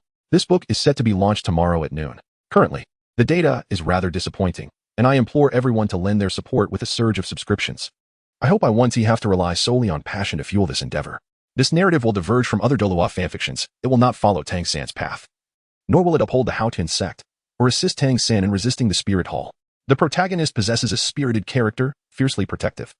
Adhering to a principle, those who treat me well shall receive my kindness in return, while those who wrong me shall face my wrath. Are you eager to witness the protagonist clash with Qiandalu? Do you wish to see him confront the Blue Lightning Tyrant Dragon Clan? Are you curious about his encounters with the Haotian sect, the Spirit Hall, Tang San, or the Shrek 7 monsters? Then subscribe. With a powerful punch, the iron-armored dragon roared in fury. The first soul ring, 1,000 years old, caused everyone's pupils to constrict in disbelief. Then, Tang Jiu's second soul ring appeared, black. At that moment, Yilingling gasped in astonishment. The first soul ring's millennium had already left her in shock, yet the second ring's 10,000 years was even more unfathomable. As such an ancient soul ring usually only appears at the fifth ring. Could it be that the frenzied blood bowl was indeed his quarry? Tears welled in Dugu Yan's eyes as she glimpsed a glimmer of hope for Yutianheng's rescue, her emerald gaze fixated on Tang Jiu, her fists clenched tightly. Meanwhile, Yutianlei, filled with unwillingness and jealousy, silently raged within, questioning why such talent could not manifest in him. Yutianheng, in a daze, felt a bond with his second uncle, yet he had never recognized Yu Xiaojiang's strength. However, to witness his uncle's disciple, such a prodigy. A thunderous roar from the iron-armored dragon shattered the crowd's thoughts. Its single eye burned with fury, as Tang Jiu's presence unsettled it profoundly. With a fierce screech, the iron-armored dragon stomped the ground and charged at Tang Jiu. First soul skill, Rampage. Second soul skill, Blood Ignite. Frenzied Transformation. Tang Jiu unleashed his third skill in full force, boasting a foundational strength of 8,000 gene, a berserk enhancement of 55, a blood-burning amplification of 60, and a frenzy increment of 30. With these three enhancements combined, Tang Jiu's strength surged to an astounding 25,000 gene. Not only did his power escalate, but his physical defense and speed also experienced a remarkable increase. In that moment, Tang Jiu resembled a fearsome beast of the mortal realm. Tang Jiu forcefully stomped the ground, and with a resounding boom, the earth yielded beneath him, creating a profound depression. His body accelerated to its utmost limit, appearing to the onlookers as nothing more than a blurred shadow. Boom! Tang Jiu collided with the iron-armored dragon, and the audience was met with the excruciating sound of cracking bones. Subsequently, they witnessed Tang Jiu's body being hurled through the air, while the iron-armored dragon toppled over and skidded to the ground. The onlookers were left in astonished disbelief. To knock down an iron-armored dragon single-handedly was nothing short of miraculous, something even Yu Tianheng and his companions had failed to achieve moments prior. Drawing upon her experience as a healing soul master, Yi Lingling swiftly deduced that Tang Jiu had sustained injuries, with his scapula fractured. She cradled the 9-heart-sea butterfly in her hands and unleashed a healing soul technique upon Tang Jiu. In an instant, his shattered bones were mended. Such a relief. Tang Jiu laughed heartily, reveling in the exhilarating joy of healing the girl. Enough. Xiaojiu, you must take Ling Ling and leave at once. You are no match for the ironclad dragon, sighed Du Guyan.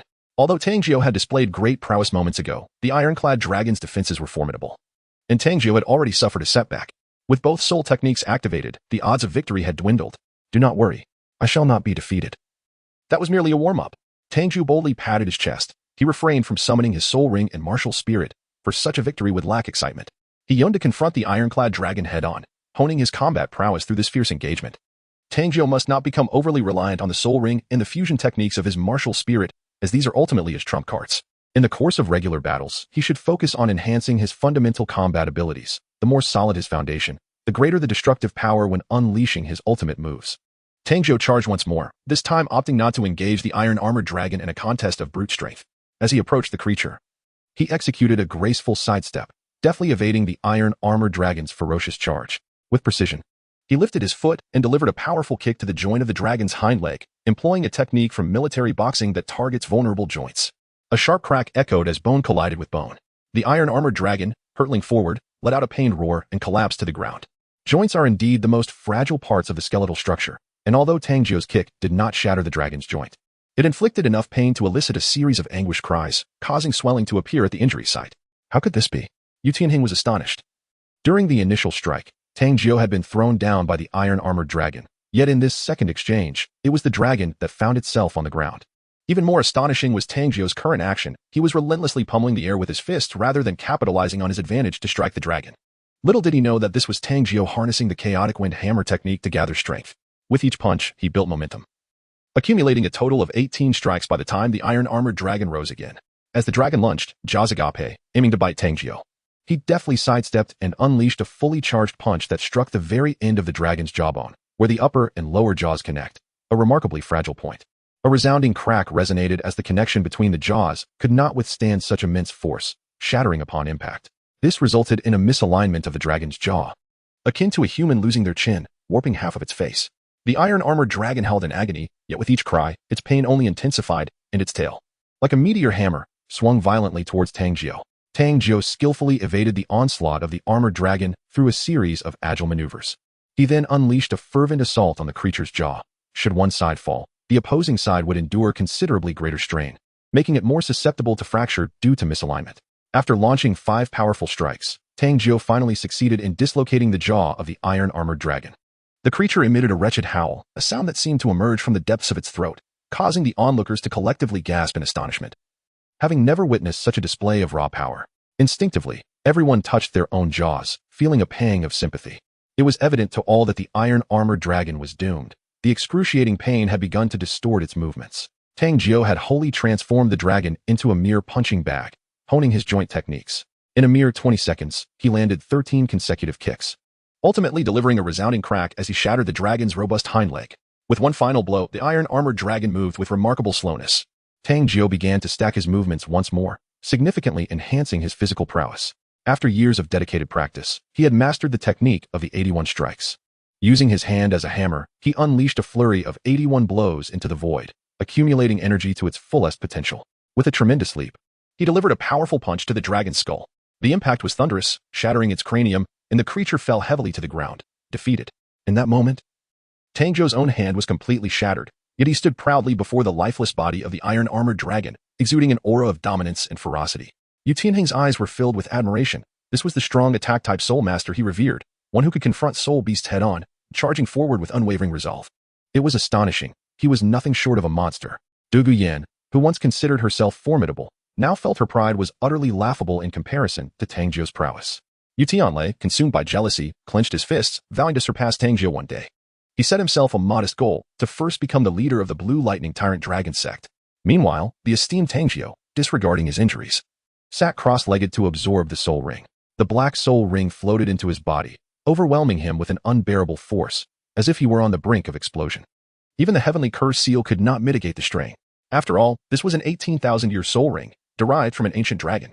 The dragon's innate strength surpassed that of ordinary soul beasts, meaning the energy contained within its soul ring was at least 20 times more potent, rendering its absorption as arduous as that of a 20,000-year soul ring. Tang Jiu's skin was cracking, energy raging. The situation was dire. Yuntao felt a surge of mockery within him, convinced that Tang Jiu was on the brink of explosion. A flicker of pleasure crossed his eyes. But in the next moment, he was rendered speechless. A beam of healing light descended upon Tang Jiu, and to his astonishment, the cracking skin ceased to split further. The one who cast this miraculous light was none other than Yuntao, cradling the 9-heart sea tang flower. What was unfolding before him? This was one of the outcomes of the master's research. When absorbing a spirit ring, a soul master typically had to rely solely on their own strength. However, if the spirit rings being absorbed did not exceed their limits too drastically, and as long as their body did not explode instantaneously, with continuous healing, the soul master's body would gradually acclimate to the energy surge of the spirit rings, ultimately breaking through their limits and achieving perfect absorption. Nonetheless, this required a formidable healing soul master, and of course, Tang Jiu's extraordinary physical resilience was indispensable. Naturally, the spirit rings absorbed could not be overly powerful. Had Tang Jiu attempted to absorb a 30,000-year spirit ring at that moment, he would have perished long before Yuntao could offer her aid. This was a perilous endeavor. Dueling was thoroughly impressed. No wonder Tang Jiu was so formidable. Each time he danced on the edge of life and death, taking such immense risks. It was only natural for him to reap greater rewards. Damn it. Yuntao seethed with frustration, delivering a fierce kick to the corpse of the iron-armored dragon, harboring a deep resentment that this spirit beast had failed to eliminate Tang Jiu. Yet, in the next instant, an expression of wild elation spread across his face. Beneath the iron-armored dragon lay a glimmering shard of bone. A spirit bone. Not only Yuntao, but the others also gasped in unison. Indeed, this was the leg spirit bone of the iron-armored dragon. It had been quite unfortunate. First, it had been provoked by Yuntao, eagerly approaching for a feast, only to be ambushed by Yuntao, leaving it blinded. Just as it was preparing to exact revenge, it was ruthlessly crushed by Tang Jiu. The crux of the matter was that it had underestimated Tang Jiu's strength.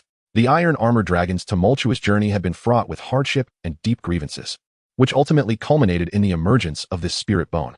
Without a second thought, Yuntao claimed the spirit bone for himself. Release it, that belongs to Xiaojiu. Dueling reprimanded fiercely. We hunted the spirit beast together. He absorbs the spirit ring, and we take the spirit bone. It is only fitting. Yuntao was unwilling to relinquish the spirit bone. After all, this was the spirit bone of a 10,000-year spirit beast, and particularly one of a dragon. Its value was immeasurable, especially for those of the Blue Lightning Tyrant Dragon clan. Shameless. Were it not for Xiaojiu, you all would be dead. Dueuling's fiery temper flared, as she had hoped to boast to her grandfather about her achievement of acquiring a spirit bone through teamwork. However, she was caught off guard by Yutianlei's audacious attempt to seize what rightfully belonged to Tang Jiu. Without further ado, she launched into battle, invoking her third soul skill. Azure Scales, Purple Poison. Yuntao, however, had no intention of fighting Dueling. His paramount objective was to escape with the spirit bone. He spun around and fled from the encroaching poison mist, leaving Dueling seething, her feet stamping in frustration. How could her speed possibly match that of Yuntao? A level 50 Soul King? In that moment, Dueling found herself lamenting the strength of Yuntang's healing abilities. Had she not healed that scoundrel just now, she could have surely poisoned him. Yuntao was equally infuriated. Spirit bones were exceedingly rare treasures, second only to a 100,000-year spirit ring. Release the spirit bone. Yuntao sprinted forward, raising his hand to grasp Yuntang's back. Just as Yuntao escaped the poison mist reach, he activated his fourth soul skill, transforming into a serpentine blue electric dragon, delivering a fierce tail lash to Yuntang's chest.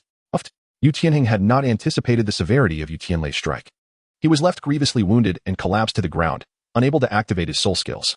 If you dare pursue me, I will kill you.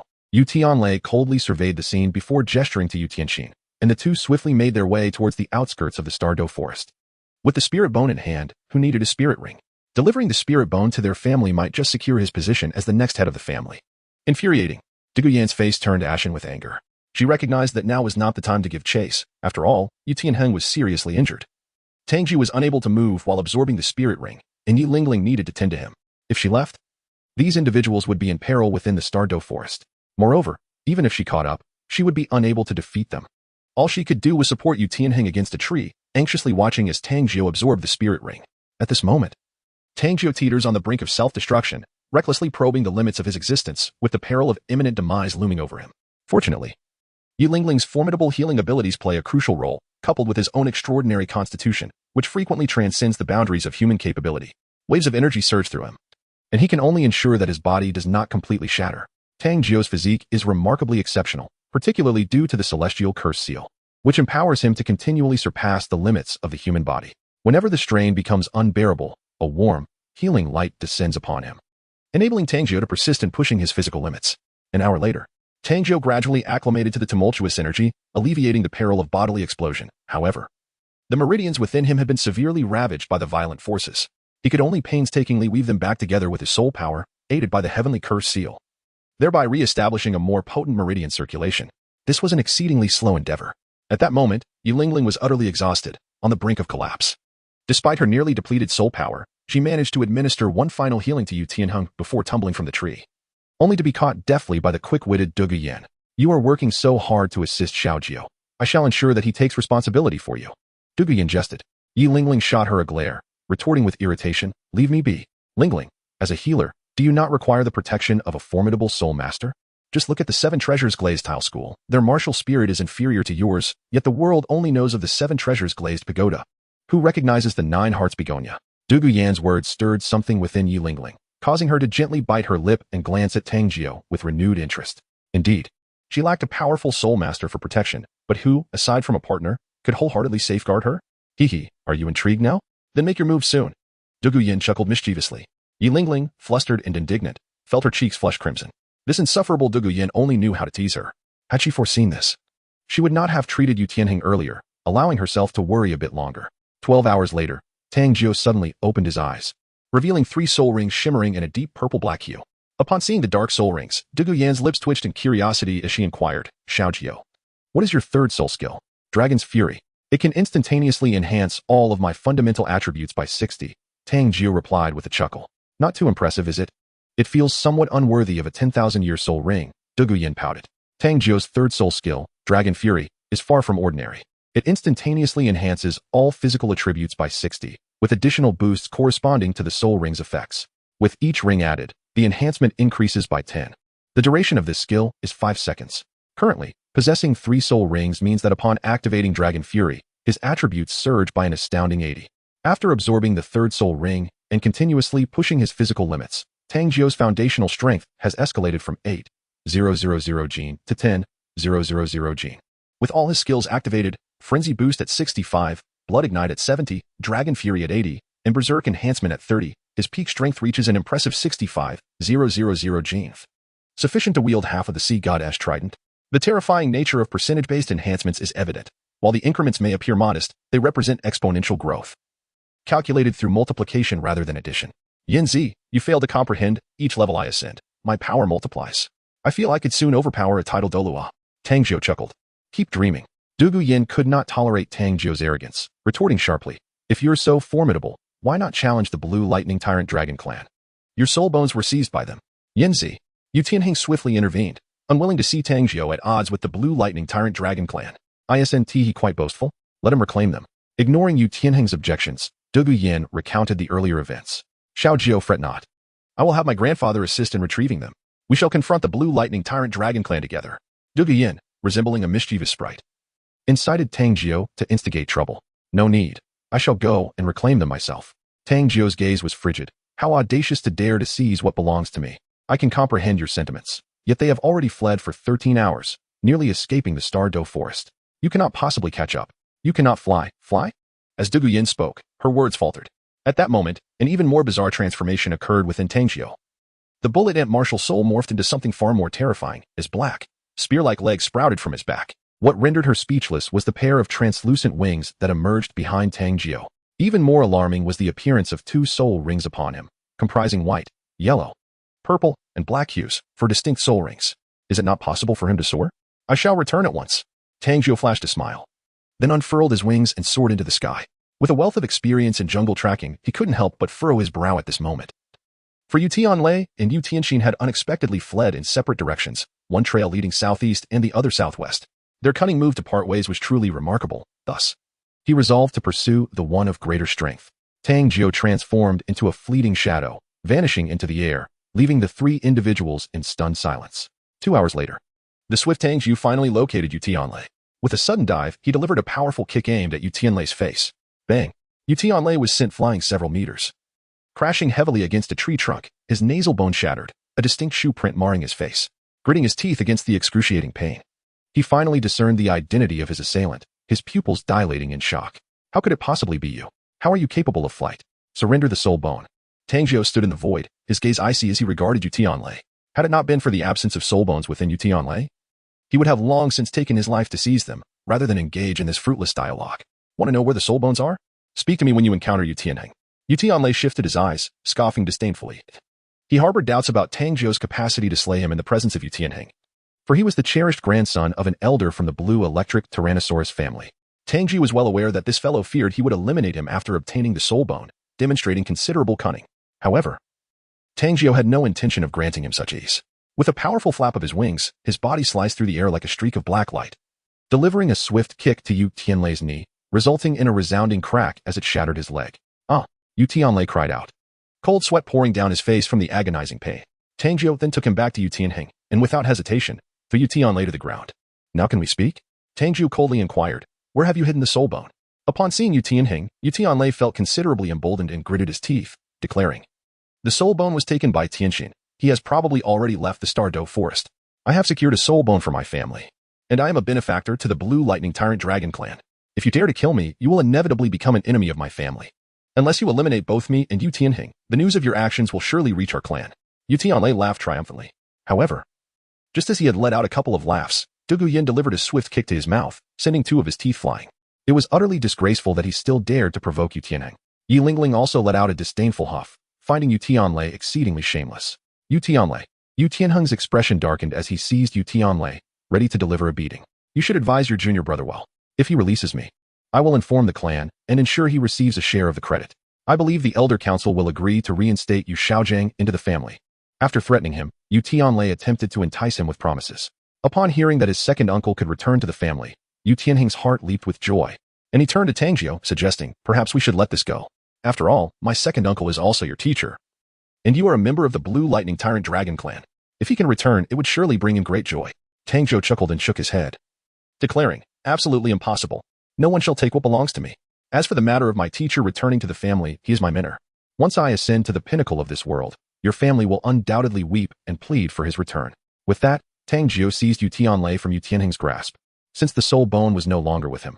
Keeping him was of no use. Little Jiu, even if you do not consider your teacher, you must think of yourself. The Blue Lightning Tyrant Dragon is one of the top 3 sections. If you kill the grandson of the Grand Elder, you will be at odds with the entire Blue Lightning Tyrant Dragon family. Yu Tianheng urged anxiously, seeing that Tang Jiu was truly about to commit murder. Dugu Yin hastily interjected, just give him a beating. If you really kill him, it will be a fight to the death. My grandfather is a titled Douluo, and even I wouldn't dare to do such a thing. That only indicates your grandfather's inadequacy. He cannot contend with the titled Douluo of the Blue Lightning Tyrant Dragon sect. You cannot afford to offend the Blue Lightning Tyrant Dragon family. To me, they are of no consequence. Dugu Yin retorted angrily, casting a glare at Tang Jiu before pulling Yu Tianheng aside, urging him to court disaster without their concern. Consider this carefully. You cannot provoke our family. Yu Tianlei trembled in fear. No need for contemplation. Remember to reincarnate in your next life. Do not provoke me. Tang Jiu propelled Yu Tianlei into the air and then retrieved the final warhammer from the 12 golden hairpins. Yu Tianlei, your greatest worth lies in allowing me to practice my aim with this flying hammer. Tang Jiu raised his hammer and hurled it towards Yu Tianlei. With a resounding crash, the hammer pierced through Yu Tianlei's chest and became embedded in the great tree behind him, causing it to sway violently. Xiaojiu, you have stirred up a grave disaster. Yu Tianheng struck the tree with a heavy fist. No, it is your blue electric Tyrannosaurus clan that has encountered a serious predicament. I am the formidable father whom your family cannot provoke.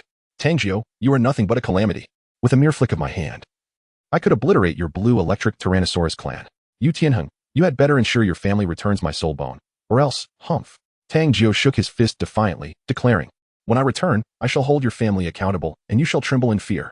Unfortunately, Yu Tianheng, Dugu Yin, and Yu Lingling were unable to perceive Tang Jiu's formidable aura, each regarding him with peculiar expressions. Dugu Yin scoffed, Junior, you cannot possibly be implying that you are a disciple of the Haotian sect, the foremost sect on the continent, or that you are the son of the most powerful Douluo, Haotian, can you? To which Tang Jiu, astonished, responded, you guessed that. Truly remarkable. I shall no longer feign modesty. I reveal my true identity. Indeed, I am Tang Hao's son, the most prodigious soul master in the annals of Douluo Continent. I have made titled Douluo flee in panic. Tang Jiu, with a haughty tilt of her head, wore an expression that seemed to beckon worship, as if to declare her untouchable status. Dugu Yin burst into laughter, then pointed at the war hammer embedded in the tree trunk and remarked, "Surely you cannot be suggesting that this is your martial soul, the Haotian hammer?" Tang Jiu was momentarily taken aback, scratching his nose, realizing that he was merely a hammer. What more could be said? "You are the son of Tang Hao. Do you comprehend the magnitude of trouble your father has caused?" Dugu Yin regarded Tang Jiu with a look of incredulity. "Trouble?" Tang Jiu appeared utterly perplexed, stating, "I have already been exiled by my own father to the Stardow Forest. What further mischief could I possibly conjure? Tang Hao's son has offended the Spirit Hall. For years ago, the Grand Elder Qian Daolu led 5 title Douluo to assault the Haotian sect, resulting in the deaths and injuries of dozens within the sect, leaving it severely weakened. This ultimately compelled the sect leader to announce to the world the expulsion of Tang Hao from the Haotian sect, stripping him of his title Douluo status. Thus, Tang Hao became the only title Douluo in history without a title. Henceforth, he could only be referred to as Douluo Tang Hao." Dugu Yin squinted her eyes and remarked, "If you are indeed Tang Hao's son, how could you be unaware of this?" "I am merely undergoing training. My sources of information are somewhat lacking," he replied. Tang Jiu was taken aback. The situation at Haotian sect had escalated to such an extent, yet he was clearly in the Stardow Forest, with no means to instigate trouble there. It must be his third brother's doing. "What on earth did you do to incite the wrath of the Spirit Hall? And you dare claim to be Tang Hao's son? Pray tell, how did you offend the Spirit Hall?" Dugu Yin inquired with a blink. "Well, Tang Hao actually has 2 sons. How could the troublemaker possibly be me?" Tang Jiu was unwilling to take the blame. The matter of Tang Hao being expelled from the family was not a significant issue, as it had already occurred previously without public announcement. However, the revocation of the title of Haotian Douluo was indeed a grave matter. The title of Haotian Douluo is a revered designation for the strongest titled Douluo of the Haotian sect in contemporary times. The old man must be furious by now. The crux of the matter was that he seemingly had not offended the Spirit Hall. Of course, the incident with Ju Douluo did not count, as Qian Rinxue would never betray him, even to the point of sacrificing her life. Yes, it must surely be the mischief of his third brother. It had to be.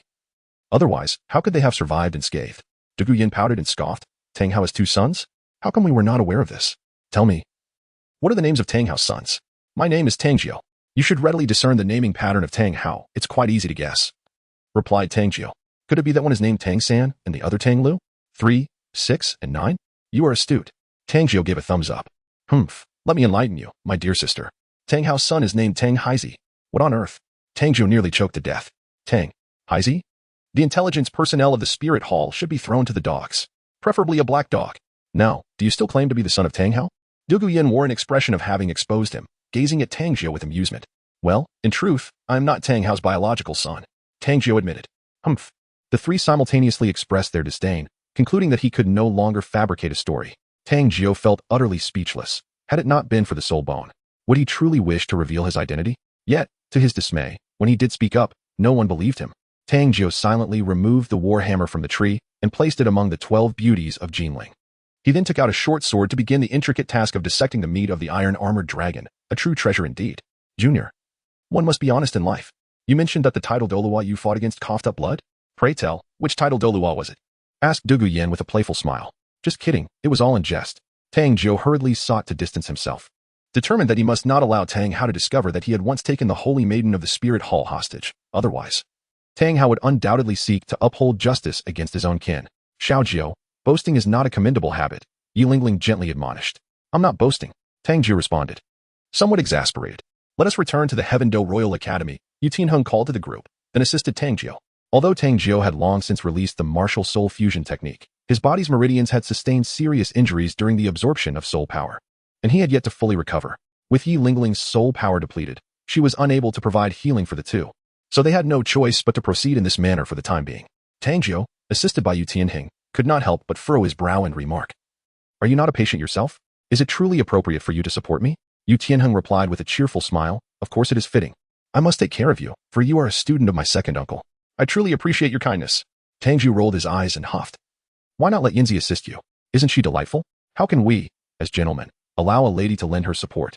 Yu Tianheng shook his head in response. Meanwhile, Dugu Yin chuckled mischievously, even winking at Yilingling, saying, "I've confirmed it. He's quite the rogue, perfectly suited for a well-behaved girl like you." Yilingling blushed, playfully shoving Dugu Yin and retorting, "I am much older than him. What is there to fear? A woman older by 3 years can embrace wealth." Tang Jiu repeatedly signaled with his eyes for Yu Tianheng to seek out Dugu Yin. However, Yu Tianheng stubbornly insisted on supporting him. Tang Jiu, rendered speechless, could only sigh and remark, "With your virtuous demeanor, I am quite curious as to how you managed to win the affections of that enchanting woman, Yin." Upon hearing herself referred to as a demoness, Duguyan shot a disdainful glance at Tang Jiu, poised to reprimand him, when Yu Tianheng, without a moment's hesitation, declared, "I did not pursue her. She pursued me." How refreshingly candid. Tang Jiu gasped in astonishment, regarding Yu Tianheng with a look of pity, thinking, "You brought this upon yourself."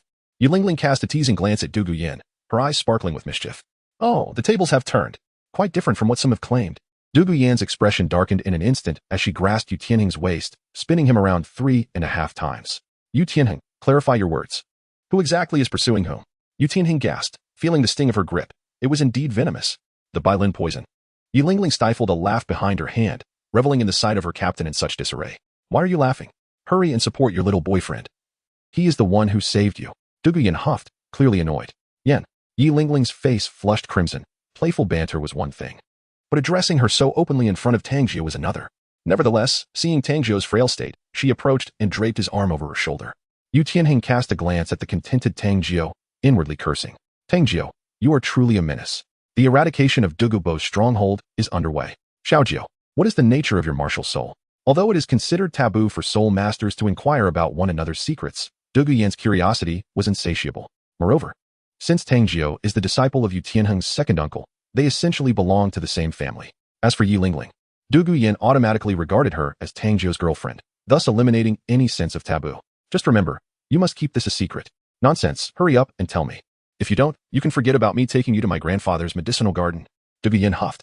Tang Jiu cleared his throat and declared, "That is my personal martial soul fusion technique, the evil ring devouring it." The term personal martial soul fusion technique left the three of them momentarily stunned. Clearly unfamiliar with the concept. It refers to the fusion of one's two martial souls, resulting in a unique fusion technique. However, they would not comprehend this, as they did not possess dual martial souls. With a sigh, Tang Jiu remarked, "You individuals with a single martial soul will never understand the torment of having dual martial souls. I must hunt soul beasts and bear the burden of double the effort. My plight is truly arduous." Yu Tianheng's lips twitched in irritation. This rascal's words were infuriating. Did he dare to lament about having dual martial souls? Everyone knew that possessing dual martial souls equated to a twofold enhancement of strength, along with an additional 9 soul rings and soul skills. "Xiaojiu, I genuinely wish to strangle you." Duguyan's emerald eyes glimmered with malice as green toxic mist began to envelop her hands, evidently preparing to administer a dose of poison to Tang Jiu. "You villain." Yu Lingling felt a knot of frustration in her heart. How wonderful it would be if she could possess dual martial souls, one for healing and the other for offense. This fellow was blatantly flaunting his abilities, and his heart-wrenching words were enough to provoke even her gentle nature to contemplate violence. At that moment, however, Tang Jiu was taken aback. Yu Lingling's soft yet scathing remarks, imbued with both indignation and lamentation, were almost lethal. Was she indeed berating him rather than engaging in playful banter? "Xiaojiu, I had originally intended to arrange for you to stay in Lingling's dormitory while she stayed with me, but that privilege has been revoked. You shall share a room with Yu Tianheng instead." Duguyan shot a glare at Tang Jiu. "Yanzi, should I be thanking you?" Yu Lingling huffed. "No need for thanks. We are in this together." Duguyan winked conspiratorially. The group, engaged in playful banter, exited the Stardow Forest, where a luxurious carriage awaited to transport the four to the Heaven Do Royal Academy. Upon entering the academy, Tang Jiu maintained his injured demeanor, and Yu Lingling, feeling compelled to assist him, continued to support him. As they walked from the main entrance to the dormitory area, Tang Jiu felt the weight of countless piercing gazes that seemed to slay him 1,000 times over. The sensation was exquisite. This was undoubtedly envy, jealousy, and resentment.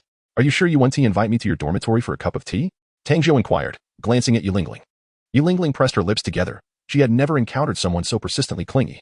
It was not that there were few admirers, rather, they could not surpass Duguyan's scrutiny.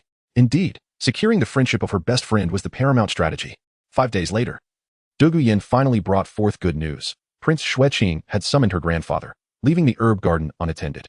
"Then let us depart swiftly." Tang Jiu's body had been miraculously healed by Yu Lingling, and he immediately seized Yu Tianheng, eager to storm the lair of the poisoned Douluo.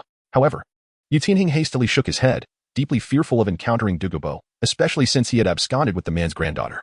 He pondered, would he not suffer a broken leg upon arrival? Moreover, Tang Jiu was notoriously unreliable. Following him would surely lead to misfortune. Duguyan also believed it unwise for Yu Tianheng to go. Her grandfather remained blissfully unaware of her romantic entanglements, and should they be caught in the act, dire consequences would surely ensue.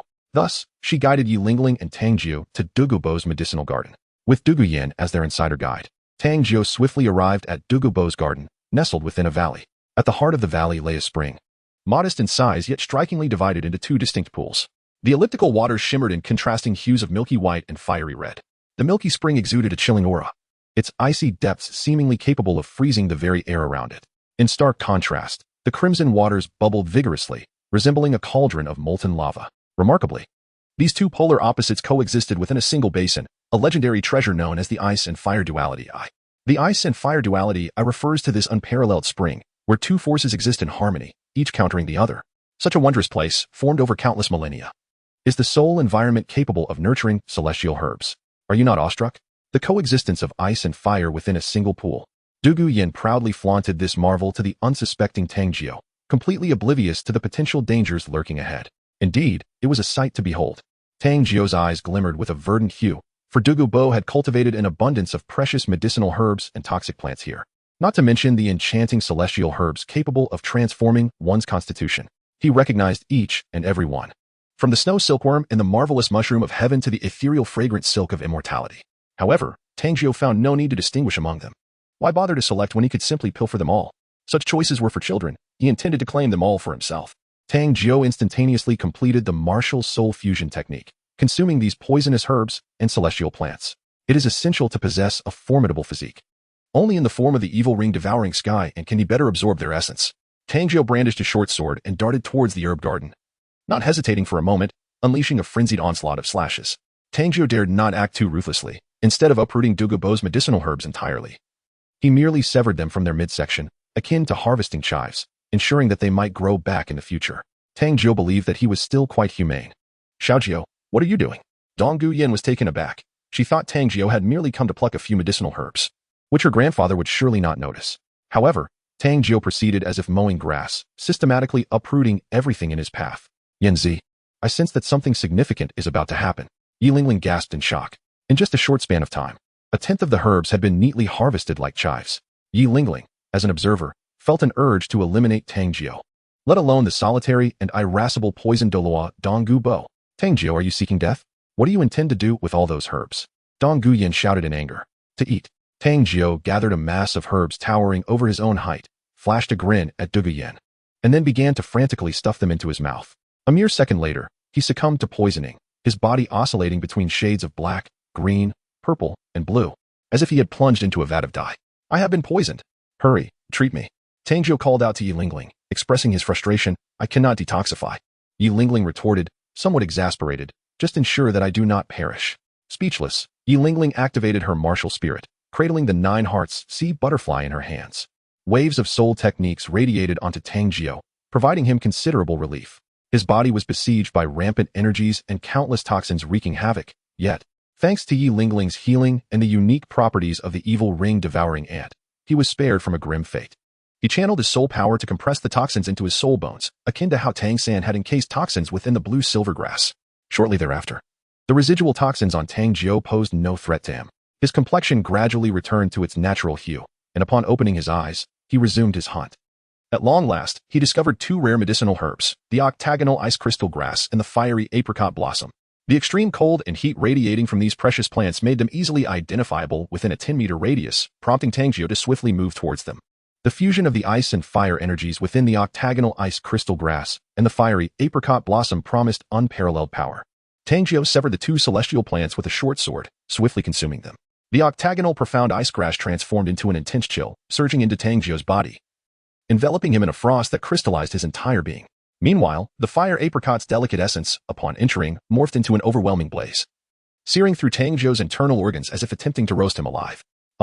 Tang Jiu's anguish cries echoed as the forces of ice and fire raged within him, his body resembling the duality of the yin-yang, one half an icy blue and the other a fiery crimson. With each passing moment, he endured the relentless torment of these opposing elements, yet he did not cease his relentless efforts to consume the herbs of Dugu Bo surely. It was a matter of insufficient sustenance. Tang Jiu believed that if he consumed all the herbs and other celestial treasures, he would be able to counteract the dual forces of ice and fire. What a lunatic! Dugu Yin sighed, witnessing Tang Jiu's reckless consumption, even in such a dire state. He was determined to continue, seemingly intent on self-destruction. It was evident that he was diligently pursuing strength, sparing no opportunity to enhance his power. Yet, Yi Lingling found herself increasingly impressed by Tang Jiu's fervor. His insatiable thirst for power and the relentless efforts he exerted were qualities that someone of her calm demeanor could never emulate. Cradling the 9-heart begonia, she devoted herself entirely to healing Tang Jiu. Waves of restorative light enveloped him, repeatedly pulling him back from the brink of death. I shall consume the vermilion lotus. The fragrant Chilua celestial treasure. I shall consume it. I shall eat, and eat. Tang Jiu endured excruciating pain. With a singular thought in his mind. If he consumed another bite, the agony would dissipate, and he would counteract the poison with poison, ultimately becoming impervious to all toxins. Aspirations are often grand, yet reality proves to be starkly unforgiving. After depleting all the herbs in Dugu Bo's medicinal garden, devouring them like chives, Tang Jiu found his condition deteriorating further. The soul bone in his leg could no longer withstand the influx of toxins. The poison had infiltrated his meridians, blood, and skin. I must refine this poison and find a means to contain it. In Tang Jiu's mind, a final flicker of clarity remained, and his gaze became fixated upon the eye of ice and fire. If both elements could coexist within a single pool, then what else could not be harmonized? With a decisive splash, Tang Jiu plunged into the eye of ice and fire. Xiaojiu, Yuntao exclaimed in alarm. The temperature of the water within the eye was akin to that of molten lava. Descending into it would surely spell doom. At that moment, Yuntao felt as though she had lost something precious, a profound anguish enveloping her heart. Dugu Yan's emerald eyes were also filled with a sigh. This junior had truly brought about his own demise, a tragic waste. He perished. Xiaojiu must still be alive. Yuntao stubbornly bit her crimson lip and began to channel her healing soul technique towards the eye of ice and fire. Lingling, do not torment yourself. No. He cannot be dead. Unmoved, Yuntao persisted in her efforts to heal. Tang Jiu felt an even more terrifying power of ice and fire. Compared to the dual-eyed essence of ice and fire, the octagonal profound ice grass and the fiery apricot blossoms were insignificant. After all, they were merely celestial herbs born from the treasures of the earth. It was the inherent ice and fire power of the sacred land itself that constituted the most formidable force in the realm. Tang Jiu sat at the boundary of the ice and fire spring, embracing the more intense baptism of the two elements. In an instant, the meridians within Tang Jiu's body were utterly obliterated. Heavenly Curse Seal. Unleash. Tang Jiu understood that he must employ the celestial curse seal capable of altering his physical form and reconstituting his meridians in order to amalgamate the powers of ice and fire. This time, his hair was no longer silver. Instead, it had been tainted by the forces of ice and fire, transforming into a splendid blend of blue and red. Once his wings merged with the ant-like legs to form dark bat-like appendages, his body could finally withstand the relentless onslaught of these elemental forces. At that moment, the medicinal properties of the herbs he had consumed began to manifest, transmuting into pure energy, aiding him in the fusion of ice and fire. Furthermore, the healing light from Yuntao was absorbed by his bat wings. At last, Tang Jiu escaped the imminent threat of explosive disintegration. The crimson cloud mark of the celestial curse seal commenced its fervent absorption of the ice and fire energies for refinement, utilizing the potency of the herbs he had ingested to mend and reshape his meridians. This time, Tang Jiu distinctly sensed that his meridians had divided into two circulatory systems, one imbued with a chilling essence, the other ablaze with fiery warmth. Ultimately, the confluence of ice and fire coalesced at his forehead, forming a swirling emblem of harmonious elements reminiscent of the yin-yang symbol. In that moment, Tang Jiu no longer felt any pain. The icy force was no longer excruciatingly frigid, but rather refreshingly cool, while the fiery essence ceased to scorch his heart and lungs, enveloping him in a gentle warmth.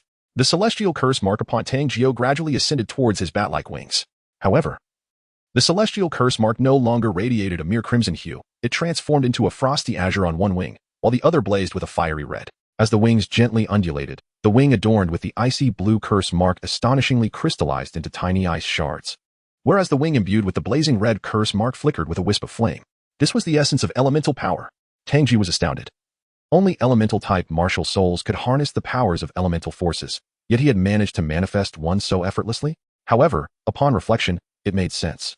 He had consumed an abundance of precious herbs, and with the refining influence of the eyes of ice and fire, combined with the conditions provided by the heavenly curse seal and the evil ring-devouring ant, it was hardly surprising that he absorbed the elemental powers of ice and fire.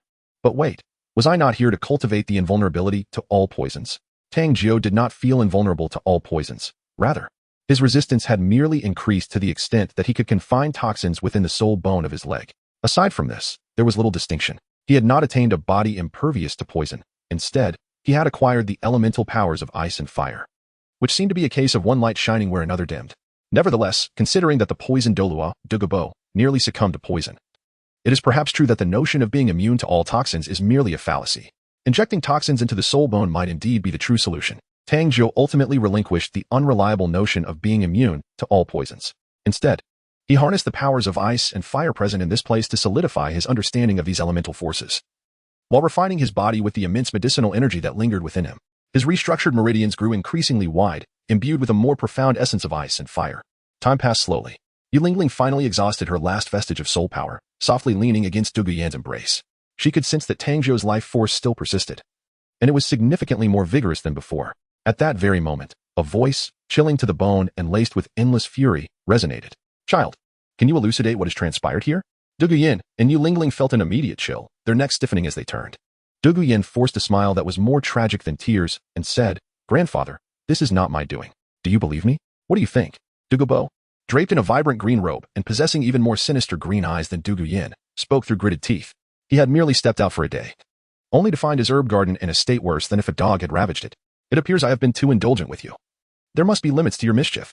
Dugubo reached out a large hand toward Duguyan, preparing to give his granddaughter a thorough reprimand. "It truly is not my fault, grandfather. It was all Xiaojiu's doing."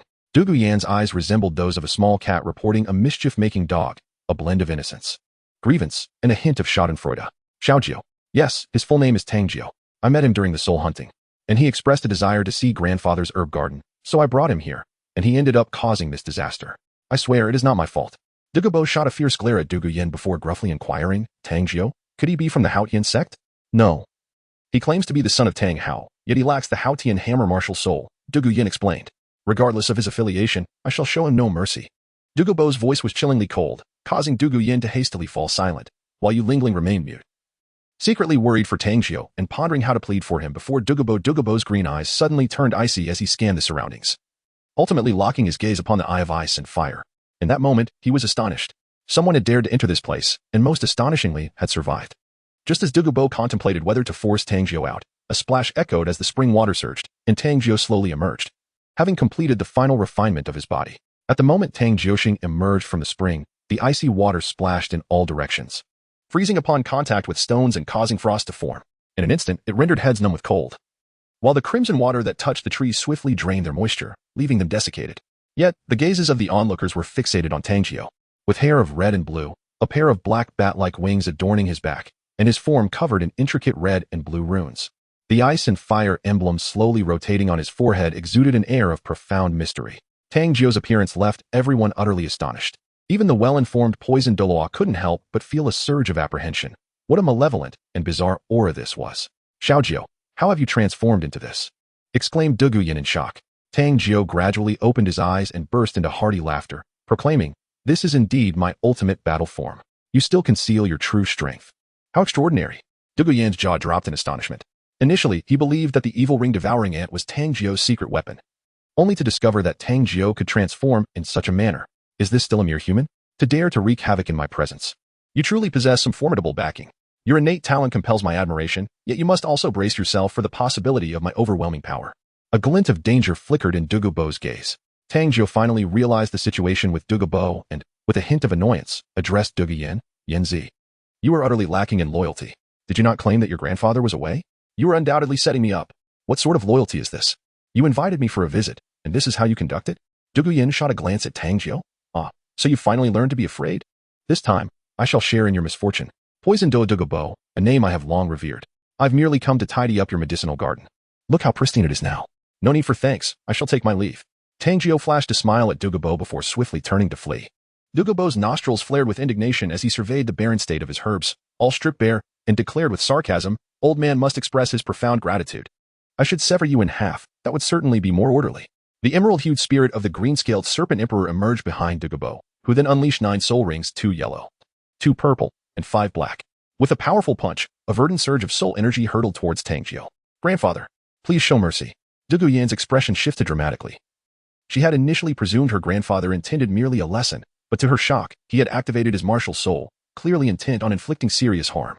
Tang Jiu felt an overwhelming surge of soul energy pressing down from behind, accompanied by a pungent and repulsive odor.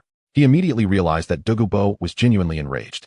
Not daring to be complacent, he flapped his bat-like wings and summoned the power of ice, which swiftly coalesced into a massive ice wall before him. Bang!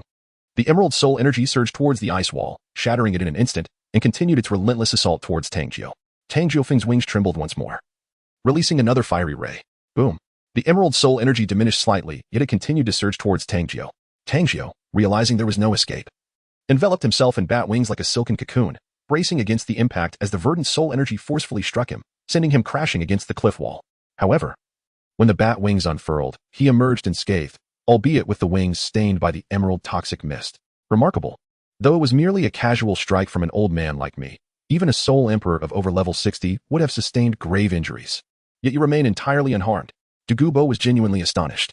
The harmonious fusion of ice and fire within him was a rare phenomenon. Yet this young man could withstand even his own poison. Such prowess left him in awe. Now, come over here so I can break your legs. And I may spare your life. Haha, do you truly believe me to be a fool? Approaching you would only lead to my demise.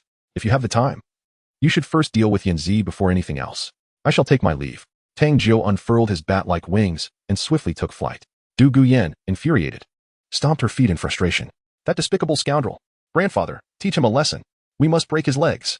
Dugubo turned and shot a fierce glare at Du Guyan, then stepped firmly onto the head of his martial spirit, the emerald-scaled serpent emperor.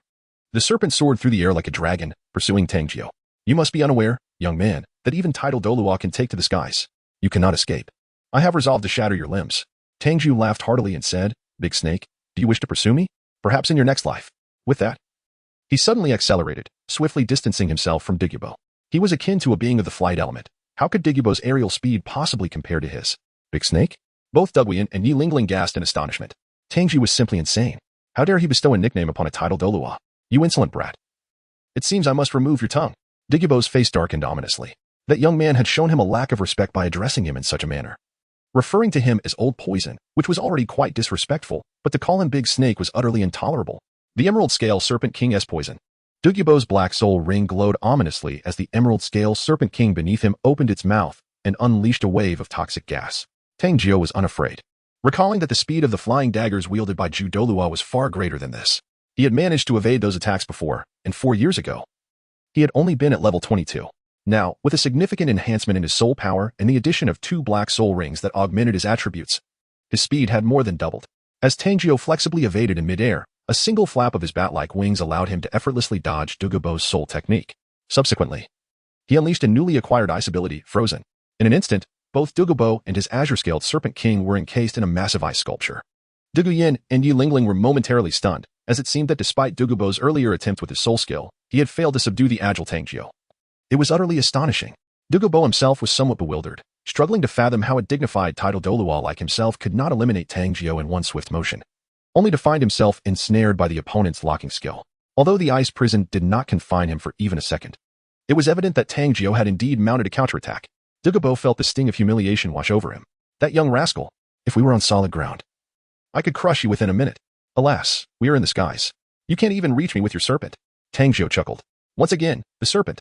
Dugubo's gaze turned icy, and he exclaimed with fury, You little brat, you have truly incited my wrath. Soulbone skill, gaze of Medusa. Duguyan's expression shifted dramatically.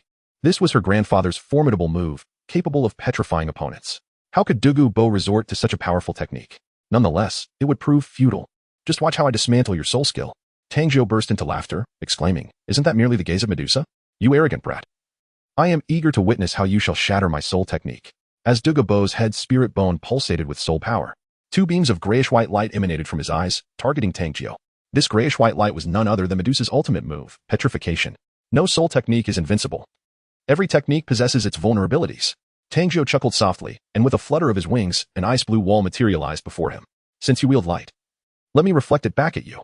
Dugubo paused momentarily, then couldn't help but marvel inwardly at the ingenuity of the idea to utilize the ice wall to reflect the petrifying beam.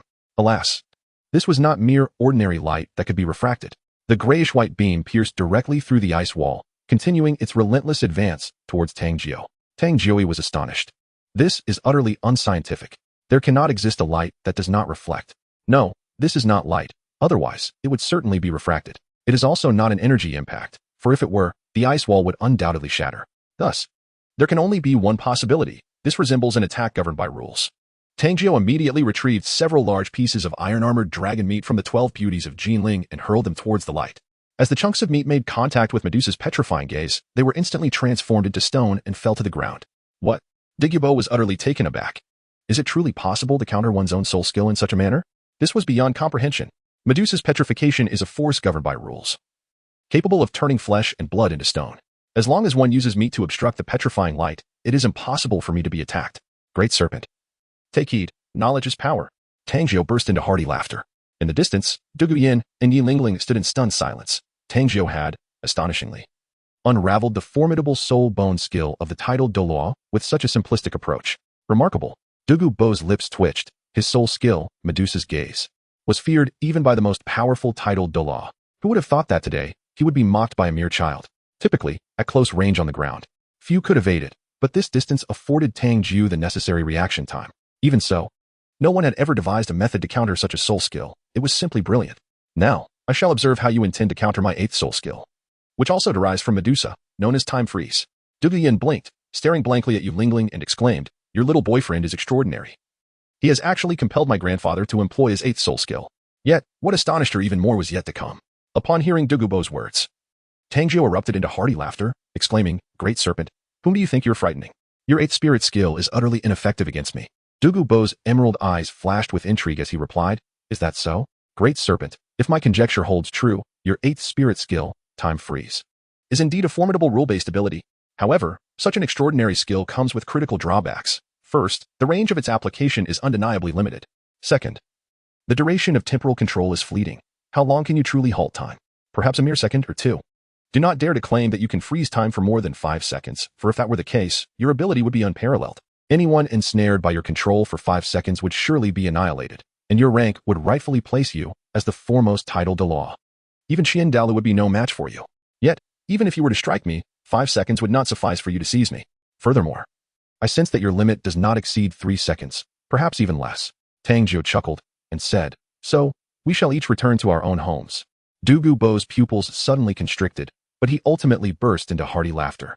At this moment, he found himself somewhat fond of Tang Jiu. After all, he had come to acknowledge Tang Jiu's formidable prowess. Truly, as expected of a disciple of Yu Xiaojiang, this level of insight is indeed remarkable. Tang Jiu is indeed correct. The soul skill of time stasis has a very brief duration. However, in the heat of battle, even a mere second of immobility can be akin to divine prowess. Yet, for the exceptionally swift Tang Jiu, employing such a technique is rather unsuitable. Youngster, I shall pursue you relentlessly, with my profound soul power. I refuse to believe that I cannot outlast you." Dugubo found himself at a loss against Tang Jiu and was left with no choice but to resort to a war of attrition.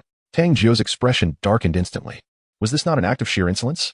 Here was a dignified titled Douluo audaciously comparing soul power with himself. He scoffed, "Big snake.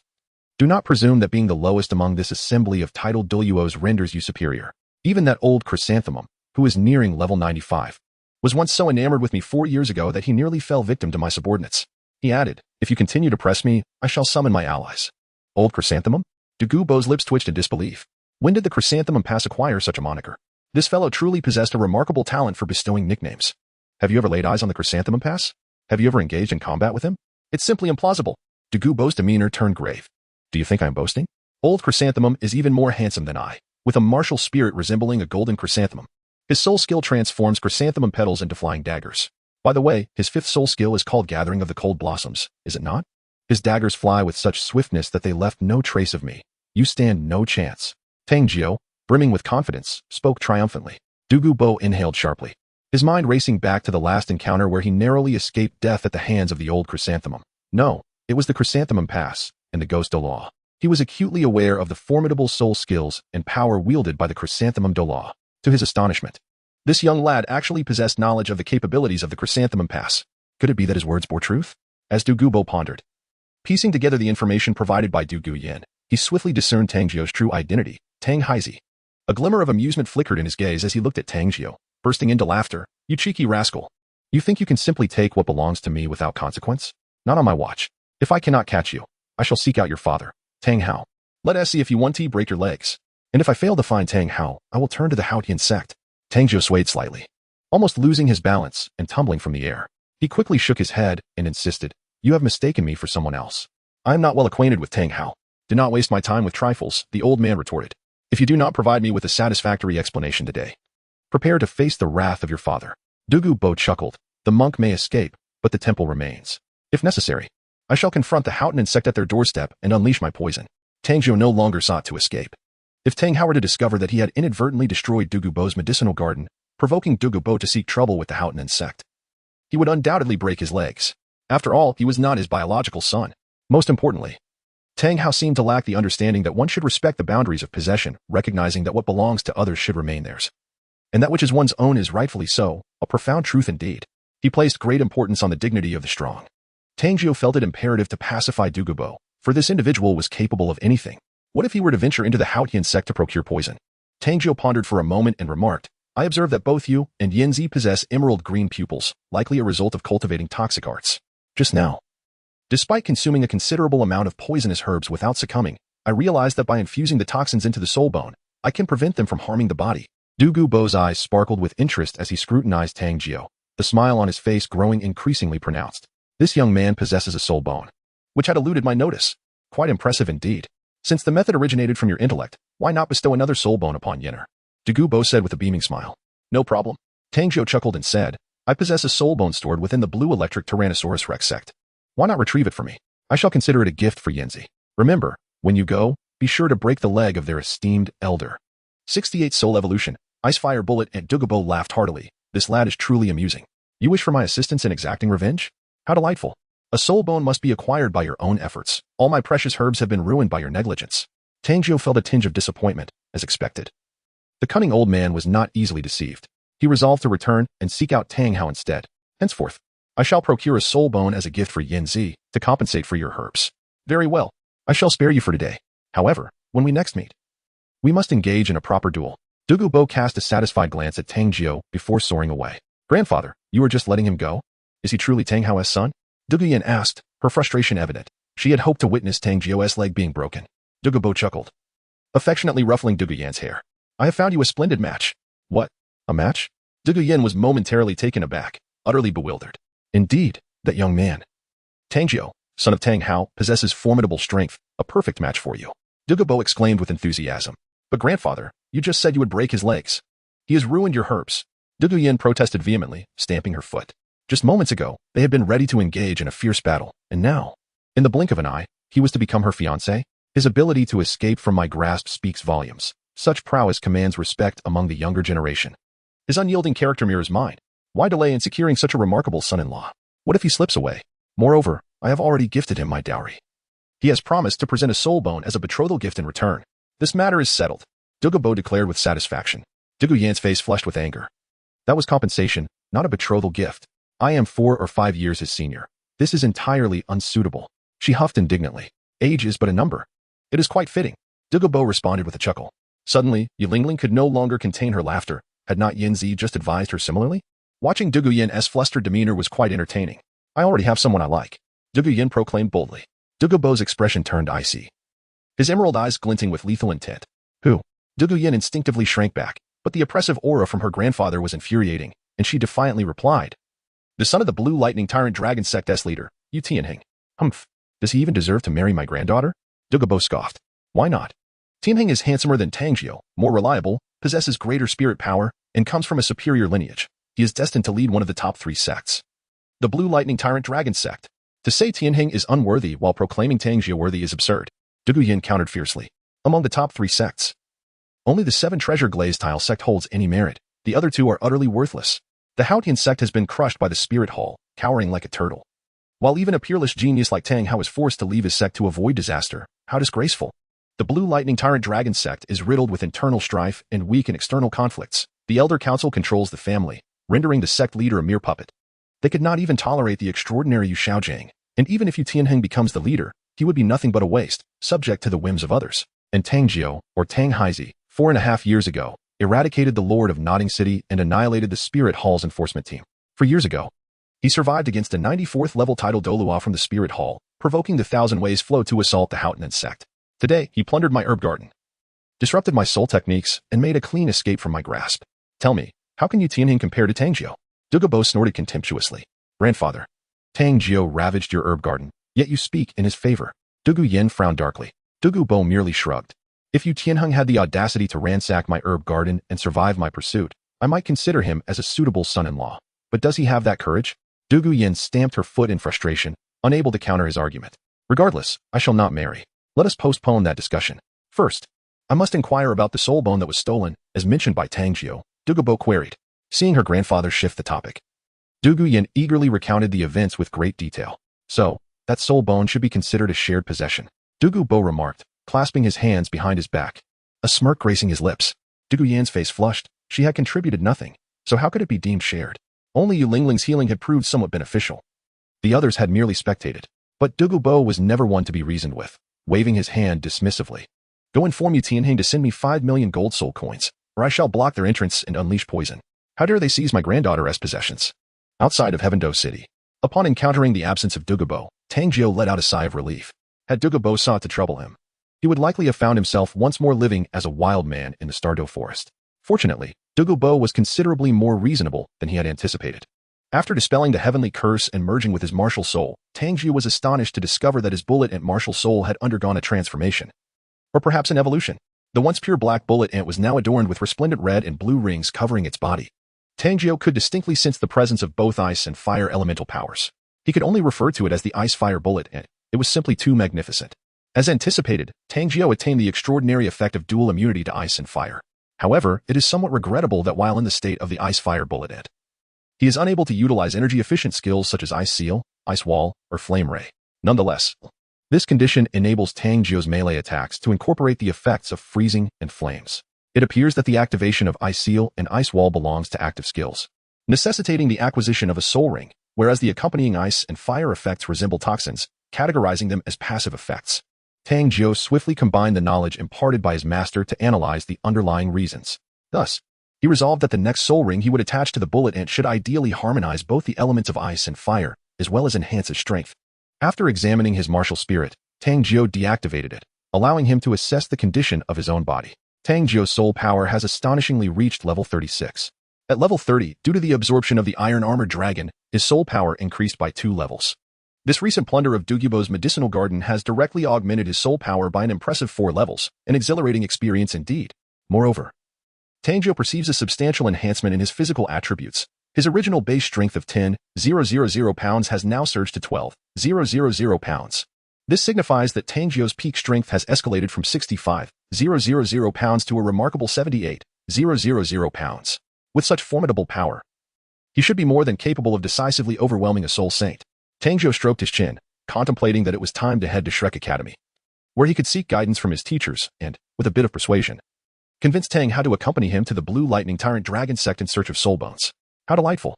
3 months later, following a straight path on the map, Tang Jiu traversed mountains and valleys and arrived at Soto City. Upon entering, he promptly checked into the Rose Hotel. 10 days later, the hotel manager was on the verge of tears. Esteemed soul master, you are residing in the finest room, indulging in the most exquisite meals, and attended by the most beautiful staff. If you do not settle your debts promptly, I fear I shall be dismissed by my employer. Do not fret. Tang Jiu replied nonchalantly. All my funds have been unjustly taken by my avaricious father and given to my brother. Just wait until my brother arrives, and I shall settle the payment. I'm not lacking in resources.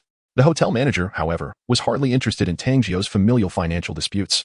He was desperately pleading for the overdue payment. Just then, a clear and familiar voice rang out. Little 3, let us stay here. Tang Jiu's eyes instantly brightened. Money was coming. 69 was credited to Mubai's account. As Tang Jiu leisurely descended the stairs, the sounds of a scuffle reached his ears. San Gu was engaged in combat with Dai Mubai. The altercation stemming from a misunderstanding wherein the server had mistakenly allocated Dai Mubai's reserved room to Tang San. Dai Mubai, unwilling to relent, exhibited an arrogant demeanor that provoked Xiao Wu, prompting San Gu, the devoted protector of his beloved, to confront Dai Mubai. Accompanying Dai Mubai were 2 strikingly handsome and well-built twins who gazed at him with admiration. Meanwhile, on Tang San's side, it was Xiao Wu who vehemently declared her intention to pummel the opponent into a state resembling that of a pig's head. I remarked, Xiao Wu, after so many years apart, you remain as combative as ever. Tang Jiu approached Xiao Wu and gently patted her shoulder. However, as his hand made contact, Xiao Wu's scorpion braid ensnared his neck. In a swift motion, she vaulted over his back, initiating a waist bow skill. Bang! The technique failed to propel Tang Jiu, instead sending Xiao Wu herself hurtling away. In midair, she executed a somersault, determined to retaliate against the rogue who dared to pat her shoulder. Tang Jiu, feeling helpless, remarked, Sister-in-law, must we resort to fighting upon our first meeting? This manner of welcoming me is rather inappropriate. Sister-in-law? Xiao Wu was momentarily taken aback. The only person who could address her in such a manner was none other than Xiaojiu. Xiao Wu scrutinized Tang Jiu from head to toe. As 4 years had wrought significant changes, yet upon closer examination, there was an undeniable familiarity. I even brought you a gift. A century-old soul beast from the Stardo Forest, the long-eared rabbit. Tang Jiu, while speaking, took out a white rabbit from the 12 beauties of Jinling. This adorable creature. Upon seeing Xiao Wu, longed to leap into her embrace, yet its ears were held aloft by Tang Jiu. Xiao Wu, do you prefer it braised or steamed? Ah. Xiaojiu, you truly insufferable wretch. Xiao Wu exclaimed, stamping her foot in frustration. Only Tang Jiu would delight in having her eat rabbit. How detestable. At that moment, Daimubai finally unleashed his Millennium Soul skill, the White Tiger's Diamond Transformation, shattering Tang San's restraints of blue-silver grass. The force of the soul power sent Tang San crashing to the ground, diverting Xiao Wu's attention. Tang San, Xiao Wu, disregarding her quarrel with Tang Jiu, rushed over to assist Tang San, anxious to see if he was injured.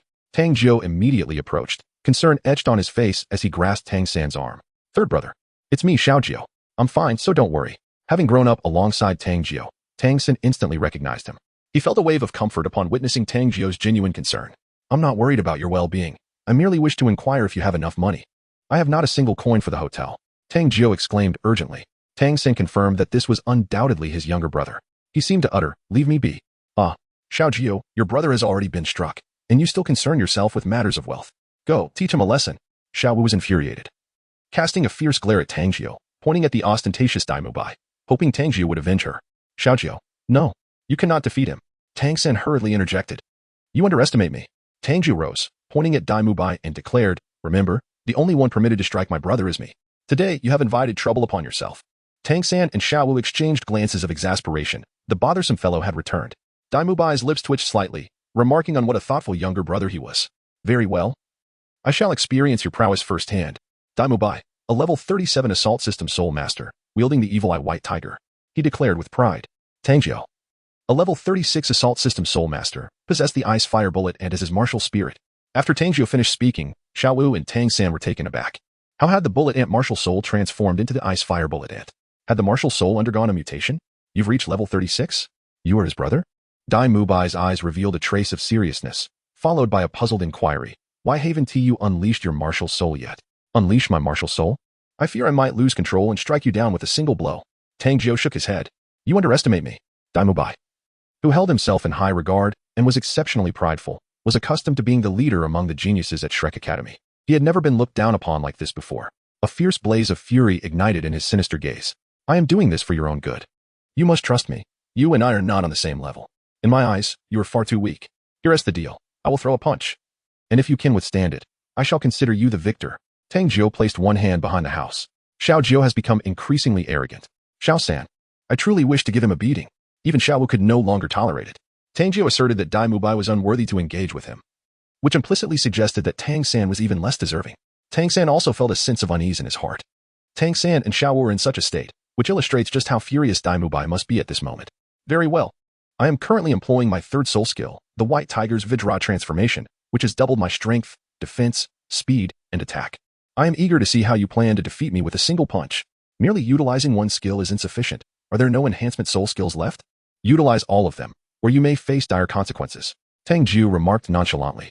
How audacious. The yellow soul ring surrounding Daimubai ignited, activating his first soul skill, the White Tiger's protective barrier. Now, bring it on. My attributes have increased by 50.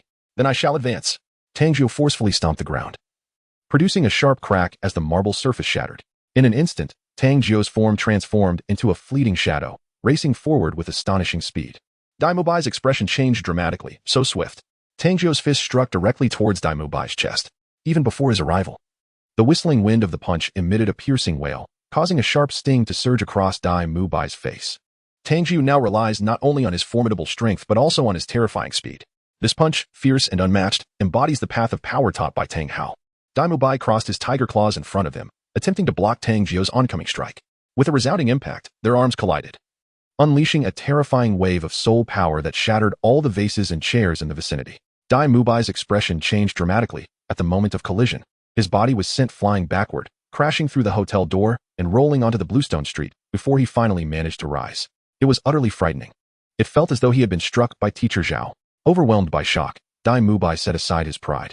His gaze towards Tang Jiu now tinged with a measure of respect, and far more, a fierce fighting spirit. Tang Jiu, I will see you at Shrek Academy. In our next battle, I will force you to unleash your martial soul. With that, Daimubai turned to leave. The two twins immediately sought to follow, but he shot them a cold glare, for he had no mind to entertain thoughts of indulging with beautiful women. He was determined to return and train harder. Tang Jiu and Xiao Wu were both astonished. After several years apart, how had Xiaojiu transformed, as if empowered by some unseen force? Third brother, quickly pay the man, Tang Jiu urged. Observing the manager's hesitant demeanor as he sought payment, She took the initiative to settle the debt. How much do you owe? Your brother owes us over 10,000, the manager replied. In copper soul coins, right? If converted to gold soul coins, it amounts to just over 100. I've just earned. Tang San began, rummaging through his pouch. It is gold soul coins. 10,000 gold soul coins. The manager cautiously reminded him. Suddenly, a single gold soul coin slipped from his grasp and clattered to the floor. Quickly securing his pouch, he addressed the manager. You should ask him for it yourself. Esteemed soul master, is it not you who claim to be unconcerned with finances? The manager gazed at Tang Jiu with a look of despair. Tang Jiu stroked his chin and said, how about we put the bill on Daimubai? Would he agree to that? We are friends, do you believe it? Tang Jiu inquired. I trust you as much as a ghost. The manager thought to himself. If you don't believe me, I shall return his belongings tomorrow. Tang Jiu declared, waving at the two twins. Rest assured, I will take you to find Daimubai tomorrow. For today, why not let me keep your things for him? The manager was utterly dumbfounded. Even more astonishing was the sight of the twins beaming as they linked arms with Tang Jiu, one on each side. Now, we can certainly charge it to Daimubai, can't we? I have a knack for safeguarding others' possessions, Tang Jiu boasted. The manager was left in awe. Regretful encounters, Ning Rong Rong, exclaimed Xiaojiu. You are just like that lecherous tiger. Not a good influence. Xiao Wu huffed, hands on her hips, glaring at Xiaojiu. Tang San was equally speechless. Wasn't it inappropriate for you to safeguard the twins for Daimubai? Xiao Wu, these girls are so pitiable. We must champion their cause and confront that scoundrel Daimubai, she exclaimed. They could even assist you with massages. Upon entering Daimubai's room, Tang Jiu exchanged glances with the twins, who instantly understood. One began to knead Xiao Wu's shoulders while the other pampered her legs. Xiao Wu's rabbit ears twitched in delight. Humans truly know how to indulge. Tang San. I have made my decision. I shall fight for their justice, Xiao Wu proclaimed, shaking her fist. Those two young ladies are indeed unfortunate. Tang San. Tang Jiu took advantage of the moment to hook his third brother's shoulder and led him to his room, saying, Third brother, someone has stolen my soul bone. Would you be interested in joining me for a grand scheme? Upon hearing the term spirit bone, Tang San was instantly invigorated and inquired, Who has stolen your spirit bone? The Blue Lightning Tyrant Dragon Sect. He replied, I suppose I should remain diligently studying at Shrek Academy. Tang San decisively shook his head. It was truly a formidable opponent he did not wish to provoke. Third brother, if you choose not to go, perhaps you could provide some of your hidden weapons. Do you possess any that could terrify them upon release, allowing me to sweep through them effortlessly? Tang San nearly uttered Buddha's fury Tonglian. But upon catching a glimpse of Tang Jiu's fervent gaze, he hastily shook his head. No, it was no jest. Tang San firmly believed that if he dared to present Buddha's fury Tonglian to Tang Jiu would not hesitate to blow up the spirit hall. It was quite a headache. The following day, the twin sisters accompanied Xiao Wu on a shopping expedition, showcasing numerous exquisite accessories, delighting Xiao Wu, who insisted on bringing them along to confront the scoundrel Daimubai. After their shopping escapade, Tang Jiu and her companions continued southward along the official road. As they traversed expansive farmlands, they spotted a quaint village ahead, home to approximately several hundred households. The village was encircled by wooden fences, presumably as a precaution against wild beasts. At that moment, a crowd had gathered at the village entrance. As they approached, they initially suspected something unusual had occurred, only to realize that they had arrived at Shrek Academy. Gazing at the 5 large characters inscribed on the wooden archway, Shrek Academy, Xiao was taken aback. Could it be that this is Shrek Academy? I thought it was merely a village. There was no doubt, this was, without exception, the most impoverished and dilapidated Spirit Master Academy in history. Tang Jiu sighed, lamenting that had the Great Owl accompanied her in plundering the Lord's manor, Shrek Academy would not have been reduced to such destitution. Even the twins were astonished by the Academy's disrepair. It was hard for them to believe that the youthful, affluent, and striking Dai Xiao would choose to study here. Ahead of them, there were approximately 100 applicants, all drawn by reputation, yet equally shocked by the Academy's dilapidation. It was no wonder that children were reluctant to attend school here. Even adults harbored doubts, though they sought to reassure their offspring that perhaps this was merely a test, and that the true academy lay elsewhere. At the registration area, there was nothing but a single table and an elderly man. In the rear of the group, Tang Jiu and his companions found themselves unable to discern the situation ahead. However, a dispute soon erupted. A parent of a student slammed his hand on the table, exclaiming in anger, "You are deceiving us. If you are unwilling to admit my son, you should refund our registration fee. 10 gold soul coins are hard-earned money." The crowd echoed in agreement. Yes, refund the money. Refund the money. The parents were instantly incensed, clamoring for their refunds. An elderly man, seemingly indifferent, remarked, "Once registered, refunds are not permitted. This rule was established from the outset. Did you not notice?" As the crowd persisted in their demands, the elder snorted, "Move by, someone is causing a disturbance. Handle it." In a swift motion, a figure appeared, Dai Mubai, exuding a surge of soul power as he revealed his 3 soul rings, yellow, and purple, with an impassive demeanor. Dai Mubai stated, "You wish to reclaim your registration fee? Very well, defeat me first, and I shall grant it." The crowd, now silenced by the imposing presence of a soul respect, quickly dispersed, retreating in quietude. How utterly shameless to resort to such tactics to extort money in times of need. I have only ever targeted the affluent. By comparison, I am truly the more benevolent one. Tang Jiu cast a disdainful glance at the character of Flender, only to subsequently extol his own virtues in an exaggerated manner. A peal of laughter, reminiscent of silver bells, echoed from behind. I had never before witnessed someone so brazenly extolling their own shamelessness. Tang Jiu turned around and discovered a young girl in a pale blue dress. Her figure delicate and slender, with long hair cascading down to her waist. Her lively eyes sparkled as she gently covered her red lips, emitting a series of cheerful giggles. Hey, dare to laugh at me? Do you believe I would raid your home? Tang Jiu raised an eyebrow, recognizing her demeanor as that of Ning Rongrong. In the group behind, he also spotted Zhu Zhuqing. The two girls were unmistakable, each exuding a distinctly different aura, one pure and playful, the other sensuous and aloof. Well, I wholeheartedly welcome it. Ning Rongrong winked, her request almost too delightful to be true. Is your family wealthy? Is your father formidable? If we were to rob you, would he break your legs? Tang Jiu inquired. My family is indeed affluent. As for whether my father would break my legs, I cannot say. But he would certainly break yours. Ning Rongrong replied, her eyes filled with mirth. Then I have made my decision. I must raid your home at least once. Shall we set a date? I am rather short on funds lately, Tang Jiu declared. Absolutely. Yes. Ning Rongrong found Tang Jiu to be tremendously amusing. Imagining the hilarity of bringing him home and witnessing his bewildered expression when caught. Tang Jiu, the continent's foremost prodigy, most adept at safeguarding others' belongings. What belongs to me is mine, and what is yours is still mine, Tang Jiu proclaimed, extending his hand. Upon hearing Tang Jiu's self-introduction, Ning Rongrong burst into laughter, then mimicked his tone, saying, Ning Rongrong, the #1 prodigy of the 7 treasures glazed tile school. My greatest skill is to provoke titled Douluos into puffing up their cheeks and glaring. Tang Jiu immediately grasped Ning Rongrong's delicate hand, exclaiming, how I lament our late acquaintance. How lament it? He added, I once nearly drove a titled Douluo to the brink of fury. Such audacity. Ning Rongrong, thoroughly amused, erupted into a fit of giggles. Tang Jiu pointed at the 2 twins beside him and said, these are the treasures I have been entrusted to safeguard. What do you think? Quite dedicated, isn't it? Tang San rubbed his forehead, confronted by an unfamiliar visage of Tang Jiu, and quickly distanced himself. Xiao Wu pursed her lips in discontent. Behind them, Zhu Zhuqing scoffed. Men are all worthless. Ning Rongrong was taken aback. Are you responsible for safeguarding the girls as well? She then turned her cerulean gaze and inquired. Who is so unfortunate as to entrust their girlfriend to you?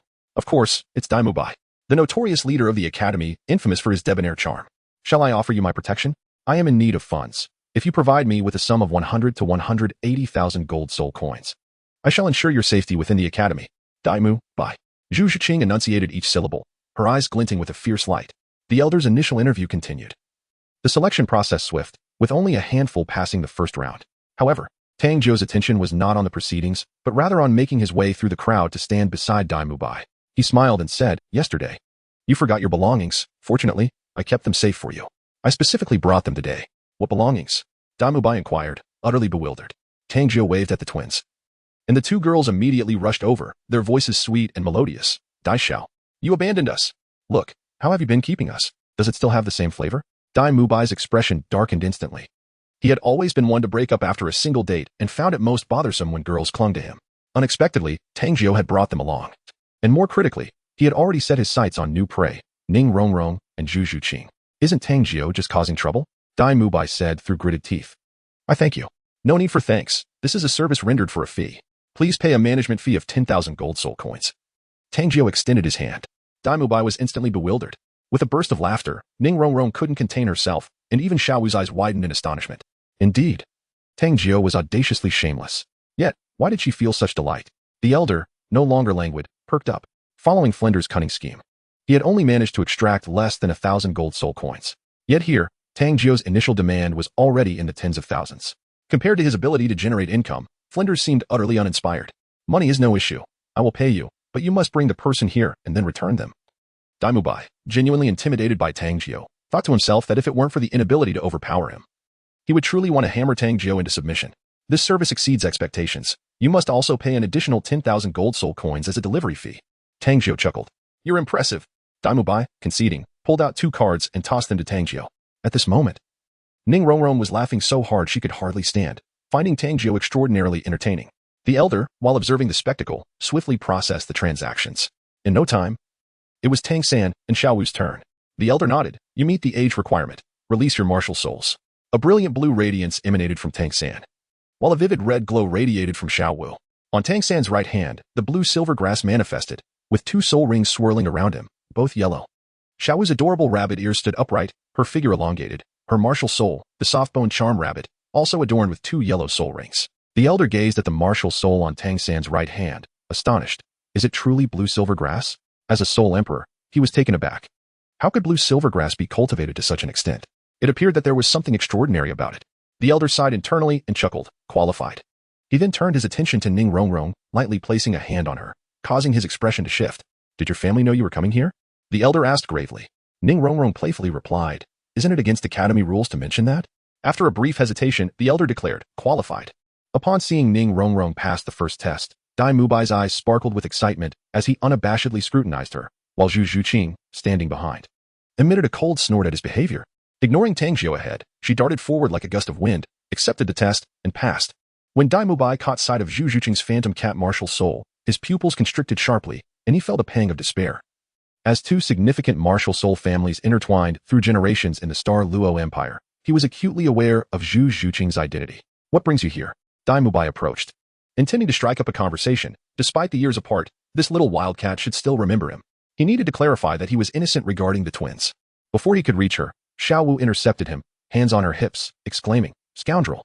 Scoundrel! Ning Rongrong cast a disdainful glance at him. Finding his earlier gaze towards her quite bothersome, Dai Mubai was speechless, wondering if he had stepped out without consulting the omens today. Fortunately, Zhu Zhuqing approached. Her alluring and icy demeanor causing Dai Mubai's heart to skip a beat. She stepped in front of him and sharply stomped on his toes with her heel, turning his face pale. Scoundrel! Zhu Zhuqing coldly huffed, before moving to stand with Xiao Wu and Ning Rongrong, the 3 girls forming an instant strategic alliance. United in their shared disdain for scoundrels. At that moment, Dai Mubai felt an overwhelming urge to eliminate Tang Jiu. However, Tang Jiu remained oblivious to Dai Mubai's murderous intent. As he was currently undergoing his test, the elder cracked his knuckles, utterly astonished. What resilient bones! What formidable physical prowess! He could hardly contain his eagerness to learn about Tang Jiu's martial soul. Release your martial soul, he urged. I cannot unleash my martial soul here. Tang Jiu glanced around at the multitude of onlookers and immediately shook his head. Why not? The elder was taken aback to encounter someone refusing to reveal their martial soul. Because my martial soul is too powerful, I fear it may frighten you. Tang Jiu wore an expression of concern for their well-being. Tang San pressed his forehead. Here it comes again. Ning Rongrong scoffed. What spirit? Can it truly intimidate me? Such theatrics. Zhu Zhuqing let out a cold snort. Xiao Wu, equally incensed, placed her hands on her hips and glared at Tang Jiu, displaying her defiance. The elder's lips twitched slightly. Yet his vast experience led him to suspect that Tang Jiu harbored some secret he wished to conceal. Thus, he rose and said, Come. I shall escort you to her room. Naturally, Xiao Wu and the others insisted on accompanying him. They too wished to witness what kind of spirit could instill fear in others. Once inside the room with the door securely closed, Tang Jiu surveyed the group. Aside from the elder, all present were members of the Shrek 7 monsters, individuals he could trust. Tang Jiu's power surged, and a black radiance erupted, revealing a formidable black bullet ant. Yet, this was not the end. Soon, a blue light burst forth, enveloping the bullet ant in concentric icy blue patterns, exuding an intense chill. The power of ice elemental energy. The onlookers were taken aback. However, next, a fiery crimson glow emerged, cloaking the bullet ant in an equal number of fiery red rings, a wave of searing flame energy pulsating forth. On Tang Jiu's forehead appeared a mesmerizing emblem resembling a yin-yang fish of ice and fire, gracefully gliding with unparalleled power, vibrant patterns, and the exquisite fusion of ice and fire, all epitomizing the might of this martial spirit. The potency of ice and fire? How could this be possible? A sharp intake of breath echoed in the hearts of the onlookers. Before their astonished gasps could subside, Tang Jiu's soul rings materialized. 3 soul rings descended from above, encircling Tang Jiu's form. At that moment, the crowd collectively widened their eyes in utter shock, frozen in disbelief. The silence in the room was palpable. Their horrified gazes swept from the ground upwards, meticulously tracing the soul rings, breaths quickening, their stares fixated on Tang Jiu's 3 soul rings. Purple and black. A millennium. 10 millennia. 10 millennia. This was utterly inconceivable. The elder and Tang San stood in stunned silence, while even Ning Rongrong, who had witnessed 2 super duels, was filled with astonishment. How could this be? The collective thoughts of the crowd were unanimous, steeped in disbelief. The amalgamation of ice and fire was unheard of, especially for Tang San and Xiao Wu, who distinctly remembered that Tang Jiu's martial spirit, the bullet ant, lacked any ice and fire attributes. The most unfathomable aspect was the soul rings. The first soul ring being a millennium was already astonishing, while the second leapt straight to 10 millennia. How terrifying was that? Such a configuration of soul rings was beyond the wildest imagination of anyone present. After the initial shock, Dai Mubai felt a chill run down his spine. Had Tang Jiu unleashed his martial spirit yesterday and casually amplified his power with a skill, he might have truly been struck down in a single blow. The elder, having conducted interviews for many years, had encountered countless prodigies and anomalies, yet those prodigies paled in comparison to Tang Jiu. How did you achieve this? Even for monsters. The upper limit for the first 2 soul rings is merely a few hundred years. Your first soul ring is a millennium. And how could your second leap directly to 10 millennia? One must reach level 50 to possess a 10 millennium soul ring. This is merely Tang Jiu's foundational martial spirit. Should he unleash the evil ring-devouring ant, or even its ultimate form, one could only imagine the extent of astonishment it would evoke in the Soul Emperor. Tang Jiu chuckled. I can only be a legend. The corners of everyone's mouths twitched. He was rather full of himself. Noticing Tang Jiu's reluctance to elaborate, the old man refrained from probing further, suppressing his astonishment. Mubai, please escort them to the second trial. Today, our Shrek Academy may very well enroll the most exceptional students in history. After uttering these words, the old man returned to oversee the first trial, which was notoriously taxing on the candidates. However, reflecting on Tang Jiu's remarkable ability to generate revenue, he suddenly found the previous method of extorting money rather unappealing. Tang Jiu and his companions swiftly arrived at the site of the second assessment, where those who had successfully passed the first trial were now gathered in anticipation. At that moment, Oscar appeared, as a crowd was advantageous for selling sausages. Sausages for sale. Oscar's sausages, exquisitely delicious and reasonably priced, only 5 copper soul coins each. Don't miss out as you pass by. The tantalizing aroma of meat wafted through the air, enticing everyone to follow the scent. A man with a full beard and charming peach blossom eyes approached, pushing a cart. Noticing the snack vendor, Xiao Wu turned to Tang Jiu and exclaimed, Xiaojiu, now that you've earned some money, why don't you treat us to a meal? She pointed towards Oscar's cart and added, it smells delightful. Buy each of us one, please. If you win my favor, I shall speak highly of you in front of Rong Rong and Zhu Qing in the future. Thank you, sister-in-law. Tang Jiu winked at Xiao Wu. Sister-in-law? The others immediately cast peculiar glances at Xiao Wu and Tang San, accompanied by teasing remarks filled with meaning. Oh, it's not what you think. Xiao Wu, flustered, stomped her foot and explained. Tang San once said that sister-in-law is another way to refer to an elder sister, and that's why I let Xiaojiu call me that. Oh. The crowd's expressions deepened in significance, and then Dai Mubai patted Tang San on the shoulder, declaring, a master, I humbly bow to your wisdom. It's all your fault. Tang San, humph, I won't speak to you anymore. Flushed from the teasing, Xiao Wu ultimately shifted the blame onto Tang San, stamping her foot in frustration. Tang San was momentarily speechless. His younger brother was undeniably troublesome. At that moment, Oscar approached, promoting his sausages. Brother, when it comes to charming girls, nothing beats my Oscar-esque gourmet sausages. How about trying a couple? Tang San hesitated momentarily, just as he was about to purchase 2 sausages. Dai Mubai seized Oscar by the neck and said, Little Oscar, don't say I'm not looking out for you. If something goes awry, you'll get beaten so badly that even your mother wouldn't recognize you. Do you believe me? The others were momentarily taken aback. While Tang Jiu regarded Oscar with a bemused smile, Dai Mubai turned to Oscar, jesting, Come on, Oscar, conjure up a fresh sausage. Oscar's expression turned awkward instantly. Boss Dai, we've been classmates for years. You don't need to make me look foolish in front of the new junior. It'll only foster resentment towards me. Just do it. All right. Oscar, resigned, extended his right hand and intoned the incantation. I possess a grand sausage. A yellow soul ring illuminated, and a perfectly identical sausage materialized in his palm. I feel like I'll have to thrash you after I eat this. Tang San was momentarily taken aback by the absurdity of a sausage conjured through such a soul spell. Oscar was on the verge of tears. There was no choice but to recite the incantation to produce a sausage. You dared to trick us into eating. Xiao Wu glared at him, ready to settle the score.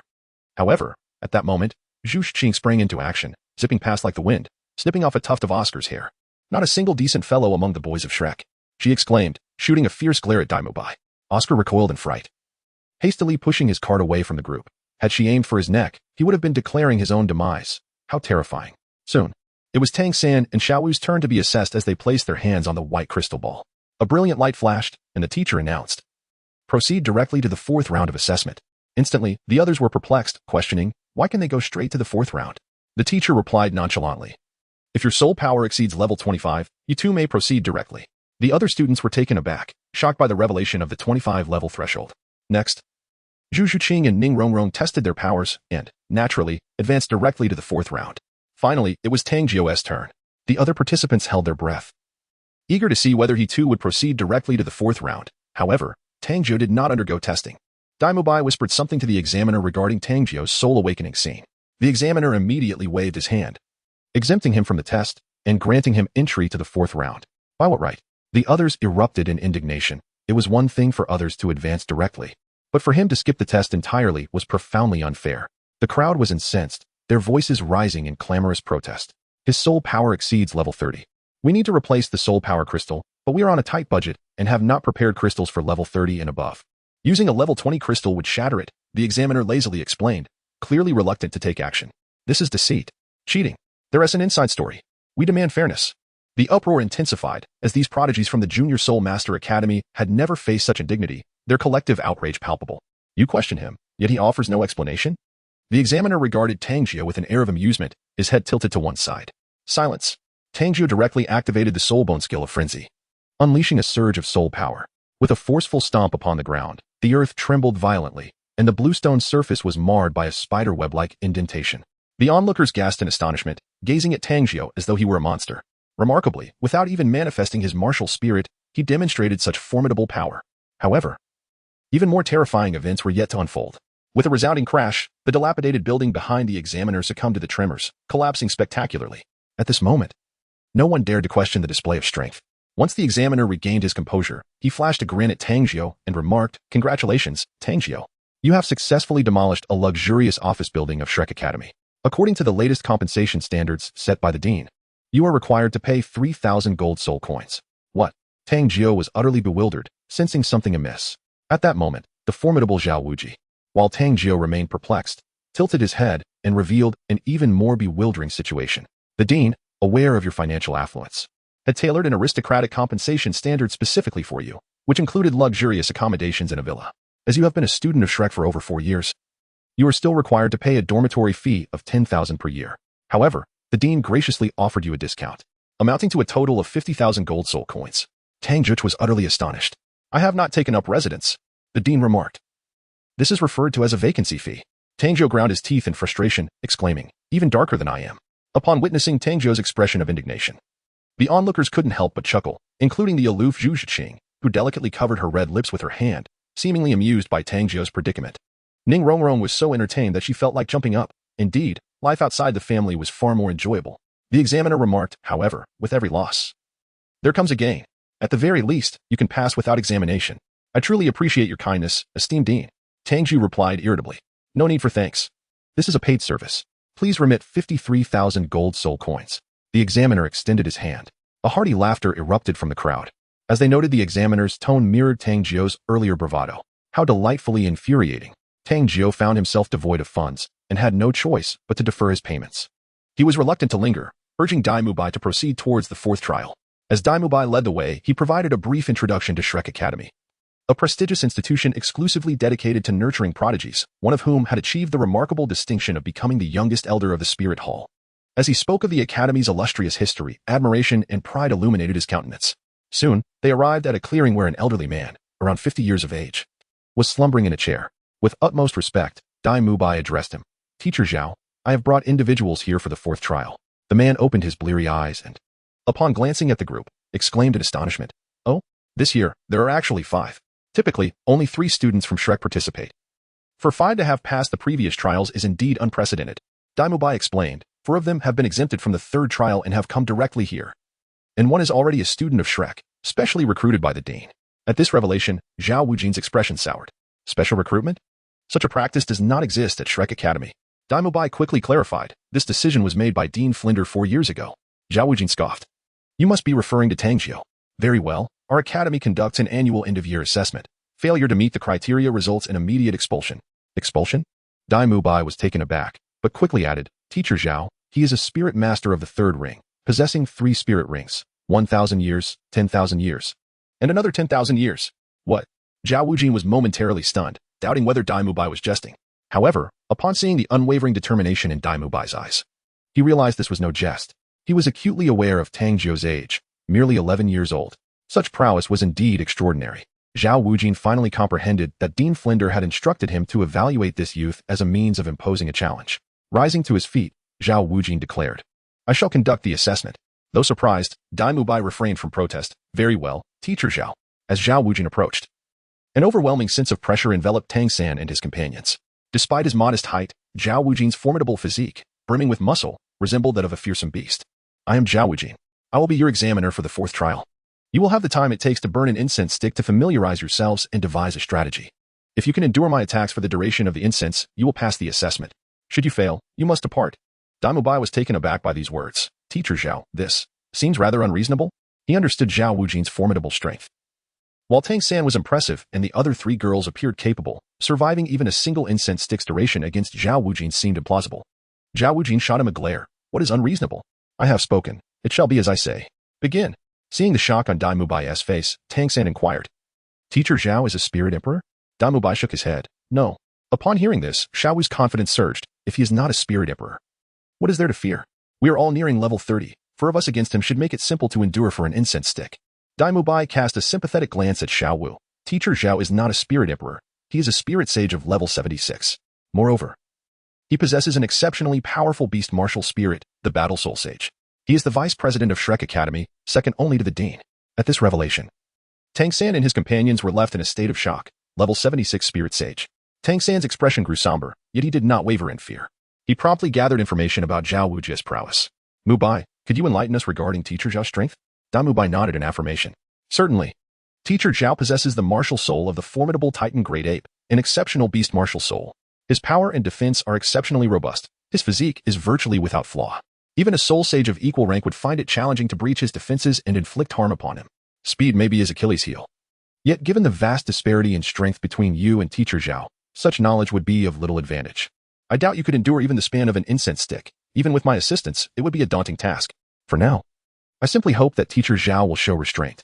Tang San nodded solemnly, then beckoned Xiao Wu, Ning Rongrong, and Zhu Zhuqing to discuss their strategy. However, Zhao Wujia interrupted them, pointing at Tang Jiu, and said, You too. I have stated it clearly. All of you must participate. Me? I am merely a student. Why should I take part in this assessment? Tang Jiu expressed his frustration. I paid for this. I have already mentioned it. If you fail the year-end assessment, you will face expulsion. Do you think I jest? Expulsion for real? Tang Jiu was bewildered, unable to comprehend this scheme. Could it be that Flender was no longer intent on swindling his money? Had he experienced a moral awakening? Of course. However, you may contribute to the college's development fund. And I could make an exception and readmit you. Zhao Wujia proclaimed with a sense of pride. Wow. Tang Jiu was taken aback. The esteemed student had emerged, and Flanders. I am still too young. Tang Jiu gazed at Zhao Wuji with a look of sympathy and inquired, Are you certain that you wish to personally assess me? Zhao Wuji was taken aback. Who did this young man think he was? Why was he casting such a sympathetic gaze in his direction? Zhao Wuji felt puzzled. Should it not be he who deserved the sympathy? The great owl had not informed him of my father's identity, had it? Tang Jiu continued to regard Zhao Wuji with pity. I am indifferent to your father's identity. Furthermore, daring to refer to Flender as the great owl. You are indeed a rebellious spirit. It seems I must take it upon myself to discipline you on behalf of your father. If he were aware, he would surely express his gratitude to me. Zhao Wuji broke into a grin. This rebellious youth, Tang Jiu, certainly required a thorough lesson to bring him into line. Tang Jiu gave Zhao Wuji a thumbs up, assuring him, Rest assured, my father will surely express his gratitude to you. You shall receive blessings as grand as a hammer. I am the ultimate support. Zhao Wuji replied with a smug huff. His experience over the years had taught him that the harsher the lesson he imparted to his students, the more profound the gratitude from their parents. He eagerly anticipated Tang Jiu's father coming to thank him. I have disciplined your son, and you will surely be grateful to me. With this thought, Zhao Wuji reclined in his chair, basking in satisfaction. Tang Jiu gazed at the leisurely Zhao Wuji, silently lamenting. You appear so carefree now, but come nightfall, it will be your turn to endure. Have you noticed how even the great owl dares not show its face? Just look at you. If you don't bear the brunt, who will? In recent years, Tang San has learned an abundance of knowledge from the master, rightfully assuming the role of commander. He inquired, Let us introduce ourselves and our abilities. I am Tang San, a 29th level control system spirit master, wielding the blue silver grass as my martial spirit. I am Xiao Wu, a 29th level assault system spirit master, possessing the soft bone charming rabbit as my martial spirit. I am Ning Rongrong, a 26th level support system spirit master, with the 7 treasure glazed pagoda as my martial spirit. I am Zhu Zhuqing, a 27th level agile attack system spirit master, utilizing the nether cat as my martial spirit. I am Tang Jiu, a 36th level support system spirit master. Enough of your nonsense. Xiaojiu. Xiao Wu shot a glare at Tang Jiu. Is the ice fire bullet and a martial spirit? Or is it a support type? Can you be a bit more serious? Ning Rongrong and Zhu Zhuqing also glared at Tang Jiu with disapproval. I truly possess a martial spirit of the support system. For I am a twin martial spirit. Tang Jiu chuckled lightly. A twin martial spirit. Everyone was taken aback. Such a revelation was utterly staggering. The prowess of an ice fire bullet ant was already remarkable, but to possess a twin martial spirit transcended the realm of the extraordinary. Wait, Xiaojiu. Does Xiao San know you are a twin martial spirit? Xiao Wu's gaze was sharp. My elder brother is aware. Xiao San.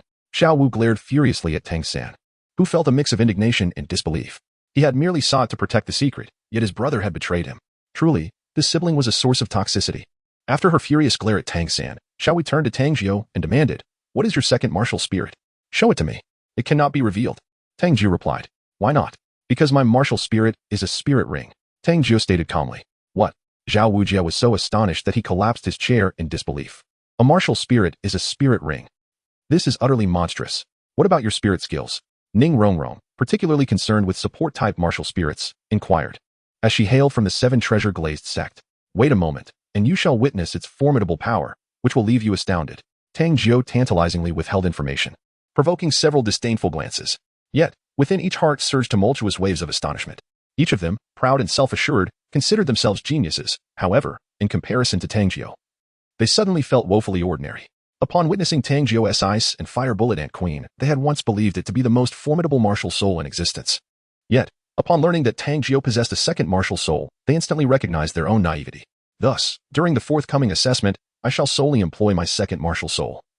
Otherwise, certain individuals shall suffer a dismal defeat. Absurd. Am I to lose? I had intended to dispatch you all using merely the first 5 soul techniques. Do not presume that your talent places you above others. Xiao Wu was incensed, feeling belittled by such insolence. "Soon, you shall understand." Tang Jiu refrained from further elaboration. Ning Rongrong, curious, inquired, "What attributes does your martial soul enhance? How should we coordinate?" "His martial soul is incompatible with ours. For whoever receives his soul techniques shall find themselves unfortunate." Tang San retorted, "His soul techniques are poisonous. He aids his enemies. Nevertheless, my teacher once proclaimed him the strongest auxiliary soul master on the continent, or none." "Impossible. As the heir of the Seven Treasures Glazed sect, how could Ning Rongrong acknowledge that another auxiliary martial soul surpassed her Seven Treasures Glazed pagoda? The only one that could rival it was the Nine Hearts begonia. Yet, in terms of practical combat, they remained the strongest. Zhu Zhiqing's cool and tranquil demeanor slightly shifted, pondering what extraordinary ability could lead to Tang Jiu's martial soul being deemed superior to the Seven Treasures Glazed pagoda. As the incense burned down, Xiao Wu afforded Tang Jiu and the others no additional time. "Have you reached a consensus?" Xiao Wu surmised that, given the brief duration, they undoubtedly had not come to an agreement.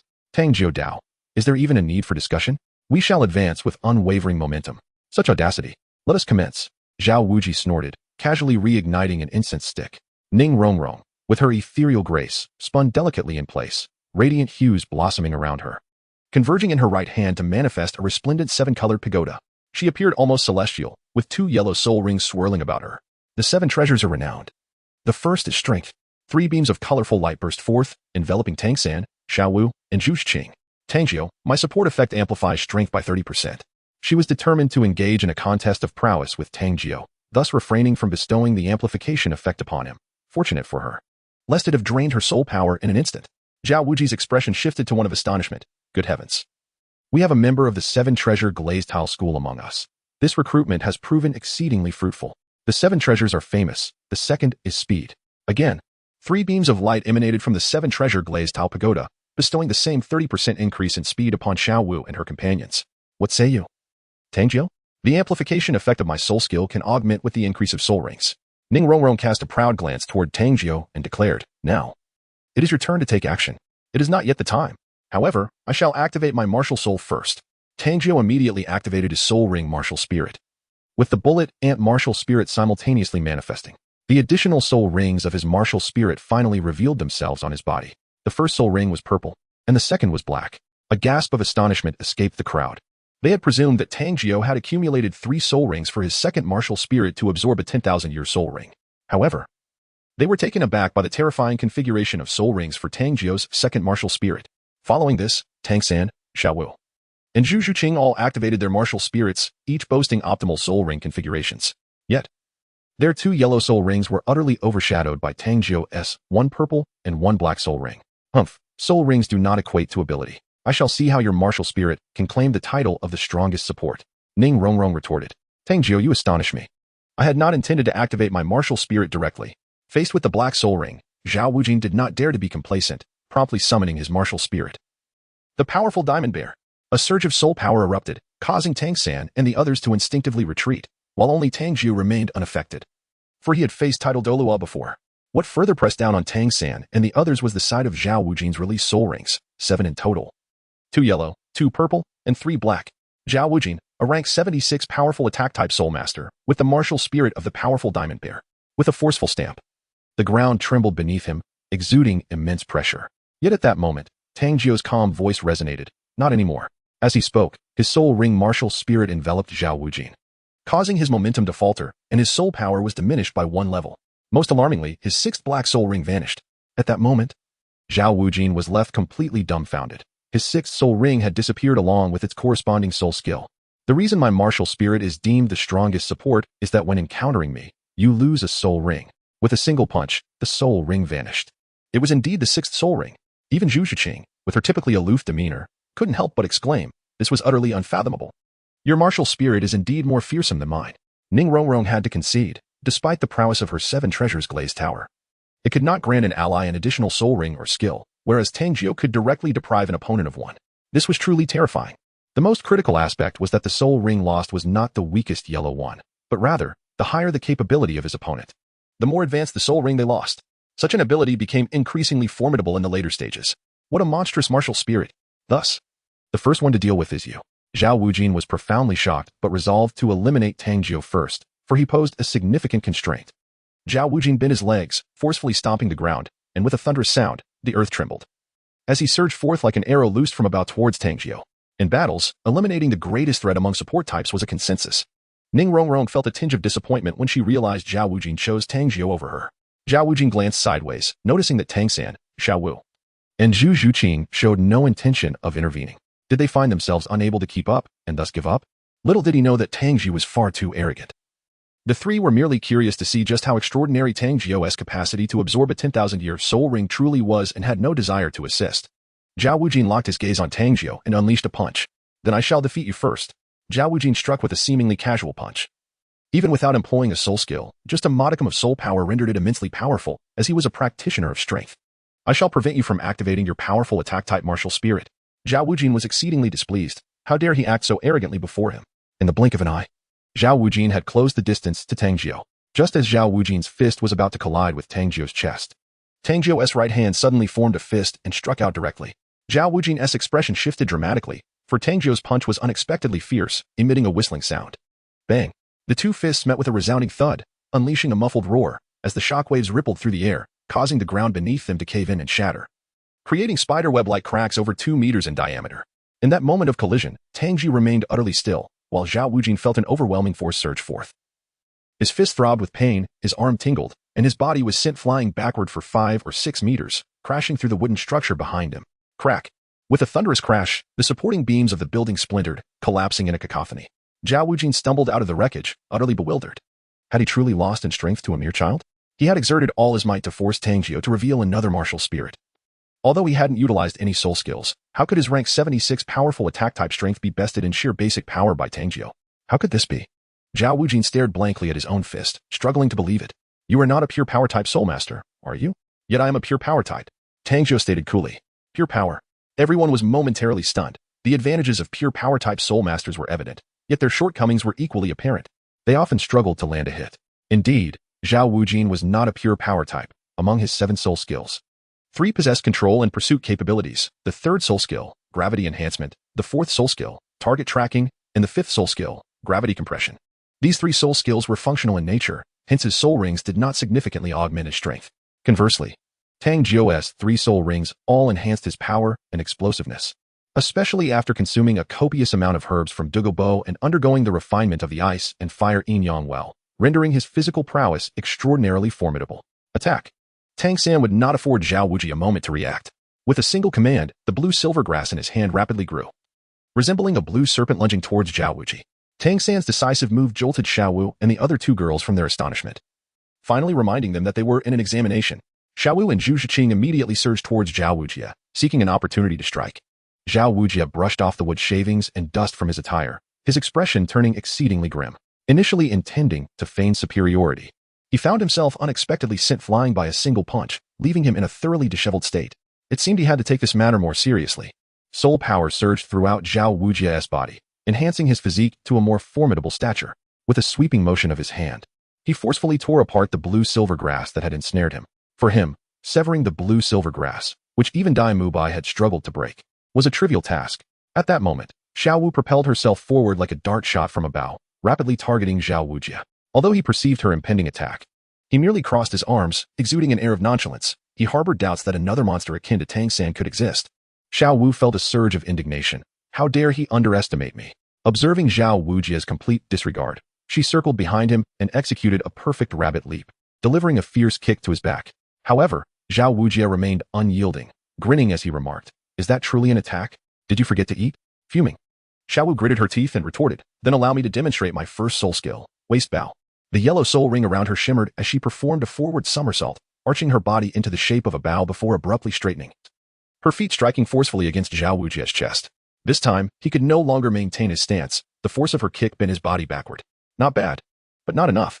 Xiao Wujie clenched his fists and straightened his body, causing Xiao Wu to feel an overwhelming counterforce that sent her flying several meters through the air, finally regaining her balance. At that moment, Zhu Shiqing, akin to a specter, darted in front of Xiao Wujie. Her hands transformed into sharp claws, glinting dangerously as she unleashed a flurry of strikes aimed at his throat and heart. Zhu Shiqing's speed was so astonishing that Xiao Wujie could hardly perceive her movements, leaving him to endure the onslaught defensively. Fortunately, his robust soul power provided formidable defense, rendering Zhu Shiqing's attacks ineffective. Yet, this predicament forced Xiao Wujie into a defensive position, allowing Tang San to seize the opportunity to launch the blue-silver grass once more. The tendrils, reminiscent of blue serpents, coiled around him, effectively binding him tightly. An opportunity. Attack. Tang San exerted a powerful tug on the blue-silver grass, propelling himself towards Xiao Wujie. His entire body infused with the energy of the Xiantian skill, he unleashed a formidable punch aimed directly at Xiao Wujie's face. Simultaneously, Xiao Wu soared into the air, delivering a swift kick towards Xiao Wujie's head. Swiftest among them was Zhu Shiqing, who activated her second soul skill, the Phantom Claw, enabling her to strike with 100 claws in an instant, possessing formidable piercing power specifically designed to breach defenses. "My turn. Allow me to demonstrate the essence of the immovable king," she declared, channeling her second soul skill, the mighty Vajrapalm. Xiao Wujie, however, did not bother with defense. It was impossible for him to guard against so many opponents simultaneously. With his yellow soul ring glowing, Xiao Wujie forcefully slammed both palms into the ground. Boom. The blue stone floor shattered under the immense force, sending debris hurtling through the air, wildly crashing towards Tang San and his companions. The stones emitted a chilling whistling sound as they sliced through the air, attesting to their terrifying velocity. Being struck would undoubtedly result in severe injury. Tang San flicked his wrist, unleashing a strand of blue-silver grass that ensnared Xiao Wu, pulling her behind him, while simultaneously activating his mystic jade hand. His fingers deftly plucked and redirected the oncoming barrage of stones. Xiao Wu, nestled safely behind Tang San, felt secure. However, Zhu Shiqing was not so fortunate, despite being agile. She lacked Tang San's finesse. The stones flew at an alarming speed in proximity, leaving her no opportunity to maneuver in midair. With a startled cry, she shielded her face with her hands to prevent disfigurement. Just as she braced for the impact, she felt a strong arm envelop her, the imposing figure shielding her from the debris. Zhu Shiqing gazed at the figure of Tang Jiu standing protectively before her, her usually cold expression softening slightly. Was this the sensation of being safeguarded? A feeling of security? Gratitude welled within her, and a faint smile graced her exquisite features, illuminating her beauty. "Xiaojiu, you inconsiderate fellow who favors beauty over friendship, come save me." Ning Rongrong's urgent cries induced a hint of embarrassment in Zhu Shiqing. In that moment, they all realized that Xiao Wujie had already dashed towards Ning Rongrong like an arrow, a true master of combat, who had swiftly identified her isolation. Panic surged within Tang San, caught off guard by the sudden turn of events and wholly focused on protecting Xiao Wu. He had overlooked Ning Rongrong. At this moment, there was little he could do with his blue-silver grass to aid her. Its growth speed could hardly match the full-throttle dash of Xiao Wujie. Just then, Tang Jiu forcefully stomped the ground and charged at Xiao Wujie. It was futile. Too late.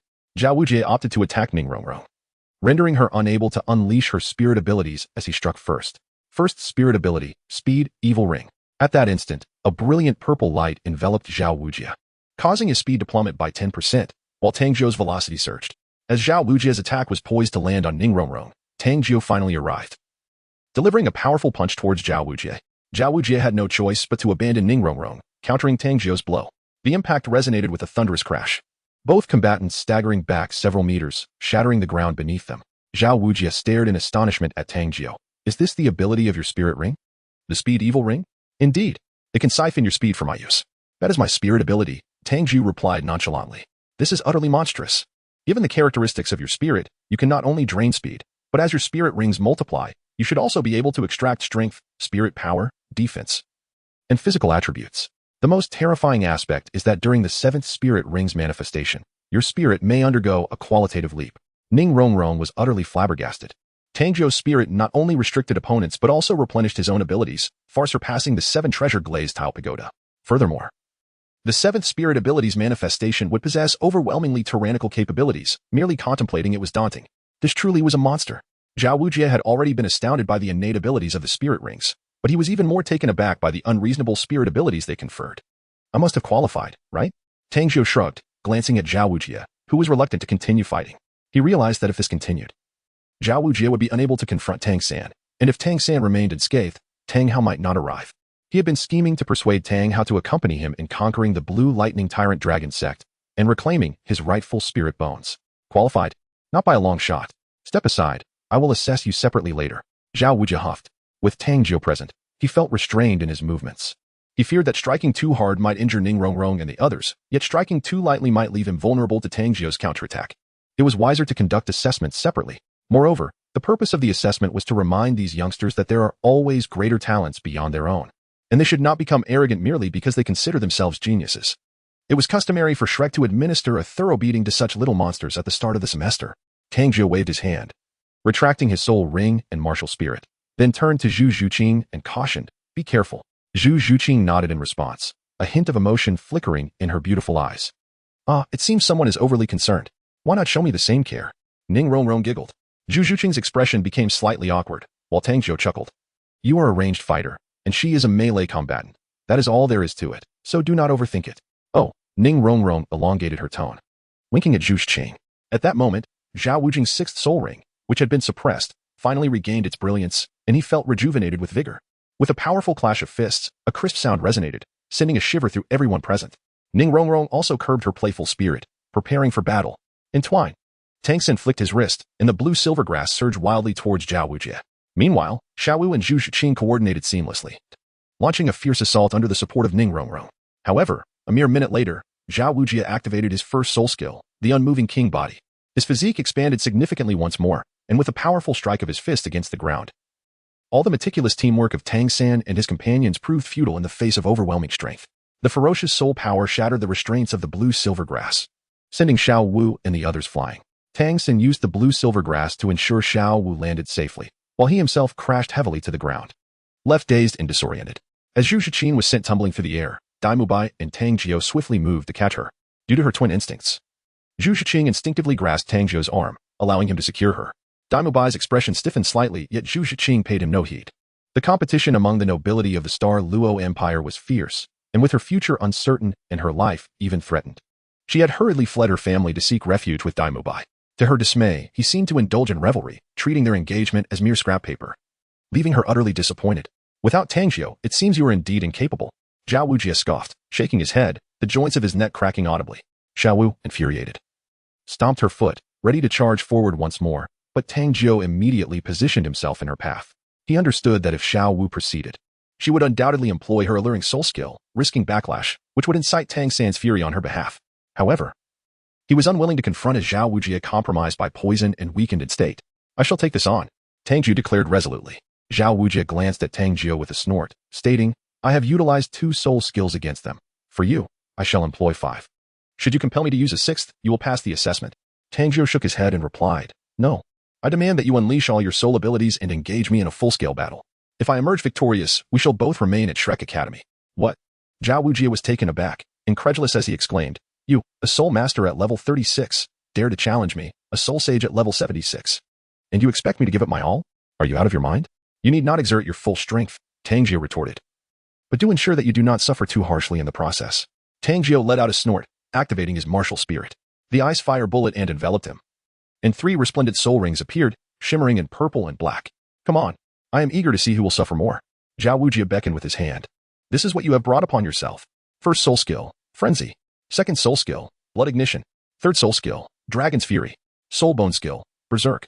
Tang Jiu was not polite. Radiant beams of light flickered incessantly as his power surged from a mere 12,000 pounds to an astonishing 78,000 pounds in an instant. When Tang Jiu forcefully stomped the ground, the earth trembled, and his form became nearly impossible to discern. He unleashed a tremendous punch towards Xiaojiu's chest, Tang Jiu moved with astonishing speed, creating a chilling gust of wind. It was swift, far too swift. A profound terror filled the hearts of onlookers. The ferocity of such explosive power was utterly terrifying. Meanwhile, Xiao Wujia's expression morphed dramatically. With a fierce determination, Xiao Wujia immediately unleashed his second soul skill, the Great Strength Diamond Palm, in response to the rapidly approaching Tang Jiu. A brilliant yellow light illuminated the air, forming a colossal hand that forcefully pushed forward. This time, he held nothing back and exerted his full strength. The hand swept across the ground, carving deep trenches into the earth. However, in the next moment, Xiao Wujia's pupils dilated in shock as Tang Jiu's form inexplicably pierced through the Great Strength Diamond Palm, maintaining his momentum as he unleashed a powerful punch. In a moment of desperation, Xiao Wujia could only cross his arms in defense. The impact was thunderous. The two figures collided, sending Xiao Wujia's body flying parallel to the ground, crashing violently into a massive tree. With a resounding crack, the tree splintered upon impact, finally halting Xiao Wujia's flight. At that moment, a layer of frost began to form upon Xiao Wujia's body. How could this be possible?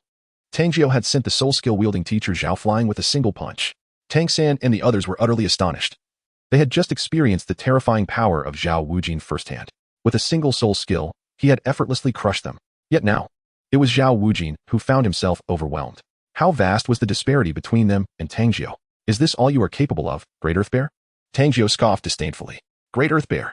The crowd was momentarily stunned. They had never witnessed anyone daring enough to bestow a nickname upon a soul saint. Even Dai Mubai felt a tremor of apprehension within. Was this a reckless act? As expected, Xiao Wujin was incensed. Tang Jiu, prepare yourself. I shall unleash my full power. I will ensure you are bedridden for half a month. Xiao Wujin roared to the heavens, the seventh black soul ring finally illuminating, enveloping him in a glowing ochre aura. His stature surged to 3 meters, resembling a true colossal bear. 7th soul skill, martial soul, true body. Xiao Wujin stomped the ground with tremendous force, causing a crack to form beneath him, extending towards Tang Jiu. He was truly exerting himself to the fullest. Ning Rongrong and the others felt their heads buzzing. Tang Jiu had actually compelled Xiao Wujin to unleash his entire strength, signifying that Xiao Wujin perceived him as a genuine threat. This was simply unfathomable. Tang Jiu was merely a level 36 soul ancestor, while Xiao Wujin was a soul saint at level 76, a staggering 40 levels of soul power apart. Just right. It is time for me to utilize my full strength as well. Tang Jiu chuckled softly. What? The crowd gasped in shock. Tang Jiu had claimed he was not yet at his full potential. In the next moment, Tang Jiu's 2 martial souls fused, transforming the ice fire bullet and into a fearsome creature with spear-like legs and transparent wings. A yin-yang taiji symbol of ice and fire manifested on his forehead. Most astonishingly, 2 colorful soul rings emerged around him. What is this? Dai Mubai exclaimed in disbelief. Our 2 martial souls can fuse. This is my innate martial soul fusion technique. The evil ring devouring it. At this moment, Tang Jiu perfectly embodied the powers of both martial souls, the forces of ice and fire, along with the might of 5 soul rings, reaching the pinnacle of strength and speed. His form floated serenely in the air, casting a commanding gaze upon the crowd, resembling a dark monarch of unparalleled malevolence.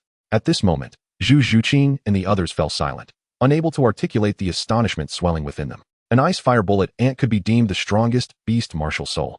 A soul ring martial soul was also the most formidable support type martial soul. The fact that they could combine to form the even more terrifying evil ring devouring ant left them in awe of true talent. Xiao Wujin, with his wealth of experience, suppressed his internal shock and spoke solemnly. You little rascal, you are nothing short of a prodigy. It would not be an exaggeration to label you the strongest genius in history. However, today I shall make you aware that no matter how monstrous your abilities, you cannot bridge the 40-level gap in soul power. Oh, is that so? Then how about this? Heavenly Curse Seal, activate.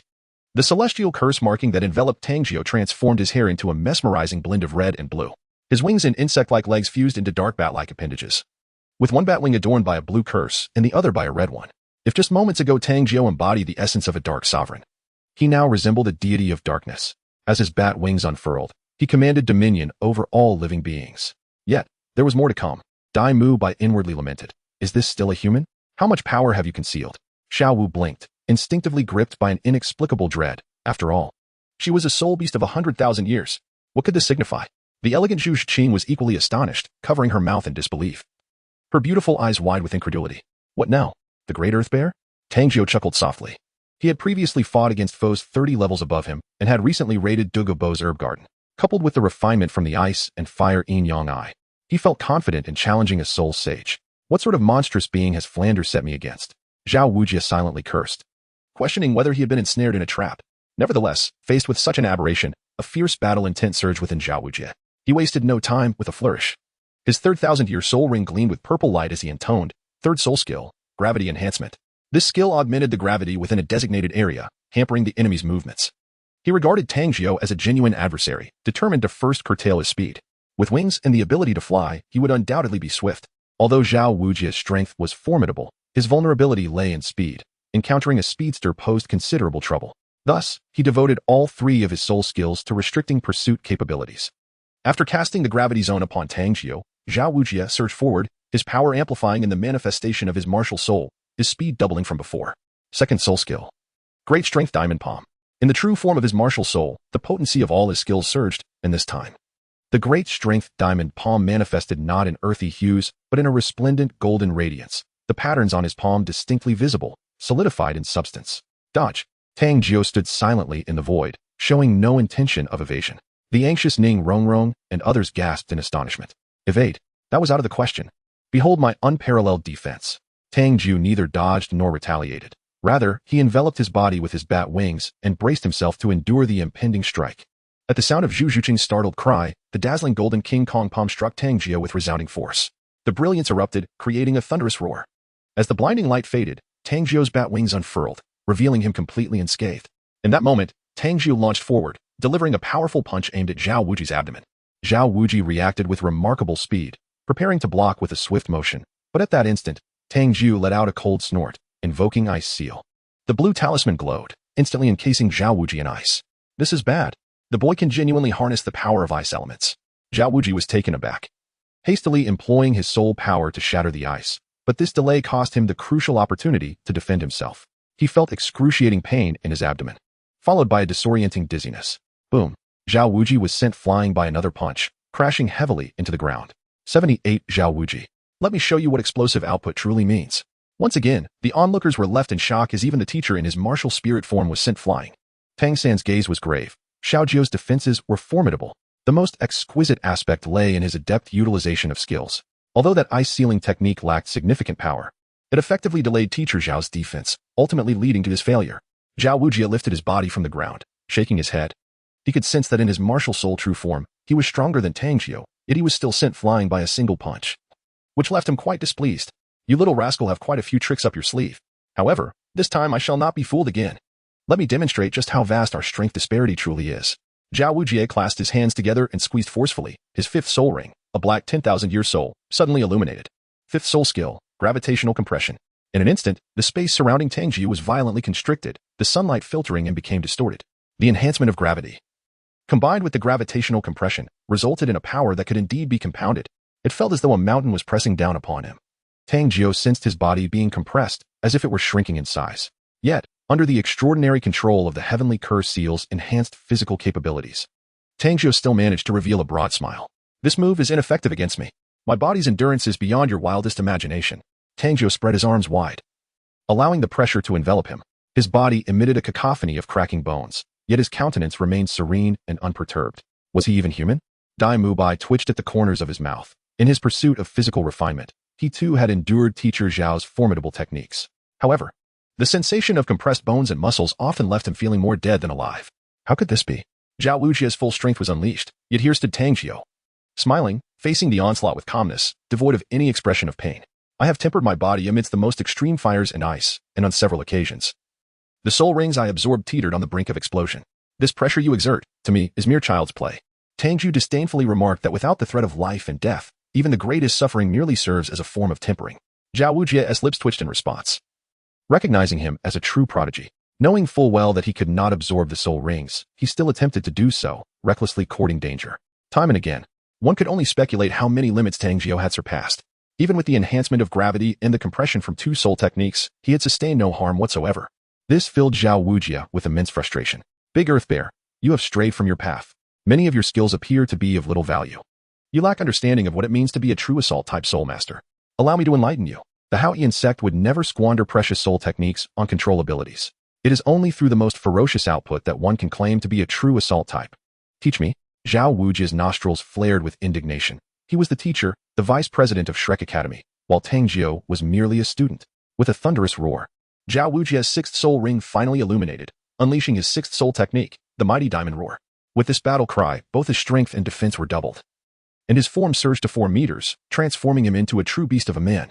Xiaojiu had activated all his offensive soul techniques, revealing his most formidable form. Daimubai was taken aback. Tang Jiu had indeed compelled Xiaojiu to unleash his full strength. Then, Xiaojiu's fourth soul ring glowed, launching itself directly onto Tang Jiu.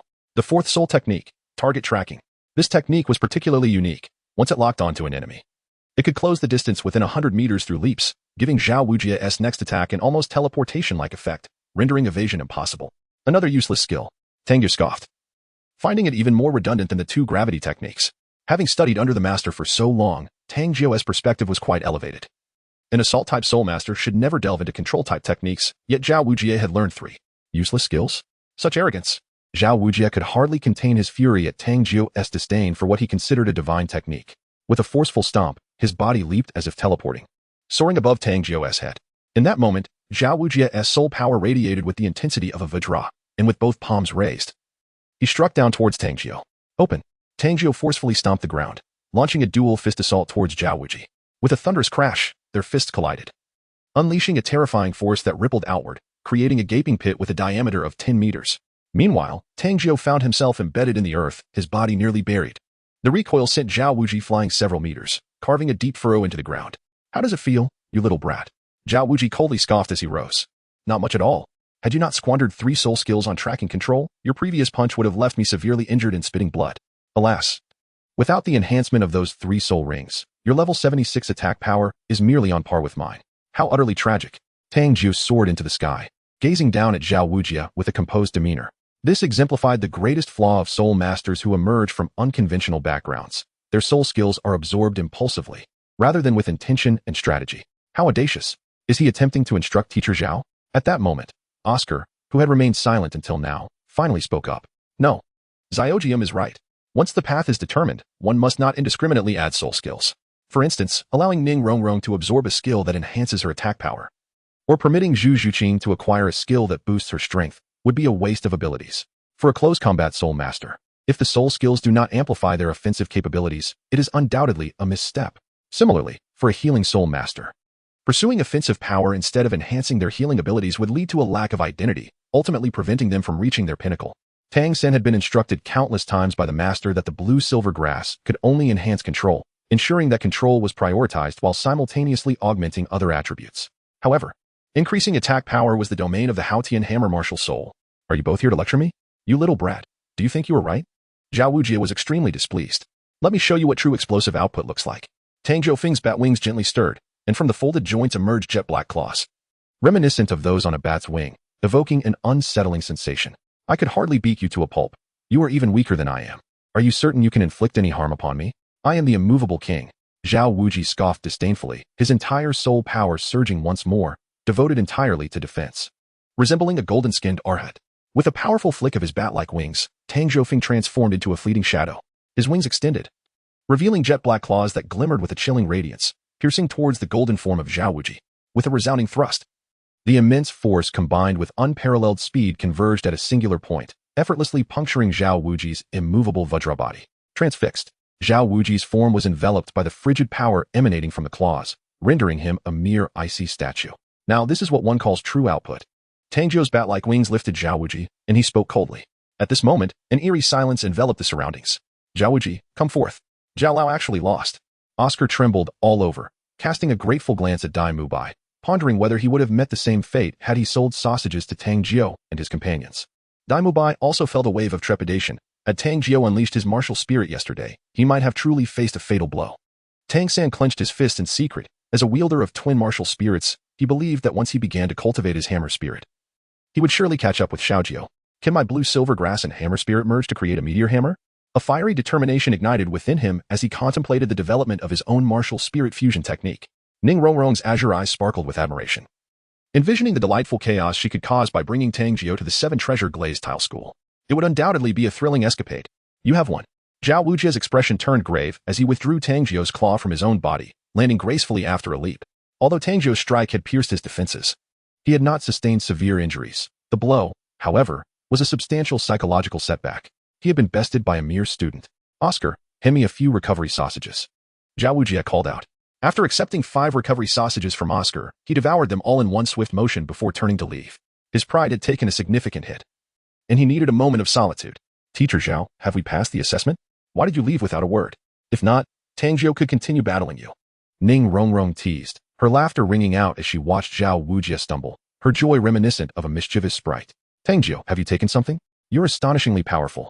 Xiao Wu remarked, curiously scrutinizing Tang Jiu and playfully poking his arm. Indeed, I have taken something. Tang Jiu released his martial soul fusion state, wearing an expression of feigned surprise, which instantly elicited a hearty laugh from Ning Rongrong, while the typically aloof Zhu Zhuqing also covered her mouth, chuckling softly, finding Tang Jiu utterly amusing. And you, Xiao Wu, have you forgotten that you are to call me Xiaojiu? Tang Jiu corrected her. No way. We agreed that I would call you Xiaojiu, and you would call me. Xiao Wu faltered as she struggled to continue. You can call me sister-in-law. That is perfectly fine. Tang Jiu chuckled. Oh. Ning Rongrong teased, while Oscar joined in the laughter. Little third. You should keep your brother in line. Xiao Wu stomped her foot in frustration, resembling an adorable little rabbit. Laughter erupted among the group, and they felt their bond strengthen effortlessly. Ning Rongrong nudged Zhu Zhuqing, urging her, come on, call him Xiaojiu. He has saved you twice, after all. What a heroic rescue. How touching. Zhu Zhuqing, playfully teased by Ning Rongrong, felt her cheeks warm slightly and shot a disgruntled glance at her friend, feeling a peculiar flutter in her heart. Daimo Bai cleared his throat and said, everyone must be hungry. Let us go eat together. My treat. However, his gaze remained fixed on Zhu Zhuqing. No need for your treat, Xiaojiu. Are you not going to treat us? Ning Rongrong, unimpressed by Daimo Bai, felt a stronger affinity for Tang Jiu. She would not allow Daimo Bai to cause any trouble for Zhu Zhuqing, thus swiftly passing the opportunity to Tang Jiu. I'll treat everyone to dragon meat, Tang Jiu declared as he retrieved a large iron pot and a stand from his belongings, preparing to cook a delectable dish of iron-armored dragon meat. Dragon meat? The group gasped in surprise. Indeed, the iron-armored dragon, a 10,000-year soul beast, my third soul ring was acquired from it. He then produced the chilled iron-armored dragon meat from his storage, having transformed one of his storage spaces into a freezer with the power of ice long ago. As Tang Jiu pulled out piece after piece of the dragon meat, everyone instinctively swallowed, knowing that soul beast meat contained immense energy, beneficial for cultivation.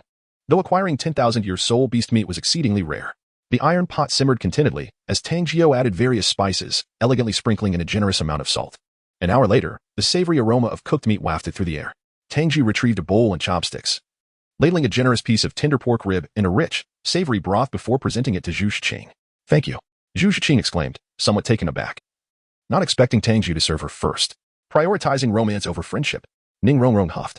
Favoring romance over sisterhood, Xiao Wu found it amusing and promptly joined the line. Favoring romance over brotherhood, Tang San jested. Tang Jiu, with his audacious demeanor, seemed utterly unfazed, while Zhu Zhuqing felt a blush rise to her cheeks, delicately nibbling on her meat. Daimo Bai wore a look of disappointment. Yet he understood that it was his own indulgence in a hedonistic lifestyle that had led to this predicament. He could not blame anyone else. Alas, he had become the nemesis of women, a most lamentable fate. Tang Jiu smiled softly, then distributed bowls and chopsticks to the crowd gathered around him. Immediately, everyone began to fervently compete for food from the large pot, indulging in the feast with great delight. It is simply exquisite, Oscar exclaimed, his tongue burning with pain from the heat, yet he continued to frantically snatch up morsels. Look, little three, they're about to devour all the meat. The few girls, including Xiao Wu, displayed a more refined manner as they savored their food, yet the pot was rapidly depleting, particularly as Oscar clutched a piece of meat in each hand. Eschewing the use of chopsticks altogether, the competition was relentless.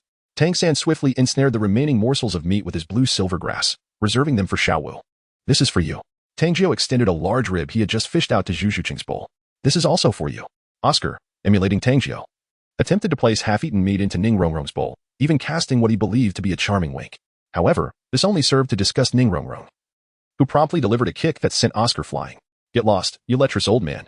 Oscar's lament echoed from a distance. I forgot I hadn't shaved. After a hearty meal, everyone returned to their respective dormitories. Tang San shared a room with Oscar, while Xiao Wu and Ning Rongrong occupied another. Zhu Zhuqing and Tang Jiu, however, were confined to separate rooms. Why don't you two just share? Ning Rongrong teased. Zhu Zhuqing, unable to endure any longer, spun around and slammed the door shut. Ning Rongrong winked at Tang Jiu with a mischievous smile before dragging Xiao Wu into their room.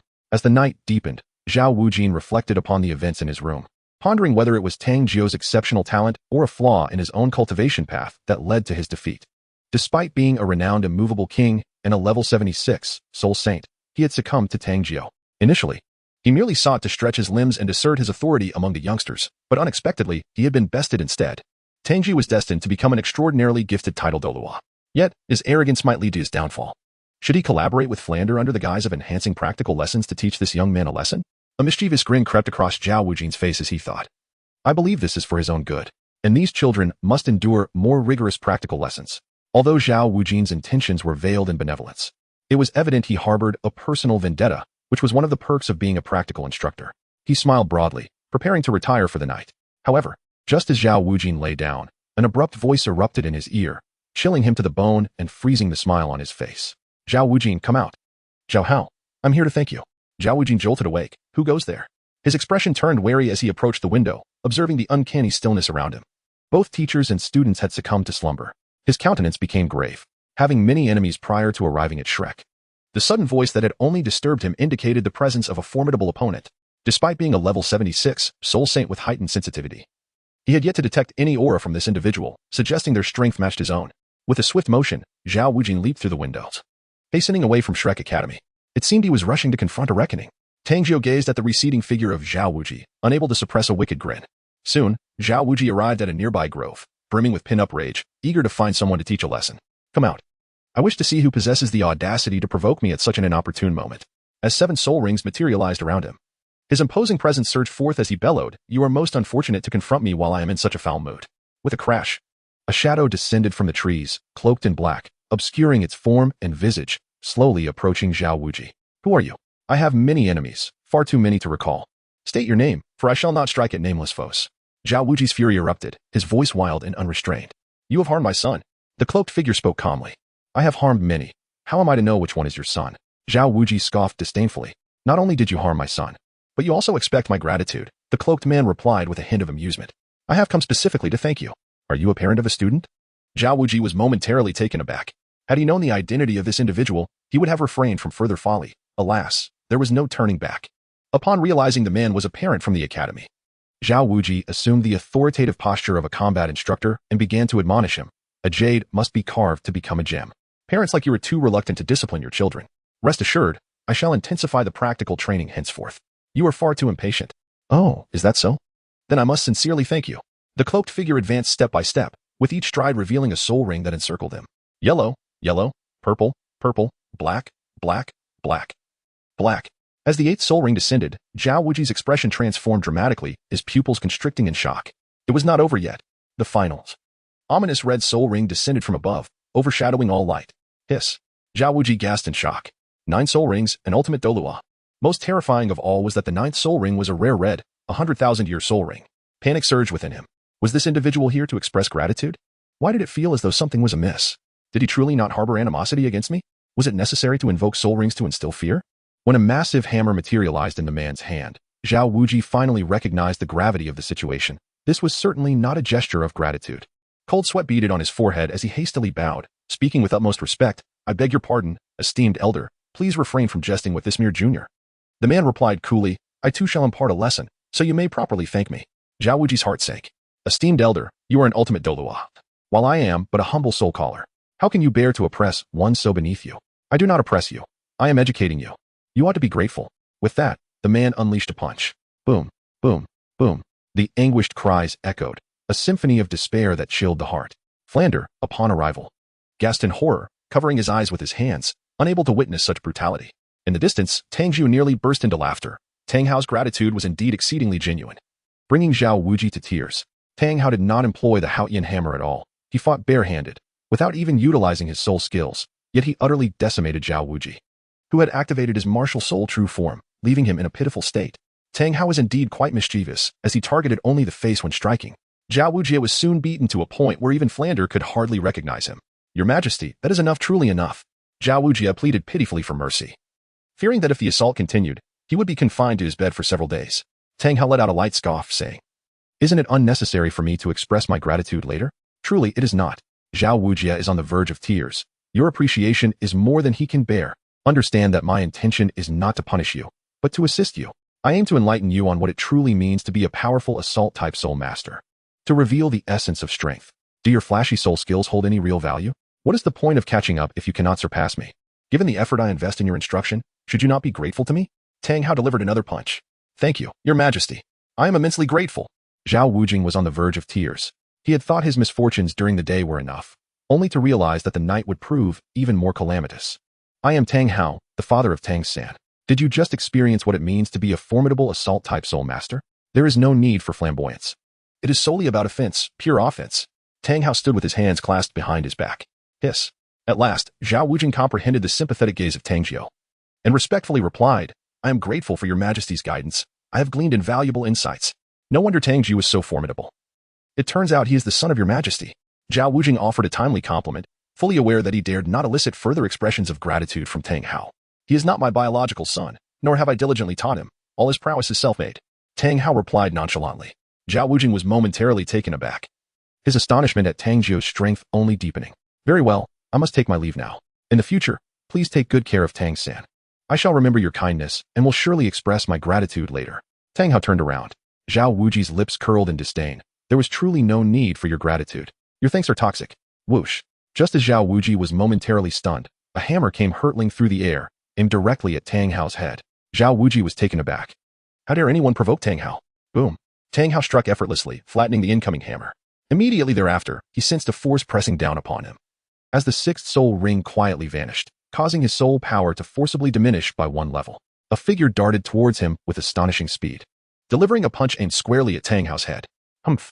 Tang Hao let out a cold snort, turning around to unleash a powerful punch that sent the intruder flying. With a piercing gaze, he declared, Do you still dare to confront me? Just as Xiao Wu was astonished by the audacity of one who would dare to attack the former Haotian Dueling, a figure gradually emerged from the woods. Indeed, I am not your biological child. You care only for your own son, never considering to seek retribution for me? You leave at your whim. Tang Hao's nose was nearly skewed with anger. The attack on the Haotian sect by the Spirit Hall was all thanks to Tang Jiu. Xiaojiu, he demanded. What on earth did you do to provoke the Grand Elder Douluo of the Spirit Hall? Upon hearing this, Tang Jiu's displeasure was palpable. I have lived as a wild man in the Starry Forest for over 4 years. How can you still hold me accountable? He retorted defiantly, his neck arched in defiance. Isn't this the doing of Tang Haizi? Go seek him out. He suggested, I recommend you first break his legs.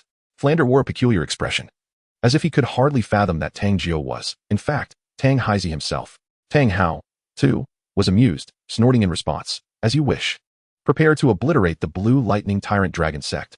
Tang Hao lifted the Haotian hammer in his hand and took a step towards Tang Jiu, striking down with a powerful blow. Tang Jiu was utterly bewildered. The first soul skill, Speed Evil Ring. He siphoned off Tang Hao's speed, barely evading the devastating blow from Tang Hao's hammer. A resounding crash reverberated through the forest, sending tremors that shattered every tree within a meter radius of Tang Hao. The terrifying shockwave wreaking havoc. Xiao Wu instinctively shrank his neck, realizing that had the hammer struck just moments ago, he would have been reduced to a mere pulp. Old man, have you lost your mind? Tang Jiu glared at Tang Hao furious. Did you not instruct me to break your legs? Tang Hao replied with a chuckle.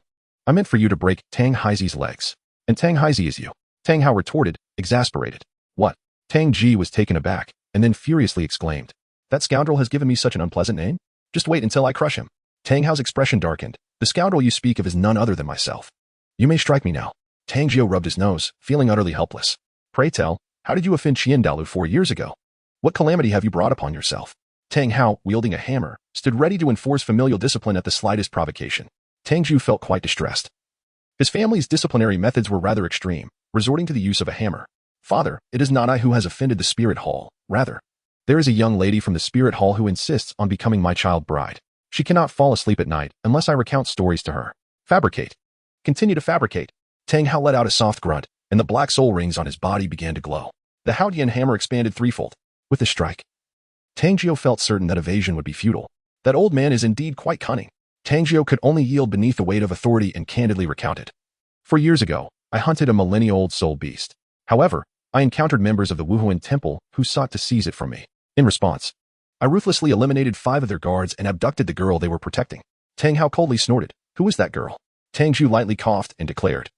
The saintess of the Spirit Hall, Qianrenxue. Hiss. Xiao Wu and Flender gasped in astonishment, gazing at Tang Jiu as if he were a celestial being. How audacious of him to claim that the saintess of the Spirit Hall would become his child bride. You haven't done anything to her, have you? Tang Hao inquired, fixating his gaze on Tang Jiu. I treated her well, just like third brother treats Xiao Wu, Tang Jiu replied. Flander's lips twitched. No wonder Yuntao was infuriated. It seemed Tang Jiu intended to abduct his granddaughter. Is there anything else? If you haven't harmed the saintess of the Spirit Hall, Yuntao should not act against the Haotian sect. Tang Hao questioned. I almost made the person who came to retrieve Qianrenxue die from rage.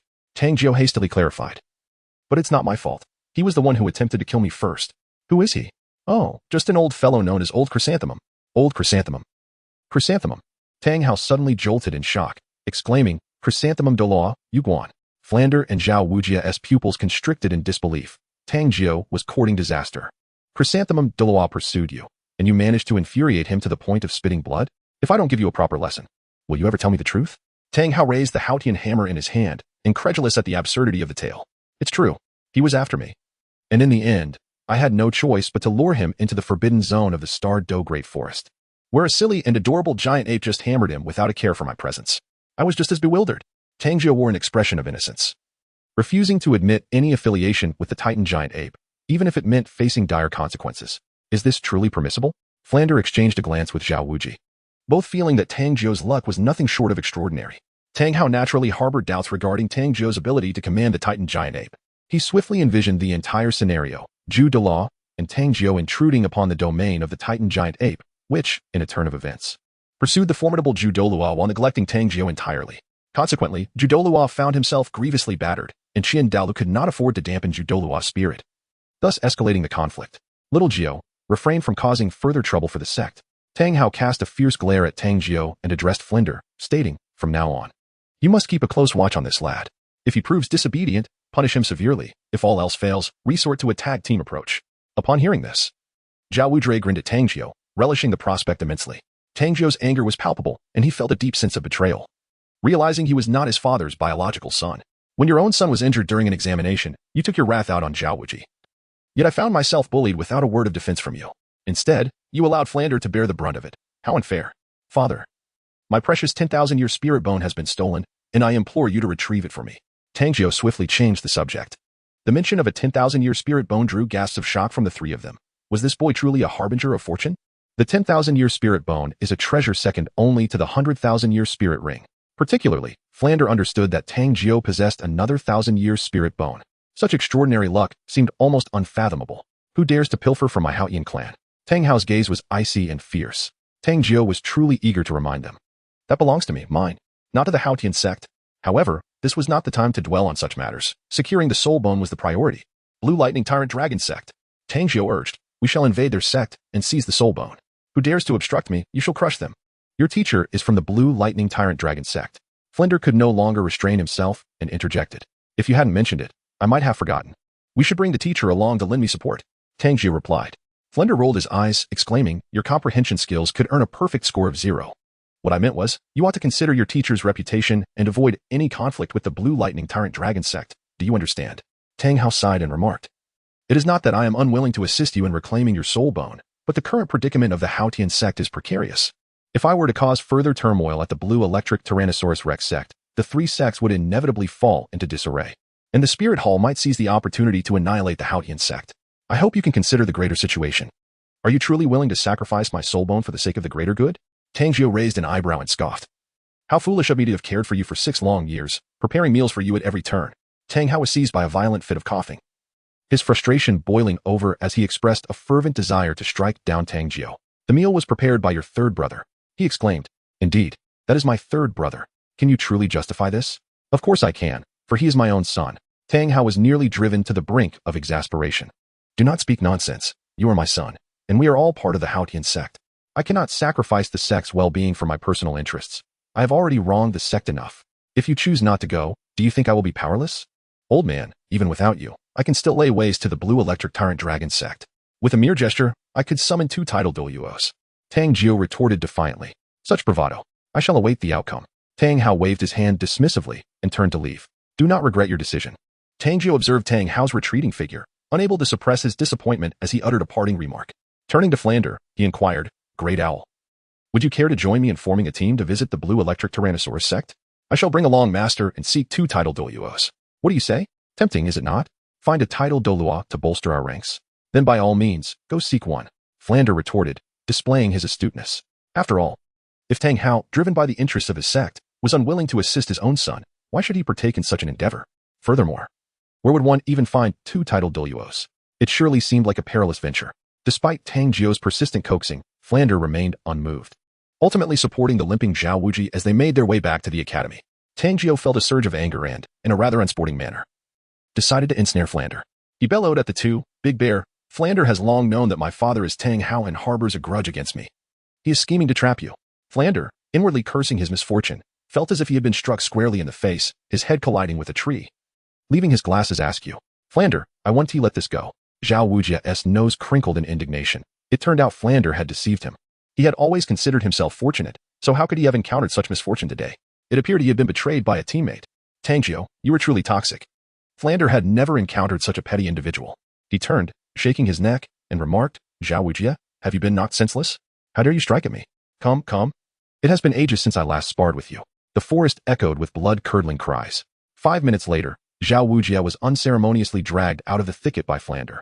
Looking utterly woeful, Tang Jiu stroked his chin, pondering, am I not meant to ensnare Fei Land? Why then is it that Xiao Wu is the one who suffers misfortune? Could there be some flaw in my plan? The following morning, after Tang San awakened Oscar and the others, he accompanied Xiao Wu and the 3 girls to the dining hall. Just then, they brushed past a man with a pig-like face. Oscar, puzzled, inquired him, who are you? Are you a new teacher at the academy?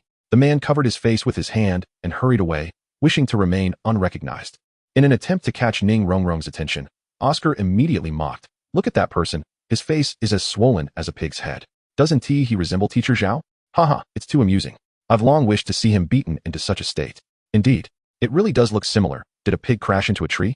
Ning Rongrong winked at Oscar, encouraging him to continue his reckless banter. No, it's a person who crashed into a pig. When Oscar heard Ning Rongrong speak to him, he was overjoyed and continued to tease. Oscar, Xiao Wu's patience finally wore thin. He had bottled up his anger for too long, and now he had someone to unleash it upon. Grabbing Oscar by the collar, he declared, come, today you will have special training. Oscar's teeth chattered in fear. Was this really Teacher Zhao? Zhao teacher, would you like some free gourmet sausages? After regaining your strength, we can increase the training intensity. Just then, a shrill scream echoed from outside, and Ning Rongrong waved her small fist, her blue eyes gleaming with delight. Hey, where's Xiaojiu? Xiao Wu turned around, but found no sign of Tang Jiu. Tang Jiu has gone to court danger. Flender approached with a smile, saying, Tang San, long time no see. 6 days later, outside the city of Tiandou, at the Dugu Bo Herb Garden, Tang Jiu ventured into the starry forest. Fueled by the need for energy to harness the heavenly curse marks, without delay, he soared to this location, his bat-like wings unfurled, hovering gracefully in the high sky. Dugu Bo scoffed, you little rascal, why don't you come down? I was merely concerned about your potential anger, Tang Jiu retorted, ever ready to flee at a moment's notice. Dugu Bo, observing Tang Jiu's cautious demeanor, felt a sense of admiration. A person with such remarkable talent who also exhibits diligence and prudence is destined to become an extraordinary powerhouse. 15 days from now, my father, Tang Hao, will visit the Blue Lightning Tyrant Dragon sect to retrieve the soul bone for me. Did I not promise Yanzi a soul bone? If you do not accompany me, I fear my father might directly offer the soul bone to the sect. After all, I already possess one, and with you, the creditor, present, he would be reluctant to take away my soul bone. Tang Jiu displayed an appearance of concern, prompting a hearty laugh from Dugu Bo. Indeed, you dare to deceive even your own father. Rest assured, I shall certainly be present in a month's time. Tang Hao must afford me some respect. For I have secured the soul bone for my granddaughter. Why not join this old man for a drink? Dugu Bo was exceedingly pleased with this grandson-in-law, who dared to challenge the Blue Lightning Tyrant Dragon clan. Such audacity was truly rare. No need for that. I must take my leave. My father awaits me. Tang Jiu felt it wise to limit his conversation with Dugu Bo to avoid revealing too much. With a powerful flap of his wings, he soared towards the Stardow Forest, spending a full 3 days in the Forbidden Zone before heading to Notting Academy. He smoothly entered the master's chamber and bowed respectfully, exclaiming, Master, it is I, Xiaojiu. The master turned, his face alight with surprise, and he vigorously patted Tang Jiu's shoulder, repeatedly exclaiming, Good. You've grown, master. I must trouble you once again. Tang Jiu then recounted the incident of the stolen soul bone. Despicable, shameless. How utterly disgraceful. The master slammed his hand on the table, his eyes filled with resentment. It is once again the Elder Council. They have brought shame upon the Blue Lightning Tyrant Dragon clan. Fear not, Xiaojiu. Even at the cost of my life, I shall confront my brother about how he conducts himself as the clan leader. I will take you to the Blue Lightning Tyrant Dragon clan to retrieve your soul bone. The master's suppressed fury, accumulated over more than 20 years, seemed poised to erupt at that moment. His bloodshot eyes appeared ready to devour someone. A prodigious talent, he had been ridiculed and neglected by his family since childhood. His research into the 10 core competencies of martial souls gained him fame across the land, earning recognition from the Spirit Hall and numerous titled Douluos. Yet he could never gain acceptance from his family, even being expelled from the clan. These parasites, they even dared to steal my disciple's soul bone today. Master, my father does not wish to provoke the Blue Lightning Tyrant Dragon clan for the sake of the Haoyan clan. Tang Jiu spoke candidly. If your father will not go, then I shall. The master declared resolutely. In Tang Jiu's heart, Master S status soared dramatically, surpassing that of Tang Hao. After all, I am not Tang Hao's biological child. If third brother were to have his soul bone taken today, would Tang Hao allow third brother to endure for the sake of the sect? The answer was undoubtedly negative, even for the sake of third brother's mother. Tang Hao would confront the situation head-on, refusing to tolerate any form of humiliation towards Tang San. Tang Jiu bowed deeply to the master and said, "Today, I am immensely grateful for your protection. I shall surely repay this kindness in the future.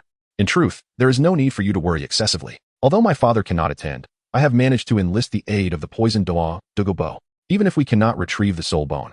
Ensuring our safe return poses no difficulty." The master was utterly astonished. "You were able to persuade the poisoned Dueling?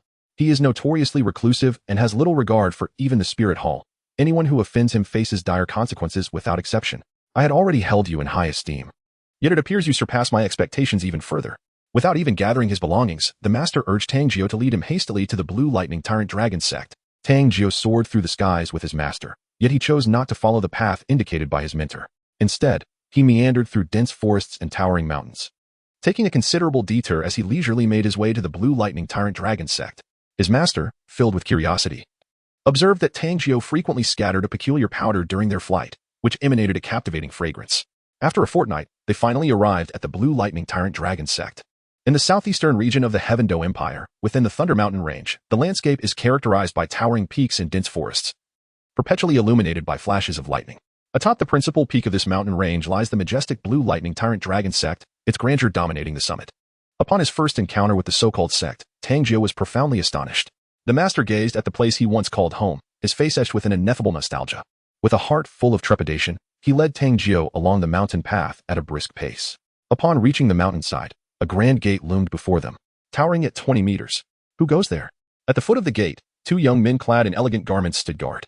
Upon spotting the duo, they immediately obstructed their path. The master was momentarily taken aback, then a bitter smile crept onto his lips, having been away from home for over 20 years. Many of the younger generation within his clan no longer recognized him. Hoping for a peaceful resolution, the master spoke in a calm tone, "I am Xiaojiu. By virtue of our lineage, I should be considered your uncle. Today, I have brought my disciple to seek an audience with the sect leader." The two exchanged glances, then scrutinized the master with derision, their voices dripping with sarcasm. "You are the one rumored to have had your martial spirit transformed from a dragon into a dog. How could you possibly be worthy of being our uncle? We are from the Blue Electric Tyrannosaurus sect, and we do not associate with those whose martial spirits are but worthless dogs." Their haughty demeanor was unmistakable. The master's expression darkened.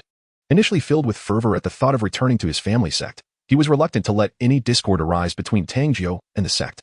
He was acutely aware of Tang Jiu's formidable prowess. Even without the Haotian sect, Tang Jiu would undoubtedly become an unparalleled force. Moreover, Tang Jiu held grudges fiercely, and should the situation be mishandled, it could lead to an irreparable enmity between him and the sect.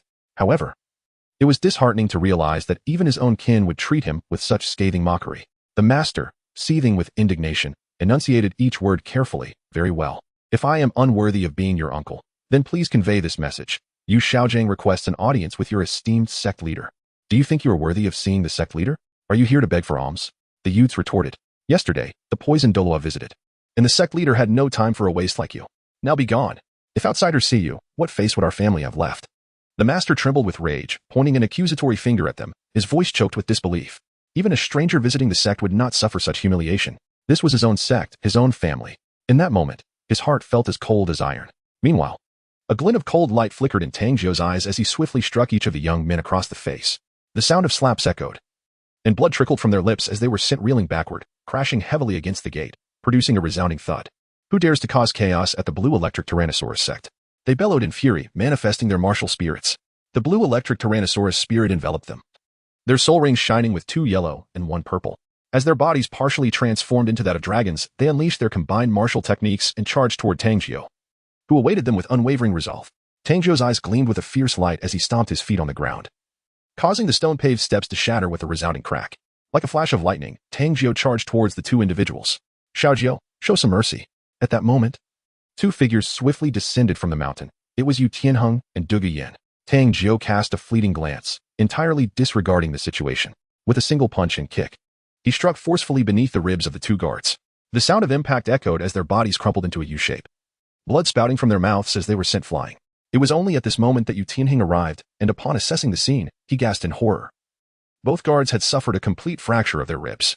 "Xiaojiu, even if they spoke with insolence, I would have compelled them to apologize. Why must you resort to such violence?" Yu Tianheng glared furiously at Tang Jiu. If apologies were effective, what need would there be for fists? Tang Jiu let out a scoff and then remarked coolly, just now, they insulted my teacher. Now, they must kneel and slap themselves 100 times. I, being a kind-hearted person, shall spare them this time. Yu Tianheng and Du Yin exchanged disdainful glances. Is this what you call kindness? I fail to see it. Not a chance. Unless you kill us. The two guards glared furiously at Tang Jiu. Yin, did you hear that? They are the ones asking me to kill them. How could someone as benevolent as I possibly refuse such a request? Tang Jiu had initially come to stir up trouble, relishing the chaos as it escalated. Aiming for a situation so dire that neither the Blue Electric Tyrannosaurus sect nor the Haotian sect could manage the aftermath. At that point, it would be intriguing to see how Tang Hao could maintain a broader perspective. With a cheerful demeanor, he lifted his leg and kicked towards the two guards. A glimmer of pleasure flickered in Du Yan's eyes. One ought to relish both rewards and retributions. That's enough, Xiaojiu. Yu Tianheng swiftly positioned himself in front of the two, aware that as the young master, should either of them perish at the mountain gate, his reputation would be irrevocably tarnished. Yet, Tang Jiu paid him no heed, forcefully pushing Yu Tianheng aside for several meters and delivering a kick to one guard's chest, causing him to cough up blood. Xiaojiu, do you intend to provoke the Blue Electric Tyrannosaurus sect to the point of no return? Yu Tianheng inquired, furrowing his brow. Do you understand that our Blue Electric Tyrannosaurus sect boasts a titled Douluo, 3 elders, and 10 formidable experts? My grandfather is a 95-level titled Douluo, and the 3 elders are all above 86-level soul Douluo, with the 10 experts also being of soul Douluo caliber. Tang Jiu chuckled lightly and said, So, you believe you can seize my soul bone and speak ill of my teacher? Let me tell you, Yu Tianheng, I am not here to pay respects today. Rather, I have come to challenge the mountain. If you choose to reason with me, I shall treat you with due respect, considering my teacher's standing. However, should you decide to act arrogantly, I shall bring destruction upon your sect. Upon finishing his words, Tang Jiu stepped forcefully onto another guard, who immediately spat a mouthful of blood, his complexion as pale as a sheet. Yu Tianheng was about to speak again when he was abruptly pulled back by Du Yin.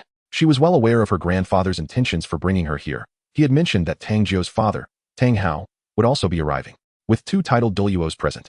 They could easily exert overwhelming pressure on the Blue Lightning Tyrant Dragon sect.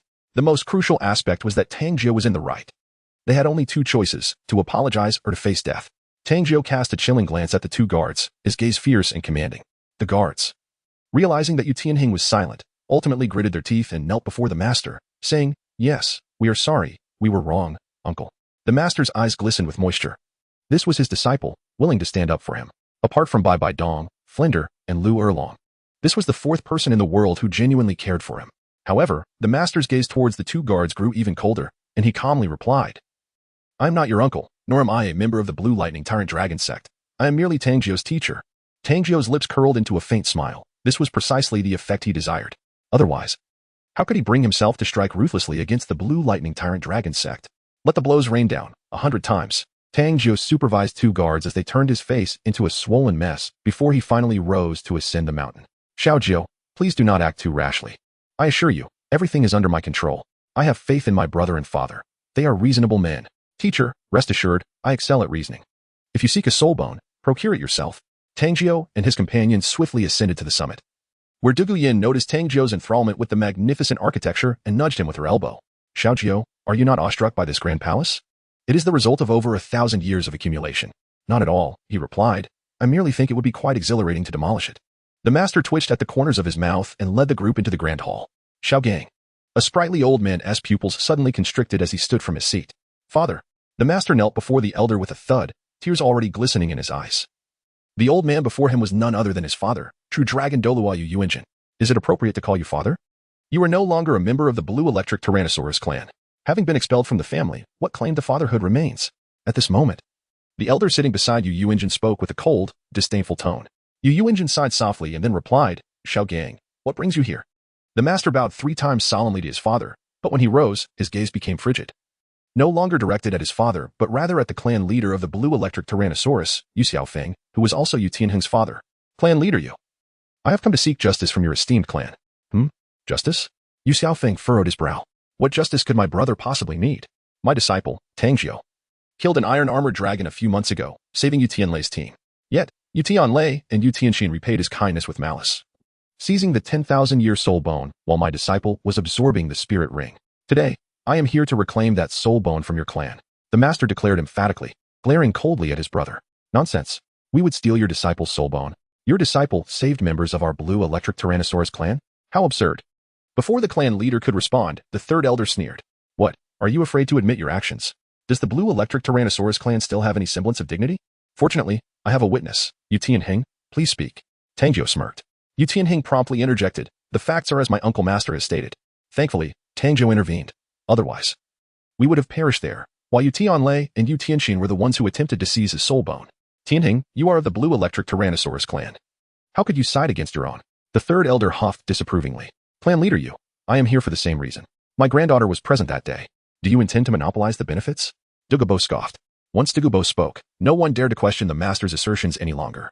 At that moment, the elder spoke. The soul bone has already been absorbed by my son. Our clan is willing to compensate the poisoned Douluo with 5 million gold soul coins. How does that sound? Agreed. The poisoned Douluo chuckled, seizing the opportunity to accept free money. He took the card offered by the elder and tossed it directly to Dugu Yen. The master then inquired. What of my disciple's soul bone? My son has already absorbed it. Do you intend to extract it from his leg? The elder retorted. Are you truly refusing to return it?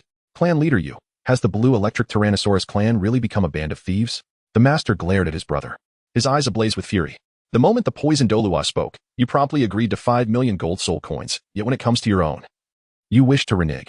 Yu Xiaofeng pondered for a long while before responding. Xiao Gang, the soul bone has already been absorbed.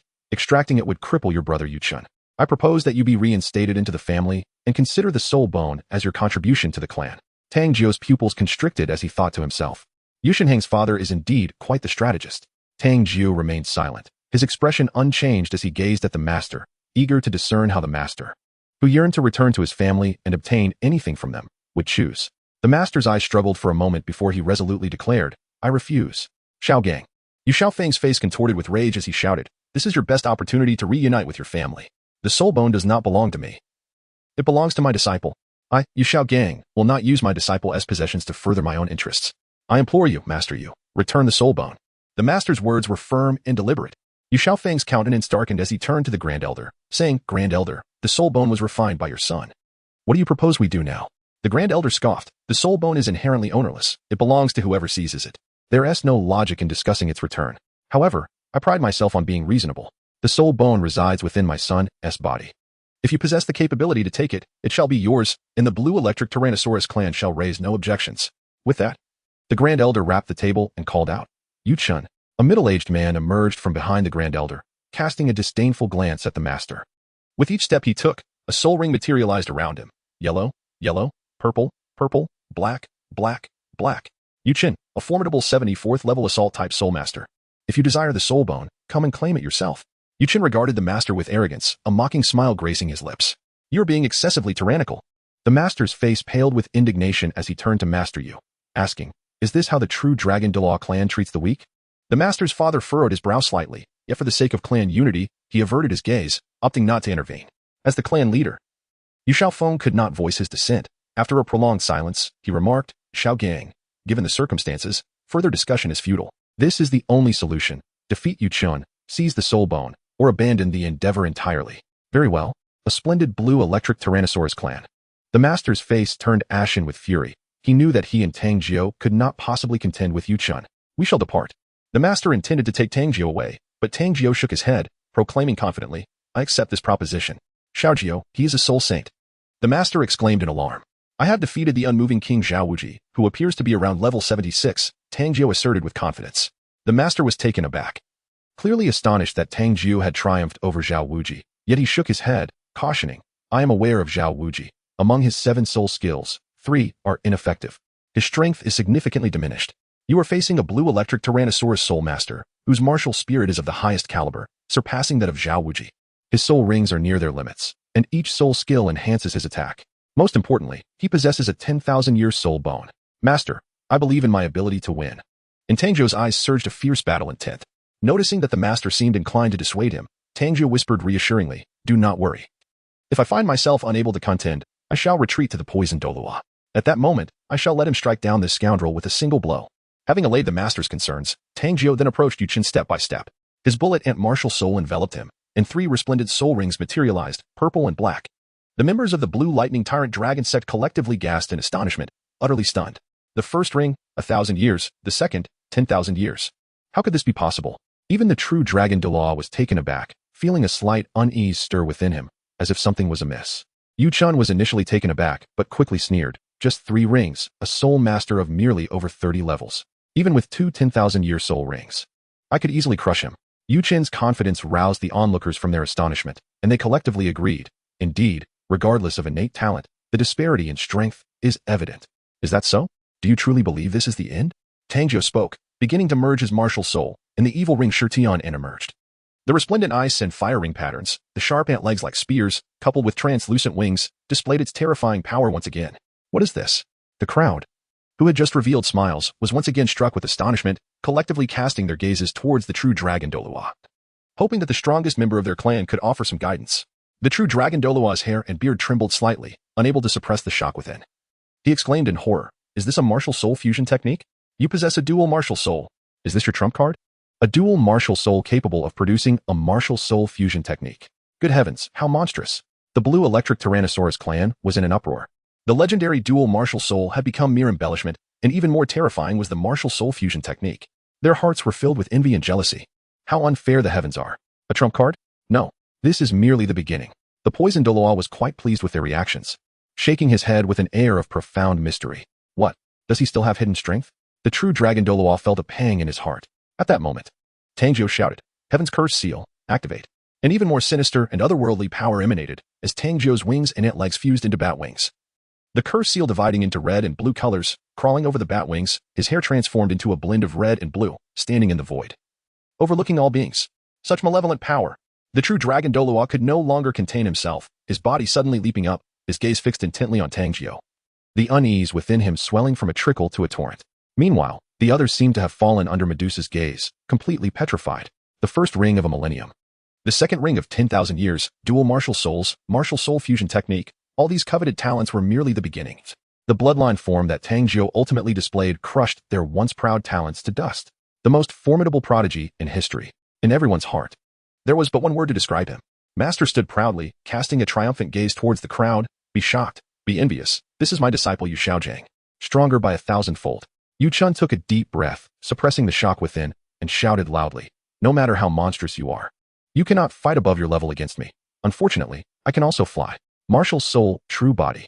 With a thunderous roar, Yu Chen's blue soul power surged chaotically around him, and his form underwent a tremendous transformation, his body expanding to 3 meters, and a pair of dragon wings sprouted from his back.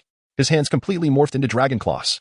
The blue electric Tyrannosaurus was called the strongest beast martial soul because after reaching level 50, a part of our body would randomly transform into a dragon, and I represent the most perfect direction of dragon transformation, possessing dragon claws and wings. Without waiting for Tang Jiu's response, Yu Chen flapped his dragon wings and charged towards Tang Jiu, blue lightning crackling on his dragon claws. Capable of unleashing the power of thunder dragon claws without using soul skills. Second soul skill, soul power deprivation. Tang Jiu spoke calmly, his 4-colored soul rings radiating brilliant light, as if they had invoked the power of rules. Soul power deprivation, an evolution of the soul power evil ring, can extract 5 points of soul power from the opponent with each attack.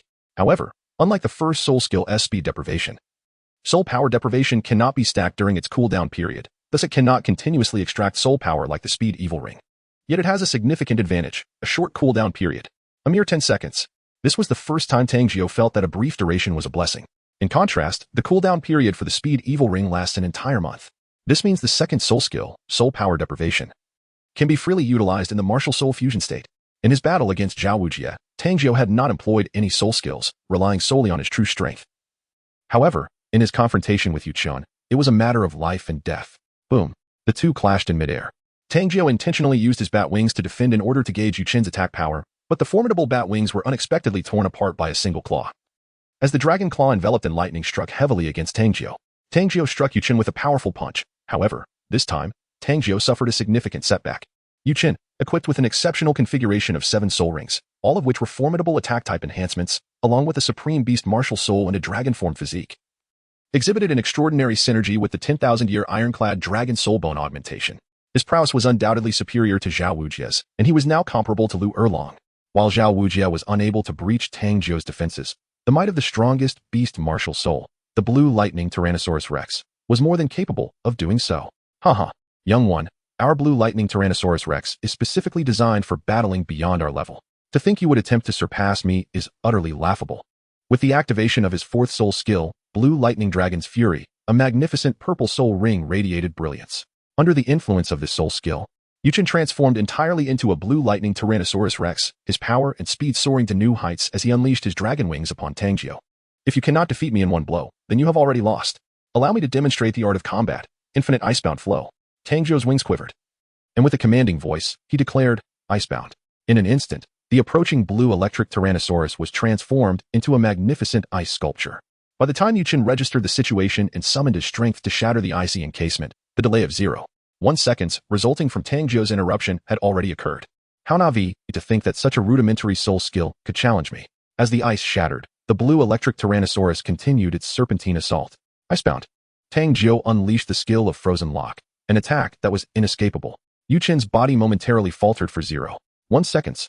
After shattering the ice fragments, he charged forward once more. Frozen, frozen, and then frozen again. Tang Jiu strolled leisurely, his soul power flowing freely as though it were without cost. Unleashing skills in rapid succession akin to an infinite barrage of abilities, each one succeeding the last with remarkable ease. The most astonishing aspect was that these skills incurred no cooldown. In truth, his soul power was indeed free, drawn directly from Yuchen. With a mere sip, Tang Jiu's soul power surged dramatically. Then, the onlookers beheld an incredible scene. Yuchen, mid-flight, became staggered in his movements, his actions markedly disjointed. Despite possessing greater strength and speed than Tang Jiu, he found himself unable to catch up, no matter how furiously he raged and roared, hindered by the relentless control skills. It was reminiscent of a gaming experience where, regardless of being the mightiest champion, one could not withstand the limitations of poor internet speed and lagging graphics. Tang Jiu possesses an exquisite and captivating maneuverability, characterized by an elegant dance of positioning, and yet more positioning. Tang Jiu continuously showcased his agile maneuvers, leading Yuchen into an unrelenting pursuit, while employing the infinite freezing technique to ensnare Yuchen in an endless state of stasis. Yuchen found himself wasting his soul power in vain, unable to even graze the hem of Tang Jiu's garment. Soon, he was compelled to relinquish his fourth soul skill. The fourth soul skill proved to be ineffective. Yuchen, having consecutively utilized his seventh and fourth soul skills, expended a significant amount of soul power. After Tang Jiu siphoned away 5 units, Yuchen's total soul power dwindled to 89. This lad is remarkably formidable. For the first time, the poisoned Douluo witnessed the transformation of such a minor ice technique into a grand spectacle, leaving him utterly astonished. Positioning, counterattack. My mentor taught me that there are no invincible soul skills, only invincible soul masters, and I am that invincible individual. Achieving victory through the weak, overpowering the strong, is my forte. Tang Jiufeng, with a light and carefree demeanor, mocked the heavens while leisurely gnawing on a chicken leg, extracted from the illustrious group of the 12 beauties of Jinling. This spectacle infuriated the members of the Blue Lightning Tyrant Dragon sect, their noses wrinkling in indignation. Come on, let's eliminate him. The crowd erupted in fervor, feeling a profound sense of humiliation. Yuchen's face turned an ashen hue, his soul rings illuminating one after another, as he sought to crush Tang Jiu with absolute power. However, Tang Jiu swiftly taught him a lesson, soaring into the air with the boundless ice sealing technique. First soul skill, Thunderous Rage, Ice Seal. Second soul skill, Thunderous Might. I shall continue to seal you in ice. Third skill, Thunderous Fury. I persist in my icy assault. By the way, have you eaten yet? If not, I can share this chicken leg with you. Tang Jiu hurled the chicken leg directly at Yuchen's face, inciting a furious green hue to blossom on Yuchen's countenance. Sixth soul skill, I freeze. And then I freeze again. The members of the Blue Electric Tyrannosaurus clan watched in clenched frustration as the formidable Yuchen was reduced to a mere puppet on a leash, spinning helplessly. No matter how fiercely he unleashed his attacks, not once did he manage to strike Tang Jiu. All his abilities were rendered futile. The violent assaults left the square pockmarked. Yet they remained unable to touch Tang Jiu. Like a bloodied yet indomitable king, he adeptly maneuvered through the underbrush and terrain, effortlessly outclassing the obstinate adversary. His movements both graceful and precise, almost inviting mockery. Grandfather, even though Tang Jiu is employing minor skills that consume little soul power, he unleashes dozens of them for every single skill Yuchen attempts. Can his soul power keep up? Asked Dugu Yen.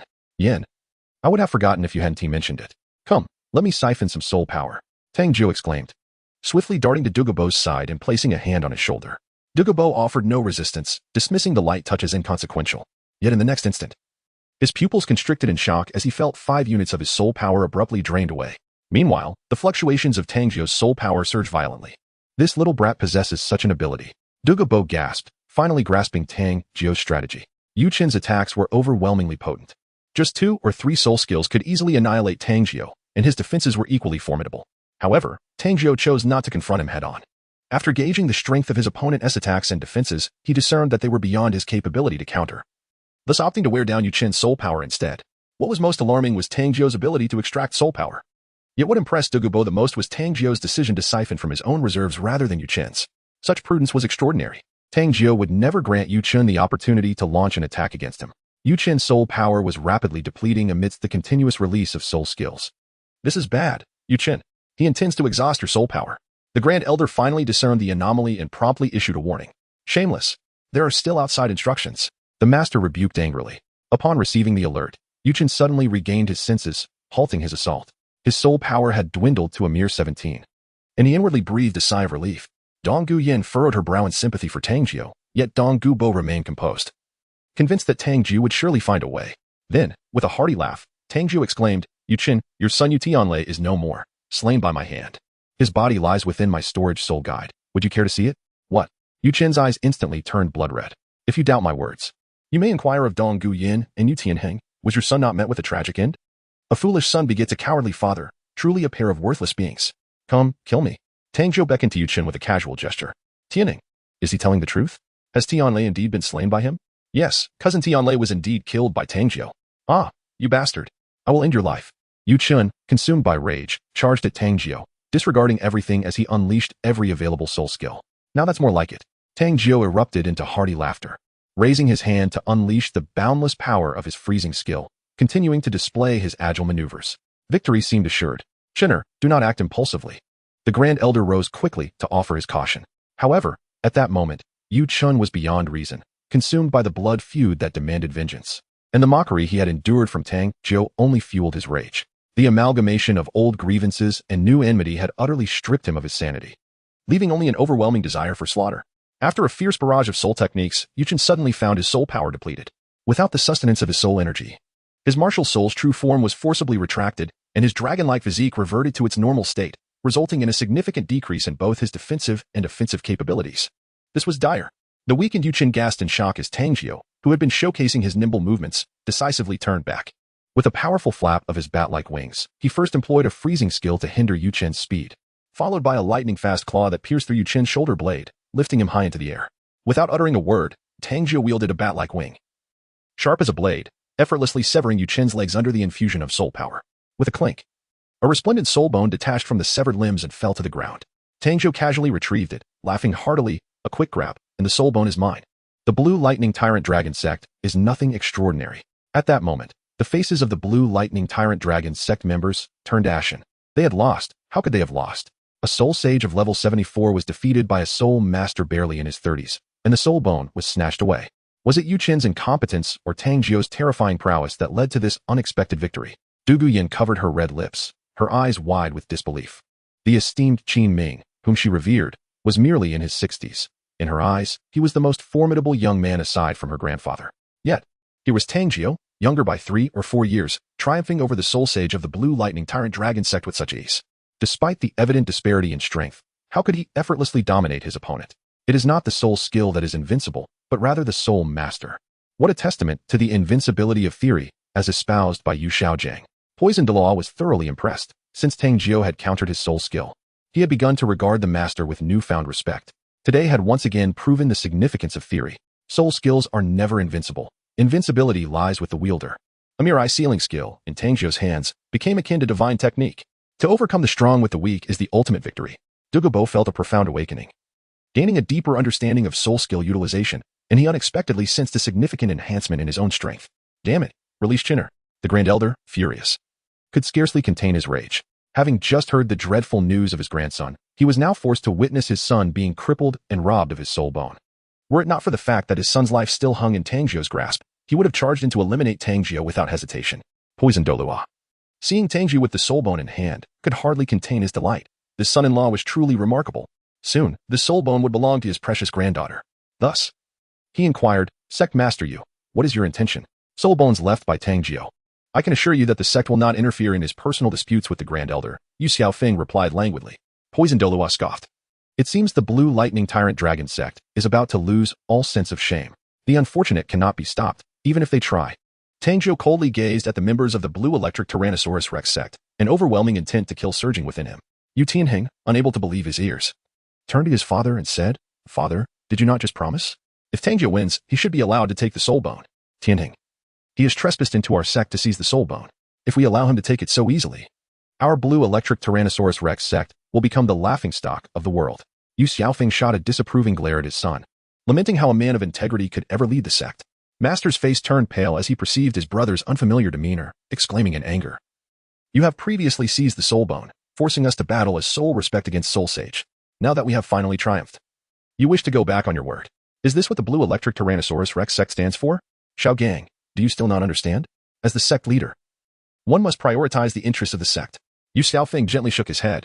Master turned to the true dragon Douluo, Yuanjin, pleading, Father, please speak a word of fairness. With a heavy sigh, the true dragon Douluo replied, Xiao Gang, everything must be weighed against the broader picture. Everyone has moments where they are powerless. There is no justice in this world. You remain as stubborn as ever. Master clenched his fists, his face ashen. He recalled how, during his father's tenure as sect leader, he had been expelled for the sake of the so-called greater good. Today, it was once again for the greater good that they were being bullied, he and his disciples. Taking a deep breath, Master declared, you will regret this. Xiao Gang. Stubbornness serves no purpose. This world values strength, and you will ultimately find that it is you who will be filled with regret. The true dragon Douluo sighed once more and turned to Tang Jiu, stating, I guarantee with my honor that if you surrender the soul bone and release Yuqin, I will ensure your safe descent from the mountain. Tang Jiu burst into laughter, articulating each word with disdain. Old lizard, your character is worthless. The members of the blue electric Tyrannosaurus clan were taken aback. They had never witnessed anyone daring enough to insult a titled Douluo, let alone someone as audacious as Tang Jiu. The poisoned Douluo's lips twitched. He felt that referring to himself as a big snake was slightly more palatable than old lizard, but he scoffed at the thought. Next time, should Tang Jiu dare to call him big snake again, he would break his legs. The true dragon Douluo's expression darkened. He found himself publicly humiliated by the student of his own son. To be called old lizard by a mere child was an affront to his dignity as a formidable 95th level titled Douluo. Yuanjin, the true dragon Douluo, trembled with suppressed fury. His voice cold as he warned, boy, release Yuqin, and do not bring calamity upon your family. Tang Jiu laughed heartily, exclaiming, indeed, I have brought calamity upon them. If they possess any courage, let them seek me out. As he spoke, he delivered a fierce blow to Yuqin's heart. Yuqin's eyes widened in disbelief, and then, with a slight tilt of his head, he succumbed to death. Chinner, the Grand Elder let out a piercing wail, with the loss of his grandson and now his son. He roared in anguish. His body manifested 8 soul rings, 2 yellow, 2 purple, and 4 black. Then, with a flourish, the 7th black soul ring illuminated, and a pair of dragon wings sprouted from his back. A singular horn emerged from his forehead, and a dragon tail extended from his rear, transforming him into a humanoid behemoth, crackling with blue lightning, racing towards Tang Jiu with the swiftness of a bolt. You wretched spawn, I shall tear you to shreds. The Grand Elder, a formidable soul Douluo of level 88, unleashed his fury like a thunderstorm, his assault fierce and unrelenting. Tang Jiu had no time to react. The Grand Elder was already upon him. Tang Jiu remained unperturbed and did not evade. Instead, a mocking smile curled at the corners of his mouth as he provocatively remarked, Are you in such a hurry to meet your demise? Just as the Grand Elder thought Tang Jiu had lost his mind, he suddenly sensed an overwhelming aura of danger descending upon him. Instinctively attempting to evade, he found his body slipping out of his control, his flesh and blood rapidly petrifying. At that moment, the voice of Dueling resonated through the air. Soul Bone Technique, Gaze of Medusa. The ambush was utterly unexpected for all present. Dueling had been poised for this moment, ready to rescue Tang Jiu as soon as the Grand Elder unleashed his martial spirit. The Soul Bone Technique did not require the activation of martial spirit rings, and the gray-white petrifying light, striking from such close range, was nearly impossible to defend against. The crowd was left in stunned silence at this turn of events, only to witness an even more astonishing sight. Tang Jiu's bat wings, sharp as blades, came crashing down towards the Grand Elder's head. How could he dare? This was the Grand Elder of the Blue Lightning Tyrant Dragon sect, with the Grand Elder fully petrified. His defenses were no better than that of a stone. Tang Jiu's strike could undoubtedly cleave the Grand Elder in two. Stop! The true Dragon Douluo had already sensed Dueling attack at that very moment. He swiftly activated his martial spirit and rushed forward to intervene. Before Tang Jiu's bat wings could descend, he had grasped the Grand Elder's arm and yanked him back with all his might. Crash! Tang Jiufeng's bat-like wings descended, failing to cleave the Grand Elder in two. However, they struck heavily against the Elder's left arm, shattering it into fragments under the immense force. Amidst the debris, a lustrous soul bone, as radiant as jade, tumbled forth, causing Tang Jiu's eyes to gleam with delight as he swiftly seized it. A buy one get one free, he exclaimed with a hearty laugh, promptly placing it among the 12 beauties of Jinling. At this moment, the Grand Elder finally broke free from his petrified state, the agony of his severed arm contorting his features. His family immediately dispatched healing soul masters to assist him. In this instant, Yu Tianheng's gaze was vacant. He could hardly fathom that Tang Jiu had collaborated with Dueling to nearly slay the immensely powerful Grand Elder. Moreover, he had the audacity to claim the Elder's soul bone, Was this a declaration of unending enmity with the Blue Lightning Tyrant Dragon sect? Decisive and ruthless, indeed. My judgment of you was not misplaced. Dugubo, pulling Dugu Yin, swiftly retreated to Tang Jiu's side. Initially, he had merely intended to restrain the Grand Elder to rescue Tang Jiu. Yet he had not anticipated that Tang Jiu would seize that fleeting opportunity to almost turn the tide against the Elder. Now, with 2 soul bones in hand, and with Tang Hao and Dugu Bo by his side, there was no reason to relinquish these treasures. The true Dragon Dulau glared coldly at Dugu Bo, declaring, "So, you are his backer. No wonder this brat is so arrogant. Dugu Bo, you are merely a 91st level title Dulau. You must understand that the disparity in strength between title Douluos of different ranks is vast. Surrender the soul bone, or do not force me to take action against you." Dugu Bo shrugged nonchalantly, retorting, "I am not his backer." "Young man, you say it yourself." Tang Jiu shrugged and remarked, "I have always been a person of low profile. Am I a disciple of the Haotian sect? I never mentioned it. Is my father Tang Hao? I did not say that either. Did I ever disclose that I once kidnapped the Sainess of the Spirit Hall and injured the Chrysanthemum Douluo? Absolutely not." The poisoned Douluo's lips twitched in disbelief. "What do you mean by being low profile?" At that moment, both the sect leader Yu Xiaofeng and the true dragon Dulau Yu Yuanjin gasped in shock. "This rascal is actually the son of Tang Hao. Why did you not reveal this sooner? If you had, would they have dared to act dishonestly? Clearly not. Did you not say you wanted to trouble my parents' family? Feel free to come and smash the Haotian sect, to strike down Tang Hao. I would not even blink." Tang Jiu urged, and the crowd responded with disbelief. They had encountered many scoundrels, but none as outrageous as this. Attack the Haotian sect? That was a jest. The foremost sect in the world was not to be trifled with. As for crushing Tang Hao, that was even more absurd. He was the formidable figure who had vanquished the previous pope. Even if you were Tang Hao's son, I would still seek your demise today. The Grand Elder's eyes blazed with fury as he bellowed, "Second Elder, Third Elder, take action." 2 figures sprang forth, activating their martial spirits as their soul rings manifested one by one. Yellow, yellow, purple, black, black, black, black. 8-ringed soul Dulau. 88, like the sovereign King Junlin, the Titan giant ape. The poisoned Dulau Dugu Bo narrowed his eyes, and a colossal emerald-scaled serpent king emerged behind him, adorned with 9 soul rings. Yellow, yellow, purple, purple, black, black, black, black, black. Confronted by the 3 approaching soul Douluos, the emerald-scaled serpent king unleashed a stream of verdant toxic mist, compelling the 3 to hastily retreat. The true dragon Dulau sighed deeply. The situation had escalated beyond reconciliation. Stepping forward, he dispersed the toxic mist with his azure soul power and intoned gravely, "Tang Hao, since you are here, come forth." After a prolonged silence, there was no response. Under the pressure exerted by the true dragon Douluo, the poisoned Douluo began to falter. His strength was among the weakest within the title Douluo ranks. While he could hold his own in group battles, he was far from adept in one-on-one confrontations. The poisoned Douluo hastily inquired, "Little Jiu, where is your father?" Tang Jiu absent-mindedly touched his nose and remarked, "I mentioned that my father suffered from diarrhea yesterday and cannot attend today. Do you believe me?" "I believe you as much as a hammer." The pupils of the poisoned Douluo suddenly constricted. "Your father did not come? He wishes to avoid antagonizing the Haotian sect and the Blue Lightning Tyrant Dragon sect. Hence his absence," Tang Jiu candidly explained. Dugayan gasped in shock. "Your father is absent, and yet you remain so defiant. Are you out of your mind? Are you truly his biological son?" Dugubo expressed his disbelief. "In fact, I am not." Tang Jiu shook his head. Dugayan and Dugubo were left astonished. "I have long told Yin that Tang Hao has 2 sons, one biological and one adopted. I am that adopted child." Tang Jiu shrugged and exclaimed, "You little rascal. Are you trying to kill me?" Poisoned Dulau was bewildered, realizing that he was the only one present. What was the point of fighting? A true dragon Douluo alone could easily defeat him, not to mention the additional 14 soul Douluos. He would surely face annihilation. "Fear not, whether Tang Hao arrives or not. It will not impede my quest to flatten the Blue Lightning Tyrannosaurus sect." Tang Jiu reassured him. Poisoned Dulau regarded Tang Jiu as if he were a fool, then, seizing Dugu Yin, prepared to flee. However, Tang Jiu's words had not gone unnoticed by others. With a resounding crash, 10 soul Douluo level experts swiftly ascended, blocking Dugu Bo's escape route. "Where do you think you're going? You wreak havoc in my Blue Lightning Tyrannosaurus sect, and even title Dulau must perish." The Grand Elder bellowed in fury. This time, 6 soul Douluo joined him in the attack, their formidable soul power surging forth. Dugu Bo's expression turned grim. If it were just himself, he could maneuver, but he had to protect his granddaughter as well as Tang Jiu. Boom. The green and blue soul powers collided, and Dugu Bo was struck by a combined force, staggering back and spitting out a mouthful of blood. "Little rascal, take Yinzi and go." Dugu Bo roared furiously. The Emerald Lizard King, coiling like a dragon, unleashed his 8th soul skill, Time Freeze. The black soul ring illuminated, and the soul skill from Medusa rippled around him, halting time and space.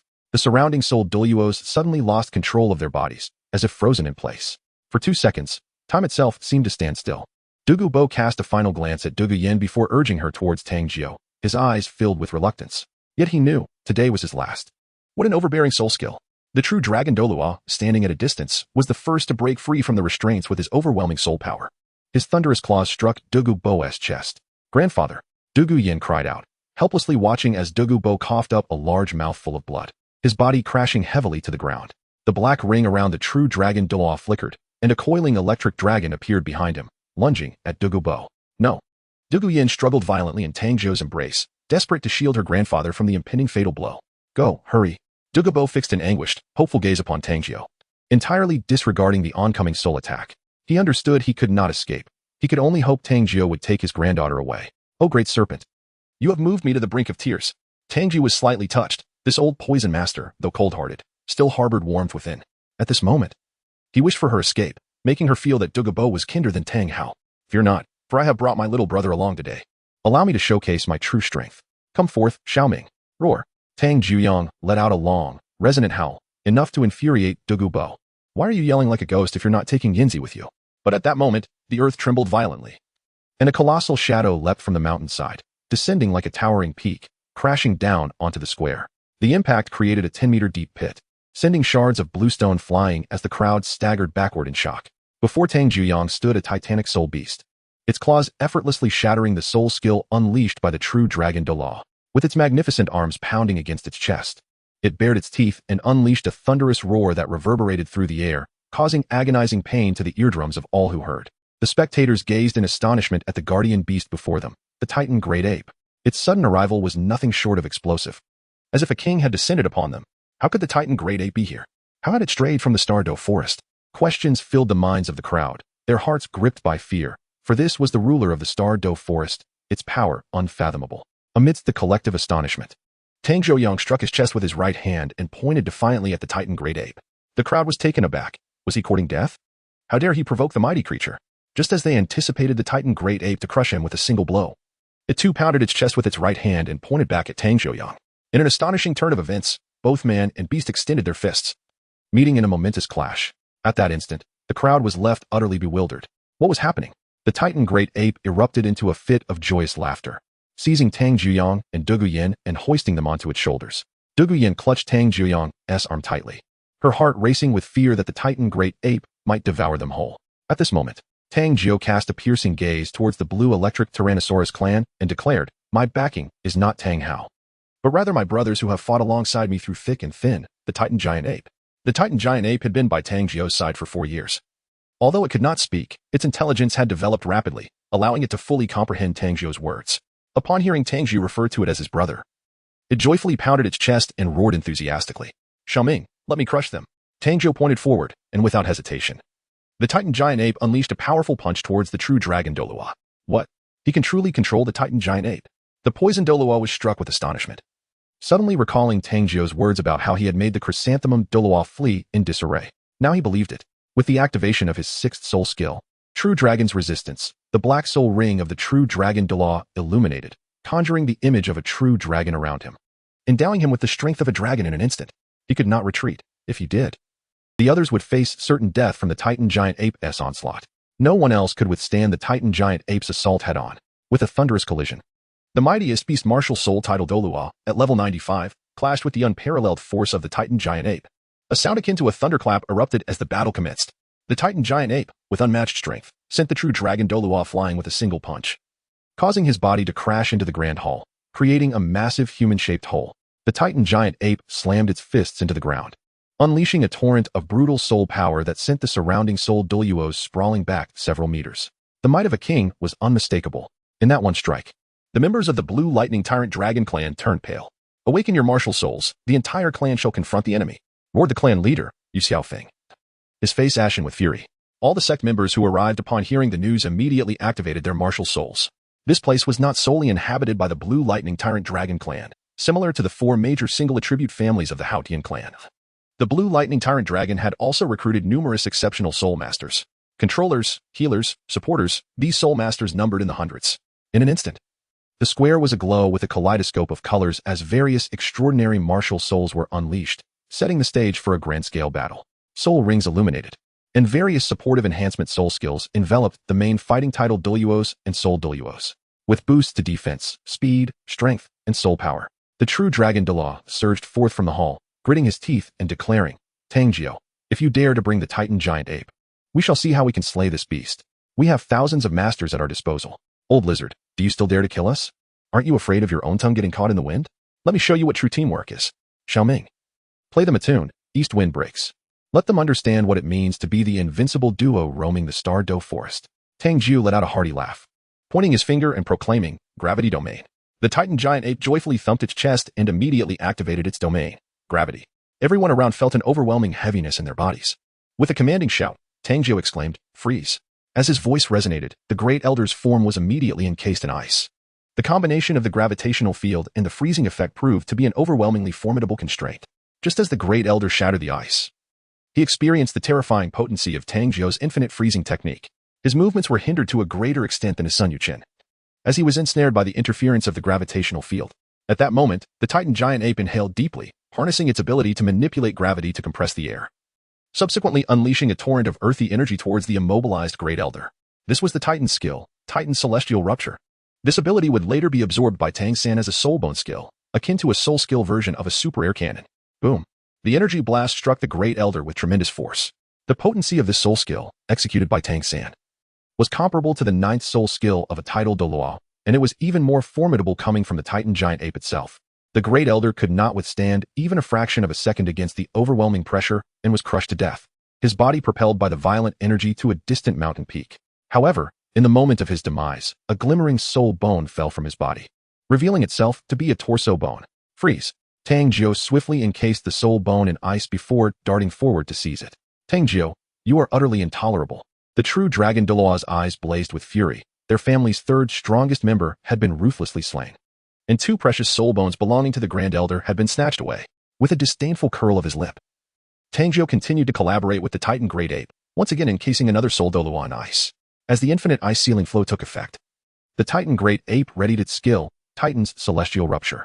With another resounding blast, the unfortunate soul Douluo was obliterated, his lifeless form propelled thousands of meters away.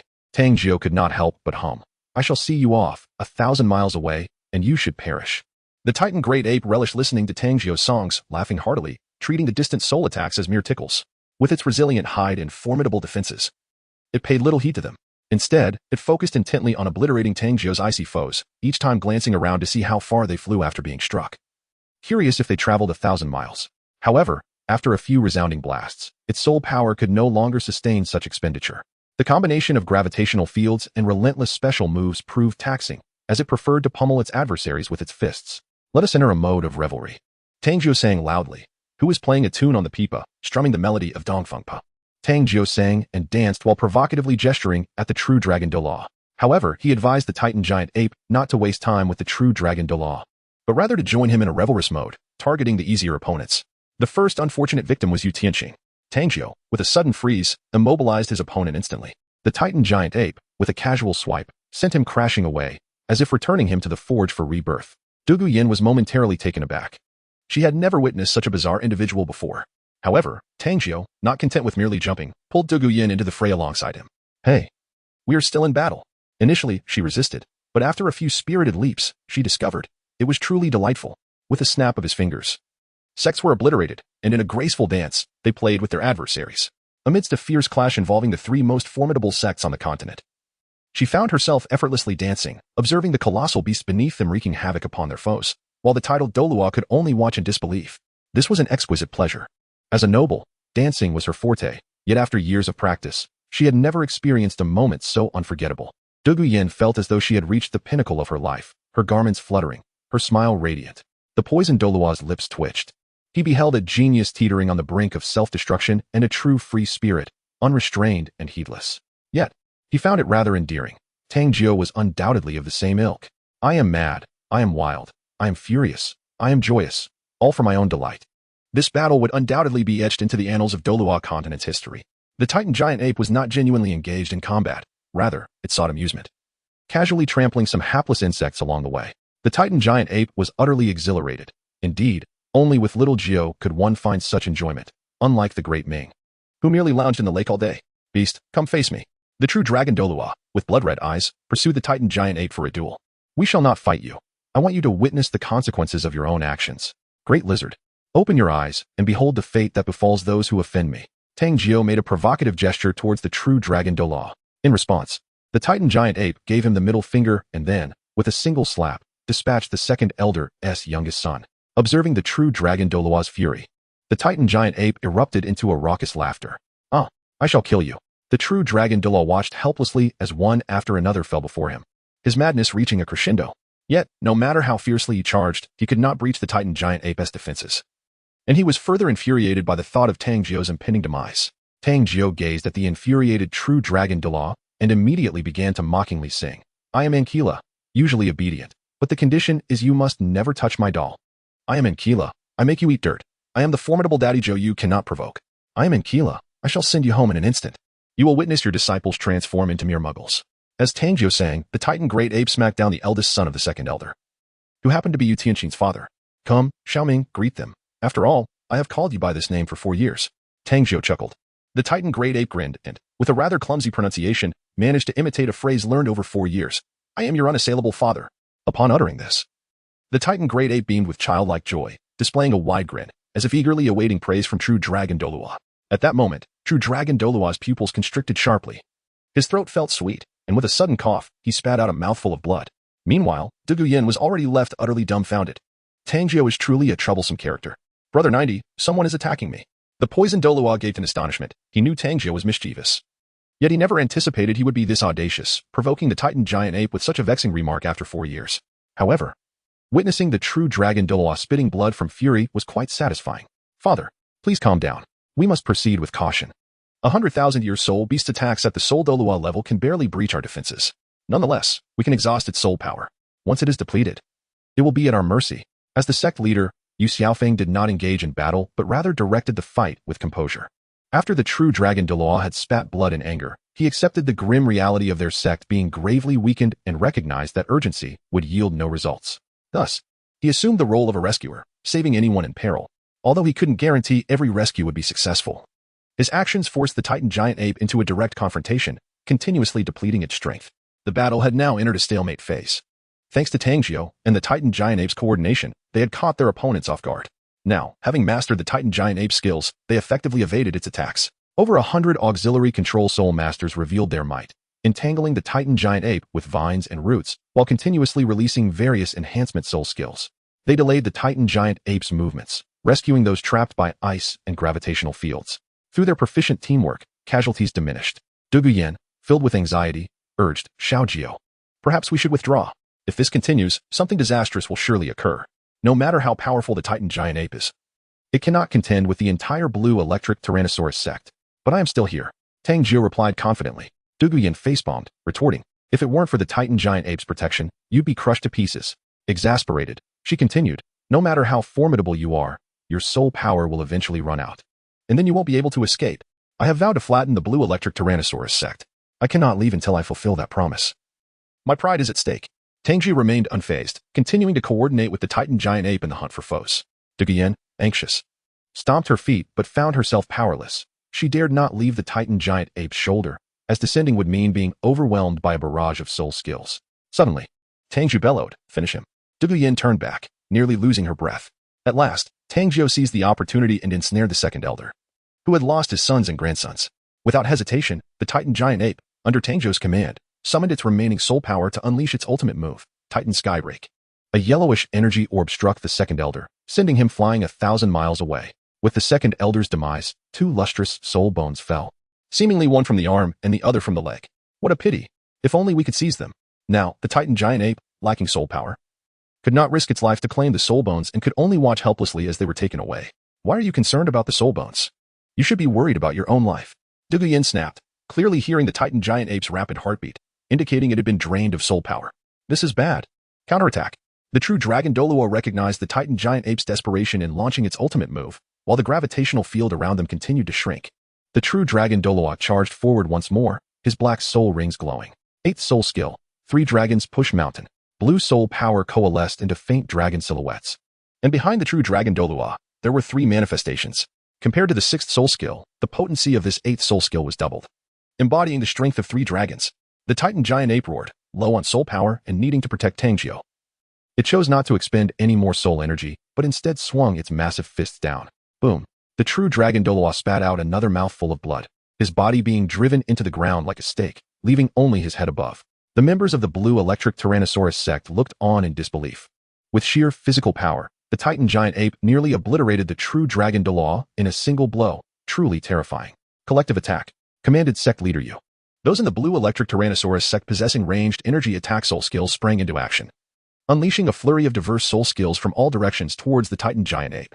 This forced the Titan giant ape, which was about to crush the true dragon Douluo, to defend itself and protect Tang Jiu. The true dragon Douluo seized the opportunity to retreat, and over 20 healing soul masters collectively cast a wave of healing, reviving him to full health. Once again, he charged forward. Soul Bone skill, Thunder Dragon's Wrath. The true dragon Douluo transformed into a serpentine blue electric dragon, once more engaging fiercely with the Titan giant ape. The clash between dragon and ape sent the true dragon Douluo flying again. However, the Titan giant ape too felt the strain. Despite its superior physical prowess, the true dragon Douluo possessed 6 soul bones, making his physical condition comparable to a 70,000-year soul beast.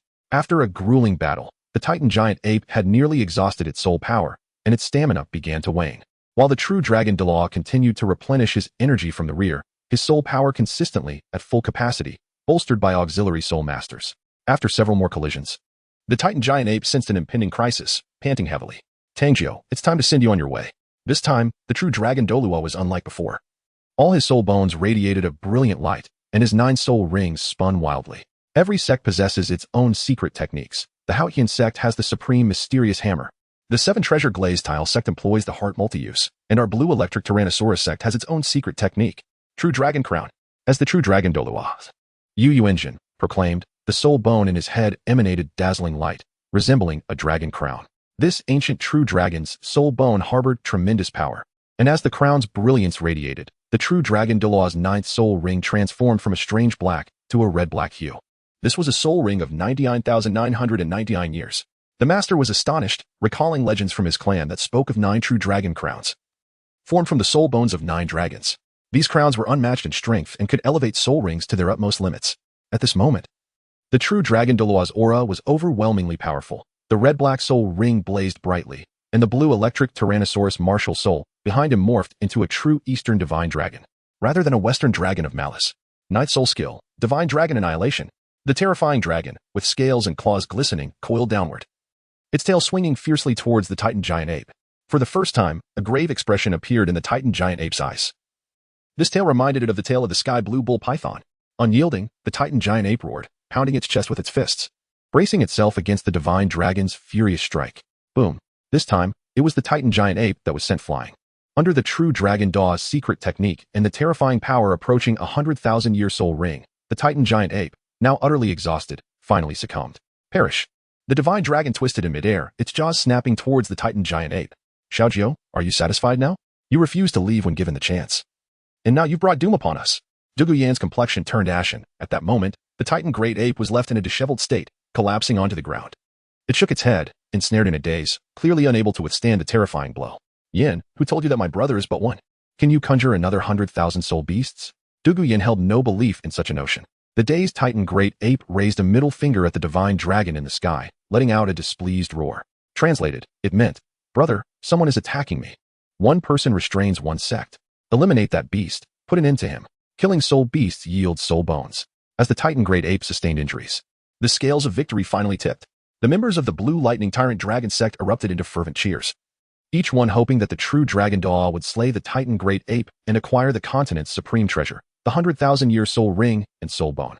Obtaining these would not only mean they would not suffer losses but rather reap great rewards. Venturing into the Stardoe forest to hunt the Titan great ape was far too perilous. Yet, this beast was seemingly courting death. Furthermore, the poisoned Douluo, if killed, could also drop soul bones. Most importantly, they wished to reduce Tang Jiu to ashes. Dugu Yan's expression grew exceedingly grim as she gazed at the sinuous divine dragon approaching. She simply could not fathom Tang Jiu's claim of having another brother. Having one Titan great ape was already a stroke of ill fortune. Who else could save them? At that very moment, a voice imbued with authority and fury resonated. Who dares to harm my brother? Dugu Yan lifted her gaze to witness an unforgettable sight. A colossal bovine head appeared, nearly the size of half the Titan great ape's body. Below that bovine head lay a thick, sinuous azure serpent's body, its length nearly tenfold that of the Titan great ape. The entirety of its form could wrap around the peak of a mountain multiple times, the raised bovine head obscuring the sun's rays, casting a terrifying shadow. Soul beast. Can speak? Dugu Yan's mind was overwhelmed. At that moment, the divine dragon, transformed from the true dragon Douluo, was about to bite down on the Titan great ape when an enormous serpentine tail shot forth from the mountainside, sweeping towards the divine dragon. With a resounding smack, the sinuous five-clawed divine dragon was sent flying, crashing heavily against the cliff, utterly disheveled. The mountaintop descended into a profound silence as the members of the Blue Lightning Tyrant Dragon sect sorrowfully realized that their sect leader's transformed dragon appeared no more formidable than a mere loach before this monstrous creature. The creatures of the forest may not be larger than those of the water, yet this monster was absurdly immense. Those colossal bovine eyes resembled the gates of hell, sending shivers down the spines of the Blue Lightning Tyrant Dragon sect. Heavenly Azure Bull Python, Yu Xiaofeng, the sect leader, turned pale. The strongest sovereign of the Star Doe forest had arrived. Was this also a helper summoned by Tang Jiu? How could he command the two great rulers of the Star Doe forest? Damning, they sought to kill Erming and even claimed they would obtain soul bones. That loach had the audacity to declare, "You are a dragon. I am a python. You are incapable." Tang Jiu immediately instigated, exclaiming, "Brother, look at how they've beaten me. My skin is torn." Dugu Yan stared blankly at Tang Jiu, who was reporting grievances. Her mind was still reeling when she witnessed an even more unforgettable scene. The Azure Bull Python glared with its massive eyes, swinging its enormous tail towards the true dragon Douluo, striking like a small mudfish. "Oh, the dragon is impressive. Just because you're a dragon, you think you can bully my brother. Why must you transform into a dragon when you could choose anything else? I'll show you what it's like to be a dragon." With a series of thunderous crashes, the true dragon Douluo was left in a daze. The five-clawed divine dragon, transformed by the true dragon Douluo, was nothing more than a diminutive mudfish in front of the Azure Bull Python. In terms of both strength and speed, they were not even in the same league. The colossal python's tail lashed out relentlessly, leaving the true dragon Douluo in a pitiful state, utterly defenseless. Surrounding stones were shattered. The ground caved in, buildings collapsed, and mountains trembled as if the very heavens were falling. The Azure Bull Python could never transform into a dragon, harboring a natural disdain for them, convinced that he was no lesser being. To overpower a divine dragon was no small feat. This was an unambiguous domination. Everyone witnessed the staggering disparity between the two. How could this be possible? How could such a powerful soul beast exist in the world? Was the heavens intent on annihilating the Blue Lightning Tyrant Dragon sect? Oh heavens, what have we gotten ourselves into? At this moment, despair filled the hearts of all present, each person resembling a withered vegetable. As they turned their gaze towards Tang Jiu, they felt his overwhelming strength and malevolence, akin to an invincible Dark Lord. The poisoned Douluo gazed with eyes ablaze, marveling at the might of this serpent. Finally, the true dragon Douluo's soul skill dissipated, his dragon form reverting to its original state, crashing to the ground with a thunderous boom and spewing 3 mouthfuls of blood. In an instant, he appeared aged, a strand of black hair turning white. "Father!" The Jade Sect Master hurriedly rushed to embrace the true dragon Douluo, calling for the healing soul masters to assist. However, this was not the end. After dispatching the true dragon Douluo, the Azure Bull Python raised its head high, coldly addressing the members of the Blue Lightning Tyrant Dragon sect. "Crawlers, do you still dare demand our soul bones?" With that, it swung its tail with pinpoint accuracy, dispatching those who had boisterously declared their intent to kill the soul beast for its soul bones. One particularly vocal soul master was struck dead in an instant. At that moment, the members of the Blue Lightning Tyrant Dragon sect fell silent, gripped by fear. This soul beast had shattered their preconceived notions. It could speak, and its power was beyond comprehension. Tang Jiu burst into hearty laughter, arrogantly addressing the true dragon Daw. "Old lizard, are you surprised? Are you taken aback? Now, aren't you pleased?" Observing Tang Jiu's triumphant demeanor, the true dragon Douluo felt a surge of rage that aggravated his wounds, causing a sweet taste to rise in his throat, and he spat out another mouthful of fresh blood, nearly succumbing to his fury. Tang Jiu spread his arms wide, standing in the void with bat-like wings unfurled, surveying the crowd as he proclaimed, "I tread upon your blue electric Tyrannosaurus sect. Who dares to defy me?" Everyone felt as though a myriad of ants were gnawing at their hearts, and Yu Xiaofeng felt his heart bleed, yet he found himself powerless to act. The words of Tang Jiu are more painful than a slap across the face. Defeated, the Blue Lightning Tyrant Dragon sect has been utterly vanquished, their gates trampled upon. Not even daring to utter a sound. Where is your courage? Where is the dignity of the Blue Lightning Tyrant Dragon sect? Where is the honor of your sect? Where is the might of the upper 3 sects? Why do you not dare to confront my youth? Come forth. Were you not so boastful just moments ago? I stand here. Come and kill me. What is it now? Are you afraid? Have you turned coward? Tang Jiu surveyed the crowd, and wherever he passed, each individual bowed their head, tightly clenching their fists, refraining from uttering a single word. Tang Jiu cast a disdainful glance at the crowd and scoffed. Fearful of the strong and bullying the weak, what a pitiful lot. Tang Jiu's words made them wish to burrow into the ground. each individual overwhelmed with a profound sense of shame and indignation. The true dragon Douluo spat out a mouthful of blood, biting his lip fiercely. Terrified that in a moment of impulsive rage, he might bring catastrophic ruin upon the sect, Tang Jiu did not conclude his actions there. He cast a glance at the plaque of the Grand Hall, and before the eyes of all present, he unleashed a powerful punch. With a thunderous crash, the plaque of the Blue Lightning Tyrant Dragon sect was shattered. In the year 759 of the Heaven Do Empire, Tang Jiu stormed into the Blue Lightning Tyrant Dragon sect, vanquished the Soul Sage, defeated the title Douluo, overwhelmed the sect, and destroyed the plaque. One man subdued an entire sect. I shall be your sect's Grand Elder, he proclaimed. This is utterly outrageous. The true dragon Douluo trembled, pointing a shaking finger at Tang Jiu, his face ashen with fury. He could hardly fathom that Tang Jiu had dared to smash the sect's plaque. What? Unwilling to accept this? If you refuse to submit, then come forth in battle. Tang Jiu let out a cold snort, his piercing gaze fixed intently on the true dragon Douluo. Just as true dragon Douluo was about to speak, he caught sight of the massive bull's head casting a disdainful glance in his direction. Startled, true dragon Douluo managed to squeeze out a single word through clenched teeth. I submit. Dugu Yin blinked in astonishment. She had never imagined that someone could single-handedly subdue an entire sect, especially one of the top 3 sects. Even her grandfather could not shake this colossal entity. Xiaojiu, the master, witnessing his father's demeanor, felt a pang of sympathy and called out to Tang Jiu, yet he found himself at a loss for words. How could he ask Tang Jiu to spare the Blue Lightning Tyrant Dragon sect? He had no justification to voice such a plea, nor the courage to do so. These individuals were utterly ruthless. If only they had shown Tang Jiu a modicum of goodwill, he might have had a reason to intercede. Tang Jiu, you are a member of the Haotian sect, the son of Tang Hao. We, the top 3 sects, share a common bond. Today, could you, for the sake of your father and the long-standing friendship between our sects, let this matter pass? We concede. As the sect leader, Yu Xiaofeng felt as though he had aged several years uttering these words. To be attacked by others yet still be compelled to plead for leniency was a humiliation. Common bond. How ironic. When you seized my soul bone, why did you not speak of a common bond?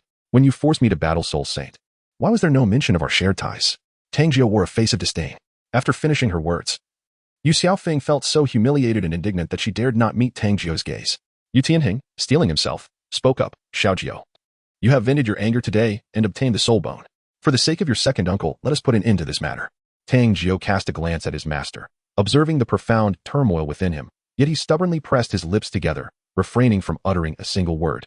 Unwilling to impose any psychological burden upon himself, this deeply touched Tang Jiu's heart. Despite his grievances, the father, a titled Douluo, did not stand up for him. Instead, it was this seemingly powerless teacher who accompanied him through the gates and into this place of sorrow, fervently advocating for Tang Jiu. Enough is enough. Tang Jiu felt a warmth in his heart, and the lingering resentment within him dissipated somewhat. After all, he could not bring himself to harm the relatives of his teacher. Tang Jiu gazed thoughtfully at Yu Tianheng and remarked, if you wish me to consider your teacher as reputation, then I must inquire about the relationship between my mentor and your blue electric Tyrannosaurus sect. After all, it was you who expelled my teacher from the sect. Yu Tianheng was momentarily rendered speechless. However, Yu Xiaofeng, unlike Yu Tianheng, was not so rigid and immediately grasped Tang Jiu's underlying implication. If he wished for leniency, it was imperative that they invite the master back. Yu Xiaofeng promptly bowed to the master, stating, Xiao Gang, the sect has wronged you in the past. Your theories are groundbreaking and revered, and we have been short-sighted. Today, in my capacity as the leader of the Blue Electric Tyrannosaurus sect, I earnestly request your return to the sect. Please, Master, return to the sect. Please, Master, return to the sect. Please, Master, return to the sect. One after another, the members bowed, genuinely expressing their respect for the Master. Just look at his disciples. They are truly exceptional. Their theories are invincible, and rightfully so. Observing the admiration and praise from his kin, the Master's eyes welled with tears, and his body trembled violently. After so many years, he could finally see the sect acknowledge its mistakes and invite him back. He could stand proudly here and proclaim to all his kin, I, Yu Xiaojiang, am not a failure. The disciples I have taught surpass you all. Tang Jiu coldly snorted, saying, as far as I know, it was the Elder Council who, out of jealousy, drove away my master. I shall compel them to kneel and apologize to him. Yu Xiaofeng nodded, his voice icy as he added, Elder San, did you hear that? It was you who forced my father to expel Xiao Gang from the sect. Do you not feel any remorse in your heart? You expect me to apologize to him? I acted for the sake of the sect. It was the spirit hall that pressured us. Elder San's face turned a shade of deep anger. You acted for the greater good, and today I do the same. If you can sacrifice my brother for the greater good, why can't you sacrifice yourself for it? Yu Xiaofeng's gaze bore into Elder San, his eyes brimming with murderous intent. Had Master not been expelled from the sect, Tang Jiu would have belonged to the Blue Lightning Tyrant Dragon sect. How could such calamity have befallen us today? Elder San, think of the family. A soul Douluo level expert sneered, instantly unleashing his martial spirit. Today's event stemmed from the Elder Council's greed for other soul bones. They cannot vent their hatred upon Tang Jiu, so it must be directed at the Elder Council instead. Do you wish to betray the sect, Elder San? Another soul Douluo stepped forward, exuding menace. More soul Douluos began to close in, each one glaring at Elder San with lethal intent, ready to execute him should he dare utter a word of dissent. You all. Elder San's eyes were filled with unutterable sorrow and anger, yet he understood the tide had turned. Knowing the necessity of endurance, he ultimately knelt before Master, speaking each word with gravity. It is we, the Elder Council, who have wronged you. We were in the wrong. Please return to the sect. Master gazed upon those who had once oppressed him under the guise of the sect's righteousness, now compelled by his kin to kneel and apologize. It was truly a gratifying sight. He couldn't help but laugh heartily toward the heavens. Look at you now. You deserve this. The frustrations that had been pinned up for over 20 years were released in that moment, and as he laughed, tears of joy streamed down Master's face. Is that enough? Yu Xiaofeng turned his gaze toward Tang Jiu. Tang Jiu chuckled softly, gently flicking his fingers, and remarked leisurely, My teacher is revered as a master. Upon returning to the sect, haven't you arranged any positions for him? Such talent should not be squandered. I believe my teacher is more than capable of serving as a grand elder. The poisoned Douluo's eyes flickered with intensity. How ruthless. This essentially equated to controlling half of the blue electric Tyrannosaurus Rex sect. Yu Xiaofeng finally grasped the terrifying nature of Tang Jiu. His scheming was anything but ordinary. He furrowed his brow and said, But Xiaojiu possesses a soul power of level 31. How can he command respect? Thus, the two eternal soul bones that fell upon the demise of the second elder should rightfully belong to my teacher. Once he integrates them, he may very well break through to level 40. As for the matter of commanding respect, that is not a challenge. My teacher's affairs are my own. Anyone who dares to dissent may come to me, for the Titan Giant Ape and I excel in imparting wisdom. Tang Jiu clenched his fist, and the Titan Giant Ape immediately roared, challenging anyone who dared to oppose him. A gasp of astonishment swept through the crowd. Tang Jiu's words resonated with undeniable logic, leaving us utterly speechless. Very well. Yu Xiaofeng managed to squeeze out a single word through gritted teeth, then produced 2 soul bones belonging to the second elder and handed them to the master. The master stood there, dumbfounded, clutching the soul bones, utterly bewildered, as if he were lost in a dream. Who is the father of Lu Erlong? Tang Jiu inquired once more. I am. At that moment, a soul Douluo stepped forward. Yu Luomian. I nominate him as the second elder of the blue electric Tyrannosaurus Rex sect. Is there anyone here who dares to dispute this? I can certainly persuade you otherwise. The crowd collectively rolled their eyes. This little rascal was too cunning. Standing atop the Titan Giant Ape, he exuded an air of intimidation that made anyone think twice about opposing him. The master, however, trembled with indignation, cursing inwardly, Flender, you scoundrel. How dare you reveal Lu Erlong's matter to little Jiu? You shall pay for this next time. As an elder, how could one be without soul bones? The third elder, whose misdeeds were numerous, was unworthy of being an elder. It would be better to relinquish the sect's soul bones to Elder Yu Luomian. Tang Jiu said languidly. The third elder, furious and about to unleash a torrent of abuse at Tang Jiu, was suddenly besieged by several individuals, who mercilessly crippled his arms and forced him to surrender 2 soul bones, leaving him to faint from a combination of anger and pain. Tang Jiu, perceiving that the situation was irreversibly settled, coldly remarked, I am well aware of your desire for vengeance. I wholeheartedly welcome you to assault the Haotian sect and annihilate Tang Hao. However, should anyone dare to trouble me, I shall undoubtedly rally my brothers and obliterate your blue electric Tyrannosaurus sect. The poisoned Douluo's lips twitched. This lad harbored an unforgiving grudge, even contemplating a scheme against his own father. Erming interjected, Brother, I can articulate my thoughts. Despite the intense animosity harbored by the members of the blue electric Tyrannosaurus sect towards Tang Jiu, they dared not act against him. Nevertheless, some still contemplated a visit to the Haotian sect, believing it prudent for them to handle this menace themselves. Tang Jiu, Tang Haizi. As they gazed at Tang Jiu's departing figure, everyone instantly deduced his true identity. Only such a menace could bring calamity upon the sect. The abduction of the saintess and the injury inflicted upon the martial soul by the formidable Jiu Douluo. Reflecting upon Tang Jiu's past deeds sent a chill down their spines. It would be prudent to avoid any direct confrontation with such a ruthless individual. Are you not concerned they may reveal your identity? On the journey to the Star Do Great Forest, the poisoned Douluo inquired with keen interest. I have now acquired 2 soul bones. After refining them, I shall swiftly reach level 40. Once I absorb 3 10,000-year soul rings, I shall be fully equipped, and I look forward to who dares to challenge me, as they will merely serve as stepping stones on my path to invincibility. Tang Jiu spoke as he retrieved the torso bone that had fallen from the Grand Elder, tossing it to Yanzi. This is my compensation for your grandfather's medicinal garden, and also a token of my gratitude for your support. Dugu Bo's pupils constricted in shock as he exclaimed, You are offering the torso bone? This is the most precious of the 6 soul bones of the human body, far more valuable than the limb soul bones. Its enhancement to the body is unparalleled. For me, the skull and torso bone are currently of no use. I can only absorb what is highly compatible. Why? Dugubo inquired, puzzled. Because, as my teacher explained, limb soul bones can be replaced. One can sever the limb soul bones and subsequently absorb new ones. However, I cannot simply sever my head or shatter my body. Tang Jiu held disdain for this inferior spirit bone. He demanded only the finest, while others found it exceedingly difficult to acquire a single spirit bone. He was audacious enough to contemplate a replacement. Indeed, Dugubo was filled with profound reflections. Those possessing true ability possess thoughts that diverge from the ordinary.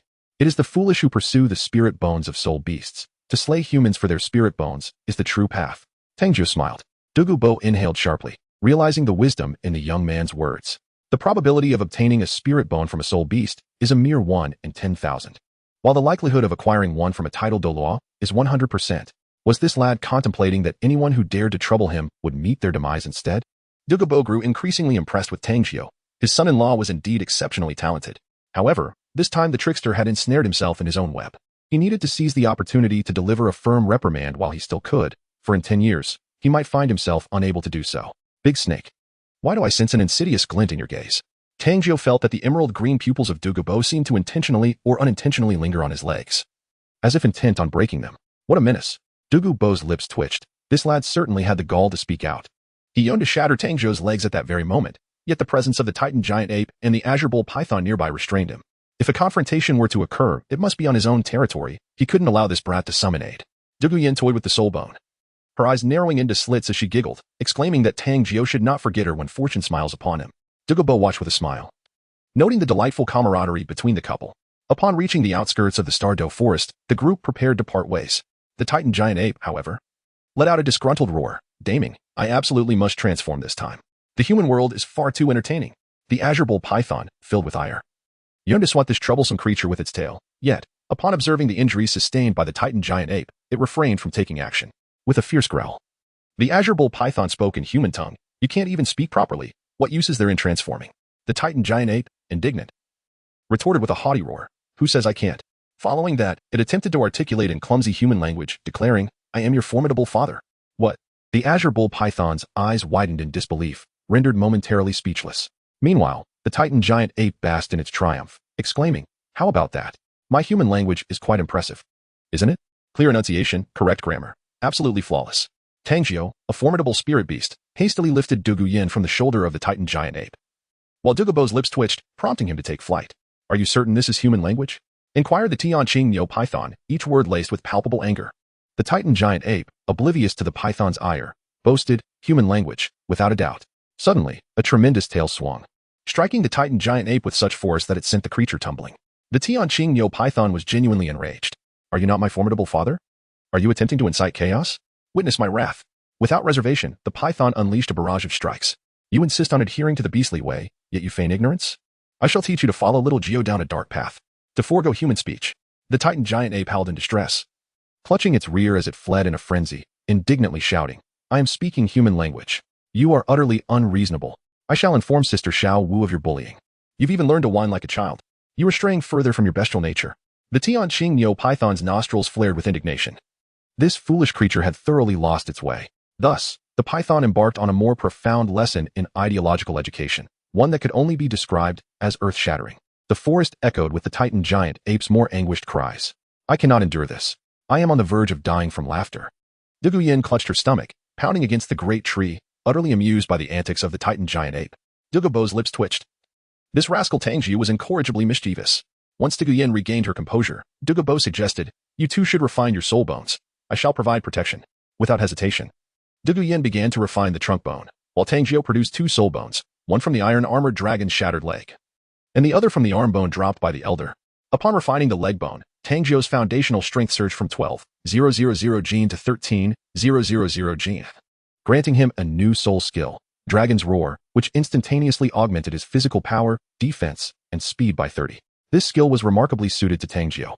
Next, he refined the arm bone dropped by the elder, witnessing his foundational strength escalate from 13,000 gene to 15,000 gene, a testament to the bone's formidable power. Originating from a 40,000-year-old thunder beast, the skill granted by the soul bone was Thunder Eye, allowing him to summon an eye of thunder above his head, capable of firing bolts of lightning that could stun and injure foes. The potency and duration of the released lightning would depend upon Tang Jiu's soul power. Tang Jiu's heart stirred. Upon merging with this soul bone, should he invoke the celestial curse seal, it would bestow upon his body an additional elemental force, thunder. The synergy of this skill, when combined with the freezing effect, would yield an explosive outcome, creating a dual restriction effect. Tang Jiu felt that his ability to project remotely was gradually taking shape. Furthermore, after absorbing the 2 pieces of the ancient soul bone, his soul power ascended from level 36 to a commendable level 40. As a soul master, his peak strength surged from an impressive 87,000 pounds, breaking through the 100,000 pound barrier and skyrocketing to an astonishing 120,000 pounds.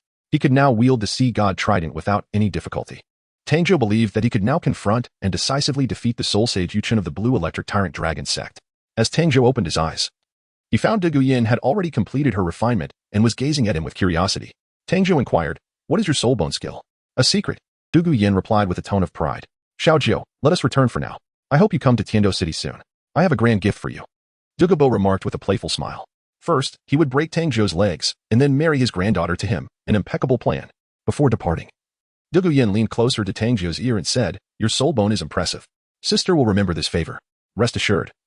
I will keep a watchful eye on Lingling and ensure that no other boys come near her." Tang Jiu bid farewell to the 2 individuals and soared directly towards Shrek Academy, eager to flaunt his prowess before the Great Owl and make it envious. A soul master who avoids trouble is a mediocre talent. Great Owl, Mighty Bear, and my lovely junior sisters, I, Tang Jiu, have returned. Before Tang Jiu entered Shrek Academy, he was already shouting in the sky. Then he stood atop the flagpole of Shrek Academy, eagerly awaiting the arrival of others to display his prowess. What was he shouting about? Xiao Wu had led a team to hunt souls in the Star Doe Forest. Flender stepped out, casting a sidelong glance at Tang Jiu, and with a chuckle remarked, "I knew you were timid. Did you dare not go to the Blue Lightning Tyrant Dragon Sect, only to return in disgrace?" "Oh, Great Owl. You were mistaken.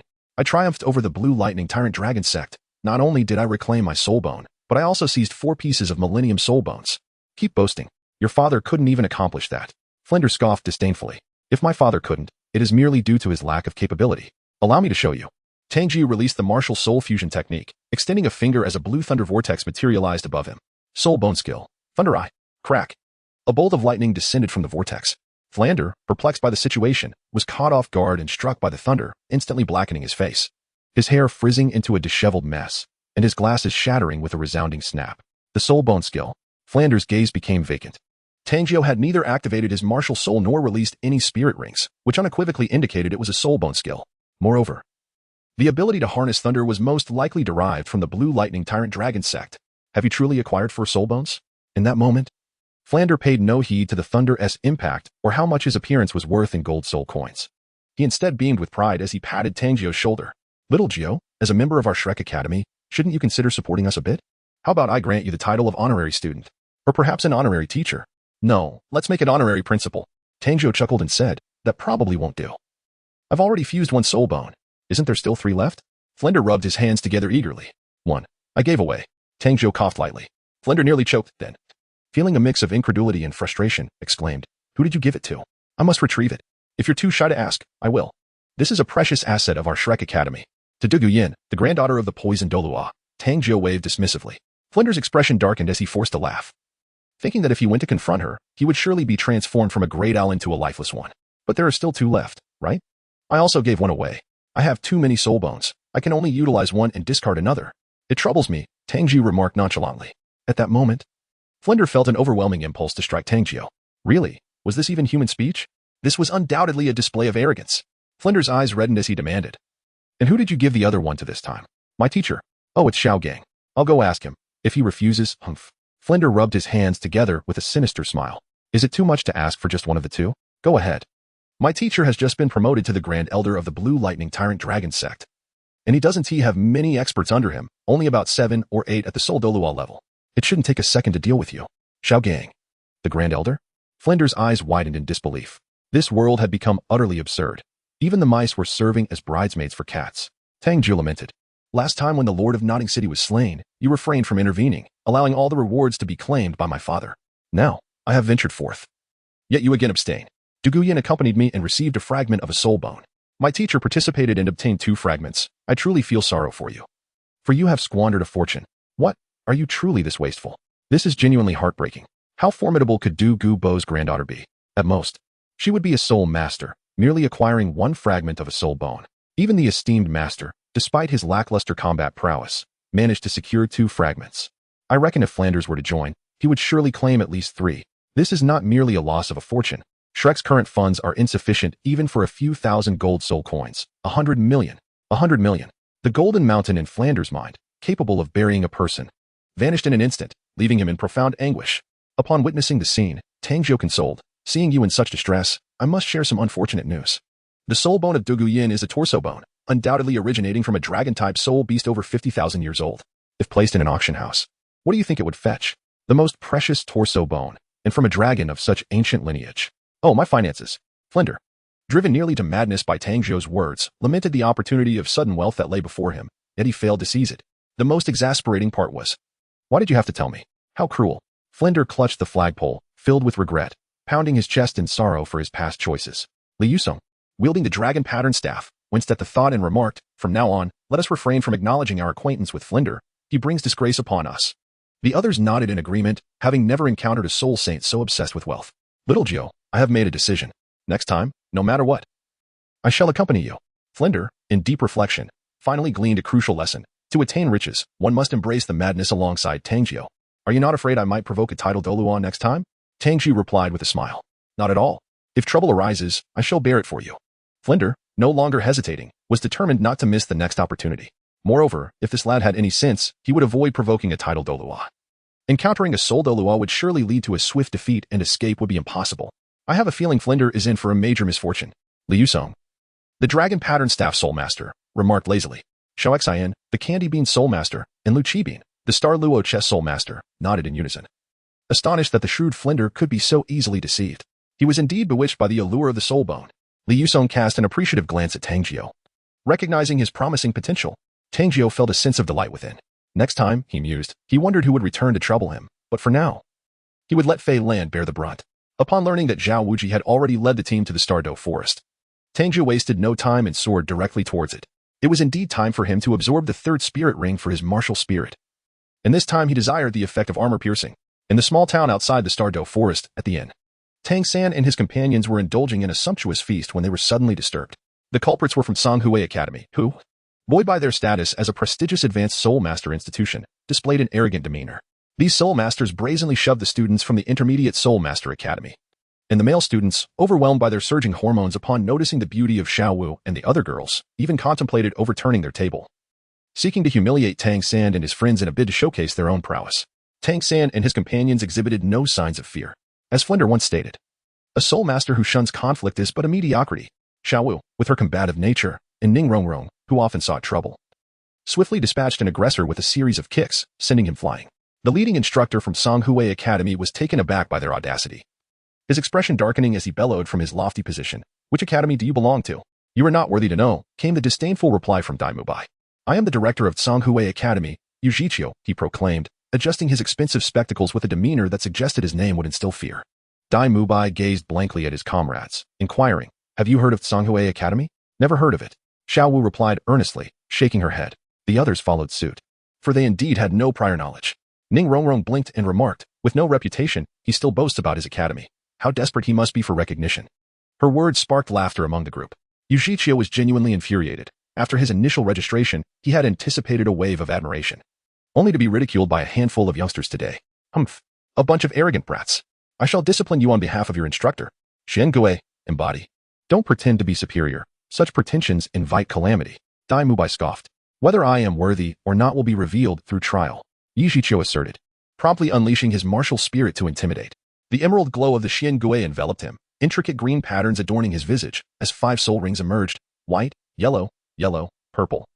Purple, indicating he was a 5-ring soul king. Yet, Dai Mubai and his companions remained unperturbed, facing soul emperors and soul saints daily. The arrogance of a mere soul king was hardly daunting. Their verbal sparring swiftly caused the weaker soul masters to flee. The innkeeper, cowering beneath the counter, stammered, "Masters of the soul, could you perhaps take your altercation outside? My establishment cannot withstand your tumult." Yujiqiu coldly retorted, "Apologize now, and perhaps it will still be forgiven." "Enough of your nonsense." Dai Mubai strode forward, followed by the rest of Shrek, all brimming with excitement. Upon exiting the inn, Yujiqiu observed that Dai Mubai and his companions had already activated their martial spirits, despite their optimal soul ring configuration. The most formidable among them was merely a 3-ring soul master. With disdain, Yujiqiu declared, The strongest among you is merely a soul master, while I am a 53rd level soul king. I do not wish to bully the weak. Now, apologize to my students, or when the fighting begins. Do not blame me for breaking your limbs. Dai Mubai's fighting spirit surged as he countered, what does it matter if you are a soul king? 7 of us together can certainly contend with you. Xiaojiu could not help but chuckle derisively. The disparity in strength cannot be compensated by numbers. Has your teacher not enlightened you? Ma Hongjun interjected. Those mediocre individuals you trained surely cannot compete, but we are monsters, with sharp tongues. They seemed oblivious to the presence of true experts. Xiaojiu crossed his arms, exuding an air of superiority. He believed his martial spirit, the Xin Gui, rendered him invulnerable in defense and formidable in offense, dismissing Dai Mubai and his companions entirely. Tang San approached tasks with great caution, promptly organizing everyone to devise strategies.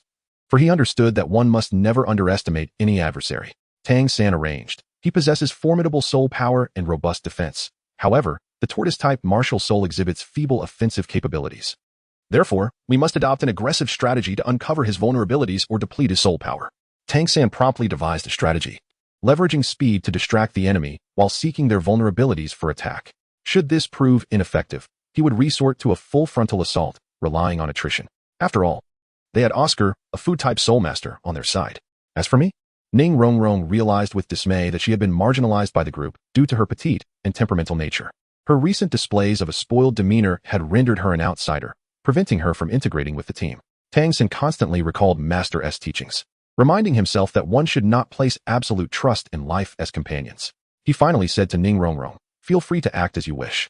Ning Rongrong, in a fit of annoyance, stamped her foot, thinking to herself, little Jiu is far better. Xiaojiu shook his head in disdain. Regardless of the strategies Tang San devised, he could never rival him. In the face of absolute power, all resistance is futile. How does it feel? Do you sense that victory is beyond your grasp? Indeed, that is correct. I am not someone you can defeat. Tang San confidently declared, the battle may commence. Xiaojiu, exuding an air of assuredness, replied, allow you to make the first move.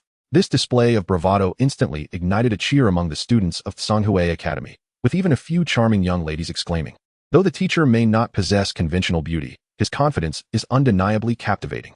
Without hesitation, Dai Mubai launched his attack, unleashing a radiant wave of golden light toward Xiaojiu. At that moment, Ma Hongjun soared to Xiaojiu's side, opening his mouth to release a torrent of fiery phoenix flames, entwining around their target. Tang San's blue-silver grass sprang into action. The seamless coordination of his 3 soul skills ensnared Xiaojiu within the confines of the blue-silver grass. Dai Mubai unleashed his skill to breach defenses, while Ma Hongjun unleashed a torrential blaze of phoenix fire, effectively turning it into a carbonized turtle. However, in the next moment, a chilling aura emanated, yet Xiaojiu remained unmoved, merely stating, first soul skill, Xian Gui affinity. The blue-silver grass entangling him shattered into icy fragments. Xiaojiu cast a cold glance at the onlookers, a dismissive smile gracing his lips, before exhaling a breath of freezing chill. Second soul skill, Xian Shui Ice Seal. The Xian Shui, upon contact with the air, immediately crystallized into ice. Dai Mubai found himself perilously close to being encased in frost. At that moment, Zhu Xing sprang into action, executing her ghostly shadow strike, her ethereal figure swiftly reaching above Xiaojiu, launching a rapid series of claw strikes upon him. Yet, Xiaojiu merely needed to shield himself with the armor of his Xuanwu spirit, completely disregarding Zhu Xing's assault. To break my defenses, you are still too inexperienced. Third soul skill, Xian Shui Surge. A yellow soul ring illuminated as ripples of Xian Shui erupted from Xiaojiu, instantly freezing anyone who came into contact with them. Zhu Xing was the first to be ensnared in ice, soon followed by Dai Mubai. Xiao Wu found herself unable to advance. The path of the Xian Shui was frigid beyond measure, rendering her movement stiff and ineffective for close combat, making her susceptible to being frozen. Humph. A bunch of little brats, it seems time for me to give you a lesson. Xiaojiu swung his fist towards the frozen Zhu Xing, but at that moment, a swift figure plunged into the ice, retrieving Zhu Xing. Xiaojiu paused, momentarily taken aback. Yet he paid no heed and instead unleashed another torrent of Xian Shui directed at Ma Hongjun. Ma Hongjun responded immediately, countering the Xian Shui with his phoenix fire. The clash ensued. Tang San seized the opportunity as the blue-silver grass grew wildly, ensnaring Xiaojiu in an instant, resembling a grand zongzi. At this moment, the freezing effect on Dai Mubai gradually took hold, finally allowing him to unleash his soul skill. A wave of radiant white tiger light surged forth. The fifth soul skill, Xian Shui Storm. Xiaojiu, incensed, had not intended to utilize his fifth soul skill, yet he was taken aback by the tenacity of these youngsters, each more formidable than the last. A tumultuous vortex of Xian Shui spiraled outward, encasing Ma Hongjun and Dai Mubai in ice, while Xiao Wu was forced to retreat repeatedly. Tang San felt a surge of alarm. This Xian Gui martial soul was not primarily defensive, but rather focused on offense. Among the 5 soul skills, only the first served a defensive purpose. The others were all offensive in nature. Upon the completion of the 5th soul skill, an ice mountain rose abruptly from the ground. Towering 10 meters high, Xiaojiu stood proudly atop the ice peak, gazing at the solitary moon in the sky, his hand caressing his glossy Mediterranean hairstyle, and he scoffed. Now do you understand the disparity? Tang San's expression was grave, for the chilling waters of Xian Shui possessed the power to freeze one's muscles, rendering Zhu Zhuqing and Xiao Wu utterly ineffective. Relying solely on himself and Dai Mubai, Ma Hongjun found it impossible to breach the opponent's defenses. Was it inevitable that they would have to summon teacher Zhao to confront him? At that moment, a voice of astonishment broke through the tension. I say, standing so high. Are you not afraid of being struck by lightning? Everyone turned to see Tang Jiu, who had just rescued Zhu Zhuqing, approaching her side by side. Xiaojiu looked up in confusion. Where is the lightning? No sooner had he spoken than a swirling vortex of thunder appeared in the sky, and with a crack, a bolt of lightning struck directly upon Xiaojiu's head. He trembled all over, and his Mediterranean hairstyle stood on end. The sight of Xiaojiu in such a disheveled state caused a wave of laughter to erupt among the crowd, particularly from Xiao Wu, who leaped with joy and exclaimed, You really were struck by lightning. I warned you, yet you did not believe. As the saying goes, do not boast, for boasting will bring the wrath of the heavens. As Tang Jiu spoke, a series of thunderbolts struck down. Crackle, crackle. Do you yield? Observing Xiaojiu's current state, the students of Tsanghui Academy could hardly contain their amusement, yet they refrained from laughter, fearing retribution from their teacher, enduring their struggle with great difficulty. After being struck by lightning 4 or 5 times, Xiaojiu finally realized he had been ambushed by a soul bone technique. Scoundrel, I shall teach you a proper lesson on behalf of your father. After going to great lengths to appear formidable, only to end up looking foolish, how could he possibly let Tang Jiu off the hook? Oh, you wish to discipline me? We shall see if you possess the strength for that, you wretched creature. As soon as Tang Jiu finished speaking, the girls from Tsanghui Academy could not help but stifle their laughter. How could this handsome young man possibly know the teacher's nickname? Xiaojiu was infuriated. He despised being called tortoise more than anything, and he never resorted to such crude insults. Very well, let us see. Unleash your martial spirit. The icy facade of Xiaojiu shattered and vanished as he glared coldly at Tang Jiu. How could he regain his dignity? The answer lay in utterly overpowering this audacious little rascal with sheer strength. He would trample him down and demand his submission. His method of dealing with those who mocked him was to defeat them so thoroughly that even their mothers would not recognize them, allowing him to proudly declare, So what if I'm a tortoise? So what if I'm a Wang Bie? I am the sovereign among tortoises, the finest among Wang Boss, the Xian Gui. Tang Jiu shook his head disdainfully. Do you really think you need to unleash your martial soul to fight me? You must think highly of yourself. What? Xiaojiu's nostrils flared in indignation. He was even more pretentious than himself. However, the girls from Tsanghui Academy gasped in unison. So handsome. Zhu Zhuqing frowned, perplexed by their infatuation. Since you have chosen your demise, do not blame me for taking advantage of the weak. Xiaojiu sneered coldly, unleashing a frigid breath as he uttered the soul skill, Mystic Water Ice Seal. Irregular shards of ice formed in its wake. Be careful, that mystic water is extremely cold. It can freeze a person's body and muscles. Tang San cautioned. Brother San, I knew I was right about you. You are far more dependable than our old man. And you even care for me. Tang Jiu grinned as she turned to him. Subsequently, Tang Jiu found herself encased in the mystic water's icy grip. Is this the end? The girls from Tsanghui Academy were utterly disheartened. Could he not be both handsome and powerful? Humph, I expected more strength from you. Turns out you are all show and no substance, merely a master of empty words. Xiaojiu scoffed. Yet at that moment, Tang Jiu chuckled from within the ice. Big turtle, lightning is coming. Watch out for your left foot.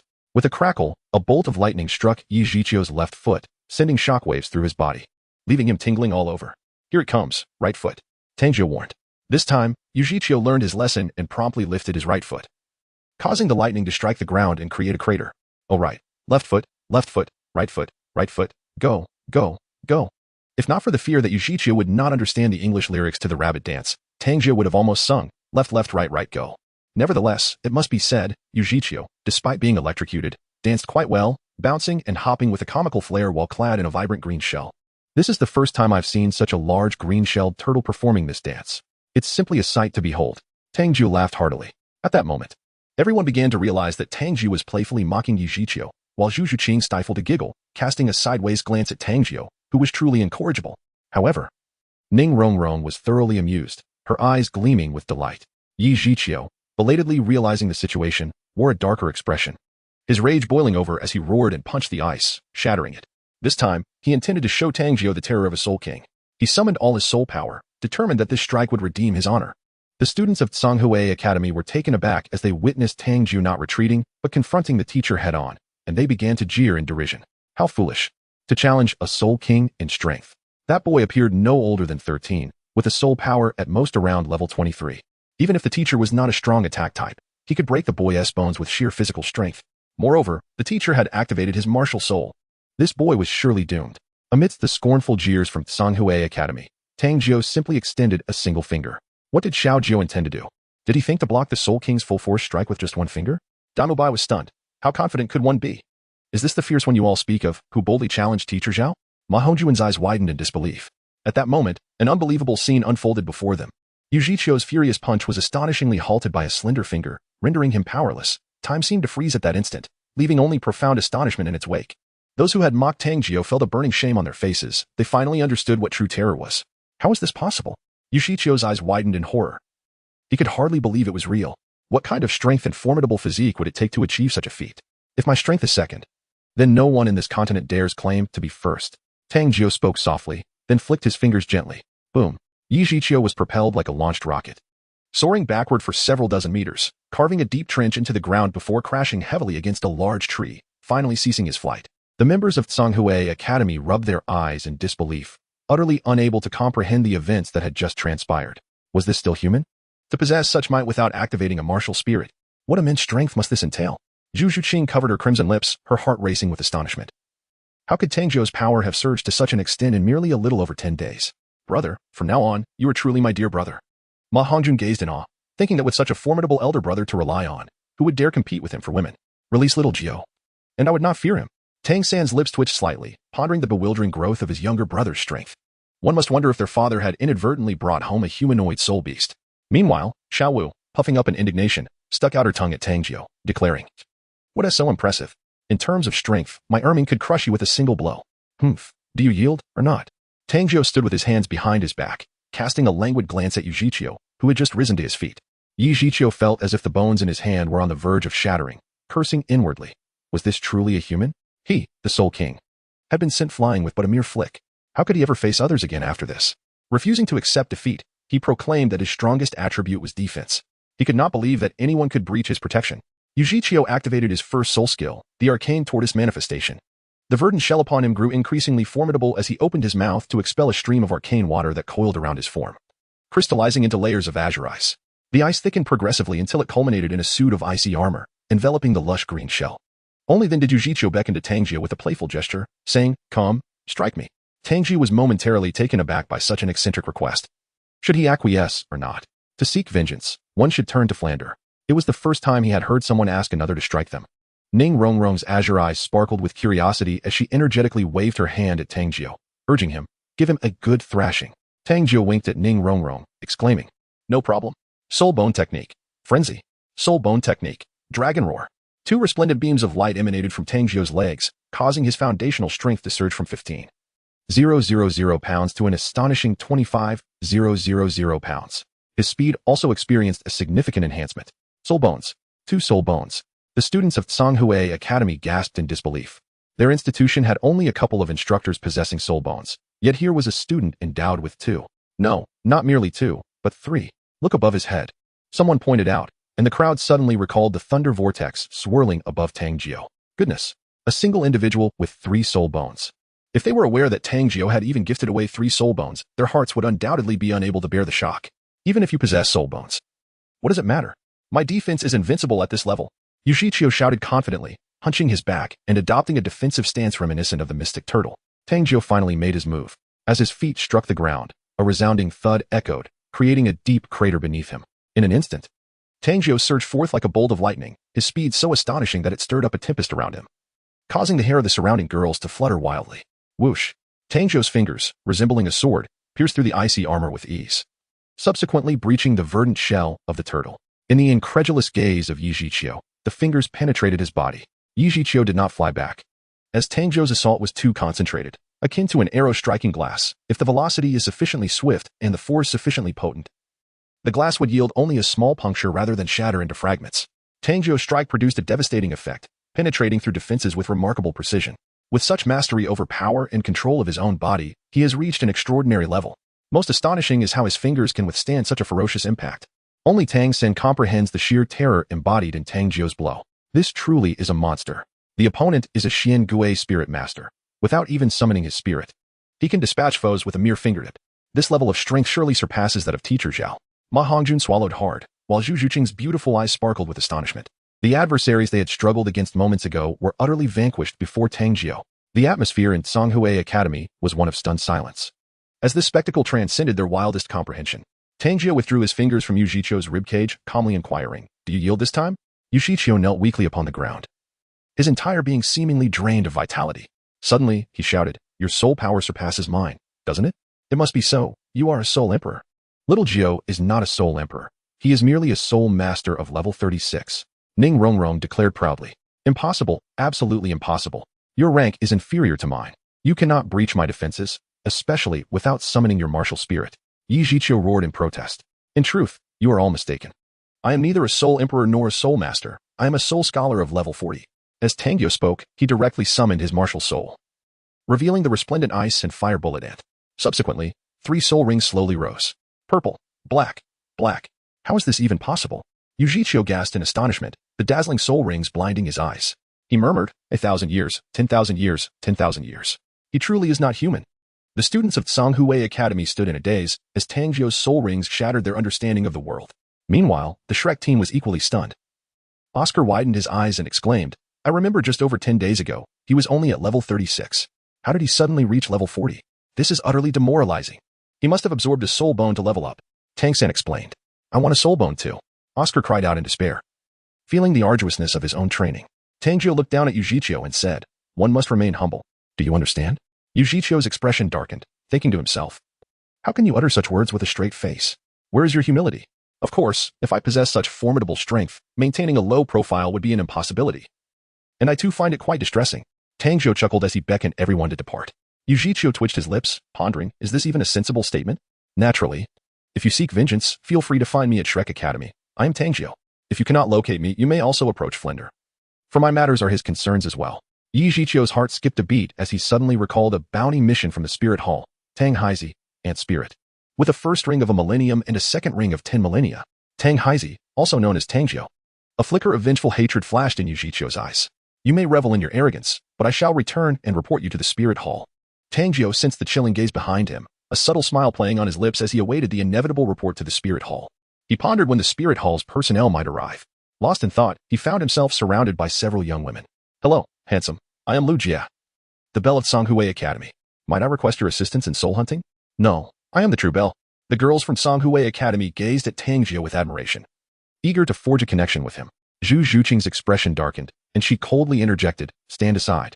"Why should we?" The Songhui Academy girls, confident in their looks, challenged Zhu Zhuqing, causing Ma Hongjun to stare in awe, captivated by the beauty before him. "Because she is Xiaojiu's girlfriend." Ning Rongrong chimed in with a mischievous glint in her eye. Upon hearing this, the girls reluctantly dispersed, casting lingering glances at Tang Jiu, their silent question lingering in the air. "Shall we meet again?" "Rongrong, do not speak carelessly." Zhu Zhuqing shot a glare at Ning Rongrong. Although she harbored feelings for Tang Jiu, her pride would not allow her to openly pursue him. "Then why did you drive away those bells?" Ning Rongrong teased. "Is this what they call jealousy?" Xiao Wu's eyes widened with curiosity, her thirst for knowledge evident. Zhu Zhuqing found herself at a loss as the 3 women began to bicker playfully. The sound of their laughter echoed through the inn. Daimu Bai wore a slight frown. Yet he understood that his past flirtations had set the stage for this. He could only strive to present himself favorably to win Zhu Zhuqing's heart. Xiao Wu had descended from his room, irritation evident in his tone. "Xiaojiu, you are being too ostentatious. Aren't you concerned about your identity being exposed? Talent often provokes envy, and people are even more envious." Xiao Wujia's warning implied that Tang Jiu's high profile could attract unwanted attention, particularly from Yi Zhiqiu, who might report him to the Spirit Hall. Tang Jiu shrugged and remarked, "It's nothing. The Great Owl said he would help me bear the burden if anything arises." Xiao Wuji inhaled sharply, realizing the depth of Flander's reckless promise. A flicker of concern crossed Xiao Wuji's lips as he cautioned, "Don't stay up too late. We must hunt souls tomorrow." As dawn broke, the group set forth towards the Stardow Forest. As the leader, Xiao Wuji maintained a vigilant demeanor, acutely aware that a single misstep could plunge both himself and his students into peril. The others remained tense, for this was indeed the realm of soul beasts.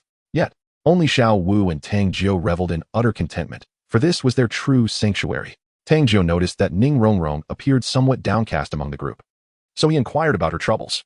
Ning Rongrong, feeling lost, recounted the conflicts she had with the team, particularly highlighting the reprimand from Flender and the evident exclusion she experienced during last night's battle. Am I at fault? Ning Rongrong asked, bewildered. With unwavering conviction. Tang Jiu responded, you are not at fault. The ones in the wrong are the Big Owl and third brother. Upon hearing Tang Jiu disparage third brother, Xiao Wu immediately glared at him, her cheeks puffed in indignation. Ning Rongrong's eyes widened in surprise.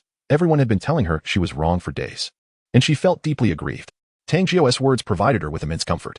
Xiaojiu, please don't complicate matters any further, Tang San admonished. Ning Rongrong has only just begun to reflect. If you provoke her, she will revert to being a little demoness. No, this is not complicating matters. You are genuinely mistaken, Tang Jiu declared with righteous fervor. The essence of a team lies in its ability to complement one another's strengths and weaknesses. The intrinsic nature of an individual cannot be obliterated. Some are resolute, others are wise, and some possess an eccentric charm. As the leader of the team, one must not stifle these inherent qualities, but rather nurture and elevate them. Therefore, both you and the Great Owl are mistaken. By forcibly altering her personality and her approach to tasks, you are extinguishing her innate gifts, preventing her from ever surpassing her own potential. How can one ascend to greatness if they do not remain true to themselves and lack confidence? Tang Jiu's words plunged Tang San into deep contemplation. However, Xiao Wu defended him, saying, you are clearly just stirring up trouble. Are you scheming something again, hoping to enlist Ning Rongrong's assistance? Am I truly that kind of person? Tang Jiu presented himself as the sole sober individual amidst a sea of intoxication, proclaiming, a true commander does not select a team. Rather, he governs himself, his allies, and his adversaries. Transformation of the enemy is not within your reach, is it? Take yesterday's events as an example. Third brother, fully aware of the formidable support offered by Ning Rongrong, chose to relegate her to a mere spectator because he could not assert control over her. Had Ning Rongrong participated and provided her assistance, you might have had a chance at victory. Xiao Wu, taken aback by his words, found herself at a loss for a rebuttal, her frustration manifesting in emphatic stomps of her feet. You are being unreasonable. Yet Tang Jiu continued. Am I not correct? Inquire with third brother. If someone were to demand a change in his working style, would he acquiesce? After such a transformation, would he feel at ease? Would he possess confidence? A true powerhouse remains steadfast in their own ways, daring to establish principles for the world and legislate for all things. Tang Jiu stood with his hands behind his back, exuding the demeanor of a master. Xiao Wu, feeling exasperated, was tempted to kick him, but was restrained by Tang San. Tang San's expression grew serious as he remarked, Xiaojiu is indeed correct. The path of a strong individual must be traversed alone. The essence lies in one's disposition and self-confidence. Only when confidence reaches its zenith can one dare to tread the paths that others fear to approach. As the commander of our team, I cannot select my adversaries. If I can control my enemies, how can I not govern my companions? Yesterday, I erred.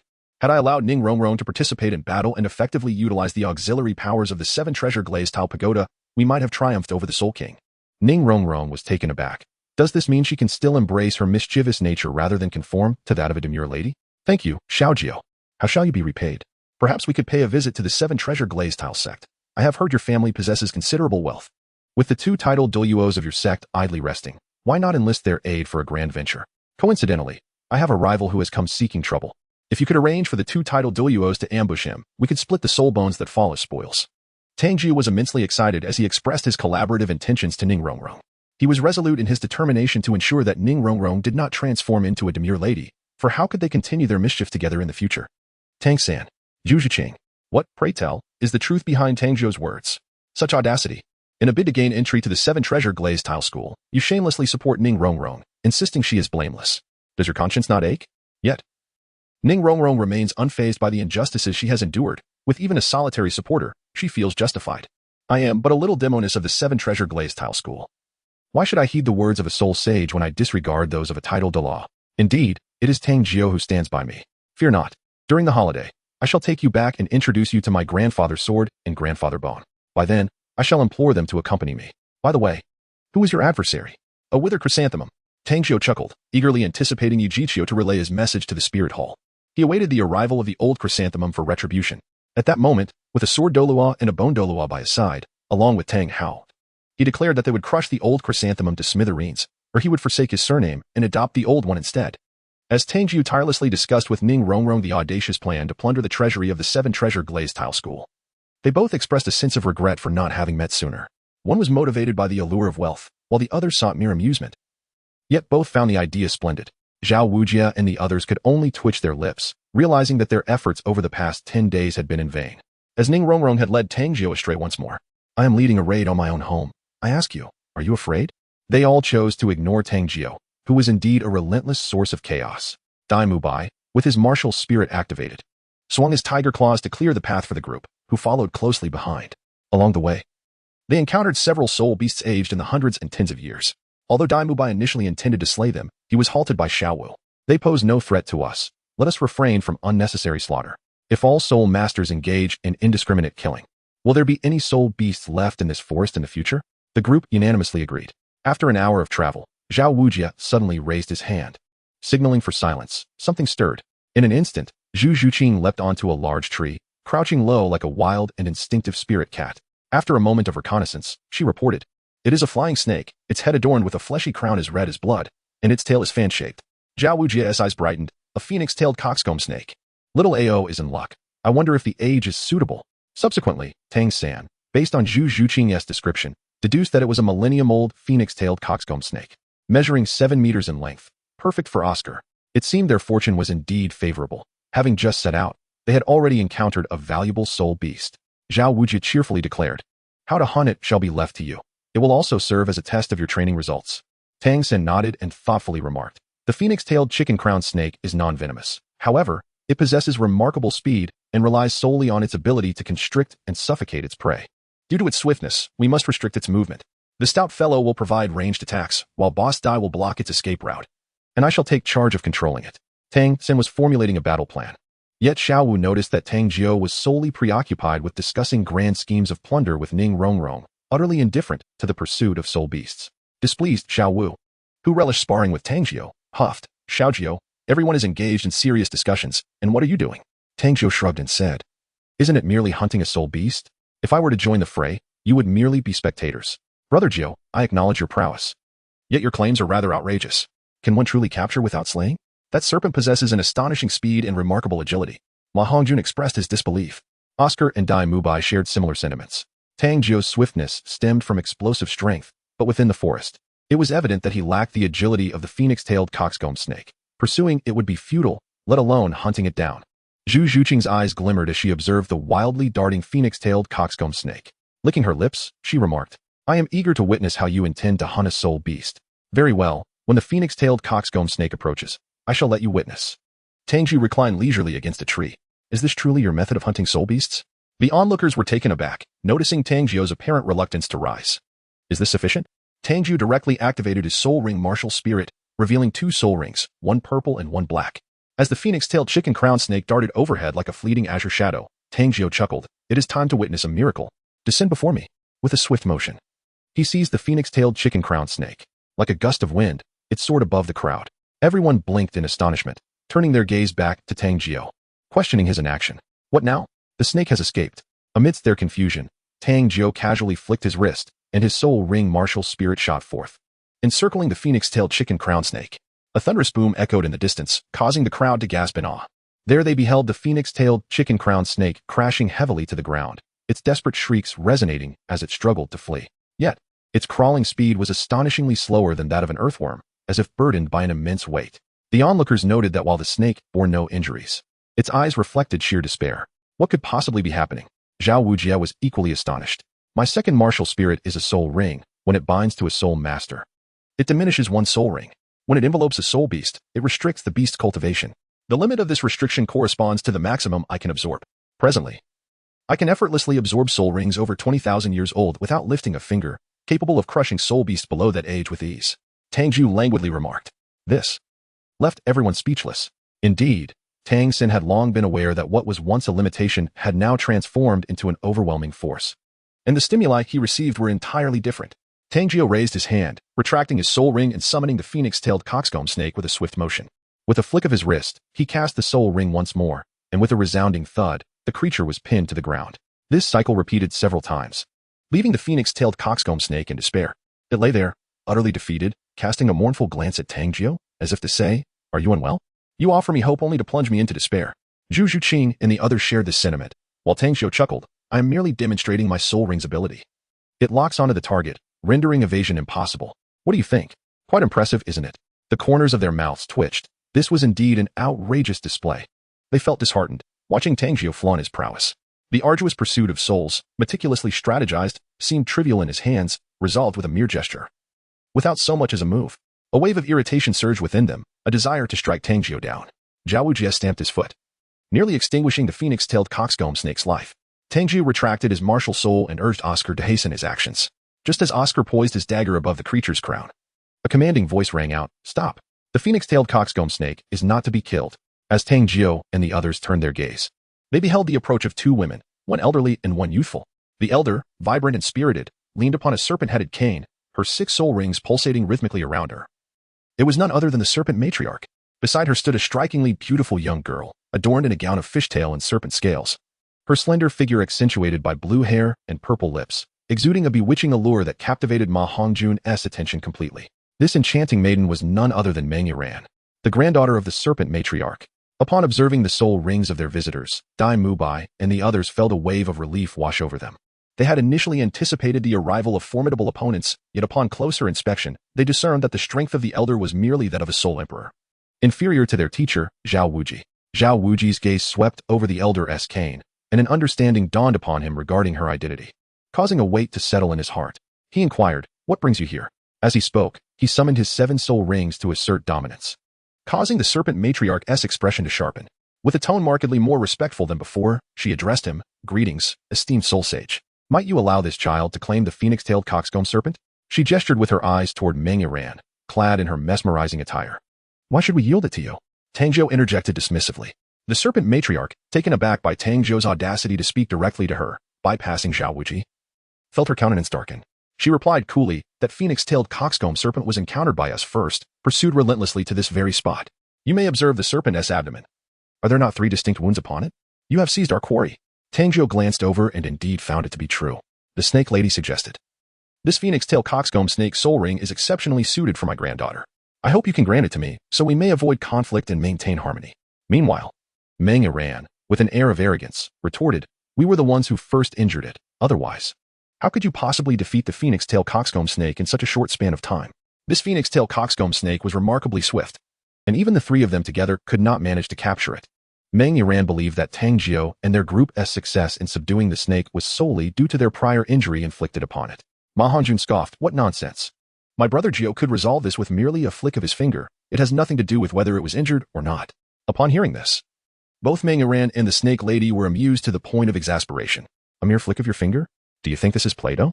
Meng Yiran was about to launch into a scathing retort when Tang Jiu, with a cheerful demeanor, interjected, "Let us keep it low-key.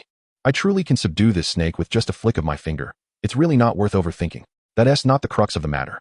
The corners of everyone's mouths twitched. If that was not the crux, then why mention it at all? Tang Jiu's eyes gleamed as he addressed Meng Yiran. "How about this? I can offer you this snake, but in return, you must make my 3rd brother your husband." "Xiaojiu!" Xiao Wu exclaimed, furiously brandishing her fists, ready to strike this scoundrel, only to be restrained by Tang San. In her vexation, Xiao Wu stomped on Tang San's foot, her jealousy evident as she remarked, "Xiao San, are you secretly hoping that Xiaojiu will find you a wife?" Tang San wore a grim expression, feeling that he was suffering from an undeserved misfortune. His brother, who delighted in tormenting him during their childhood, had returned. "Xiaojiu, marrying me is an option too. I am your dearest brother," Ma Hongjun exclaimed, eager to cling to him.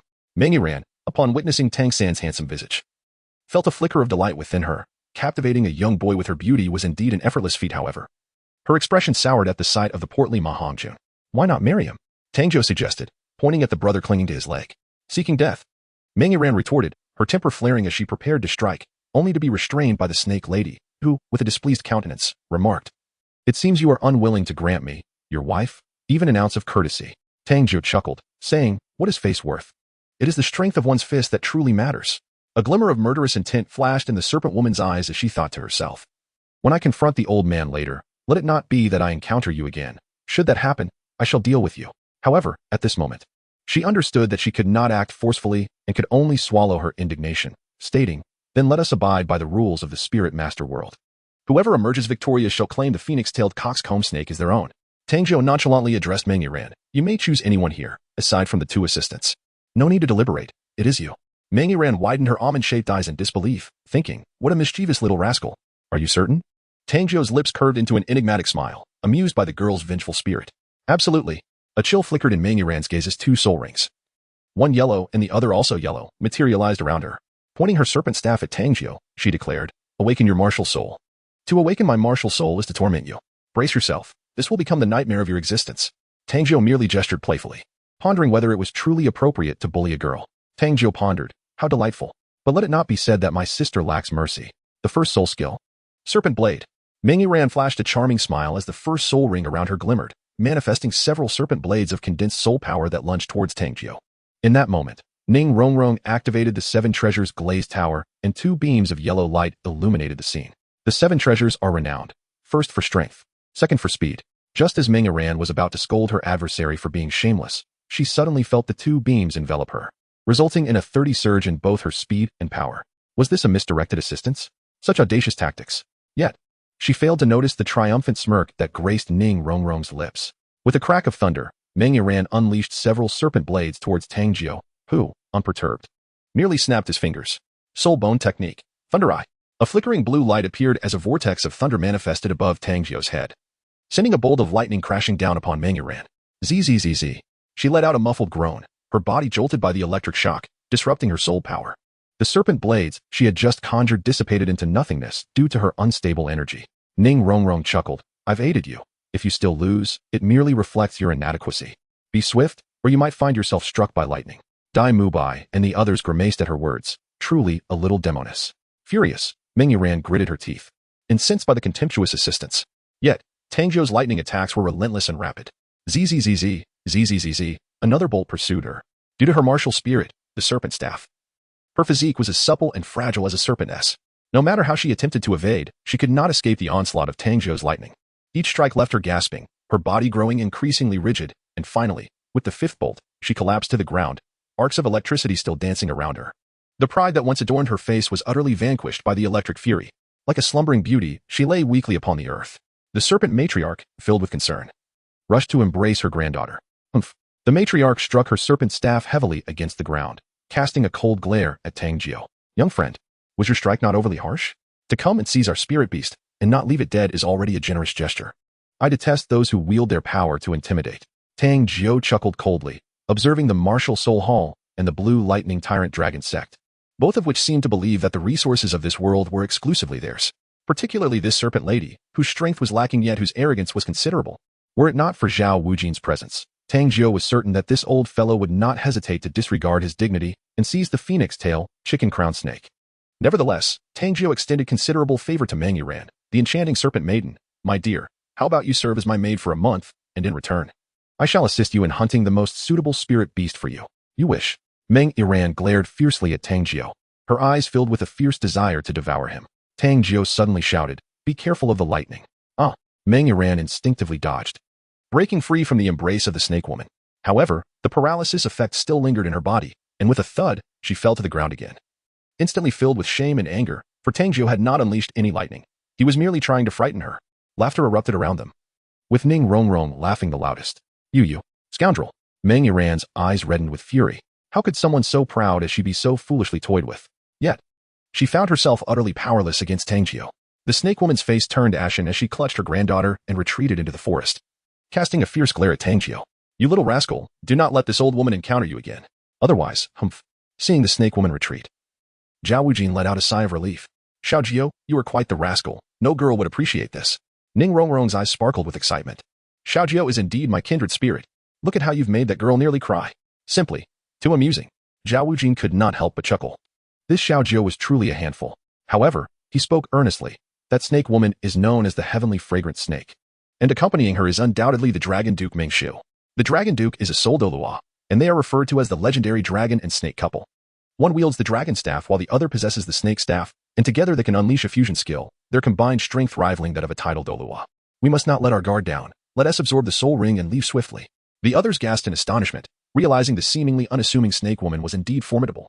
Only Tang Jiu displayed a hint of disdain, thinking, in this Stardew forest, even if you're a dragon, you must comply. This time is merely a lesson. Should you dare to seize my martial soul again, do not blame me for being merciless.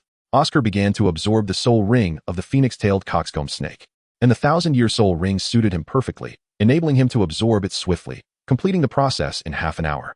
Ma Hongjun immediately inquired, "Little Ao, quickly tell us, what is your third soul skill?" Oscar, brimming with joy, declared proudly, the sole skill I have acquired is flight. Flight. Everyone except Tang Jiu gasped in astonishment.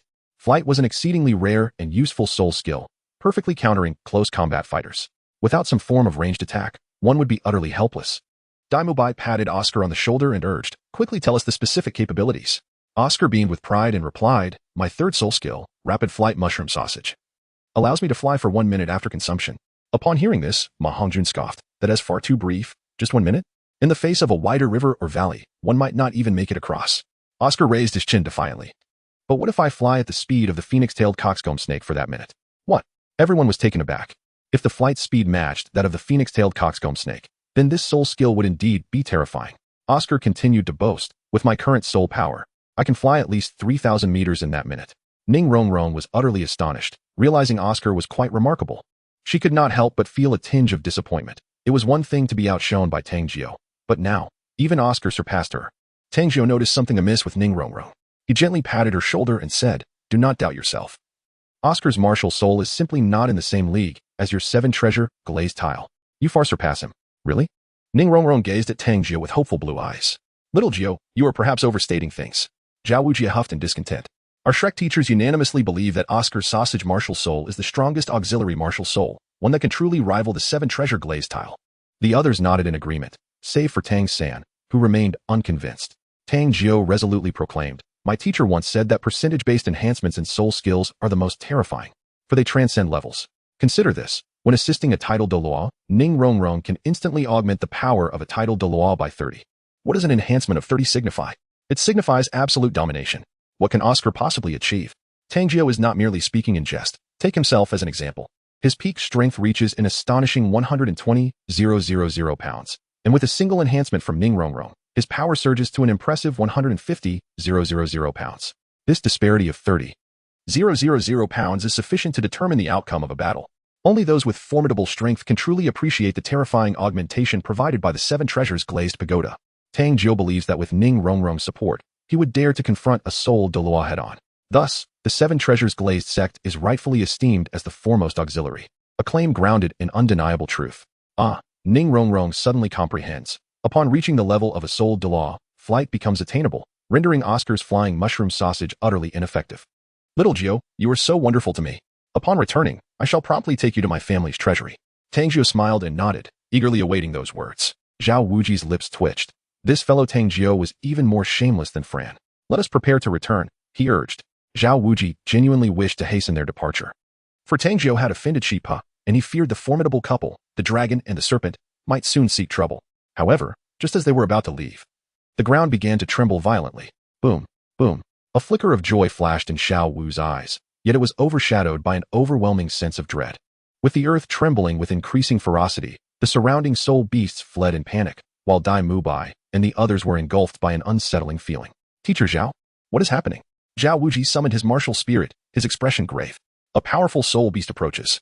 Before he could finish his sentence, they beheld a colossal ape that obscured the sky, its shadow enveloping them entirely. Its body, black as adamantine rock, towered higher than the largest trees, emanating a potent earthy yellow soul power that shimmered with vibrant hues. It was the Titan Great Ape. Tang San and Xiao Wuji could not help but exclaim. Their eyes filled with astonishment. The Titan Giant Ape, in an ecstatic display of power, slammed its fist into the ground, causing the earth to tremble once more. Its gaze was fixed upon Xiao Wu, and after more than 5 years, Sister Xiao Wu had finally returned. However, this mighty strike sent cold sweat cascading down Xiao Wuji's back. Even with his martial spirit activated, he felt an overwhelming pressure. Bowing respectfully, he addressed the Titan Giant Ape, saying, Esteemed King of the Forest, we mean no offense. If this is your territory, we shall withdraw at once. The Titan Giant Ape paused, taken aback. Was this human truly attempting to converse with it? Fortuitously, Sister Xiao Wu was present. The Titan Giant Ape felt compelled to demonstrate its burgeoning ability to speak human language, perhaps convincing Sister Xiao Wu to allow it to transform and accompany her to the human realm. Lowering its head and glaring with its enormous eyes, it articulated to Xiao Wuji, I am your father, not to be trifled with. Xiao Wuji was left speechless. The others stood frozen in disbelief. Xiao Wu too wore a bewildered expression. Was this still her obedient second brother, Erming? What had transpired during her absence? The Titan Giant Ape bellowed triumphantly, Sister Xiao Wu, I can speak human now. Xiao Wu blinked, then blinked again, feeling an overwhelming urge to chastise Erming. Xiao Wuji, suppressing his mounting fury, declared, Esteemed King of the Forest, We shall take our leave. The Titan giant ape nodded, allowing their departure. Though it felt the need to reiterate its earlier statement for clarity, I am your father, not to be trifled with. This time, the Titan giant ape believed its mastery of human speech had improved significantly, and it pounded its chest in delight, roaring with laughter. Xiaojiu's face darkened. He had already conceded, yet the Titan giant ape continued its taunts. Was this creature insulting them before delivering a fatal blow? Interpreting the giant ape's actions as blatant provocation, Xiaojiu bellowed in anger, activating his true martial spirit. He shouted to his companions, I will hold the line. You all escape. As he spoke, his soul rings flared to life, and his physique surged to a towering height of 4 meters as he leapt into the air, aiming a powerful strike at the Titan giant ape. 7 treasures. First is strength. 7 treasures. Second is speed. Ning Rongrong immediately enhanced Xiaojiu's power and swiftness. Internally, Xiaojiu struggled, wishing he could remain airborne a bit longer. After all, the faster he ascended, the sooner he would meet his demise. The Titan giant ape, displeased, wondered why their amicable exchange had turned hostile. Was this human truly insane for wanting to attack? With a roar, the Titan giant ape recalled what Xiaojiu had said. If one is ill, they must be treated. Not one to indulge such misbehavior, it retaliated with a swift slap, sending Xiaojiu flying over 100 meters, blood spewing from his mouth. Upon witnessing Xiaojiu's plight, Xiao Wu immediately roared in beast language, "Air Ming. Do not harm them, they are my friends." The Titan giant ape scratched its head and bellowed back, "Why didn't you say so earlier?" It then reached for Xiao Wu, deciding it was best to take Sister Xiao Wu home first before continuing the conversation. Xiao Wu, upon encountering the Titan great ape's assault, Tang San swiftly ensnared Xiao Wu's waist with blue-silver grass, pulling her back to safety. Enraged, the Titan great ape bellowed, "How dare you harm Sister Xiao Wu? I shall crush you." Just as its colossal hand reached out, Xiao Wu's warning rang out, forbidding any further harm. The Titan great ape snorted in displeasure, refraining from unleashing its gravitational domain. Instead, it struck the ground with tremendous force, sending everyone hurtling through the air. With another thunderous roar, the Titan great ape summoned a tidal wave of soul power, creating a tempest that swept everyone away in its chaotic gusts. Tang Jiu embraced Zhu Zhuqing and Ning Rongrong, seeking refuge behind a grand tree. In the air, Tang San found himself devoid of leverage, allowing Xiao Wu to swiftly extricate herself from his blue-silver grass. She hastened to launch an attack on the Titan great ape, compelling it to grasp her firmly. Aware that further delay was perilous, Xiao Wu recognized that if the Titan great ape lost its grip, it could potentially harm Tang San. In a flurry, she commanded the Titan great ape in beast language to make haste. Heeding Xiao Wu's call, the Titan great ape turned to flee. "Stop right there. Release Xiao Wu." Upon witnessing the Titan giant ape seize Xiao Wu, Tang San was consumed by a fury that threatened to shatter his very being. In a moment of desperation, he summoned the purple extreme demon eye and activated his storage soul guide. With a swift motion, he unleashed a barrage of hidden weapons upon the Titan giant ape. Yet they proved utterly ineffective. The Titan giant ape let out a disdainful grunt. Were it not for